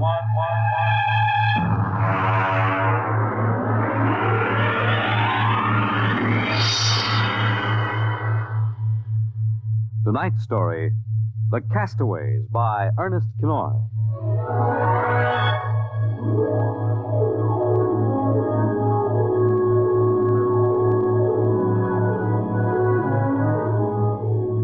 In the South Pacific, night comes on rapidly. The sun dips below the flat horizon, the sea is crimson for a moment, and then night falls. But on Tahani Atoll, giant arc lights turn night into day. Across the waters of the lagoon, within the barrier reef, launches and tugs skitter back and forth, while on the curving half-moon of the island, army trucks and jeeps scuttle down the rough roads bulldozed by the Seabees just 6 weeks ago. A low Quonset hut stands near the beach, surrounded by tangled wire. This is the preliminary command post, and inside is General Frank Gaydosh, field director of the test. Operation Destruction. Everything's on schedule, General. Radiological surveys complete. Instruments placement checked. Well, get me Navy and tell them H hour is as ordered. Send a periodic time check to Air Force on 90-week talk. and observation control on the Missouri. Yes, sir. I want a complete roster check on all personnel before H-hour. Yes, sir. Oh, Nate Cohen wants to see you. Who the devil's he? AP man. He's been selected by the press radio pool to interview. I haven't got any time. Tell him to speak to Major Dwight Friedenberg. He's the PRO. I think perhaps you'd better see him, sir. The directive on public relations from Washington was very clear. Well, how in blazes am I supposed to run a bomb test and play mother hen to a bunch of reporters? Washington said... All right. Bring him in. Borelli? Yes. Get me some black coffee, will you? Yes. This is Mr. Cohen, General Gaydar. How do you do, General? Lousy, as a matter of fact. Is that an official statement? No. You can run some of that. The world is at the crossroads, baloney. I wrote that yesterday. General, what effect do you think the new bomb will have on the world situation? I can't tell you that, even if I knew. My job is to set the blasted thing off and see that nobody gets hurt. And collect the data. Can I speak to you a moment, sir? Later, Alan. Go ahead, Cohen. Can you release anything on the scientific principles involved? I don't even understand them myself. Wait a minute. Dr. Muller? Yes? Come over here a minute, will you? Cohen, this is Dr. Fred Muller, Civilian Scientific Director. He's the only one who knows what's inside that warhead. How do you do, Mr. Cohen? How about a statement, Doctor? Oh, I'm afraid all I'm allowed to say is that the bomb is new, it's extremely powerful, and off the record, it's very tricky and dangerous. What'll happen if it goes off prematurely? I don't think we have to worry about that. In fact, we wouldn't even know about it. If you'll excuse me. How about the natives? Well, what about them? Aren't they going to be evacuated from the island? They already have been. General Gaydar. I saw the Tahani chief outside when I came in. The whole tribe squatting down at the motor pool having a conference. What? Alan, I've been trying to tell you, sir. The Tahani are still on the island. Well, why? The LCTs are ready, aren't they? Yes, sir, but they won't go. They refuse. The schedule called for their evacuation to Mailani 3 hours ago. I realize that, sir, but I hoped we could still get them off without violence. Look, Alan, they're either on the island or off.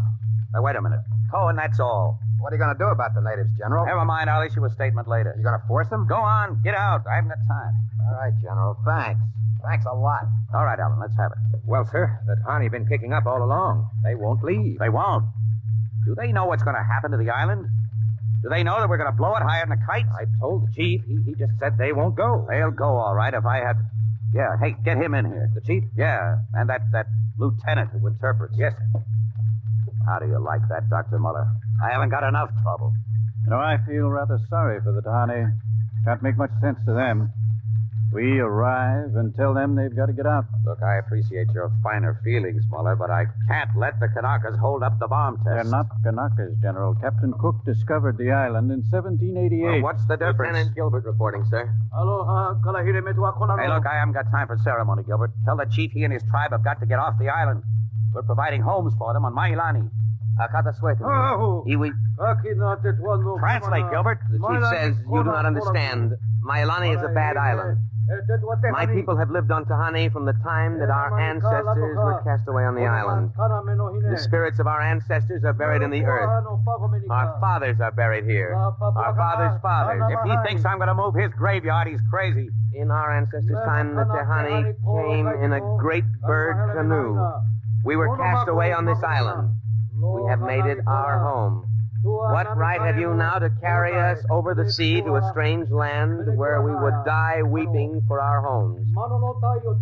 We will not go. By the waters of Babylon, there we sat down and we wept when we remembered Zion. Well, thank you, Dr. Muller. You're a great help. Say, Gilbert. Yes, sir. Tell him I have no choice. He's got till midnight to get his tribe on board those LCTs peacefully, or I'll have the Marine Detachment carry him aboard. Yes, sir. Isn't that rather harsh, General? After all, justice is on their side. We're preparing to blow up their island, and we haven't asked them about it. Dr. Muller, will you kindly confine yourself to the scientific aspects of this operation? I'll take care of administrative matters. If you could explain to them what's at stake here. Any further explaining I've got to do, I'll do with the Marine detachments. I'm not going to hold up my schedule. Well, Gilbert? I told him, sir. All right, get him out of here. I've had enough. What the devil's that? Some kind of a curse, sir. I can catch some of it. The island will remember the tears of its children and punish the invaders. The great destroyers will not destroy. And the evil man who is the chief will travel far through the blackness of night. Even as the children of the island end, so will he. All right, Gilbert, take him away. You in here, sir. Colonel Allen, get a detail from the Marine Detachment with tear gas and small arms down to the motor pool. And in 1 hour, have those natives on that transport, and I don't care how they do it. that my coffee, Varelli? Yes, sir. They must know about the bomb. The great destroyer will not destroy. You worried about that curse? I should think you might be. He threatened you personally. If I were you, I'd carry a pistol till they got off the island. The chief looked as if he'd cheerfully strangle you with his bare hands. I'm supposed to end the way they do, huh? What's that? Probably the Tahani saying goodbye to their island. I think I'll go down to the motor pool. We'll stay out of the way. And get back here in an hour. We've got to have this wrapped up and headquarters moved out to the Missouri by dawn.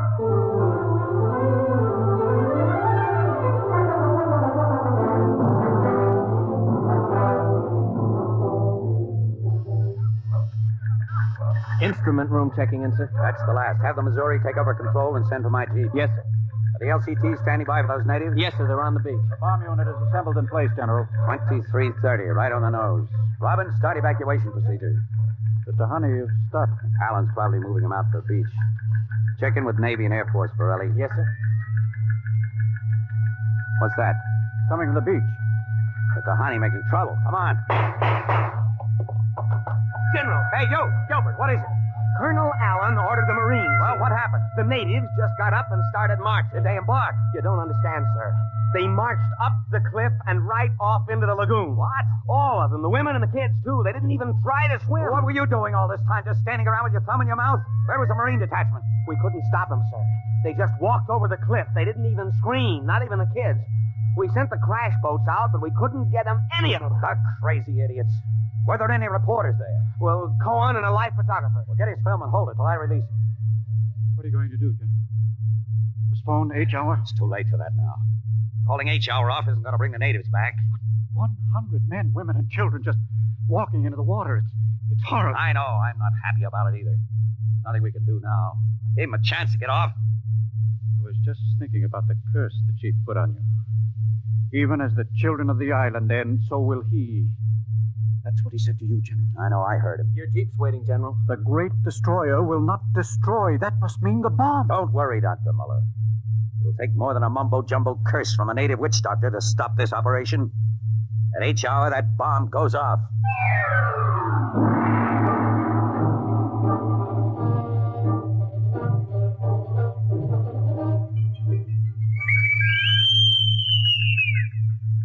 It is now H hour minus 1 minute 30 seconds. H minus 1:30. Video screen's hooked in, sir. All right, check control stations. Observation station 1. Observation station 1, check. Radiation station. Radiation control, check. Test the firing Observation circuit, station Dr. 2. Muller. Right, General. Check. Damage control station. Damage control, check. All set. Communications. Communications, check. All checked in, sir. It is H minus 1 minute. H minus 1. Take a good look at that island on that screen, Dr. Muller. When you throw that key, it just won't be there anymore. Nothing but an atom mushroom over the lagoon. Quite a funeral pyre for the Tahani. Stubborn idiots. They can't get in the way of progress. Progress? I wonder if it is, General. It is H minus 30 seconds. H hour minus 29, 28, 27. The great destroyer. That's what he called the bomb. Hold it, Muller. Allen, report. All checked in, sir. Cameras running. Sound fire warning. Stand by for firing. Ready, Muller? Ready? 10,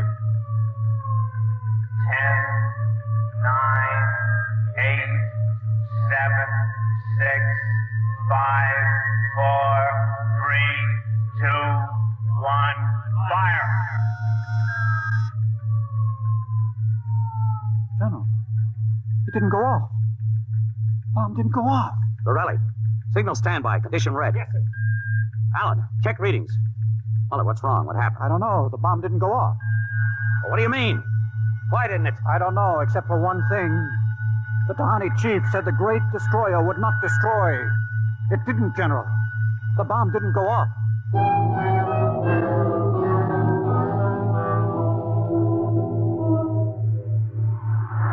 How about it, General? What happened? Have you got a statement? Nothing you can use, Cohen. Not till we find out what went wrong.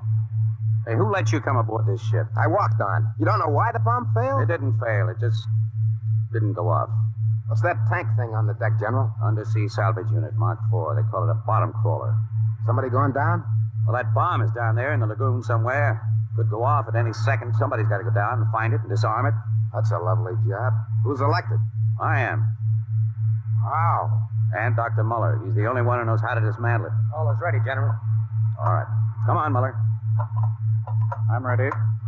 Alan, as soon as we hit shallow water, get those gates open. We'll pull the crawler out. And then you get away in a hurry. If that bomb goes while we're working on it, I don't want any casualties. Yes. Inside, Muller. All right. I'm in. Now, remember, get this LST out of the lagoon in a hurry. You got that, Alan? You take your orders from Admiral Yancey. Yes, sir. Good luck. Closing the hatch. The radar and Geiger counter warmed up, Muller. I was just thinking of something, General.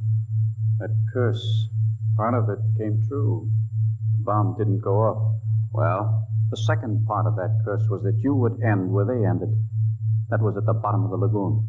What are you trying to do, Muller? Nothing. I was just thinking this crawler is going to take us right down there where the Tahani died. I'm not worried about a handful of dead natives, Muller. I'm worried about that bomb. Okay, they're opening the gate. Let's go.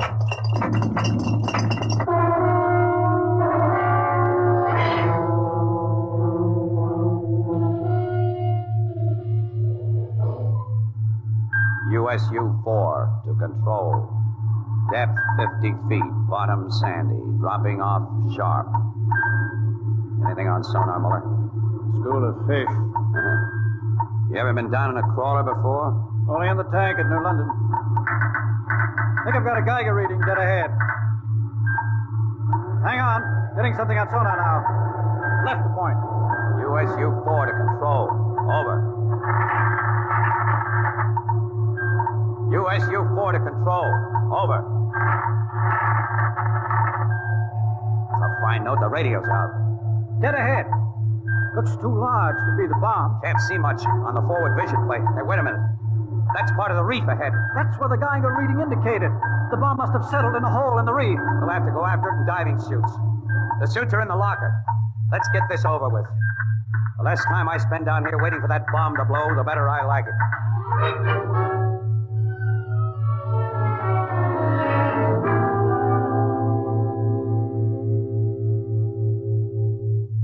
Muller, is your helmet clamped tight? You getting me all right on your headset? Okay. I'm going to fill the lock. Here goes the outer door. Let's go. This isn't like that diving tank in New London. Look out for that coral. It can cut you to ribbons. There's a hole of some sort there. Wait till I get the light up. See if you can get a Geiger reading out of that hole. Just a... There. It's down there, all right. Careful. I'll drop down first. See anything down there? Muller, get down here fast. What is it? Find something? The bottom of this hole. It's metal, and the sides. But it's the coral reef. Look, welded joints. These are hull plates of some kind. Look out, above us. It's closing. Grab it. Too late. A metal hatch. It just slid over the top. This is impossible. What's going on? It's like an airlock. The water's being pumped out. General, do you realize what this means? I'm not sure. There's an inner door opening. Careful. It's a passageway. What do we do now? There isn't much we can do. We can take off our helmets, though. The dial shows good air. All right. Come on. What is this? An undersea fort? What's it doing here? What does it mean? Whatever it is, our bomb must be down here. Wait, there's someone there.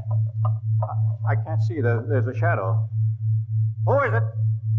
Who's there? Welcome, Dr. Muller. Welcome to our ship.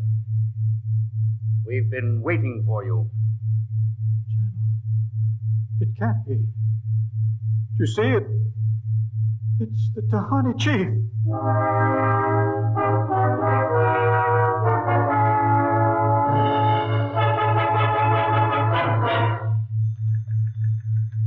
How long has the bottom crawler been down, Pirelli?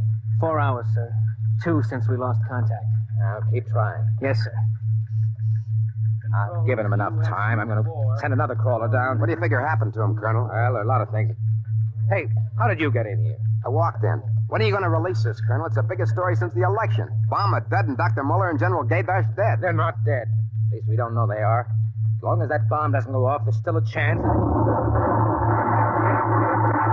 happened? Bomb. Pirelli, condition red. Gilbert, radiation control into action.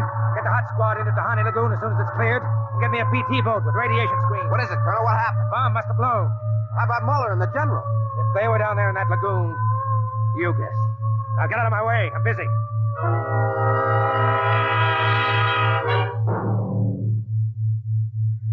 Radiation reading 75 and steady. Take her in as close to the beach as you can. Steady as she goes. Is there any danger of any more explosions? No. When she goes, she goes. Radiation 82. That's still safe. Cohen, is that something on the beach? Yeah. Looks like a body. Maybe you blew one of the Tahani back out of the lagoon. No, it's moving. Gilbert, glasses. Yes, sir. It's a man, all right. Head into the beach. Who is it, Colonel? Can't tell. He's in a diving suit. It's either Muller or General Gaydash.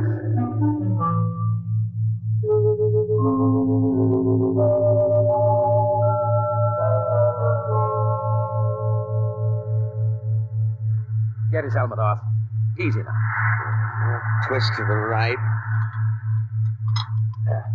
It's Muller.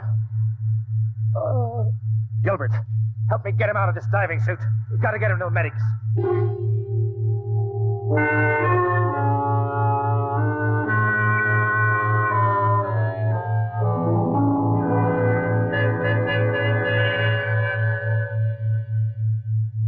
No radiation burns, superficial bruises, mild shock. He'll be all right, Colonel. Can he talk? For a while. Bomb go off. It didn't. He's still out of his head. Quiet, Cohen. Go on, Dr. Muller. What did you find? A ship. A giant metal ship there under the lagoon. Submarine? No. It was a spaceship. Space? Camouflaged right next to the reef. When we went inside, we found the Tahani chief and all the tribe. Alive. What? They drowned in the lagoon. I saw them. No, they didn't commit suicide as we thought. They just dived underwater into the rocket airlock. Rocket? Airlock? Now, look, Muller, I know you've suffered a shock, but... But it's true. Can't be. A spaceship built by Polynesian savages. But they're not savages. They're the Castaways. They're from another planet. Don't you understand? Their spaceship was wrecked here 400 years ago. They've been waiting ever since for a chance to go home. He's out of his mind. Better give him a sedative, Doctor. No, wait a minute, Colonel. Remember their story about the great bird canoe? Maybe there's something to the legend. Not a legend, it's true. They'd exhausted their fuel, came down out of space, couldn't find anything here on Earth to replace their fuel source until we developed atomic power. Atomic power? You mean they stole our bomb? That's right. Fished it out of the lagoon, hauled it aboard. Yes, but how could they convert it to atomic drive? They made me dismantle it for them at the point of a gun. Then just before they blasted off, they let me go. But what about the general? Remember the Tahani curse? I see. You mean they killed him? You don't understand. I said I dismantled that bomb at the point of a gun. It was General Gaydash who was holding the gun. What? He was one of them, one of their spies, sent out to bring back the rocket fuel they needed. And the Tahani curse wasn't a curse at all. It said that when they left the island, so would he. He's with them now. Yes. And after 400 years, the Castaways are going home.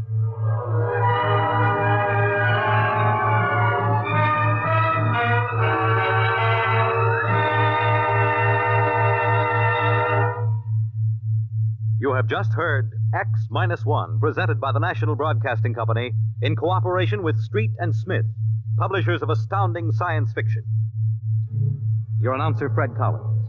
X-1 was an NBC Radio Network production.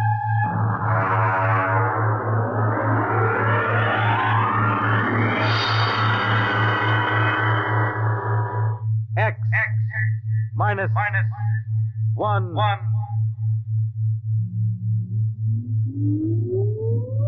Countdown for blast off.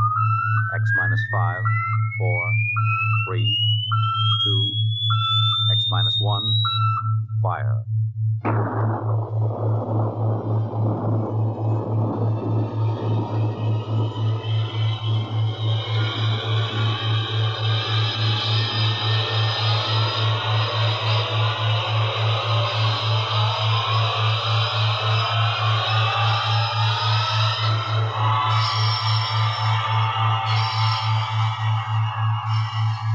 From the far horizons of the unknown come transcribed tales of new dimensions in time and space. These are stories of the future, adventures in which you'll live in a million could-be years on 1,000 maybe worlds. The National Broadcasting Company, in cooperation with Street and Smith, publishers of astounding science fiction, presents X minus 1.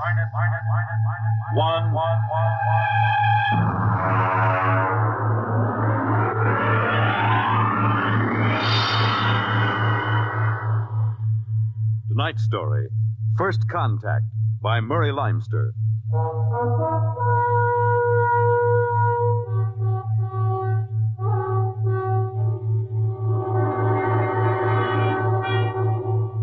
They had been in space 6 months now, moving with the incredibly faster-than-light speed of the overdrive. In 6 months, they had gone from Earth outward and outward to the crab-like nebula with the twin stars. A routine flight of exploration and scientific research. Solid object about 90,000 miles away, sir. Located, Dort. Exactly. Identify it. A small object, sir. Captain, I've never seen anything like this before. Whatever it is out there is coming toward us at an incredible speed and retreating to zero just as rapidly. What's the mass of the object, Dort? Well, it varies with the distance from us, sir. Step up the scanners. Nothing, sir. Absolutely nothing shows out there. And yet there must be something. Those alarms are foolproof. Action stations, man all weapons. Condition of extreme alert in all departments immediately. Captain, what is it? Dort, I ran into the same thing once before on the Earth-Mars run. We were being located by another ship, and their locator beam was the same frequency as ours. Every time it hit, it registered as something solid and monstrous. Captain, we're the only Earth ship in 18 light years around. How? I didn't say it was another Earth ship out there, Dort. Another race? That's right. There's a spaceship out there, all right. It's not manned by human beings.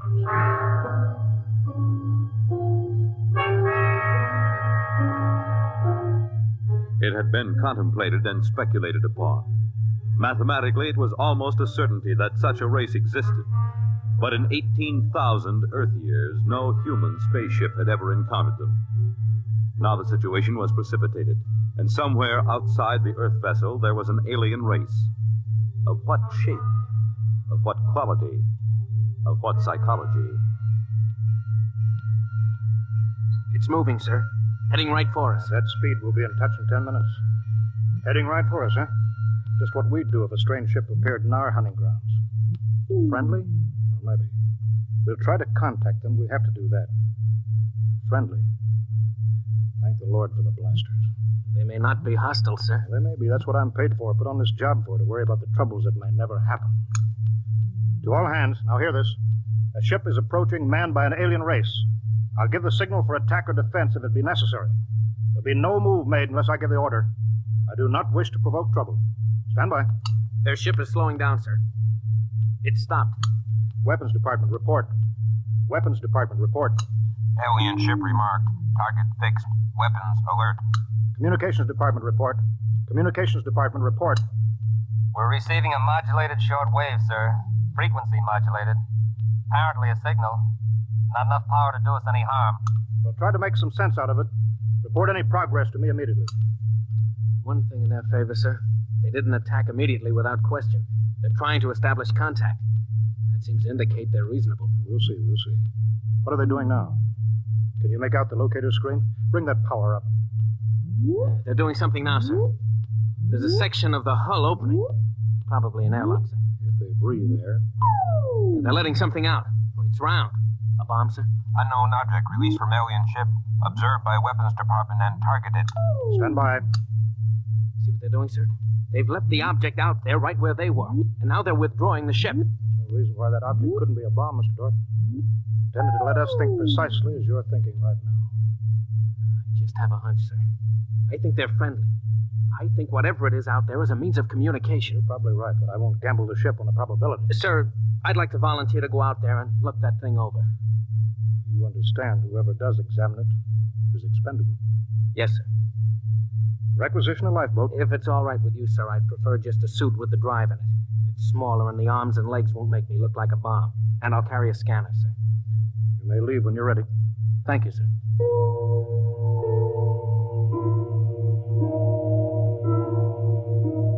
I'm all ready. Clear the lock and let me out.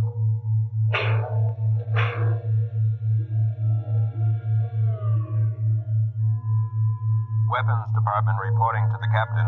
Mr. Dort located. Mr. Dort is targeted. Stand by. If that object out there is a device to capture one of our people for observation and questioning, it'll be blown out of existence, including Mr. Dort. Stand by.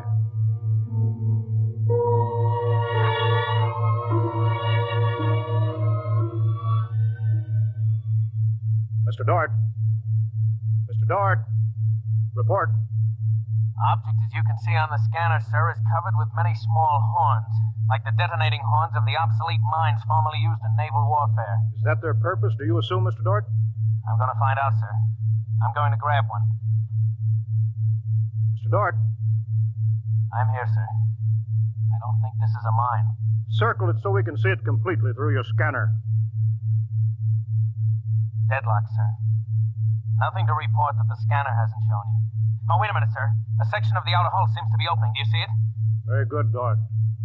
Hold that. I'm sure it's a communications device, sir. It looks like it. Fix your scanner so it'll focus on that communications device. Return to the ship.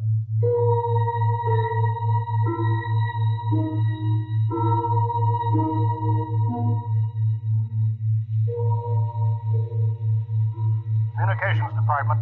Communications Department. Progress report, please. We've established communication, sir. Is there a psychologist on the team down there with you? Yes, sir. Mr. Burns is working with us. Will both of you please report to the bridge at once?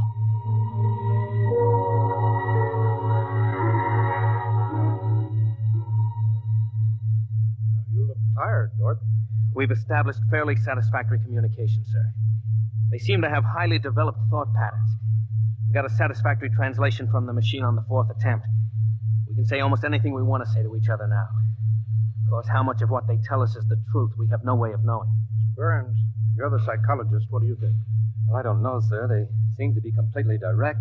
They haven't let slip even a hint of the tenseness we know exists. They act as if they were setting up a means of communication for friendly conversation, but, well, there's an overtone that... Yeah. Well, Mr. Burns, I have a decision to make. On the one hand, opening contact with the friendly people of a vastly different culture could only be beneficial to us of Earth. On the other hand, if they're hostile, I ought to blast them out of existence without any other preliminary. Oh, but, sir, you can't... I'm not talking to you, Dort. It's not warranted yet, sir. Yes. Now, hear this, all departments. Hear this, all departments. This ship is on an extended alert. Provisions will be made so that personnel can have maximum rest and nourishment.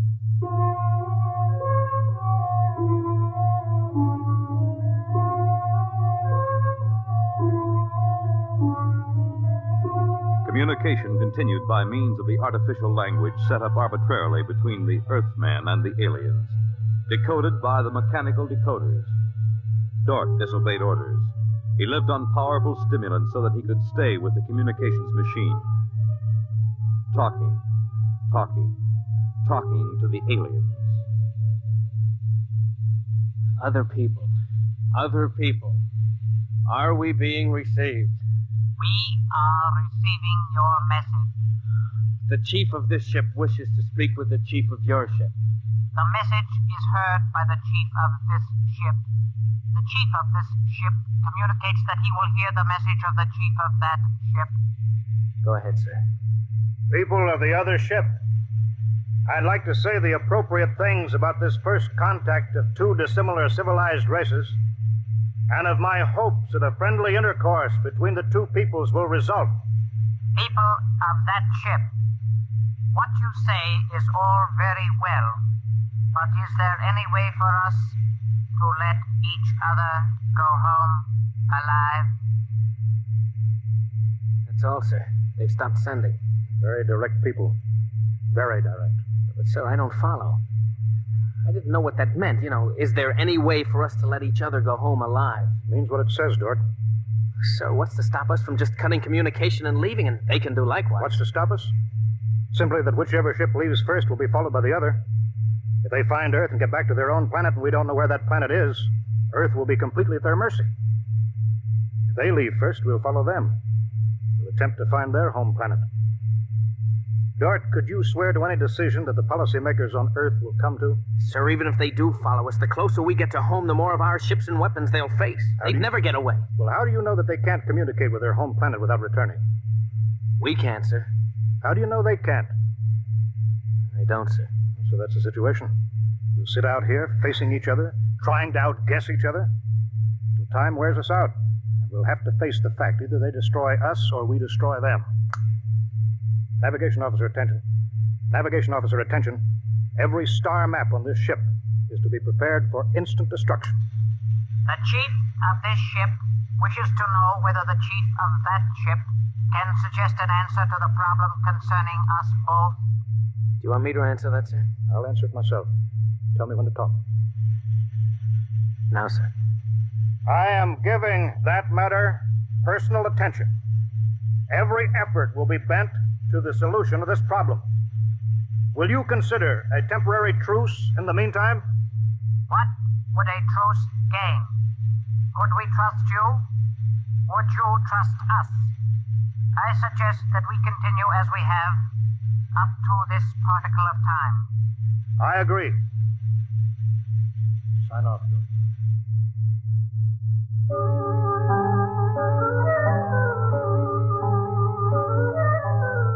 Weeks went by, and during the weeks, the exchange of information continued without let-up. What particle of time are the people on that ship at? The resting time. All rest except myself and others on alert duty. Same on this ship. You people of that ship are very similar in many ways. Do you have a family? I have a mate. I have a mate and 3 offspring. It is too bad for them, as well as us, to have to kill each other. This ship can't see any way out of it. Can that ship? If we could believe each ship, yes. Our chief would like it. But we can't believe you, and you are afraid that we do not tell the truth, although we do. This ship would trail you home if this ship were able to. That ship would do the same. But this ship feels sorry about it. I believe you're a friend. I share your belief and like you. But there is a possibility that you were put to make a trap for me. I will stop now and think it over.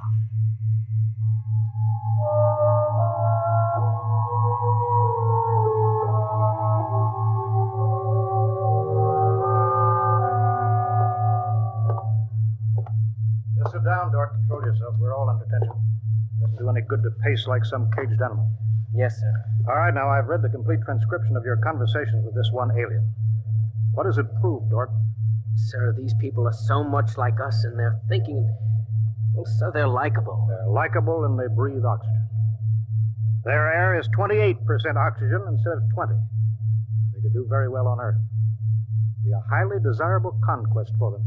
Dort, I'm as set against violence as you are. I don't see any way out of this. And I think we've got to break this status quo. So if in 70 hours we don't see any other way, then I have no further choice. I'll blow them to bits.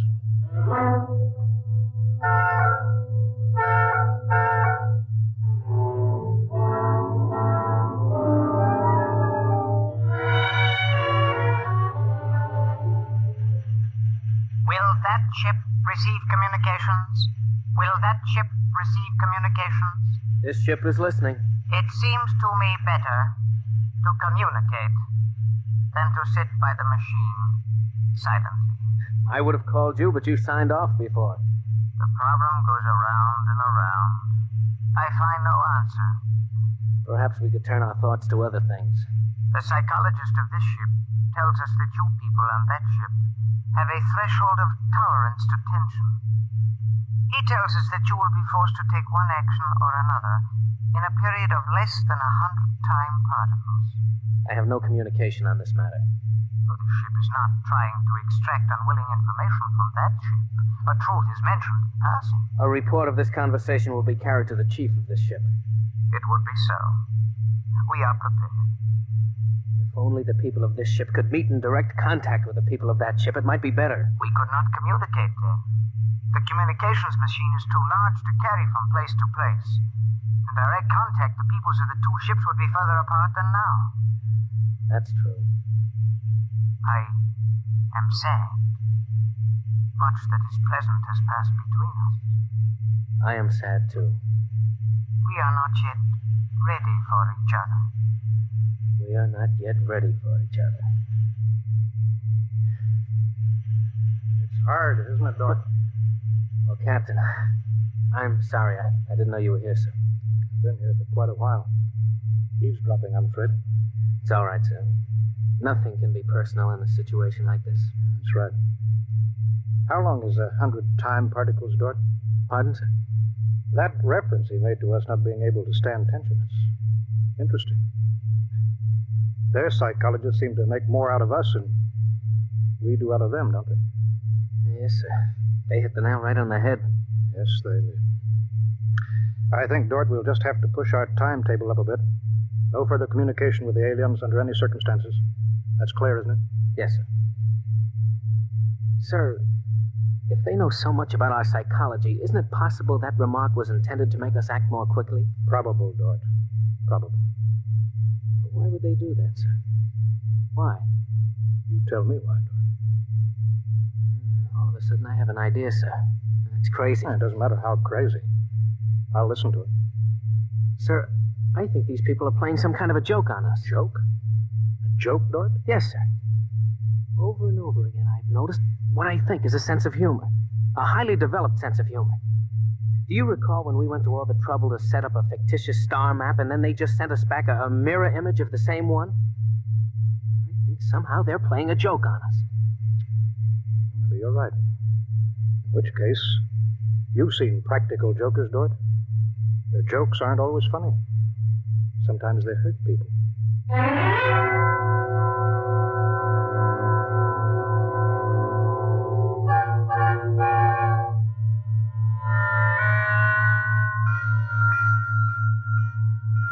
All departments, man, instant alert. All departments, man, instant alert. Report instantly. Report instantly. Weapons department alerted.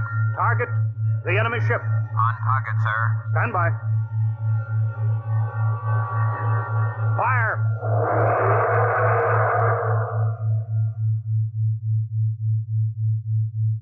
They're gone, sir. Not a trace of them left. Not a tiny trace. Now we can go home.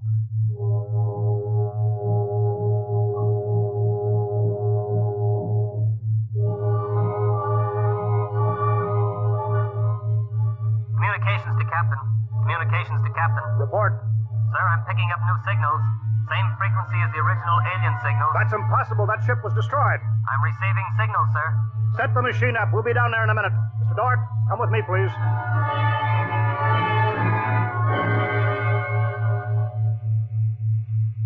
It's good to be on the way home.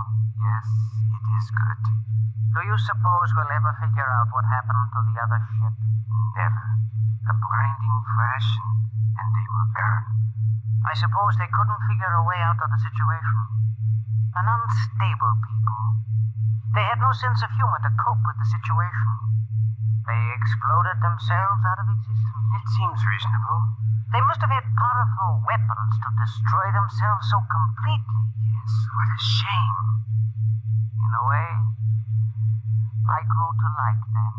This isn't meant for us, sir. I don't know what's happening, but I think we're overhearing a private conversation. I understand, Dort. Be quiet, will you? Many things might have come out of a relationship with that people. They were describing a disease they call cancer. I think it is similar to the Fulgren syndrome. We might have helped them. They might have helped us too. Well, Too bad.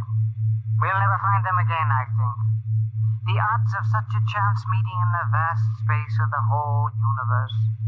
There are no figures for such odds, are there? Turn it up, Dort. Turn it up louder. That's all there is, sir. Signal stopped there. Sir, I don't know how, but somehow when we fired at them, we didn't destroy them, but we did set up a condition whereby they've become invisible to us, and we've become invisible to them. Captain to engineering department. Halt, forward motion. Captain, why are we stopping? Listen, Dort, you say they're in. They are, but they're not destroyed because we just heard them. They're out there somewhere. Invisible. You heard them, sir. They're heading for home. We're invisible to them, too, sir. How do you know, Dort? How do you know this whole thing isn't a setup? Suppose that's true, Captain. You heard their conversation. They weren't talking like any monstrous people. They seemed decent and warm, just as decent and warm as we are. How do you know this conversation wasn't planned, deliberately set up for us to hear? How do you know that, Dort? Yes, sir, you're right.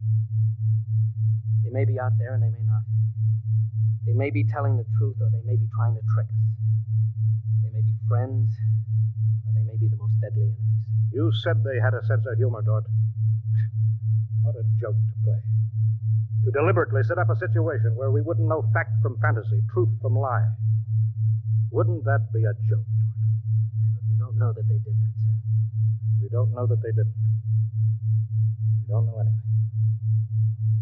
Sir, does that mean we never go home again? I don't know. I have to think about it. I have to think about it.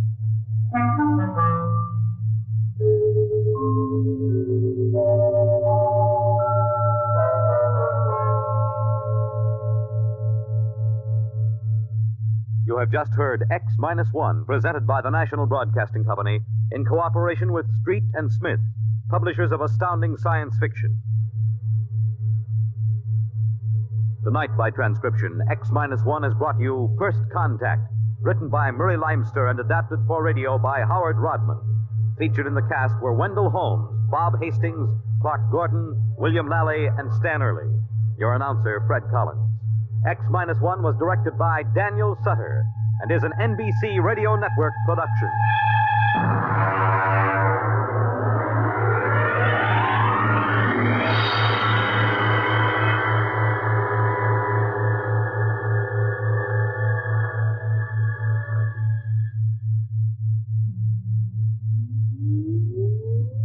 Countdown for blast off. X-5, 4, 3, 2, X-1, fire.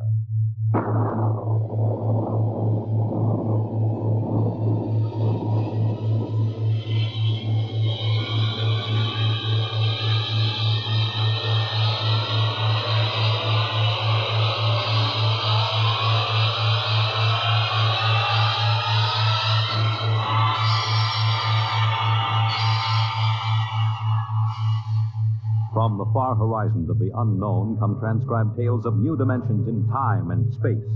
These are stories of the future, adventures in which you'll live in a million could-be years on 1,000 maybe worlds.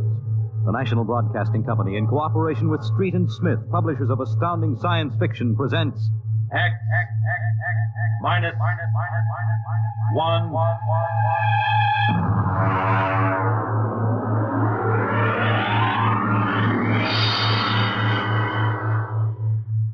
Tonight's story, Child's Play by William Tenn.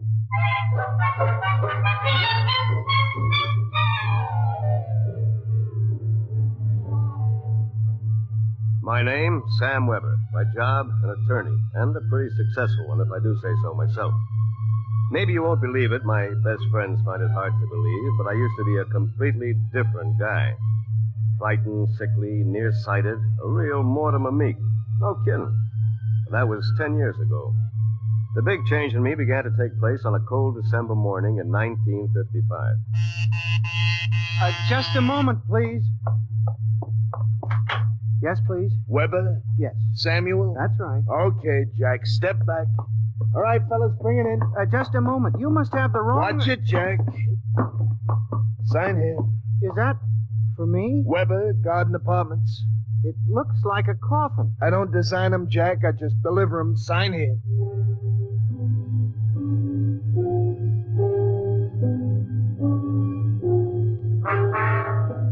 After much straining, I wasn't in very good physical shape those days. I managed to push the box under my single light bulb. There was a card in a small envelope. Let's see. To Sam from your classmates at the Interdimensional and Cosmic Institute. Merry Christmas. 2155.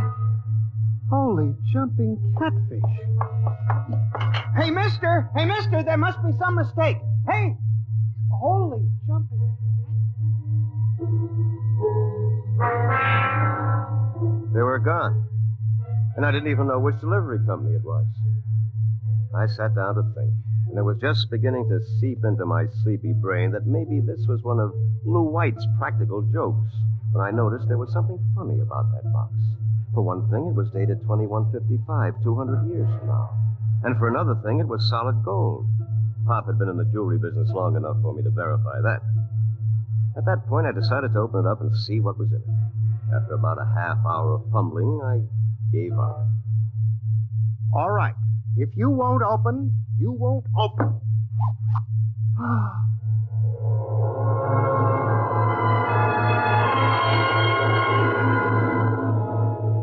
No sooner had I said the word open than it came apart like the skin off a banana. There inside was something resembling a high-powered kid's chemical set. Vials, jars, tubes, wires. You never saw so much scientific-looking junk in your life. And on top of it all was a book of instructions printed in mad green streaks. I opened the cover and read page 1.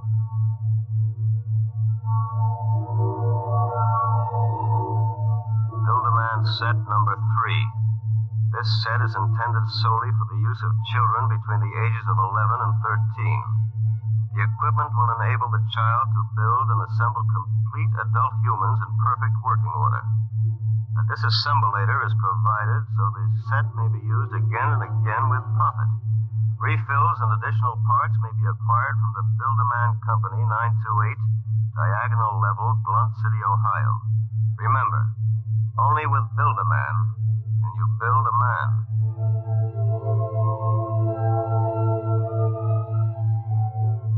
When I arrived at work that morning, an hour late, my brain was still reeling with the stuff I'd read in the instruction book.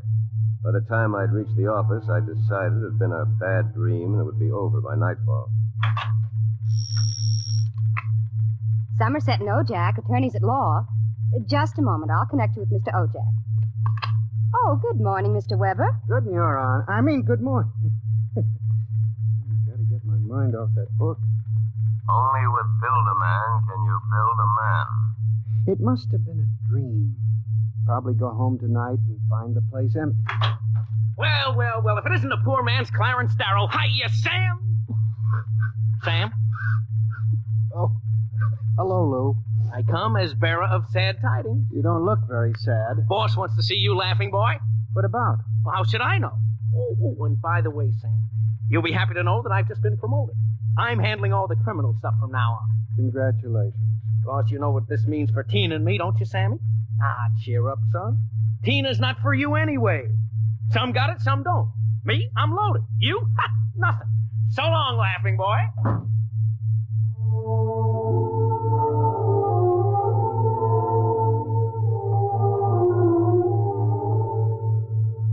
That was my good friend, Lou White. Lou was one of those guys who always lands with his feet firmly planted in the back of somebody else's neck. In the year I had known him, he'd already managed to steal the job I wanted, and he was now working on the girl I wanted. Her name was Tina. Tina Veldt. She was...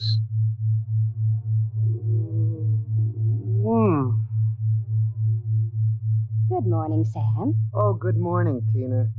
My, you look... Yes? Good enough to take to lunch. Oh, I'm sorry, Sam, but I promised Lou. Sure. I hope you're not too disappointed. Me? Oh, no. Some got it, some don't. I don't.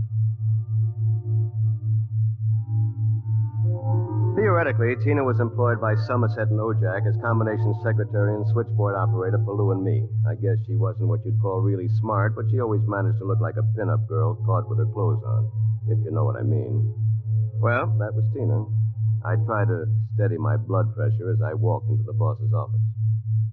You sent for me, Mr. Ojak? Oh, yes. Sit down, Weber. Sit down. Thank you, Mr. Ojak. My boy, in this business, you've got to be aggressive. You've got to go out and create new clients. I don't mean ambulance chasing or anything like that, but you've got to show some zip.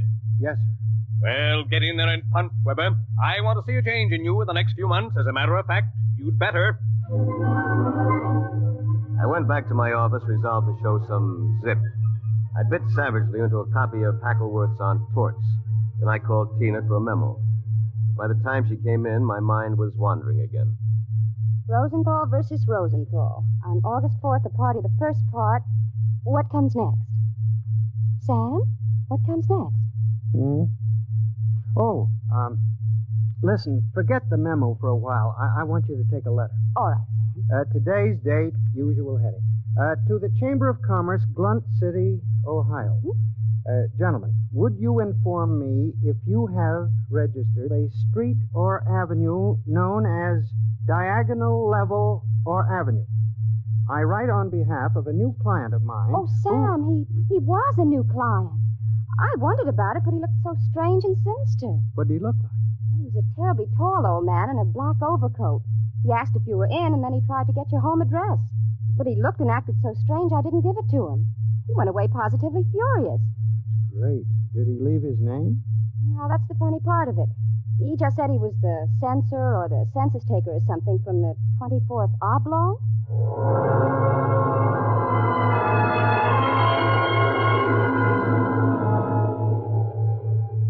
I left the office early and went home. Sure enough, there it was, my Build-A-Man set gleaming a little obscenely in the corner. I walked over to it, gave it a kick, and hollered, "Open sesame!" 3 minutes later, I was flopped down in bed reading Chapter 1, Making Simple Living Things. An hour later, I was fooling around with such complicated items as the Junior Bicalibrator, which measured everything from blood pressure to hemoglobin content, and the Jiffy Vitalizer, which was actually supposed to put life in your creation, providing you had followed instructions carefully.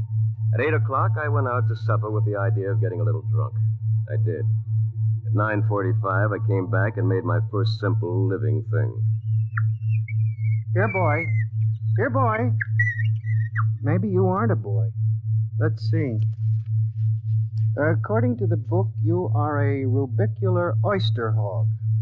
Not much to look at, but I made you. Me, Sam Weber, attorney at law. I have created life. Hey, come back here. Come back. Here, boy. Here, boy. Here, boy. Hey.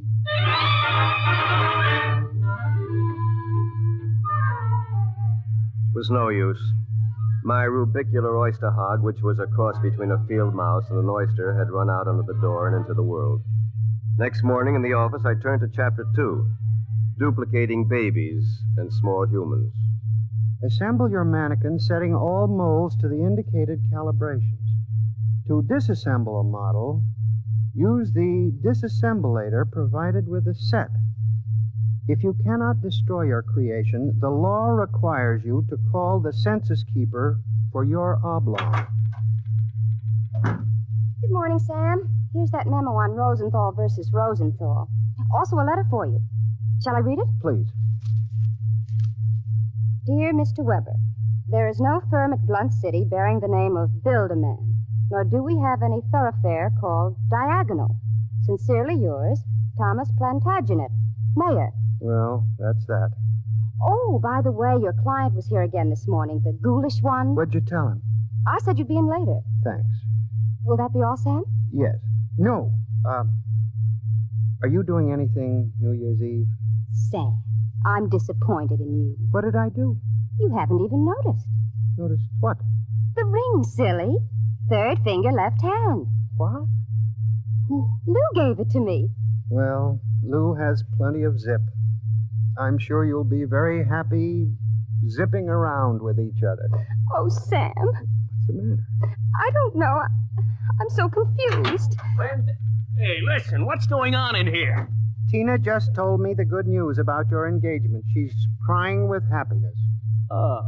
Is that right, honey? Well, no hard feelings, Sam. It's just that the best man got the girl. You understand how it is. Oh, by the way, we're having a little celebration at Shanghaied tonight. Drop around and we'll live it up a little, huh?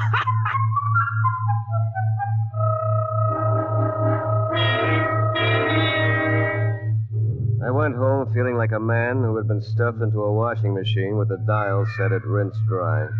I was a failure. My job was a bust. My girl was going to marry a football player. I'd been playing God with a chemistry set from some crazy futuristic world. And the bill collectors were hot on my heels. Why not? Think of it. A Sam Weber without all the psychological problems you've got. A dynamic, uninhibited Sam who could win a girl like Tina by sheer magnetism. Then when it was all over, we just take the old disassemblator and presto. And I can do it, too.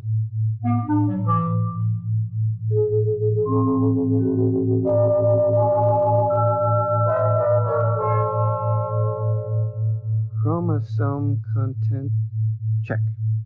Well, here goes.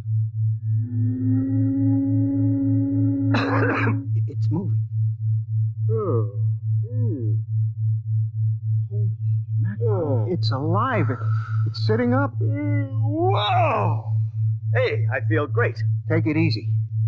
Do you know who you are? Don't give me that take it easy routine. Of course I know who I am. I have all the thoughts you ever had up until the point I was vitalized. My brain is an exact duplicate of yours, except that I'm not all blocked up psychologically. Oh, by the way, since we both have the same name, it'll simplify things if I call you Weber.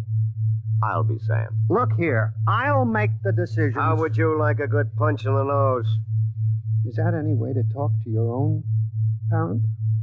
I did create you, you know. And don't think I don't appreciate it, Weber, old man. But let's get one thing straight. I live my life and you live yours. Got that? Who pays the rent? You do.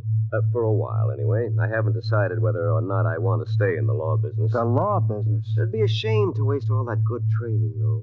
We went to Harvard, didn't we? On the other hand, I want to spread out a little. Tina's the kind of girl to whom money is very important. Tina? What'd you expect?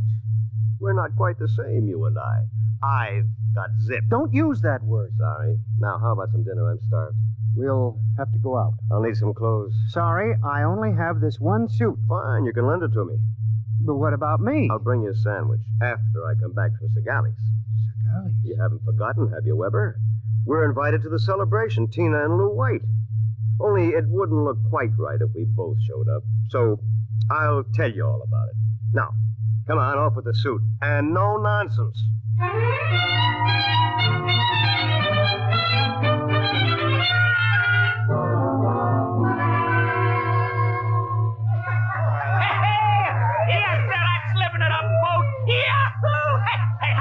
Drink, Mr. Ojack, come on. Thank you, Lou. Is everybody happy? Oh, Tina, honey, you having yourself a little old time? Well. The happy couple. Sam. Good evening, cats. Everybody's lit up like a Christmas tree, huh? Well, Sam, are you in the bag? Never touch the stuff, Lou, my boy. Never touch it. Hey, what's gotten into you, Weber? You seem different somehow. Well, I'll tell you. Ever since I had that talk with Mr. Ojack about myself... Oh, you remember, don't you, Mr. Ojack? Why, yes. You made me realize, Mr. Ojack, that I had a whole reservoir of untapped zip. And that's all it took, just like that. I'm a changed man. I don't believe it. It's an act. Why, you're nothing but a cream puff, and you always will be. Mr. Ojack, I think he owes me an apology for that. I should think so. All right, all-American boy, make with the apologies. Apologize? Why, for 2 cents I built you... Folks, would you excuse Mr. White and myself for a few minutes? Coming, Mr. White.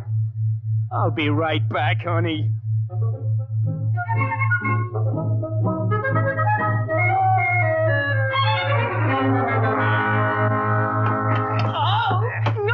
Okay, big boy, you've taken enough punishment. Lou, don't kill him. He did... Oh, dear. He'll be all right in a little while, baby. Did you? I mean... Oh, Sam. Tina. We really shouldn't be... kissing like this. Well, it's what you've always wanted, isn't it? Well, isn't it? Oh, Sam.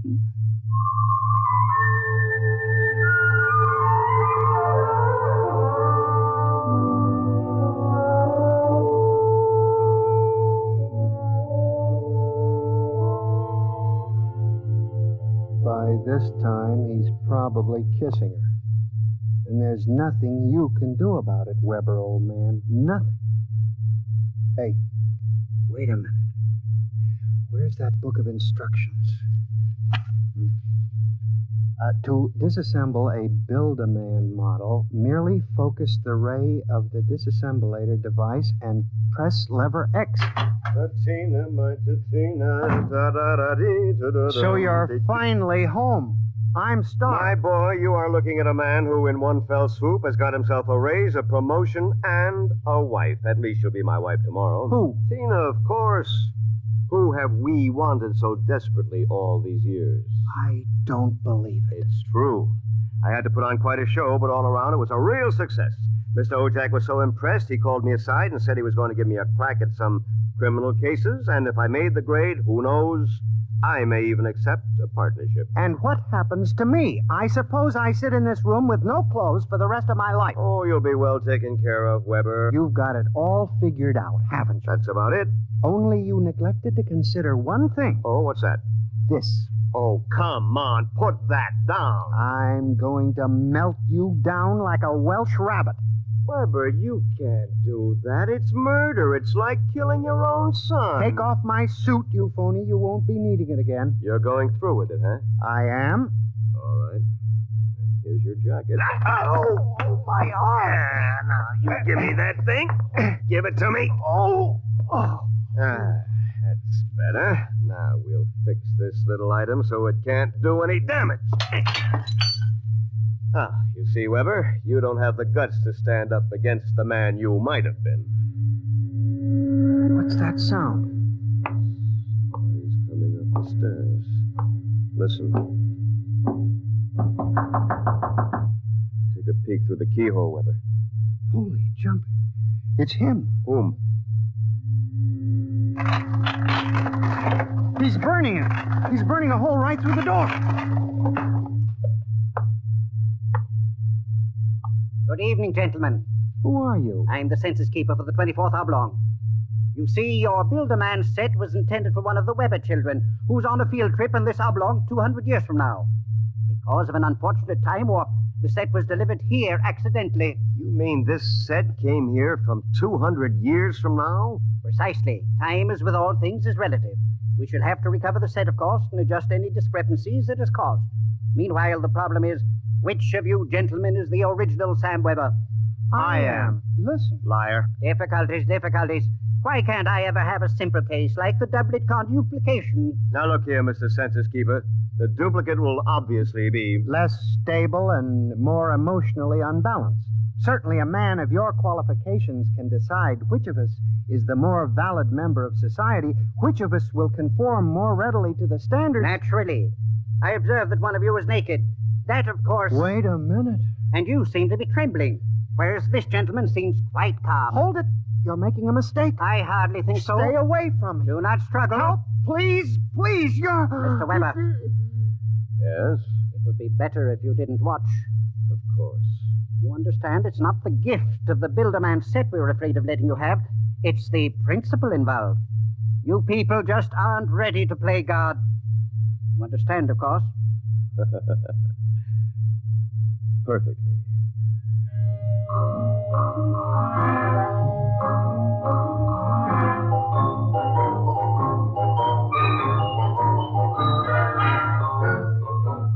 Well, that's my story.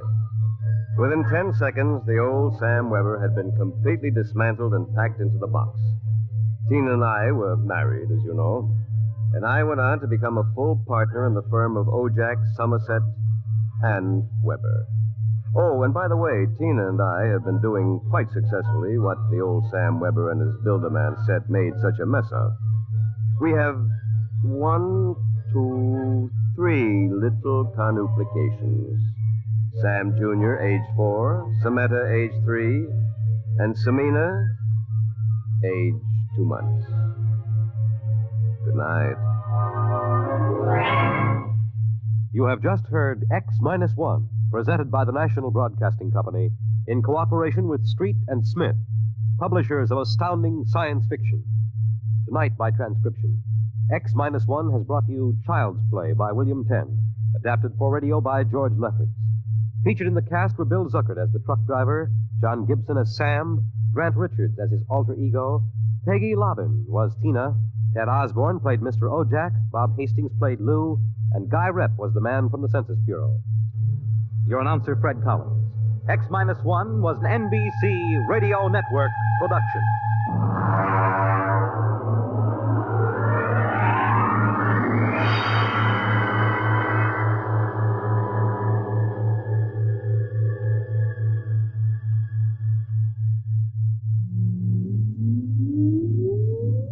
Countdown for blast off.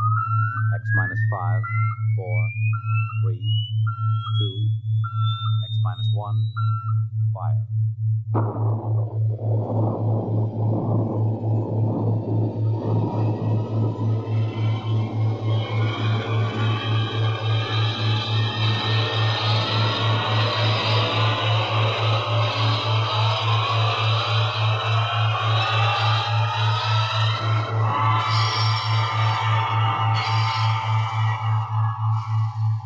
From the far horizons of the unknown come transcribed tales of new dimensions in time and space.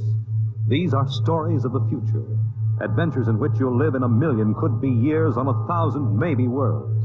The National Broadcasting Company, in cooperation with Street and Smith, publishers of astounding science fiction, presents X minus 1.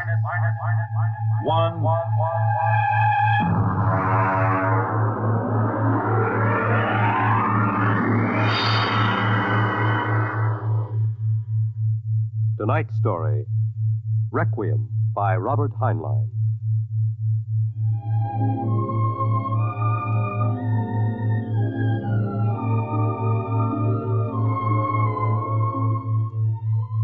On a high hill in Samoa, there is a grave. Inscribed on the marker are these words: Under the wide and starry sky, dig my grave and let me lie. Gladly did I live and gladly die, and I lay me down with a will. This be the verse you grave for me. Here he lies where he longed to be. Home is the sailor, home from the sea, and the hunter, home from the hill. These lines appear another place, scrawled on a shipping tag from a compressed air container, and pinned to the ground with a knife. It wasn't much of a fair, as fairs go. The trotting races wouldn't be held till 8 o'clock at night. The flags and bunting drooped in the gray afternoon, and the pitchmen seemed discouraged. A large black limousine stood at the side of the road, 32 cylinders purring quietly. And over the dust and the clatter of the fair, a bullhorn blasted the highest pitch. Hurry, hurry, hurry, this way to the moon rocket, See it fly, the actual type rocket used by the first man to see it fly. Chills, thrills, the romance of space. You can ride in it for only $25. Hurry, hurry, hurry. Hey, Charlie, have you got that feed tube patched? I welded it. Good for maybe an hour. Oh, what a crowd. They wouldn't risk a nickel to see the sun blow up. Oh, Captain, excuse me, Captain. Yeah? Oh, yes, sir. 50 cents to inspect the rocket. One? Could you take a passenger this trip? You mean you want to go up? $25. That's right. Yes, sir, right away. Charlie, take the pitch. Step this way, sir. Look out for the feed lines. Oh, yes, I see them. Hey, Doc. Passenger for a checkup. Okay, Mac. Well, is this necessary? Regulations. Take off your coat, open your shirt, roll up your right sleeve. All right. How are things, Mac? Slow. We're not drawing as much as the cooch tent. It'll pick up tonight with the trotters. I'm ready, Doctor. All right, give me your arm. All right, breathe in. Breathe. Breathe. Sorry, Mac. No go, Doc? Cardiac condition I couldn't certify. I'm sorry. You mean you won't take me up? He's the doctor. Well, I rather expected it. Sorry. Between you and me, we could have used the 25. Excuse me, Captain. Yeah? Could you and your engineer have dinner with me after your flight? Dinner? At my home. My car's over there. That's your car? The limousine? That's right. You serious, Mac? You want Charlie and me for dinner? Of course. Okay. Don't see why not. Thanks.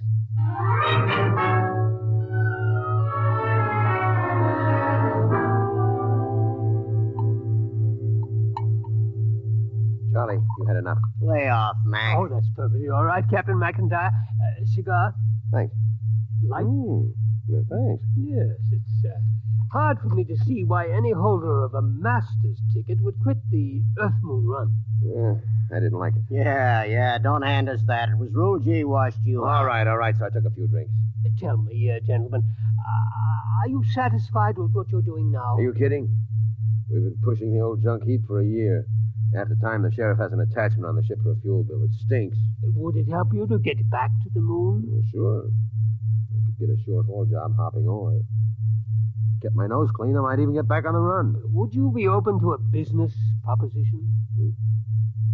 What is it? You own your own rocket? Barring a couple of liens against it.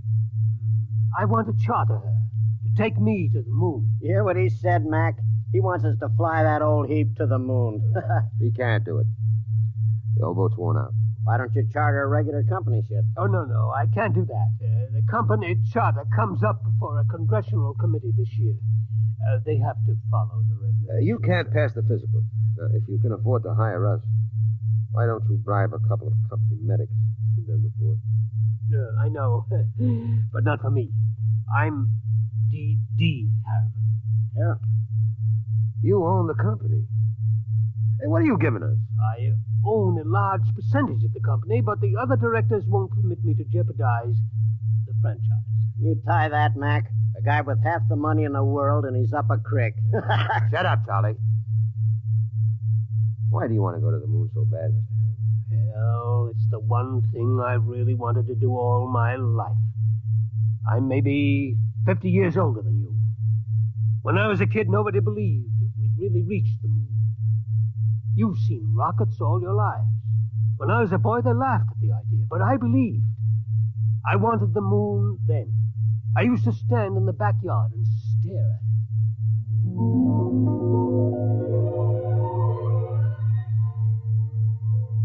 How far away is it, Mom? The moon? Far enough. Why don't people fly to the moon?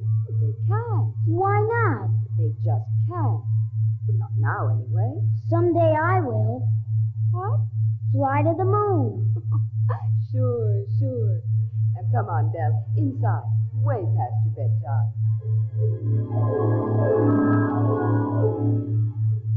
There wasn't enough money for college, so I worked. Stock boy at the old Ford plant in Detroit, accountant, credit manager for a mail order house, then New York and Wall Street, and then transportation. The monorail line between New York and Chicago, the Atlantic Pressure Tunnel, and then Harriman rockets. Del, I want to talk to you. I'm working, Charlotte. You talk to me now, Del, or you may not get another chance. What is it? Fred Lott was in. You've sold out again. I run the business, Charlotte. Del, I'm fed up with it. Up to here. I married you because I love you. I still love you, but I'm fed up. Now, what is it, Charlotte? We're not young anymore. Fred tells me you've bought into a bankrupt engineering firm, sunk every nickel in it. Well, they own the Schwarzmiller fuel injector patents. I need them. How many times do we have to start over? I'm tired. I'm not asking for millions, just a little life for the two of us. I didn't know about the divorce for a month. I lost the papers under a stack of blueprints and stock prospectus. That night I walked through the park, watching the full moon move across the sky. My old friend. I could recognize the wrinkles. Crisium, Mare fecundatus, Mare twinkulatus, the Luna Apennines.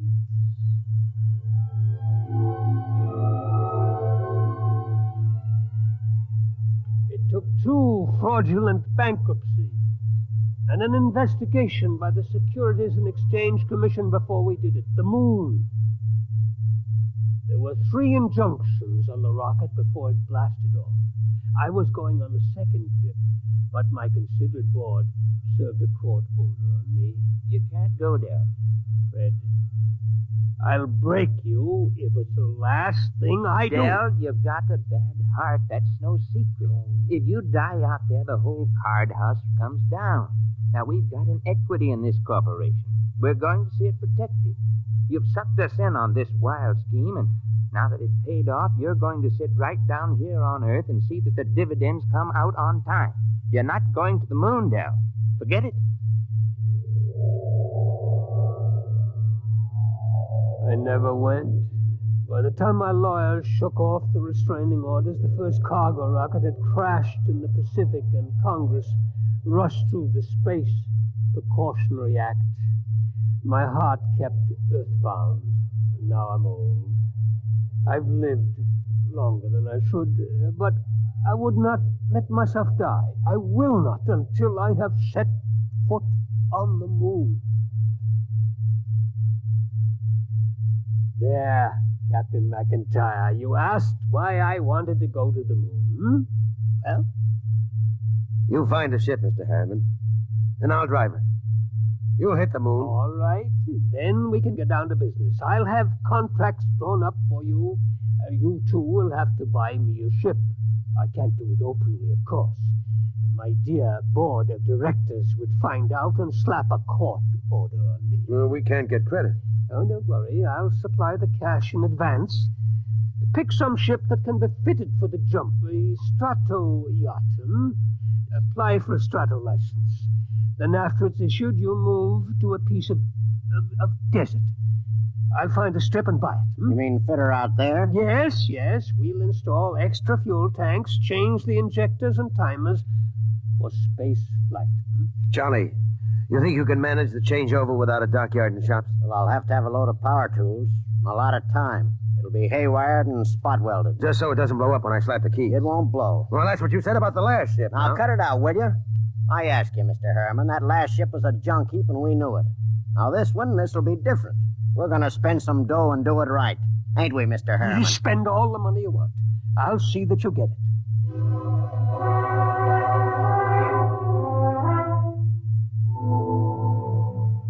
$132 shares of Apex Holding at 60% of par. Check. 52 preferred of Spaceways Fuel, 50% off par. Check. That's the list. Oh, Mr. Harriman, there's a process server outside. Yeah? What is it? I don't know, sir, but I think it's a subpoena. Oh, I was expecting that. Ashley, get Mr. Kamens on the phone. I think it's time for my lawyer.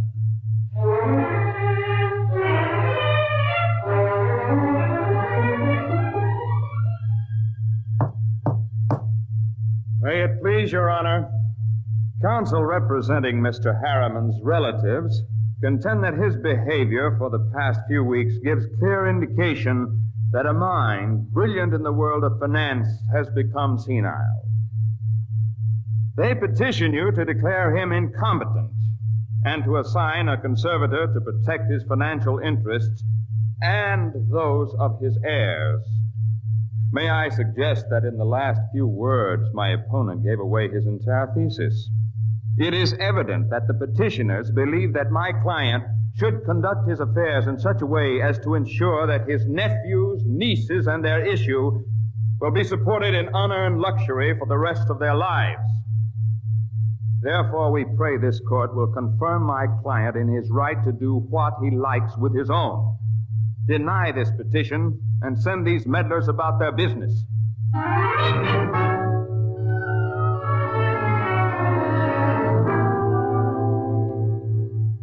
Well, Kamens, It could go either way. He might rule against me? He might. We'll know tomorrow.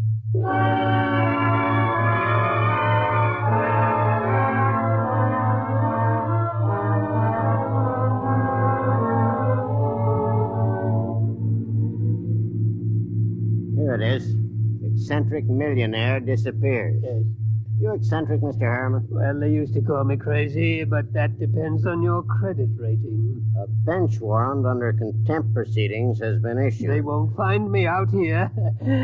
How is the work going, Charlie? My end's in pretty good shape. Well, are you ready to go? My nephews will have detectives out looking for me. Well, I could run those calibration tests tonight. Take till midnight. After that, it's up to the Commodore here. There. There she is, Mr. Harriman. That's the job that'll take you to the moon. It's a good ship, isn't it? Hey, Mac, stop the car. Yeah. All right. He's out. Look at him. Where's his medicine? Vest pocket. Here. Break the glass. Hold her on his nose.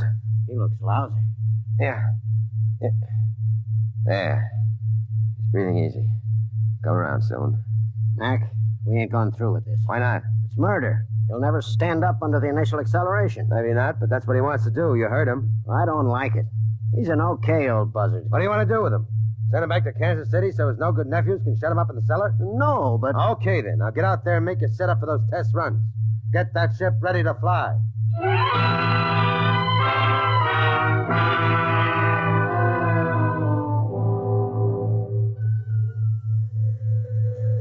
Hey, you.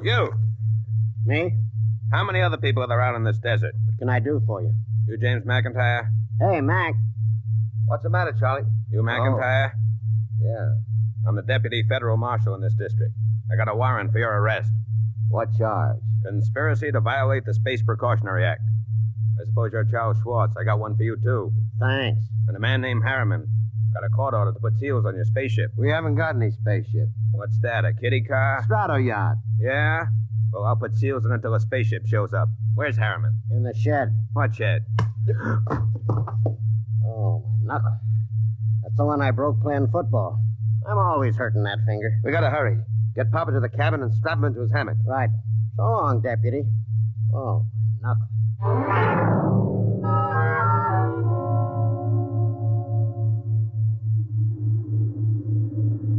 She's warm, Charlie. Everything set back there? How do I know? I didn't have time to run tests. Tough. You all right, Mr. Harriman? I think so, but these straps are tight. Have to be when we blast off. All set, Charlie. Give me control. Check. Test keys. 1 bank. Check. 2 bank. There's an auxiliary out. We don't need it. All right, boy, hang on. Let's go.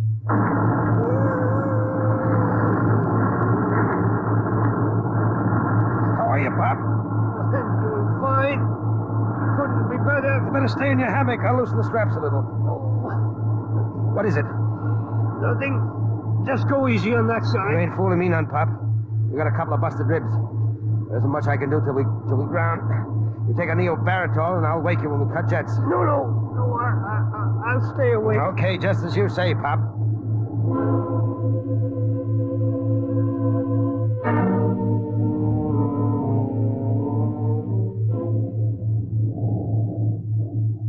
She's on automatic, Charlie. How are the tubes holding up? Fine, tight as a drum. She handles nice.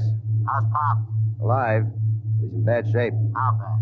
Cracked a couple of ribs in the takeoff. I don't know what else. You think he'll last the trip? His heart was pounding like an off-time valve. Well, he'll last. He's tough. Tough. He's delicate as a canary. I don't mean that. He's tough down inside where it counts. Just the same, you better set her down awful easy if you want him alive. I'll make a full swing around the moon and ease her in an involute approach curve. It'll go fine if we got enough fuel.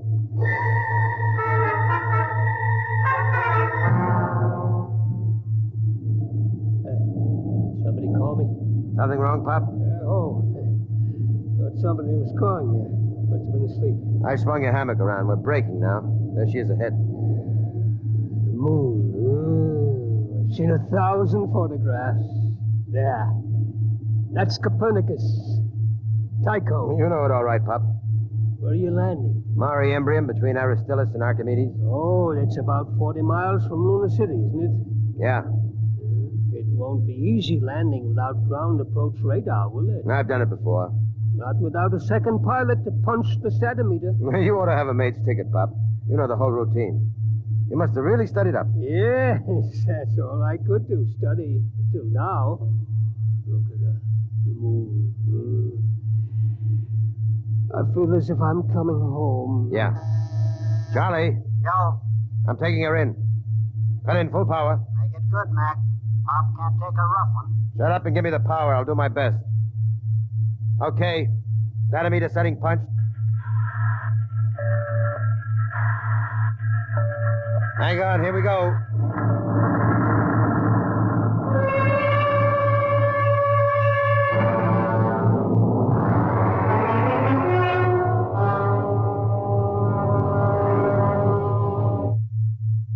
That was a lousy landing, Mac. Dynamite adrift. How's our passenger? Quiet. Now look. I wouldn't make any bets. That landing stunk. Will you shut up? I did my best. Hey, Pop. He's alive. There's blood in his mouth. He's trying to say something. Take it easy, Pop. We're down. Oh, where? Take it easy. Vacuum suits. Where are they? Steady, Pop. You can't go out there yet. We got to give you some first aid. Give me that suit. What do you think, Mac? Might as well. Get the suit out of the locker. Yeah, we'll use the big one. Be more comfortable. Okay. Hurry. Okay, Pop. Easy now. Hurry. All right, pull it up. Oh. Seal these zippers, Charlie. Take it easy. All right. The helmet. Your diaphragm set? Check. Air valve? Set. Lift it on him. Don't hit him. There. All right. Come on, Charlie. Get into your suit, and we'll carry him out the back.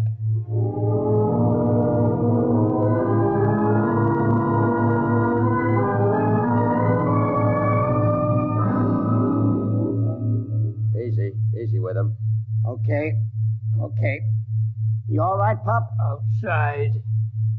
Take me outside. His left leg is gone. Get your shoulder under it. Right. Open the lock. All right, Pop. Come on. We're going out on the moon.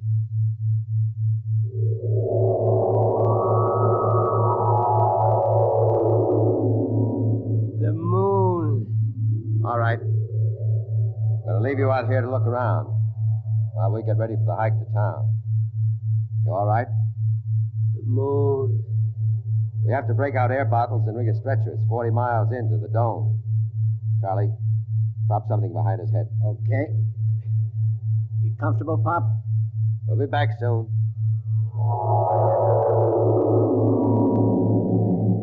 Moon. I can feel the pumice dust, and it doesn't hurt anymore. But there's the earth overhead, the earth in the sky, and green blue. I'm on the moon. I'm on the moon. Dell? Charlotte? I thought I heard somebody call my name. Yeah, I'm getting old. My mind wanders. Dell? Charlotte. That is you, isn't it? I made it, Charlotte. I'm on the moon. You didn't understand. You were afraid I wouldn't take care of myself. But I made it. I'm on the moon. I'm on the moon.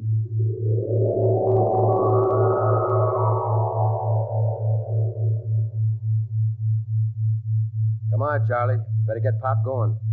Here, give me a hand getting him on the stretcher. Never mind the stretcher, Mac. What's the matter? He won't need it. He's dead. Oh.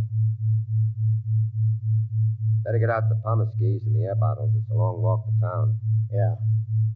What about him? Looks as if he's resting, doesn't he? Propped up, looking out on the pumice. Well, he hit the moon.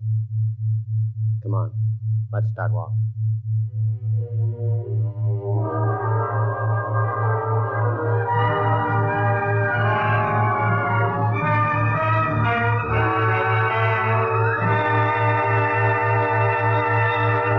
You have just heard X-1, presented by the National Broadcasting Company in cooperation with Street and Smith, publishers of astounding science fiction. Your announcer, Fred Collins.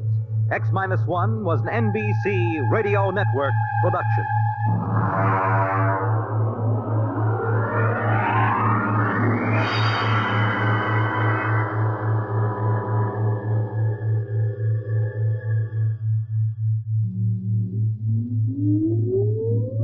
Countdown for blast off. X-5, 4, 3, 2, X minus 1, fire.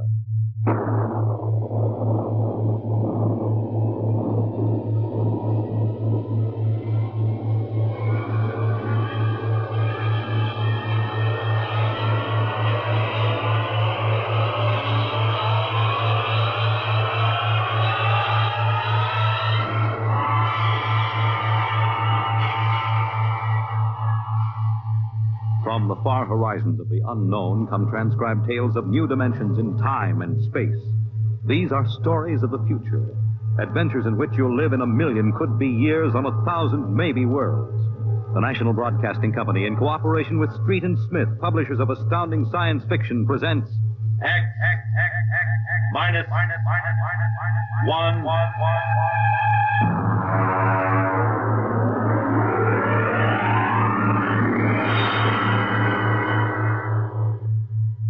Tonight's story, Hello Tomorrow.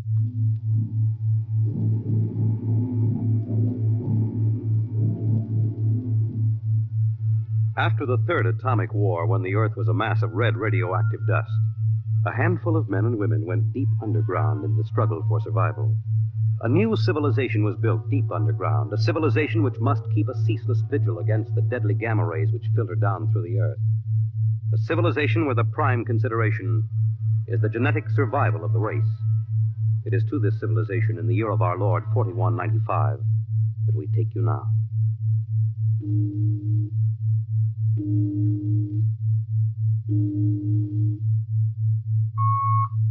Professor Lois Burton? Yes. I have a call from the Director of Emotional Stability for the third oblong. Go ahead, sir. Hello, darling. Hello, dear. How is the Director of Emotional Stability? My, how impressive that sounds. Don't joke, dear. You never know who may be listening. Sorry. How are you? You sound tired. Well, we've had some bad cases. Mostly frantic mothers who insist on imparting their feelings to children. I suspect it's chromosomes affected by gamma ray leakage from the surface, but the head of the psychotechnic division says they're glandular cases. But that isn't why I called. I have good news. What is it? The genetic board has approved our application for marriage. So soon? Our chromosomes tested perfect. We can marry anytime we want. As a geneticist, you should know that our offspring should be 90 percentile of perfection. I know. What's the matter? You are happy about it, aren't you? Of course. Terribly happy. I'm coming right over to the lab. You'll have to give me some time. What's the trouble? No trouble. You know that genetic survey I've been working on? What about it? Well, I've finally gotten permission to study an actual living case, a specimen of imperfect genetic transmission. Really? They're bringing him, or it, up from the condemned cages on the lower level. You will be careful. There's nothing to be afraid of. The specimen is XJ12. It's been studied before many times and is quite well trained. Oh, there's my door signal. I'll have to hang up, darling. See you later. Yes?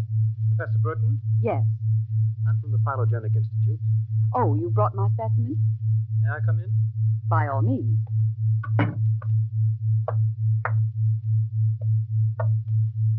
Oh, how... Horrible? It all depends on your viewpoint. I happen to have a twisted leg. My parents were genetically unsound. But then you... Yes, I am specimen XJ12. I see. I hope you aren't shocked. No stable person permits feelings to enter into his work. I will admit to surprise. I was expecting something a little more abnormal. Well, I try to be as abnormal as possible. It pays off. The Phylogenic Institute allows me out of the genetic cages ever so often so I can breathe the pure air of the upper levels and mingle with the genetically perfect. You seem quite well educated. I spent the first years of my life here in the upper levels. How is that possible? As a small child, my mother concealed me from the director of heredity. My mother actually, dreadful word, loved me. That would explain your obviously low threshold of emotional control. If you choose to call it that. You seem to be struggling to repress a few feelings yourself. We will confine ourselves to the impersonal aspects of our work. As you please. I shall require you as a demonstration for a lecture I'm delivering to one of my classes tomorrow. At your service. Sit here, please. Grip these electrodes tightly. I'm going to calibrate your electrochemical tension. I'm quite familiar with the procedure. I realize that as an imperfect I am expendable, but I should hate to be electrocuted. The charge is not lethal. Plus 15 surface tension. You know, you have beautiful hair. Plus 12 at a depth of 4 centimeters. My hair meets minimal requirements for the genetic code. Lovely blue eyes. Crystal clear. Plus 10 at 7 centimeters. Pretty. A perfect woman. Lovely expressive hands.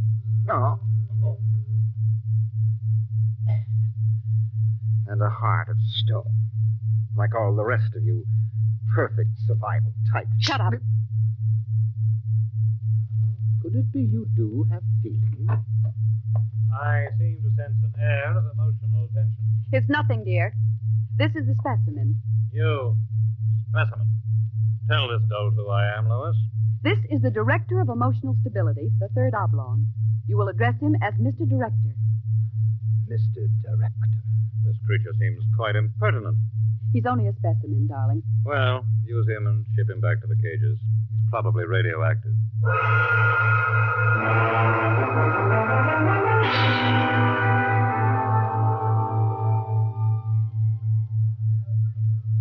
Attention, attention.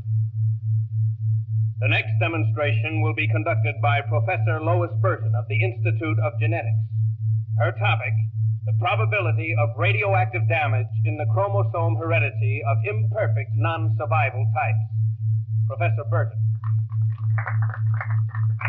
As you know, most imperfects are destroyed at birth. However, those who, for one reason or another, manage to survive are segregated in cages on a lower level for study purposes.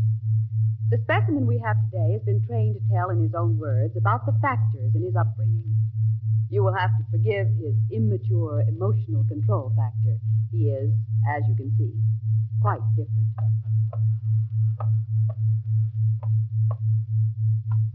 Specimen XJ12.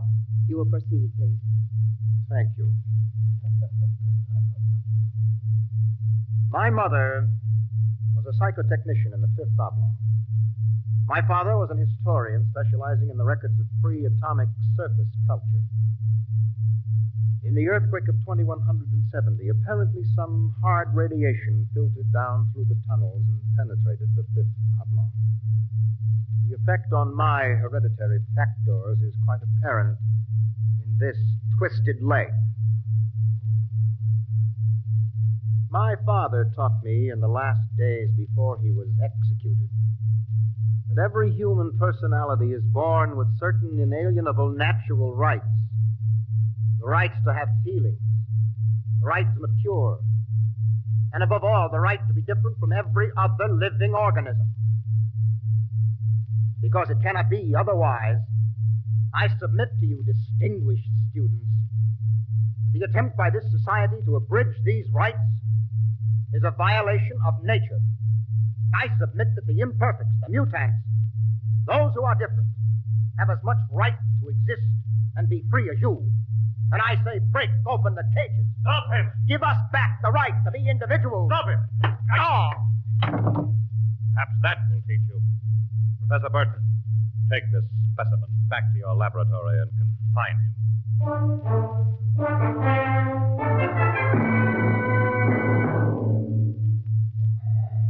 Hold still while I bandage your head. You'll be all right. I suppose you detest me for getting you into trouble. I don't detest you. What? I don't know why, but as you spoke, something began to stir in me. Tell me what you feel. If I moved you, then I must have moved the others, some of them at least. For some reason, I took pride in what you were doing, seeing you stand up against them. Why do you look at me like that? I can't help it. I wish you wouldn't. You're only an imperfect, you know. Please. My name is Oren. Please. Say it. Oren. Oren. Again. Oren. Lois. Oren. Lois. Lois.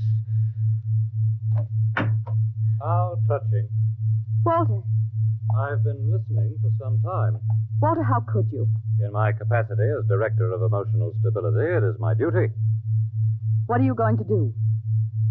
Specimen XJ12 will be disposed of quite systematically by the state.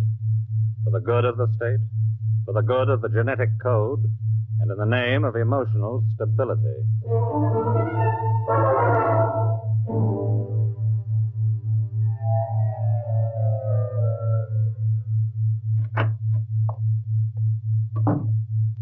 Walter, I have to talk to you. Go right ahead. Walter, you mustn't destroy him. The specimen? Why not? He's emotionally unstable. You have to expect irrational behavior. Aren't you forgetting something, my dear? That you were responding in much the same manner. Or had you forgotten? You see, I'm having him liquidated for your sake. He has an upsetting effect on you. Then send him back to the cages. But don't kill him. You speak of destroying an inferior creature as if it was something unethical. Walter, please, for my sake. I understand that you have entered a plea for postponement of marriage at the Records Bureau. Yes. I was too upset to go through with it. It came as a great disappointment to me. I'm sorry. I was hoping that, linked to a stable personality such as mine, you might settle down. If you were married to me, I might even be persuaded to send him back to the cages instead of having him destroyed. Think it over. If I refuse? The choice is yours. Well, my dear? Perhaps you're right. I am. I suppose I ought to be rational about this. After all, he's an imperfect. I'm glad you've come to your senses. When can we be married? Tomorrow, if you like. The sooner the better.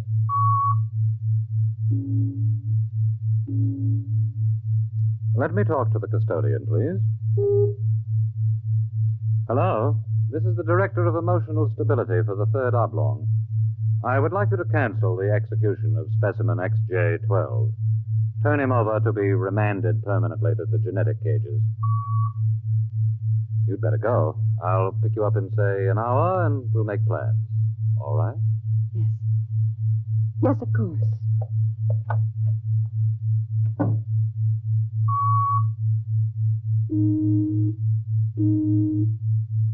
Hello. This is the Director of Emotional Stability again. I want you to cancel that last order. Proceed with the execution, but under conditions of absolute secrecy. No, don't use the lethal chamber. Take him through the upper level to the tunnels. Yes. Yes, I'll issue a pass for the radiation checkpoint.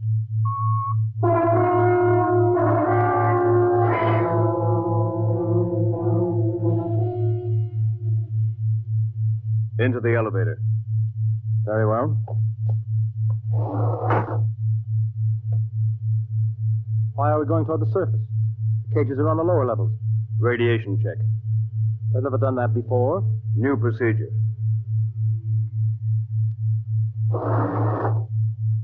Walk. Halt!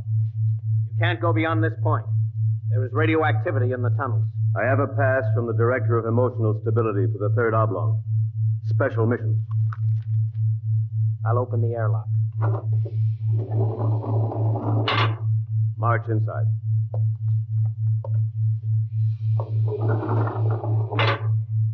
Turn around. This is how they get rid of the imperfects. Now, before you dispose of me... Yes? Help! Security! Security! What's happened? The prisoner struck me. He escaped into the tunnels. He won't last long. Can you go after him? I could send a robot, but it isn't worth the trouble. There's no way back from the tunnels except through here. The only other direction he can go is toward the surface. And the closer he gets, the hotter the radiation. Now, I think you can consider your prisoner officially dead.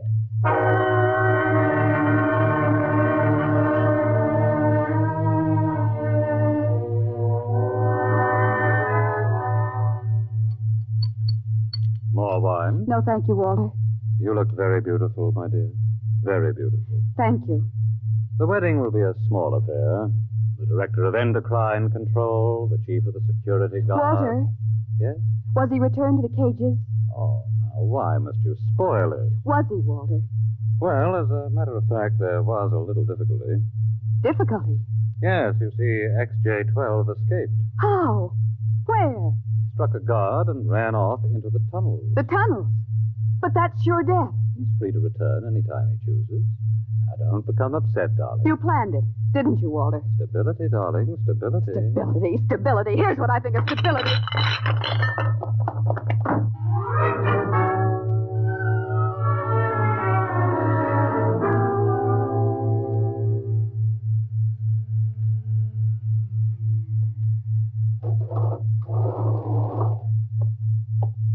Halt!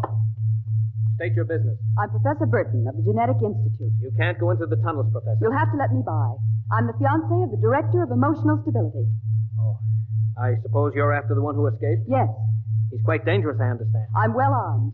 Wouldn't it be better to send a robot? I'm quite capable of handling him. He was my subject. All right, miss. It's your risk.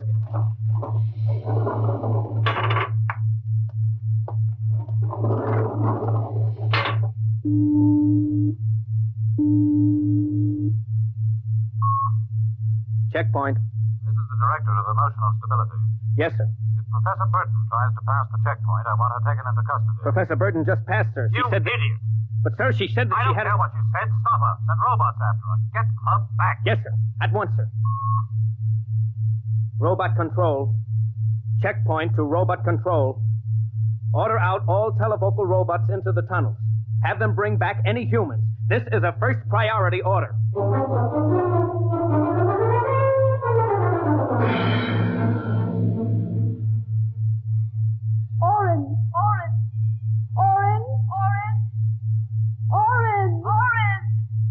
Oren, where are you? Oren.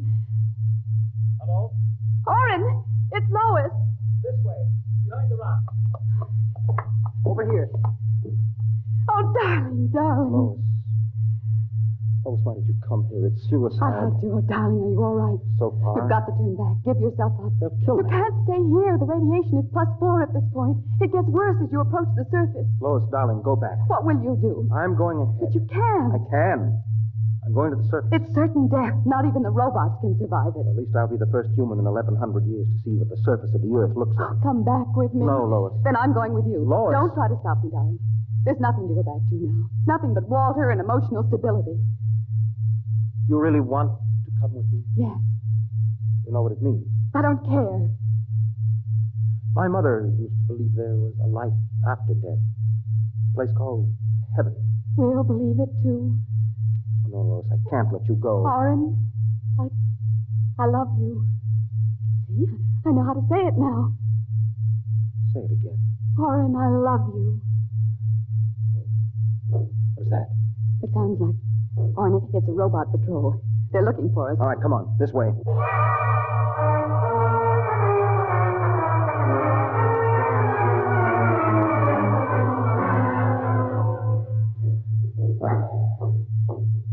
Oren, wait. It can't be much farther, darling. The robots. They're coming. I can see their lights now. Listen, they stopped. The lights are swinging round. Oren, they see us. Come on.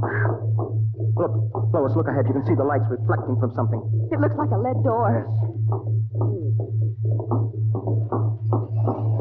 Come on through. There must be some way to close it. Oh, yes, here. Let me help.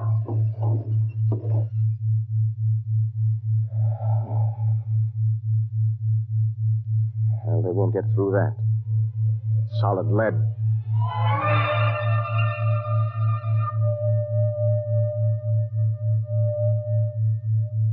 Oren, I feel so strange. Where are we? I don't know. Look, up there. A huge round light. Lois. Yes, Oren. Lois, that's Luna, the moon. We're on the surface. How strange and red everything looks. How it glows. It's the radioactivity. Quiet and peaceful.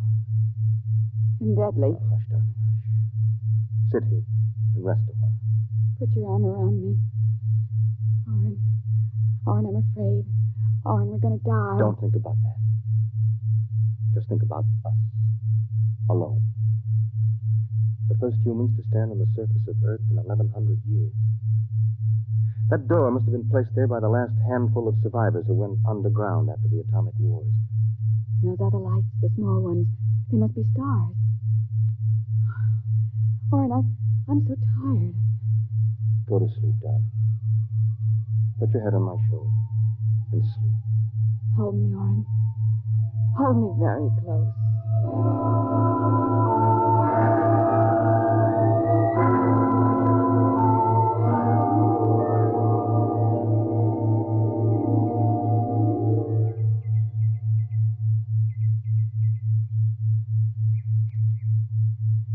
Orin. Mm-hmm. Orin, wake up. Hmm? What? Look, it's light. The whole universe is light. Oh, Orin, how beautiful. Look. This must be the heaven my mother talked about. See the plants? All green and fresh. And the birds. How strange they look. Lois, this isn't heaven. But we must be dead, Orin. We should be dead. The radiation. By all the laws of nature, yes. By Yet... all the laws of nature, Orin. Orin, we're not dead. This is Earth. And we're alive. We're not going to die. But Lois, the radiation, it's present. You can see its effect. Orin, did you ever hear of geotropism? I'm not a geneticist. There is a natural law of adaptation by which an organism will try to adjust itself to its environment by changing. It's called geotropism, don't you see? No. All these generations we've been bombarded by radiation filtering down through the Earth.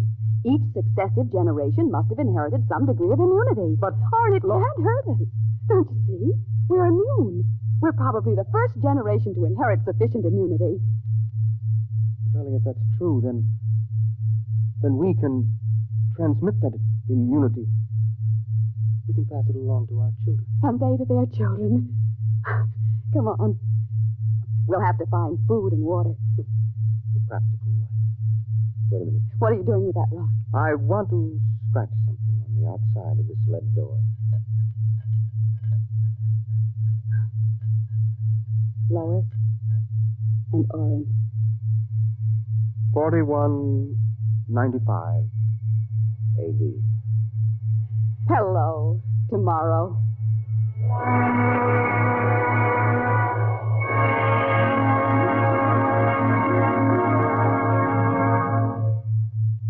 You have just heard X-1, presented by the National Broadcasting Company in cooperation with Street and Smith, publishers of astounding science fiction. Your announcer, Fred Collins. X-1 was an NBC Radio Network production.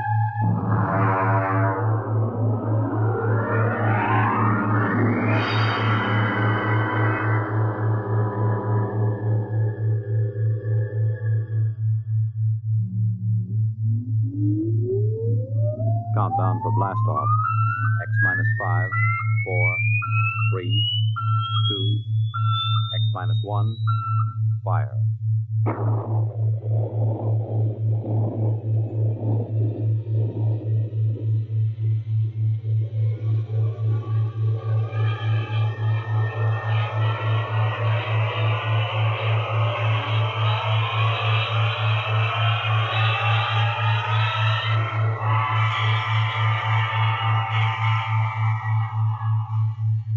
From the far horizons of the unknown come transcribed tales of new dimensions in time and space. These are stories of the future, adventures in which you'll live in 1,000,000 could-be years on 1,000 maybe worlds. The National Broadcasting Company, in cooperation with Street and Smith, publishers of astounding science fiction, presents X minus 1.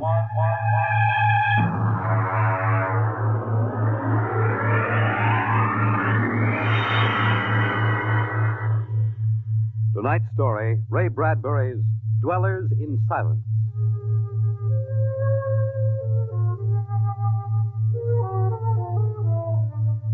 "20 years had passed. 20 years since the last of the giant migration ships had crashed to the surface of Mars, bearing its pitiful handful of survivors of the Earth Wars. 20 years of longing, of turning eyes toward the green Earth as it hung on the horizon like a beckoning light. And now it was done. And the first new ship, built of shining Martian chromaton, had lifted bravely toward home with 3 men locked in its metal belly. There it is. You can barely see the top of the Atomic Trades building in the twilight. They never finished building it. Captain. What is it? Am I going out of my mind? Look, out that way, to the west. Could that be? Heaven, it is. Those are lights. Turn the ship. Full cruising speed. They are lights. Captain, it's a city, a whole blasted city lit up like a Christmas tree. What do you think of your dead planet now, Williams? Decelerate to -5. We're going to take her down.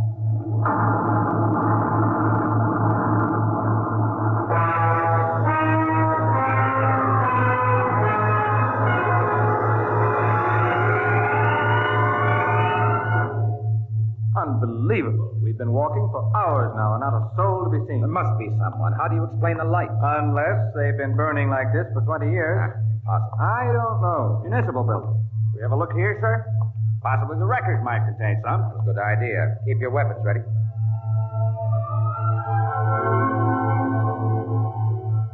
We'll start right here with the city clerk's office. Better check radiation again, Doctor. Well, not enough to do any damage. Gives you the creeps, doesn't it? Look at this desk. Papers crumpled, inkstand, just as if somebody came in and worked here every day. Dog licenses, hunting permits. That's strange. There's ink in that inkstand. What of it? Well, you'd think standing open for 20 years it would have dried up. Good heavens. If I hadn't heard it with my own ears. Evans, did that phone ring? Yes. Well? Pick it up, Doctor. Hello? Good day, Doctor. How are you? I called to ask some advice about a trepanning problem. Can you tell me if the lateral cut should be made first? Hello? Hello? This is absolutely insane. Hello? Thank you, Doctor. I'll do that. By the way, how is your wife, Alice? And the girls? And your son, John? Fine boy, John. I'll call again tomorrow. Goodbye, Doctor. Hello? Hello? Gone dead. Who was it? I don't know. Strange voice carried on a conversation about some surgical operation without paying the slightest attention to anything I said.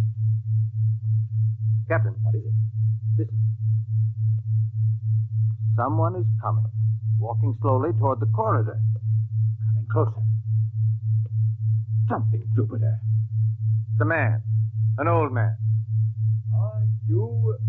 Is it really someone? You seem to be real. I saw the ship come down, and I thought perhaps I was losing my mind. It's been so many years. I'm Captain John Parsons. These are my assistants, Dr. Evans, and Mr. Williams. We returned to Earth from Mars. Then it's happened. We're not alone anymore.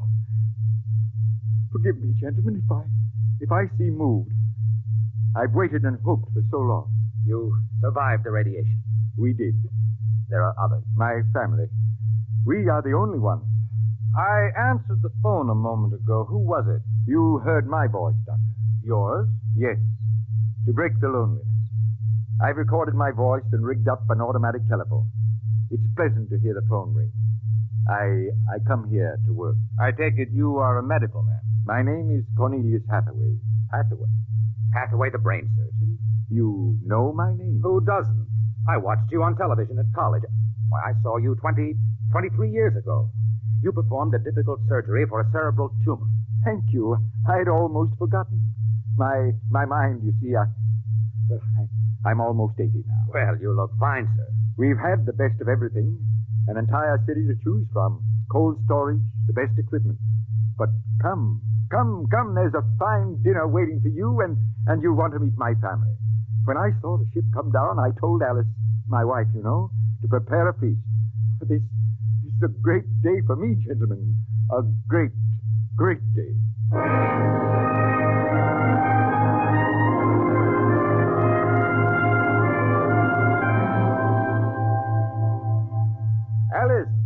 Alice, come out to the porch and see who we have here. Alice, you here? Come out. My wife, gentlemen. Alice, Captain Parsons, Dr. Evans, Mr. Williams. How do you do, Hathaway? How do you do? And now, if you will follow me in, gentlemen, we'll meet my children. Lord, what a beautiful woman. She looks no more than 35. Do you suppose the radiation could have done that to her? I don't know. And these are my daughters, Susan and Marguerite, and my son, John. How do you do? How do you do, sir? Sit down, gentlemen, sit down. We'll have a feast in honor of this occasion. Susan, Marguerite, get the best silverware and the damask napkins. And John, fetch the champagne. Yes. Excuse me a moment, John. Sir? How old are you? 23, sir. Thank you. What is it, Captain? Something wrong? Nothing. Except that it's impossible. You see, Dr. Hathaway's son was already in college when I started. That would make him at least 45.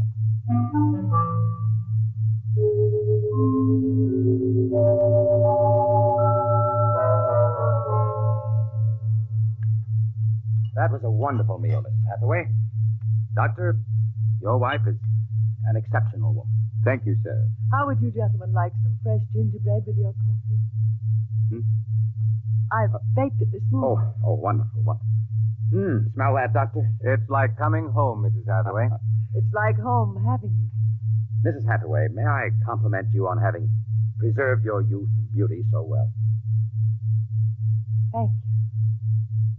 We have no worries here. No competition. All the things we need for material comfort. Parsons and I were wondering, Dr. Hathaway, if the radioactivity had any effect in preserving tissue. Your children all look so young, too. It is possible, gentlemen, of course. Radiation does strange things to living tissue. Alice, could we have some champagne? Alice. Oh, I'm sorry. If what, John? Some champagne, please. Champagne? Oh, yes, of course. Amazing woman. Did you ever see such grace, such complete relaxation? Doesn't seem quite natural. I beg your pardon, gentlemen? Captain Parsons was just about to ask how you and your family managed to escape, Dr. Hathaway. We were very fortunate. You see, my home was in the Sierra Mountains at the time. I had a lead-lined laboratory in the basement where I did X-ray research. My hobby, you know. I chose this house because it was on a hill where I could watch the sky. The loneliness of those first years. But at least you had your wife and children. Yes, I had my family. If it were not for them, gentlemen, I assure you I would long ago have put a bullet in my head. Champagne? Oh, thank you, Mrs. Hathaway. May I propose a toast? Oh, let me. Gentlemen, to Earth. To Earth? Earth. May she never be stranger to man. And... Hathaway, what is it? You all right? It's nothing. It's nothing, really. Just a rather sharp pain in the chest. Why don't you gentlemen go out on the porch and enjoy the air? You've had a long and tiring journey. Alice will show you the way. Will you be all right, John? Yes, don't trouble yourself. I'll see you all in the morning. Good night, Doctor. Good night. Come, John. Yes, Father.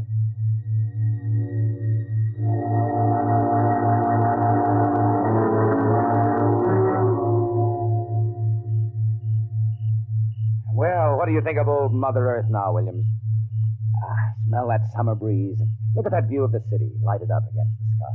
It has a certain quality. Well, score 1 point for the back to Earth proposal. I didn't say that. You're beginning to feel it, though, Williams, I can tell. If you don't mind, gentlemen, I'm quite tired. I think I'll turn in. Excuse me? Well, Captain? Well, what? What do you make of all this? I don't know what you mean. This Hathaway and his family.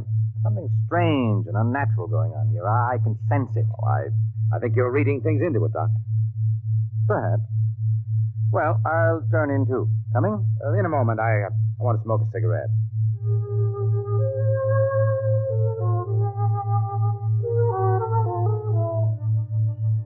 It's a very beautiful view, is it not? Why, I didn't hear you come out. How is he? Resting. I've never seen him this bad. Yes, he's an old man. I'm sorry, but the difference in your ages is so apparent. You must have been married very young. You don't know about us. No. Perhaps it is better that way. I don't follow you. Is it something about your husband? He acts very strangely. My husband is a very great man, Captain. It is too bad there was no one to appreciate him. Once he wired the whole city with sound speakers. And when he pressed a button, the whole town lit up and made noises as if 10,000 people were living in it. He must have been very lonesome. Although, with a woman such as you, I don't understand. Perhaps one day you will understand. I hope you will come to trust me as a friend. I can trust no one but him. Good night, Captain. Good night, Mrs. Hathaway.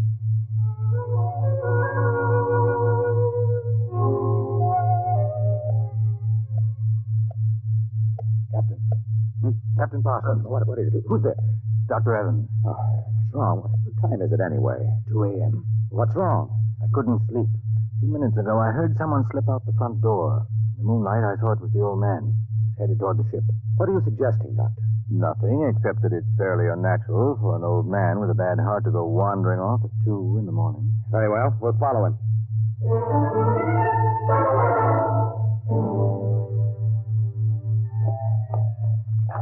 This is far enough. What do you suppose he's doing? What are those on the ground?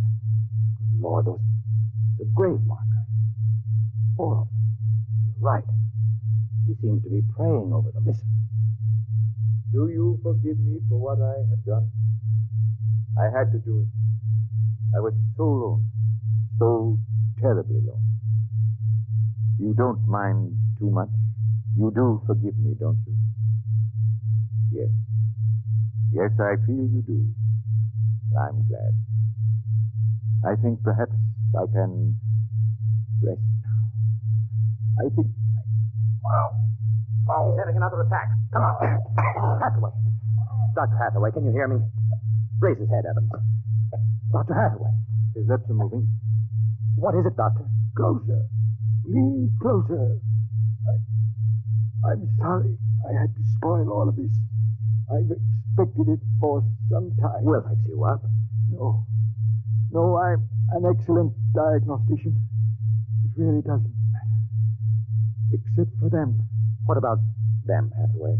You suspected, didn't you? Yes, I suspected. But I couldn't believe it until now.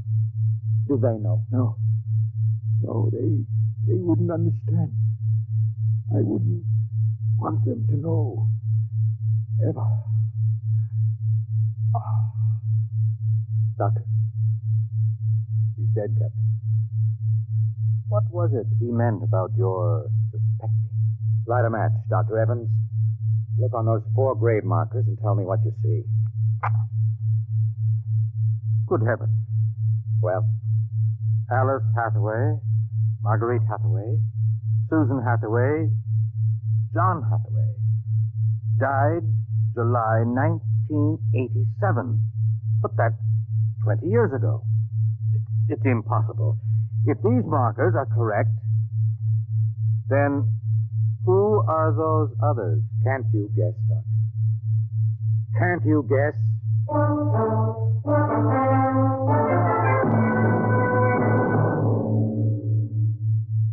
I'm sorry, Mrs. Hathaway. He didn't want us to feel bad. He told us it would happen one day and that he didn't want us to cry. He didn't teach us how, you know. He said it was the worst thing that could happen, to know how to be lonely and unhappy. We weren't to know what that is. Perhaps it's just as well. You know about us, don't you? Yes, I know. I didn't think you knew yourself. The children don't. I've been aware for a long while. No one would have guessed. You're so perfect. He would have liked to hear you say that. He was so very proud of us. After a while, he came to love us, and at the end he took us as his real wife and children. He even forgot, sometimes, that he had made us. You gave him a great deal of comfort. Yes. Over the years we sat and talked. He loved so much to talk. I was first, you know. Then he became lonesome for the children, and so he made them. There was only one thing. One flaw. And that? He couldn't make us grow old. And so he had to watch himself become an old, old man while we stayed young. It was a great blow to him. We'll bury him on the hillside where the other 4 crosses are. I think he would like that. Yes, he would. Mrs. Hathaway, Alice, I think that you are a very great and wonderful woman.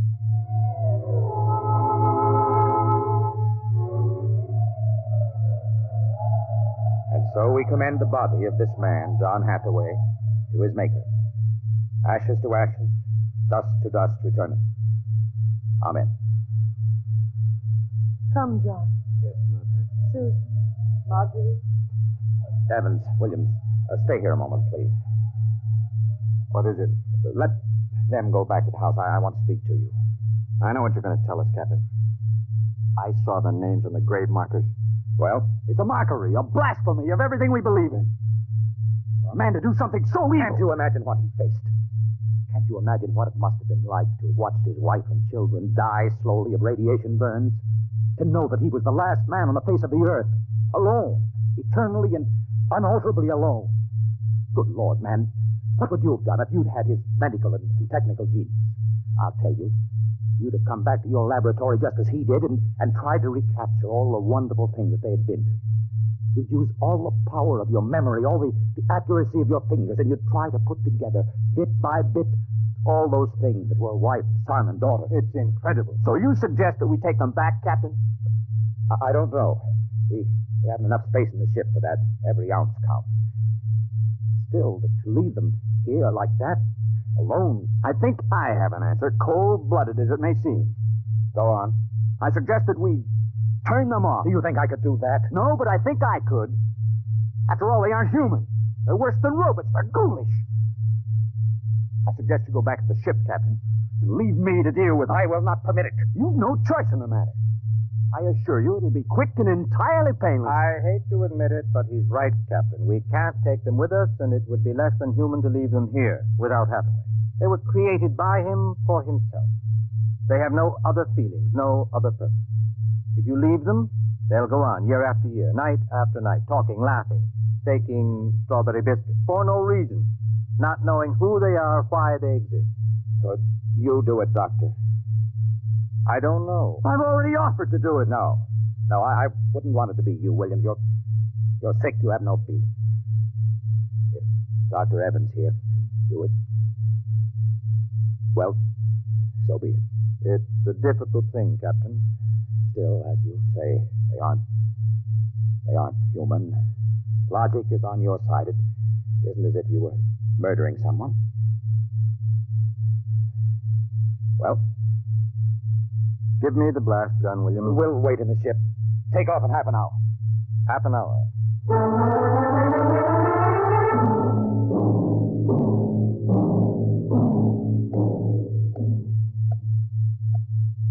6:25.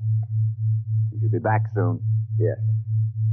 He's doing the only humane thing, Captain. They're less than human. Are they? Well, it's done now. No one will ever... That's the airlock. He's back.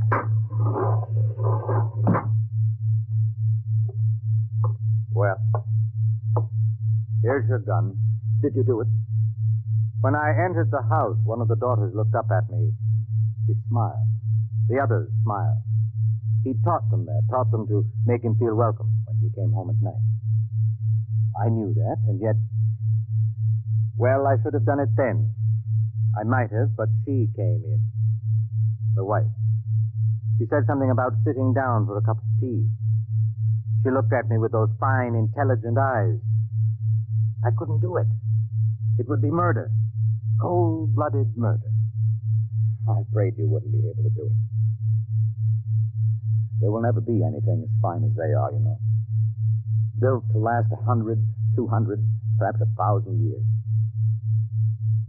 Well, get the course on the integrator, Williams. We'll take off in 20 minutes. I should be back by then. You're going out, sir? I'm going to say goodbye.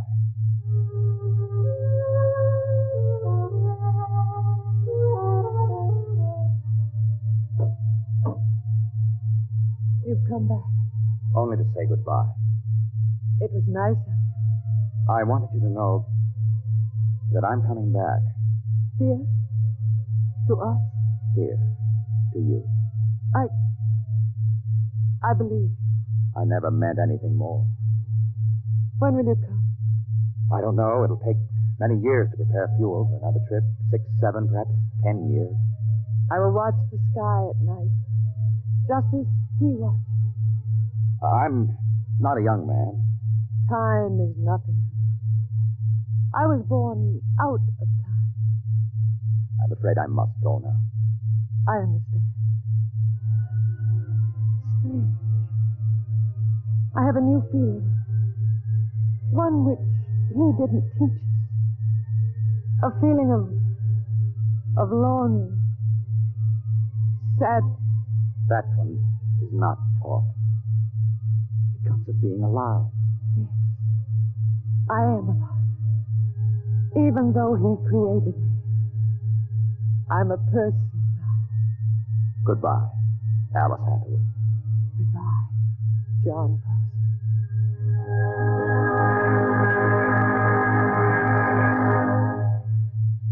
You have just heard X-1, presented by the National Broadcasting Company in cooperation with Street and Smith, publishers of astounding science fiction. Tonight, by transcription, X-1 has brought you Dwellers in Silence, written by Ray Bradbury and adapted for radio by George Lefferts. Featured in the cast were Anne Seymour, Carl Weber, Theodore Osborne, Richard Hamilton, Edwin Jerome, and Stan Early. Your announcer, Fred Collins. X-1 was directed by Daniel Sutter and is an NBC Radio Network production.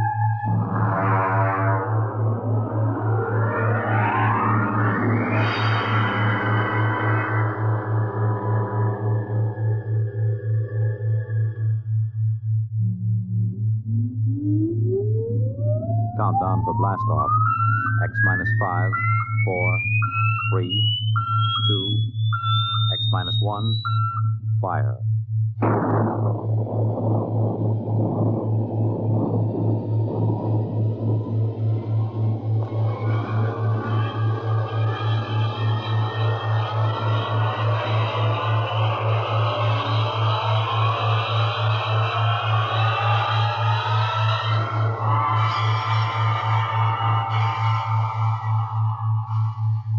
From the far horizons of the unknown come transcribed tales of new dimensions in time and space.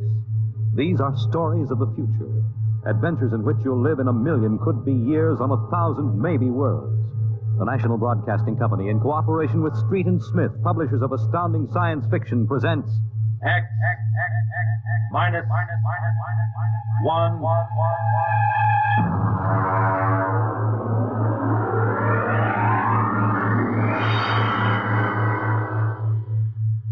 Tonight's story, The Outer Limit, by Graham Dorr.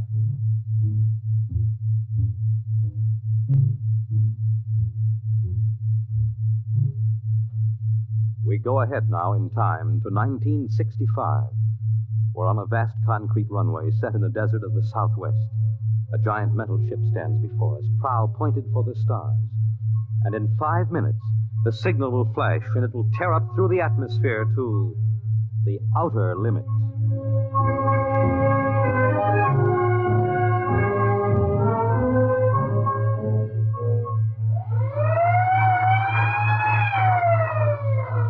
Attention!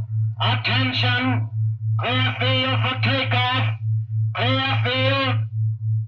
5 minutes, Steve. Right. Warm her up, Charlie. Turn her over. I want to go over procedure again, Steve. Don't worry, I got it straight. We'll just make sure. Okay, I take her up on jets to 50,000, then I cut in the rocket. No lower, or your tail blast will burn out 3 counties. I climb 4 minutes on rockets, then start maneuver tests. Remember that, no more than 4 minutes. The ship isn't like those strato rockets that you've been testing. She's the first one built for outer space. If she works, you can go clear to the moon. If I'd have known, I'd have brought my toothbrush. Not this trip. Now get this, Steve. You've got power there to clear the Earth's gravitational field, but remember, after you cut in the rockets, you've only got 10 minutes fuel. If you go beyond the outer limit and don't save fuel for the return, you won't get down again, ever. You'll drift out into space. Get that now. 10 minutes fuel. Okay. As far as I'm concerned, this project is a lot more important than that cosmic ray bomb that they're testing out in the Pacific tonight. The Security Commission brass doesn't think so. I don't see any undersecretaries under anything. Don't you worry, Steve. In the long run, our ship will make the CR bomb back page stuff. But in the meantime, it's just as dangerous. Now remember, half the principles in this ship are pure theory, slide rule stuff. If anything goes wrong, we may have to scrape you off the landscape with a soup spoon. You have a charming sense of humor. Here's what I'm getting at, Steve. We're risking your neck in this test. Anything blows, we don't want to have the next man pull the same boner. So keep your mic open. Keep talking. If anything goes wrong, we want to know exactly why. And we won't be able to ask you. Let us know before you pull every switch. Before you do anything. Got that? Even if you only have to blow your nose. All right, get those fuel lines away. Well, I guess that's about all, Steve. Hey, that reminds me. If Mary calls, I'm just up on a milk run. I didn't tell her today was it. How is Mary? She's okay, but she's due about now, and I don't want her to get nervous. Hey, I didn't know the baby was that close. Steve, you know, I really ought to be sending a single man on this job. What, and cut me out of a soft paycheck? Forget it, Hank. You know you can't get anybody else who can take 15 G's acceleration when those rockets cut in. Yeah, I know. It's time, Steve. Yeah. I'll see you later. Don't worry, Hank. I'll sweat for both of us. Button her up, Charlie. So long, Hank. So long. We'll give you the light from control.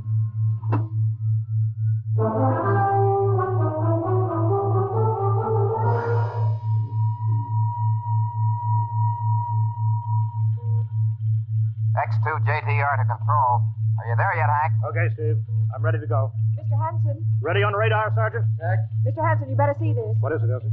Message sent up for Steve. Mrs. Weston just left for the hospital. What? Hello, Steve. Yeah. Stand by a minute. Shall I hold it up, Mr. Hanson? Yes. No, wait just a minute. It's too late. You gonna tell her? Maybe he's got enough to worry about. Hey, what's holding us up, Hank? Something on your mind? No, there's nothing, Steve. I just wanted to say good luck.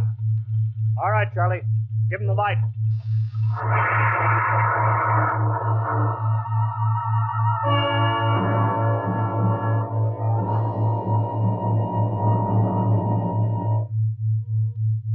All right, Steve, I'm reading you clear. I'm at 20,000. Airspeed 600. It's running fine. Soundproofing works. There's a 3-degree waiver in the AGY pressure. Got that, Charlie? Check. Dead center on radar, Mr. Hanson. 50,000 now. I'm cutting loose the port jet. Now the starboard. I'm off jets. Airspeed dropping. Now I'm opening the rocket ports. The switch sticks a little, Charlie. Oxy-alcohol pressure 350. All right, now I'm advancing the ignition key. Here goes rocket 1. Steve, you all right? Yeah. Feels like somebody slugged me with a sledgehammer. Airspeed now 1,200. Here goes number 2. She's okay, Hank. Running like a Swiss watch. She's okay.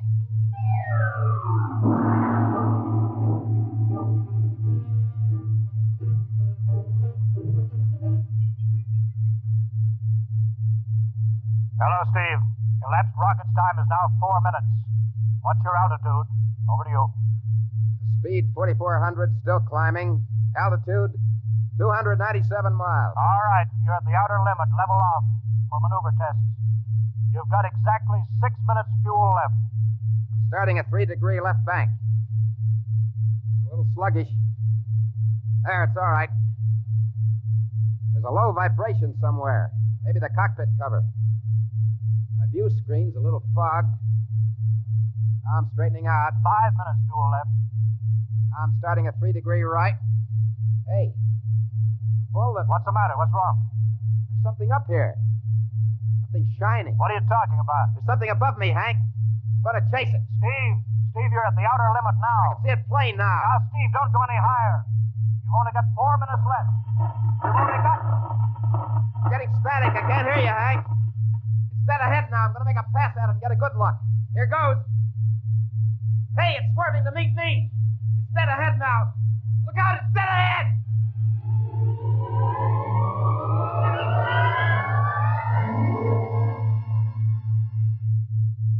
Hello, Steve. Steve, come in. 9 minutes fuel gone. Hello, Steve, what happened? Charlie, get the crash squad out. Tell the Army squadron to alert their search plane. Right. 9.5 minutes gone. Hello. Hello, Steve. Steve, listen to me. What's happened? Where the devil is he? Hello. Come in, Steve. Steve, come in. Hello. Hello, Steve. Hello. Hello, Steve. 10 minutes. Steve. That's the end of the fuel.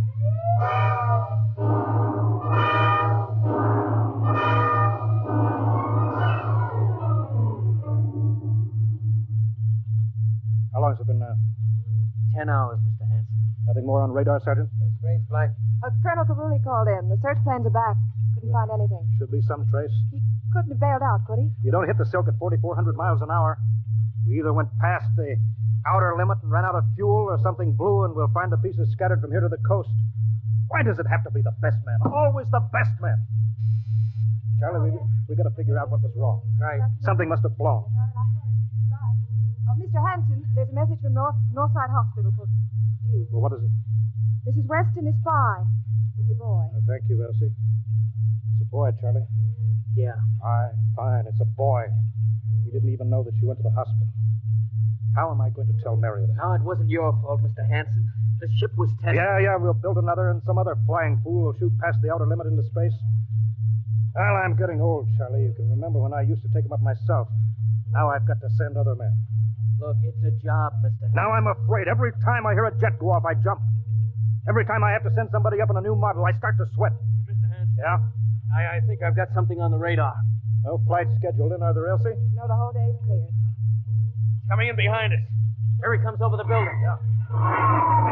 What crazy jockey is buzzing the field like that? Is that an Army plane, Charlie? I can't see. Here he comes back again. I know that engine. Yes, it's Steve. That's impossible. Look, that's his ship. It can't be. It's circling back for landing. Charlie, clear the field. He's coming back in. Mr. Hanson, there's not another ship in the world that looks like that. I tell you, it's got to be Steve. Thank God.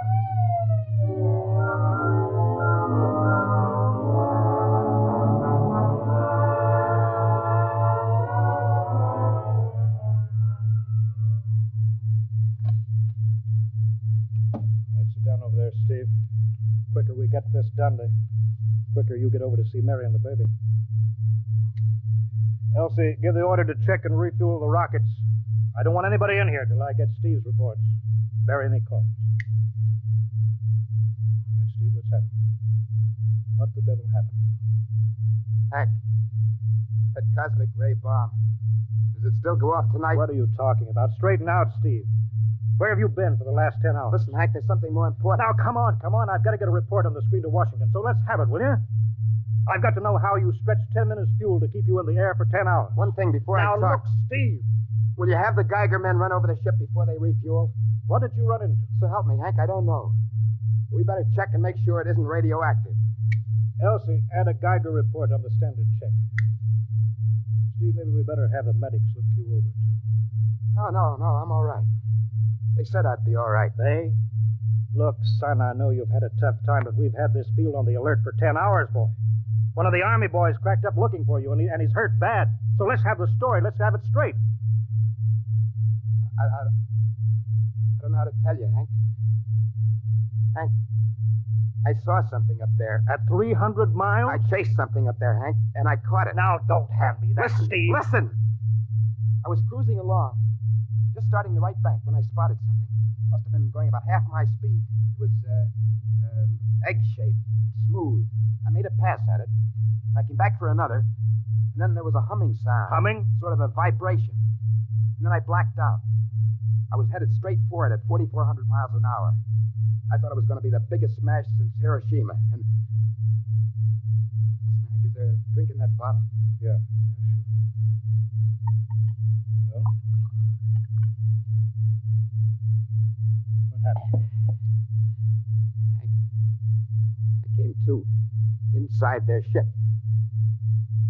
Steve, this whole thing has been a devil of a strain on you.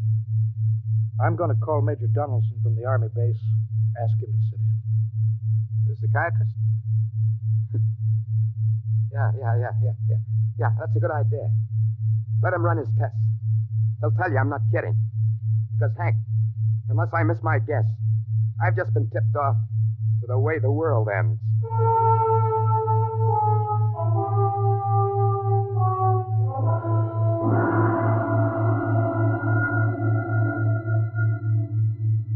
You should be getting drowsy now. Count backwards from 10. 10, 9, 8, 7, 6, 5. He's under. Now we attach the head plate electrodes and the cortical pickup. Look up for that wire, Mr. Hanson. 3.0 setting, 31.3. Now, throw that switch, Mr. Hanson. I have to start him off by suggestion. All right, Steve. You're in your ship now. You're in the rocket. Rocket? You're in the rocket. You're in the rocket, and you've just sighted something strange. Now I'm starting at 3° right. What's that? Hey, there's something up there. Something shining. His memory pattern, we're picking it up electronically. Something above me, Hank. I'm going to chase it. Type through the audio circuit. Getting static. I can't hear you, Hank. This is where we lost contact with it. I'm going to make a pass at it. Hey, it's swerving to meet me. It's dead ahead now. Look out. It's dead ahead.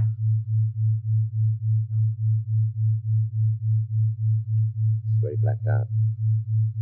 No telling how long, minutes or hours. What's that noise? I don't know.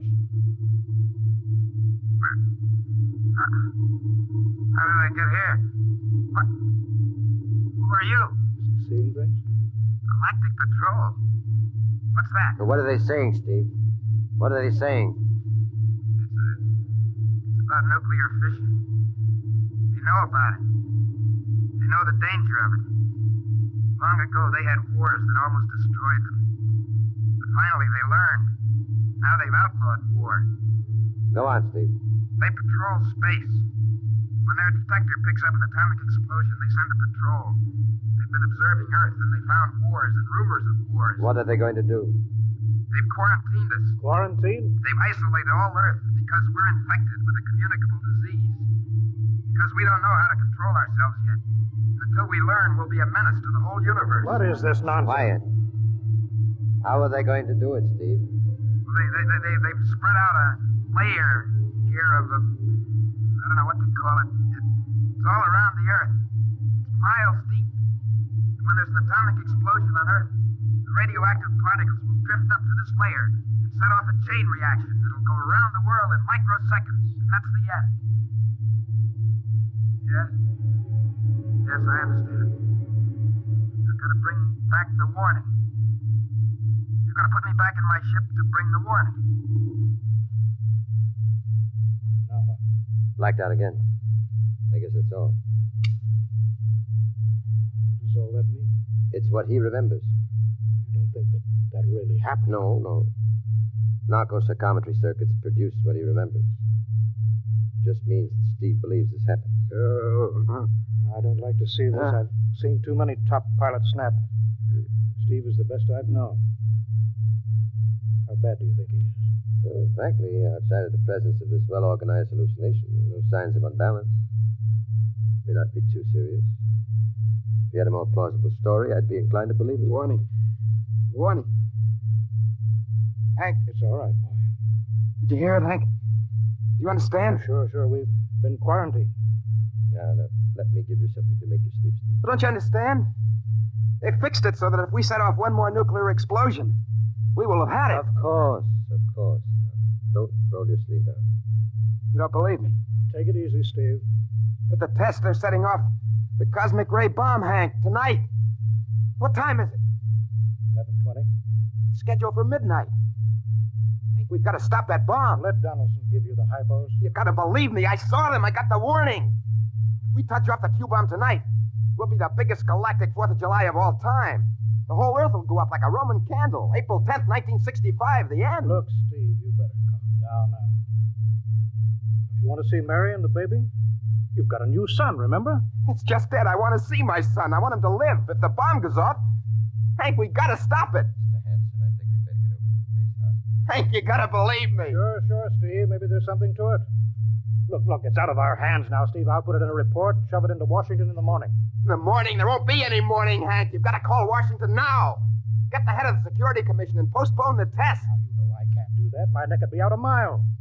Besides, this is 1965, not 45. 20 countries have the atomic bomb now.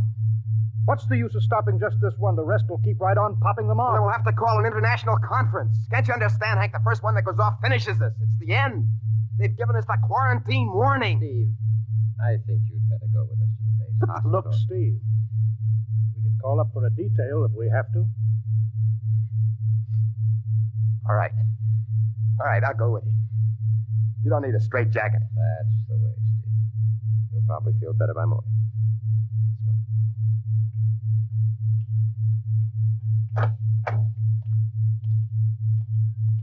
Tomorrow I'll drive you over to the hospital to see Mary and the kid. Sure. Look at the ship under the floodlights. Pretty, huh? You'll be flying her again soon, Steve. Don't worry. Yeah, I guess so. What's she doing out on the line? They refuel her? Yeah, we got Clausewitz coming in tomorrow from Denver for another test. Figure we'd give you a day off. That's good. That's fine. Steve! Hey, go! Come on, Donaldson! Steve! Steve, come back here! He's heading for the rocket! That's crazy! Steve! Get down off of there, Steve! We can't get at him now. That hood is armor glass. Hey, he's waving. It's control. The radio, come on! I should have gotten help. Come on. The radio's still hooked up. Hello, Steve. Listen to me, Hank. You gotta call Washington now. Look, Steve, come out of the rocket. I'll call my men, Henson. Don't try anything, Hank. They refueled the rocket for tomorrow. Take it easy, Steve. Listen, you know what'll happen if I fire the rocket tubes down here? Steve, don't, please. And burn out every building for 5 miles. All of us in one big blast. What do you want, Steve? You gotta stop that bomb. You gotta call Washington now. They won't believe me. You make that call or I cut in the rocket. I mean it, Hank. You hook my screen to yours in parallel. I want to see exactly what you're doing. All right. Just don't fire those rockets. Get going, Hank. You got 12 minutes to make that call and stop the bomb. All right. I'm making the parallel hookup now. Donaldson, you think he'll really blast? I don't know. Up to now, I'd almost say he was normal, but this Henson, he's liable to do anything. Steve, there, you're getting it on your screen? Yeah. Now put that call through. All right. Operator. Visit screen to Washington. The visit screen circuits are busy, sir. If you try again in half an hour. This is a Security Commission priority. Break in. Get me a line. Just a moment, please. 10 minutes, Hank. Listen, Steve, I'm trying. Ready to take your call, sir. Washington Security Commission 3. Urgent. I want Undersecretary Herbert Ames. Washington 3. 1 moment, please. Hurry, will you, please? 1 moment, please. Chicago. San Marco calling Washington visit screen 3. Urgent. Washington 3. 1 moment, please. What time is it, Donaldson? 11:51. You think he'll fire those rockets? He might. Washington. Go ahead, San Marco. Visit screen 3, Mr. Herbert Ames. That is a coded exchange. I cannot accept your call without clearance. Listen, Washington, put this through. This is Mr. Hanson of Hanson Rockets Incorporated at San Marco Air Base. This is a priority call. I'm coded. 1 moment, please. I will check your code number. Get it through, Hank. That bomb goes off at 12. Will you be reasonable, Steve? Your call has cleared, San Marco. Washington visit screen 3, Herbert Ames. This is your call, sir. Security Commission, Ames. Oh, hello, Hanson. Listen, Ames. You've got to get me the chief. You kidding? He's at the test control room. Yes, I know, but get him for me. Hey, what's up? You look lousy. Or is it a bad circuit? There's no time, Ames. I've got to get him before the test. It's about the ray bomb. I can't take the responsibility. Get it through, Hank, or I blast. Hey, what's going on there? Ames, my project has a high enough rating. This is a priority A call. What? Well, it's your neck. Okay, I'll try to get him for you. He's in the control room, though. You'll have to switch off your screen and speaker and go on earphones. Too much going on in there. Security, you know. You hear that, Steve? I've got to cut the screen. All right. 8 minutes, Hank. Hello? Hello? Yes, sir. This is Hanson at San Marco. No, sir. Priority A request to cancel the bomb test. No, look, I'm serious. I'm deadly serious. We sent the X-2JTR up today to the outer limit, and we uncovered evidence. Yes, on the automatic instruments. What's that? No, this is possible chain reaction. No, I can't tell you the whole story. There isn't time. Yes, I'll bring the readings into Washington in the morning. You've got to postpone the test till you see them. Yes, I understand that. I understand about the press. I'll take complete responsibility for this. What's that? Look, I've worked on contracts for the Commission for 10 years now. Yes, I have complete confidence in my information. You can record that. All right. I'll call you back immediately. Goodbye.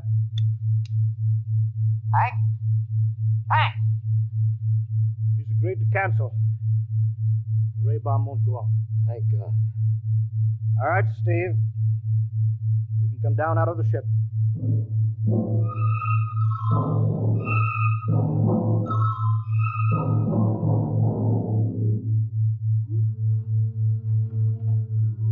Here he comes. He's opening up. All right, Steve. Come on down out of the ship. Sure, Hank. Hank, I was scared. I was plain scared. All right, easy now. It's all over. Bomb won't go off. Thank God. Hey, look. I want to see Mary and the baby. Can you get me transportation now? Hey, wait a minute. It's almost 12. They won't let you in the hospital now. I want to see the baby. For sure you do, but you've been under strain. I've got a shot here for you, Steve. Give you a good night's sleep. All right. Roll up your sleeve. Sure. Now, that'll make you sleep. Sergeant will find you a bed. Come on, Mr. Weston. Well, good night, Hank. I am kind of beat. It's been a tough night.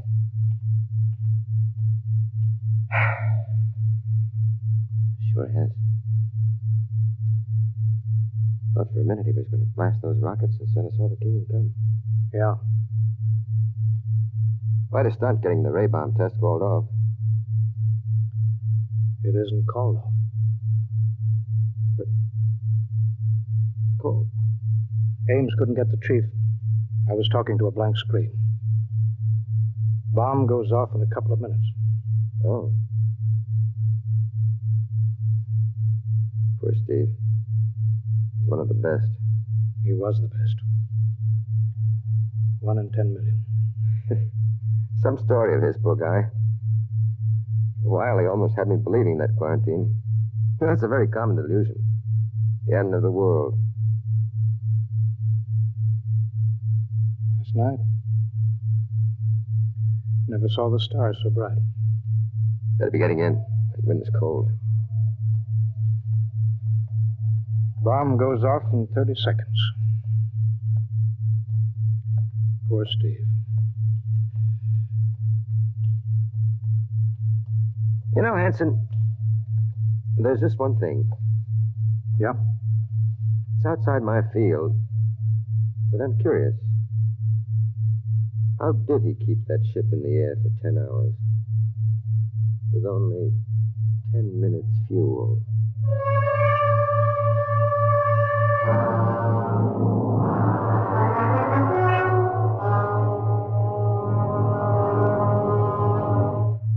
You have just heard X-1, presented by the National Broadcasting Company in cooperation with Street and Smith, publishers of astounding science fiction. Tonight, by transcription, X-1 has brought you The Outer Limit by Graham Dorr, as adapted for radio by Ernest Kenoy. Featured in the cast were Joseph Julian, Wendell Holmes, Joe DeSantis, Bob Hastings, James Dukas, and Freddie Chandler. Your announcer, Fred Collins. X-1 was directed by Daniel Sutter and is an NBC Radio Network production.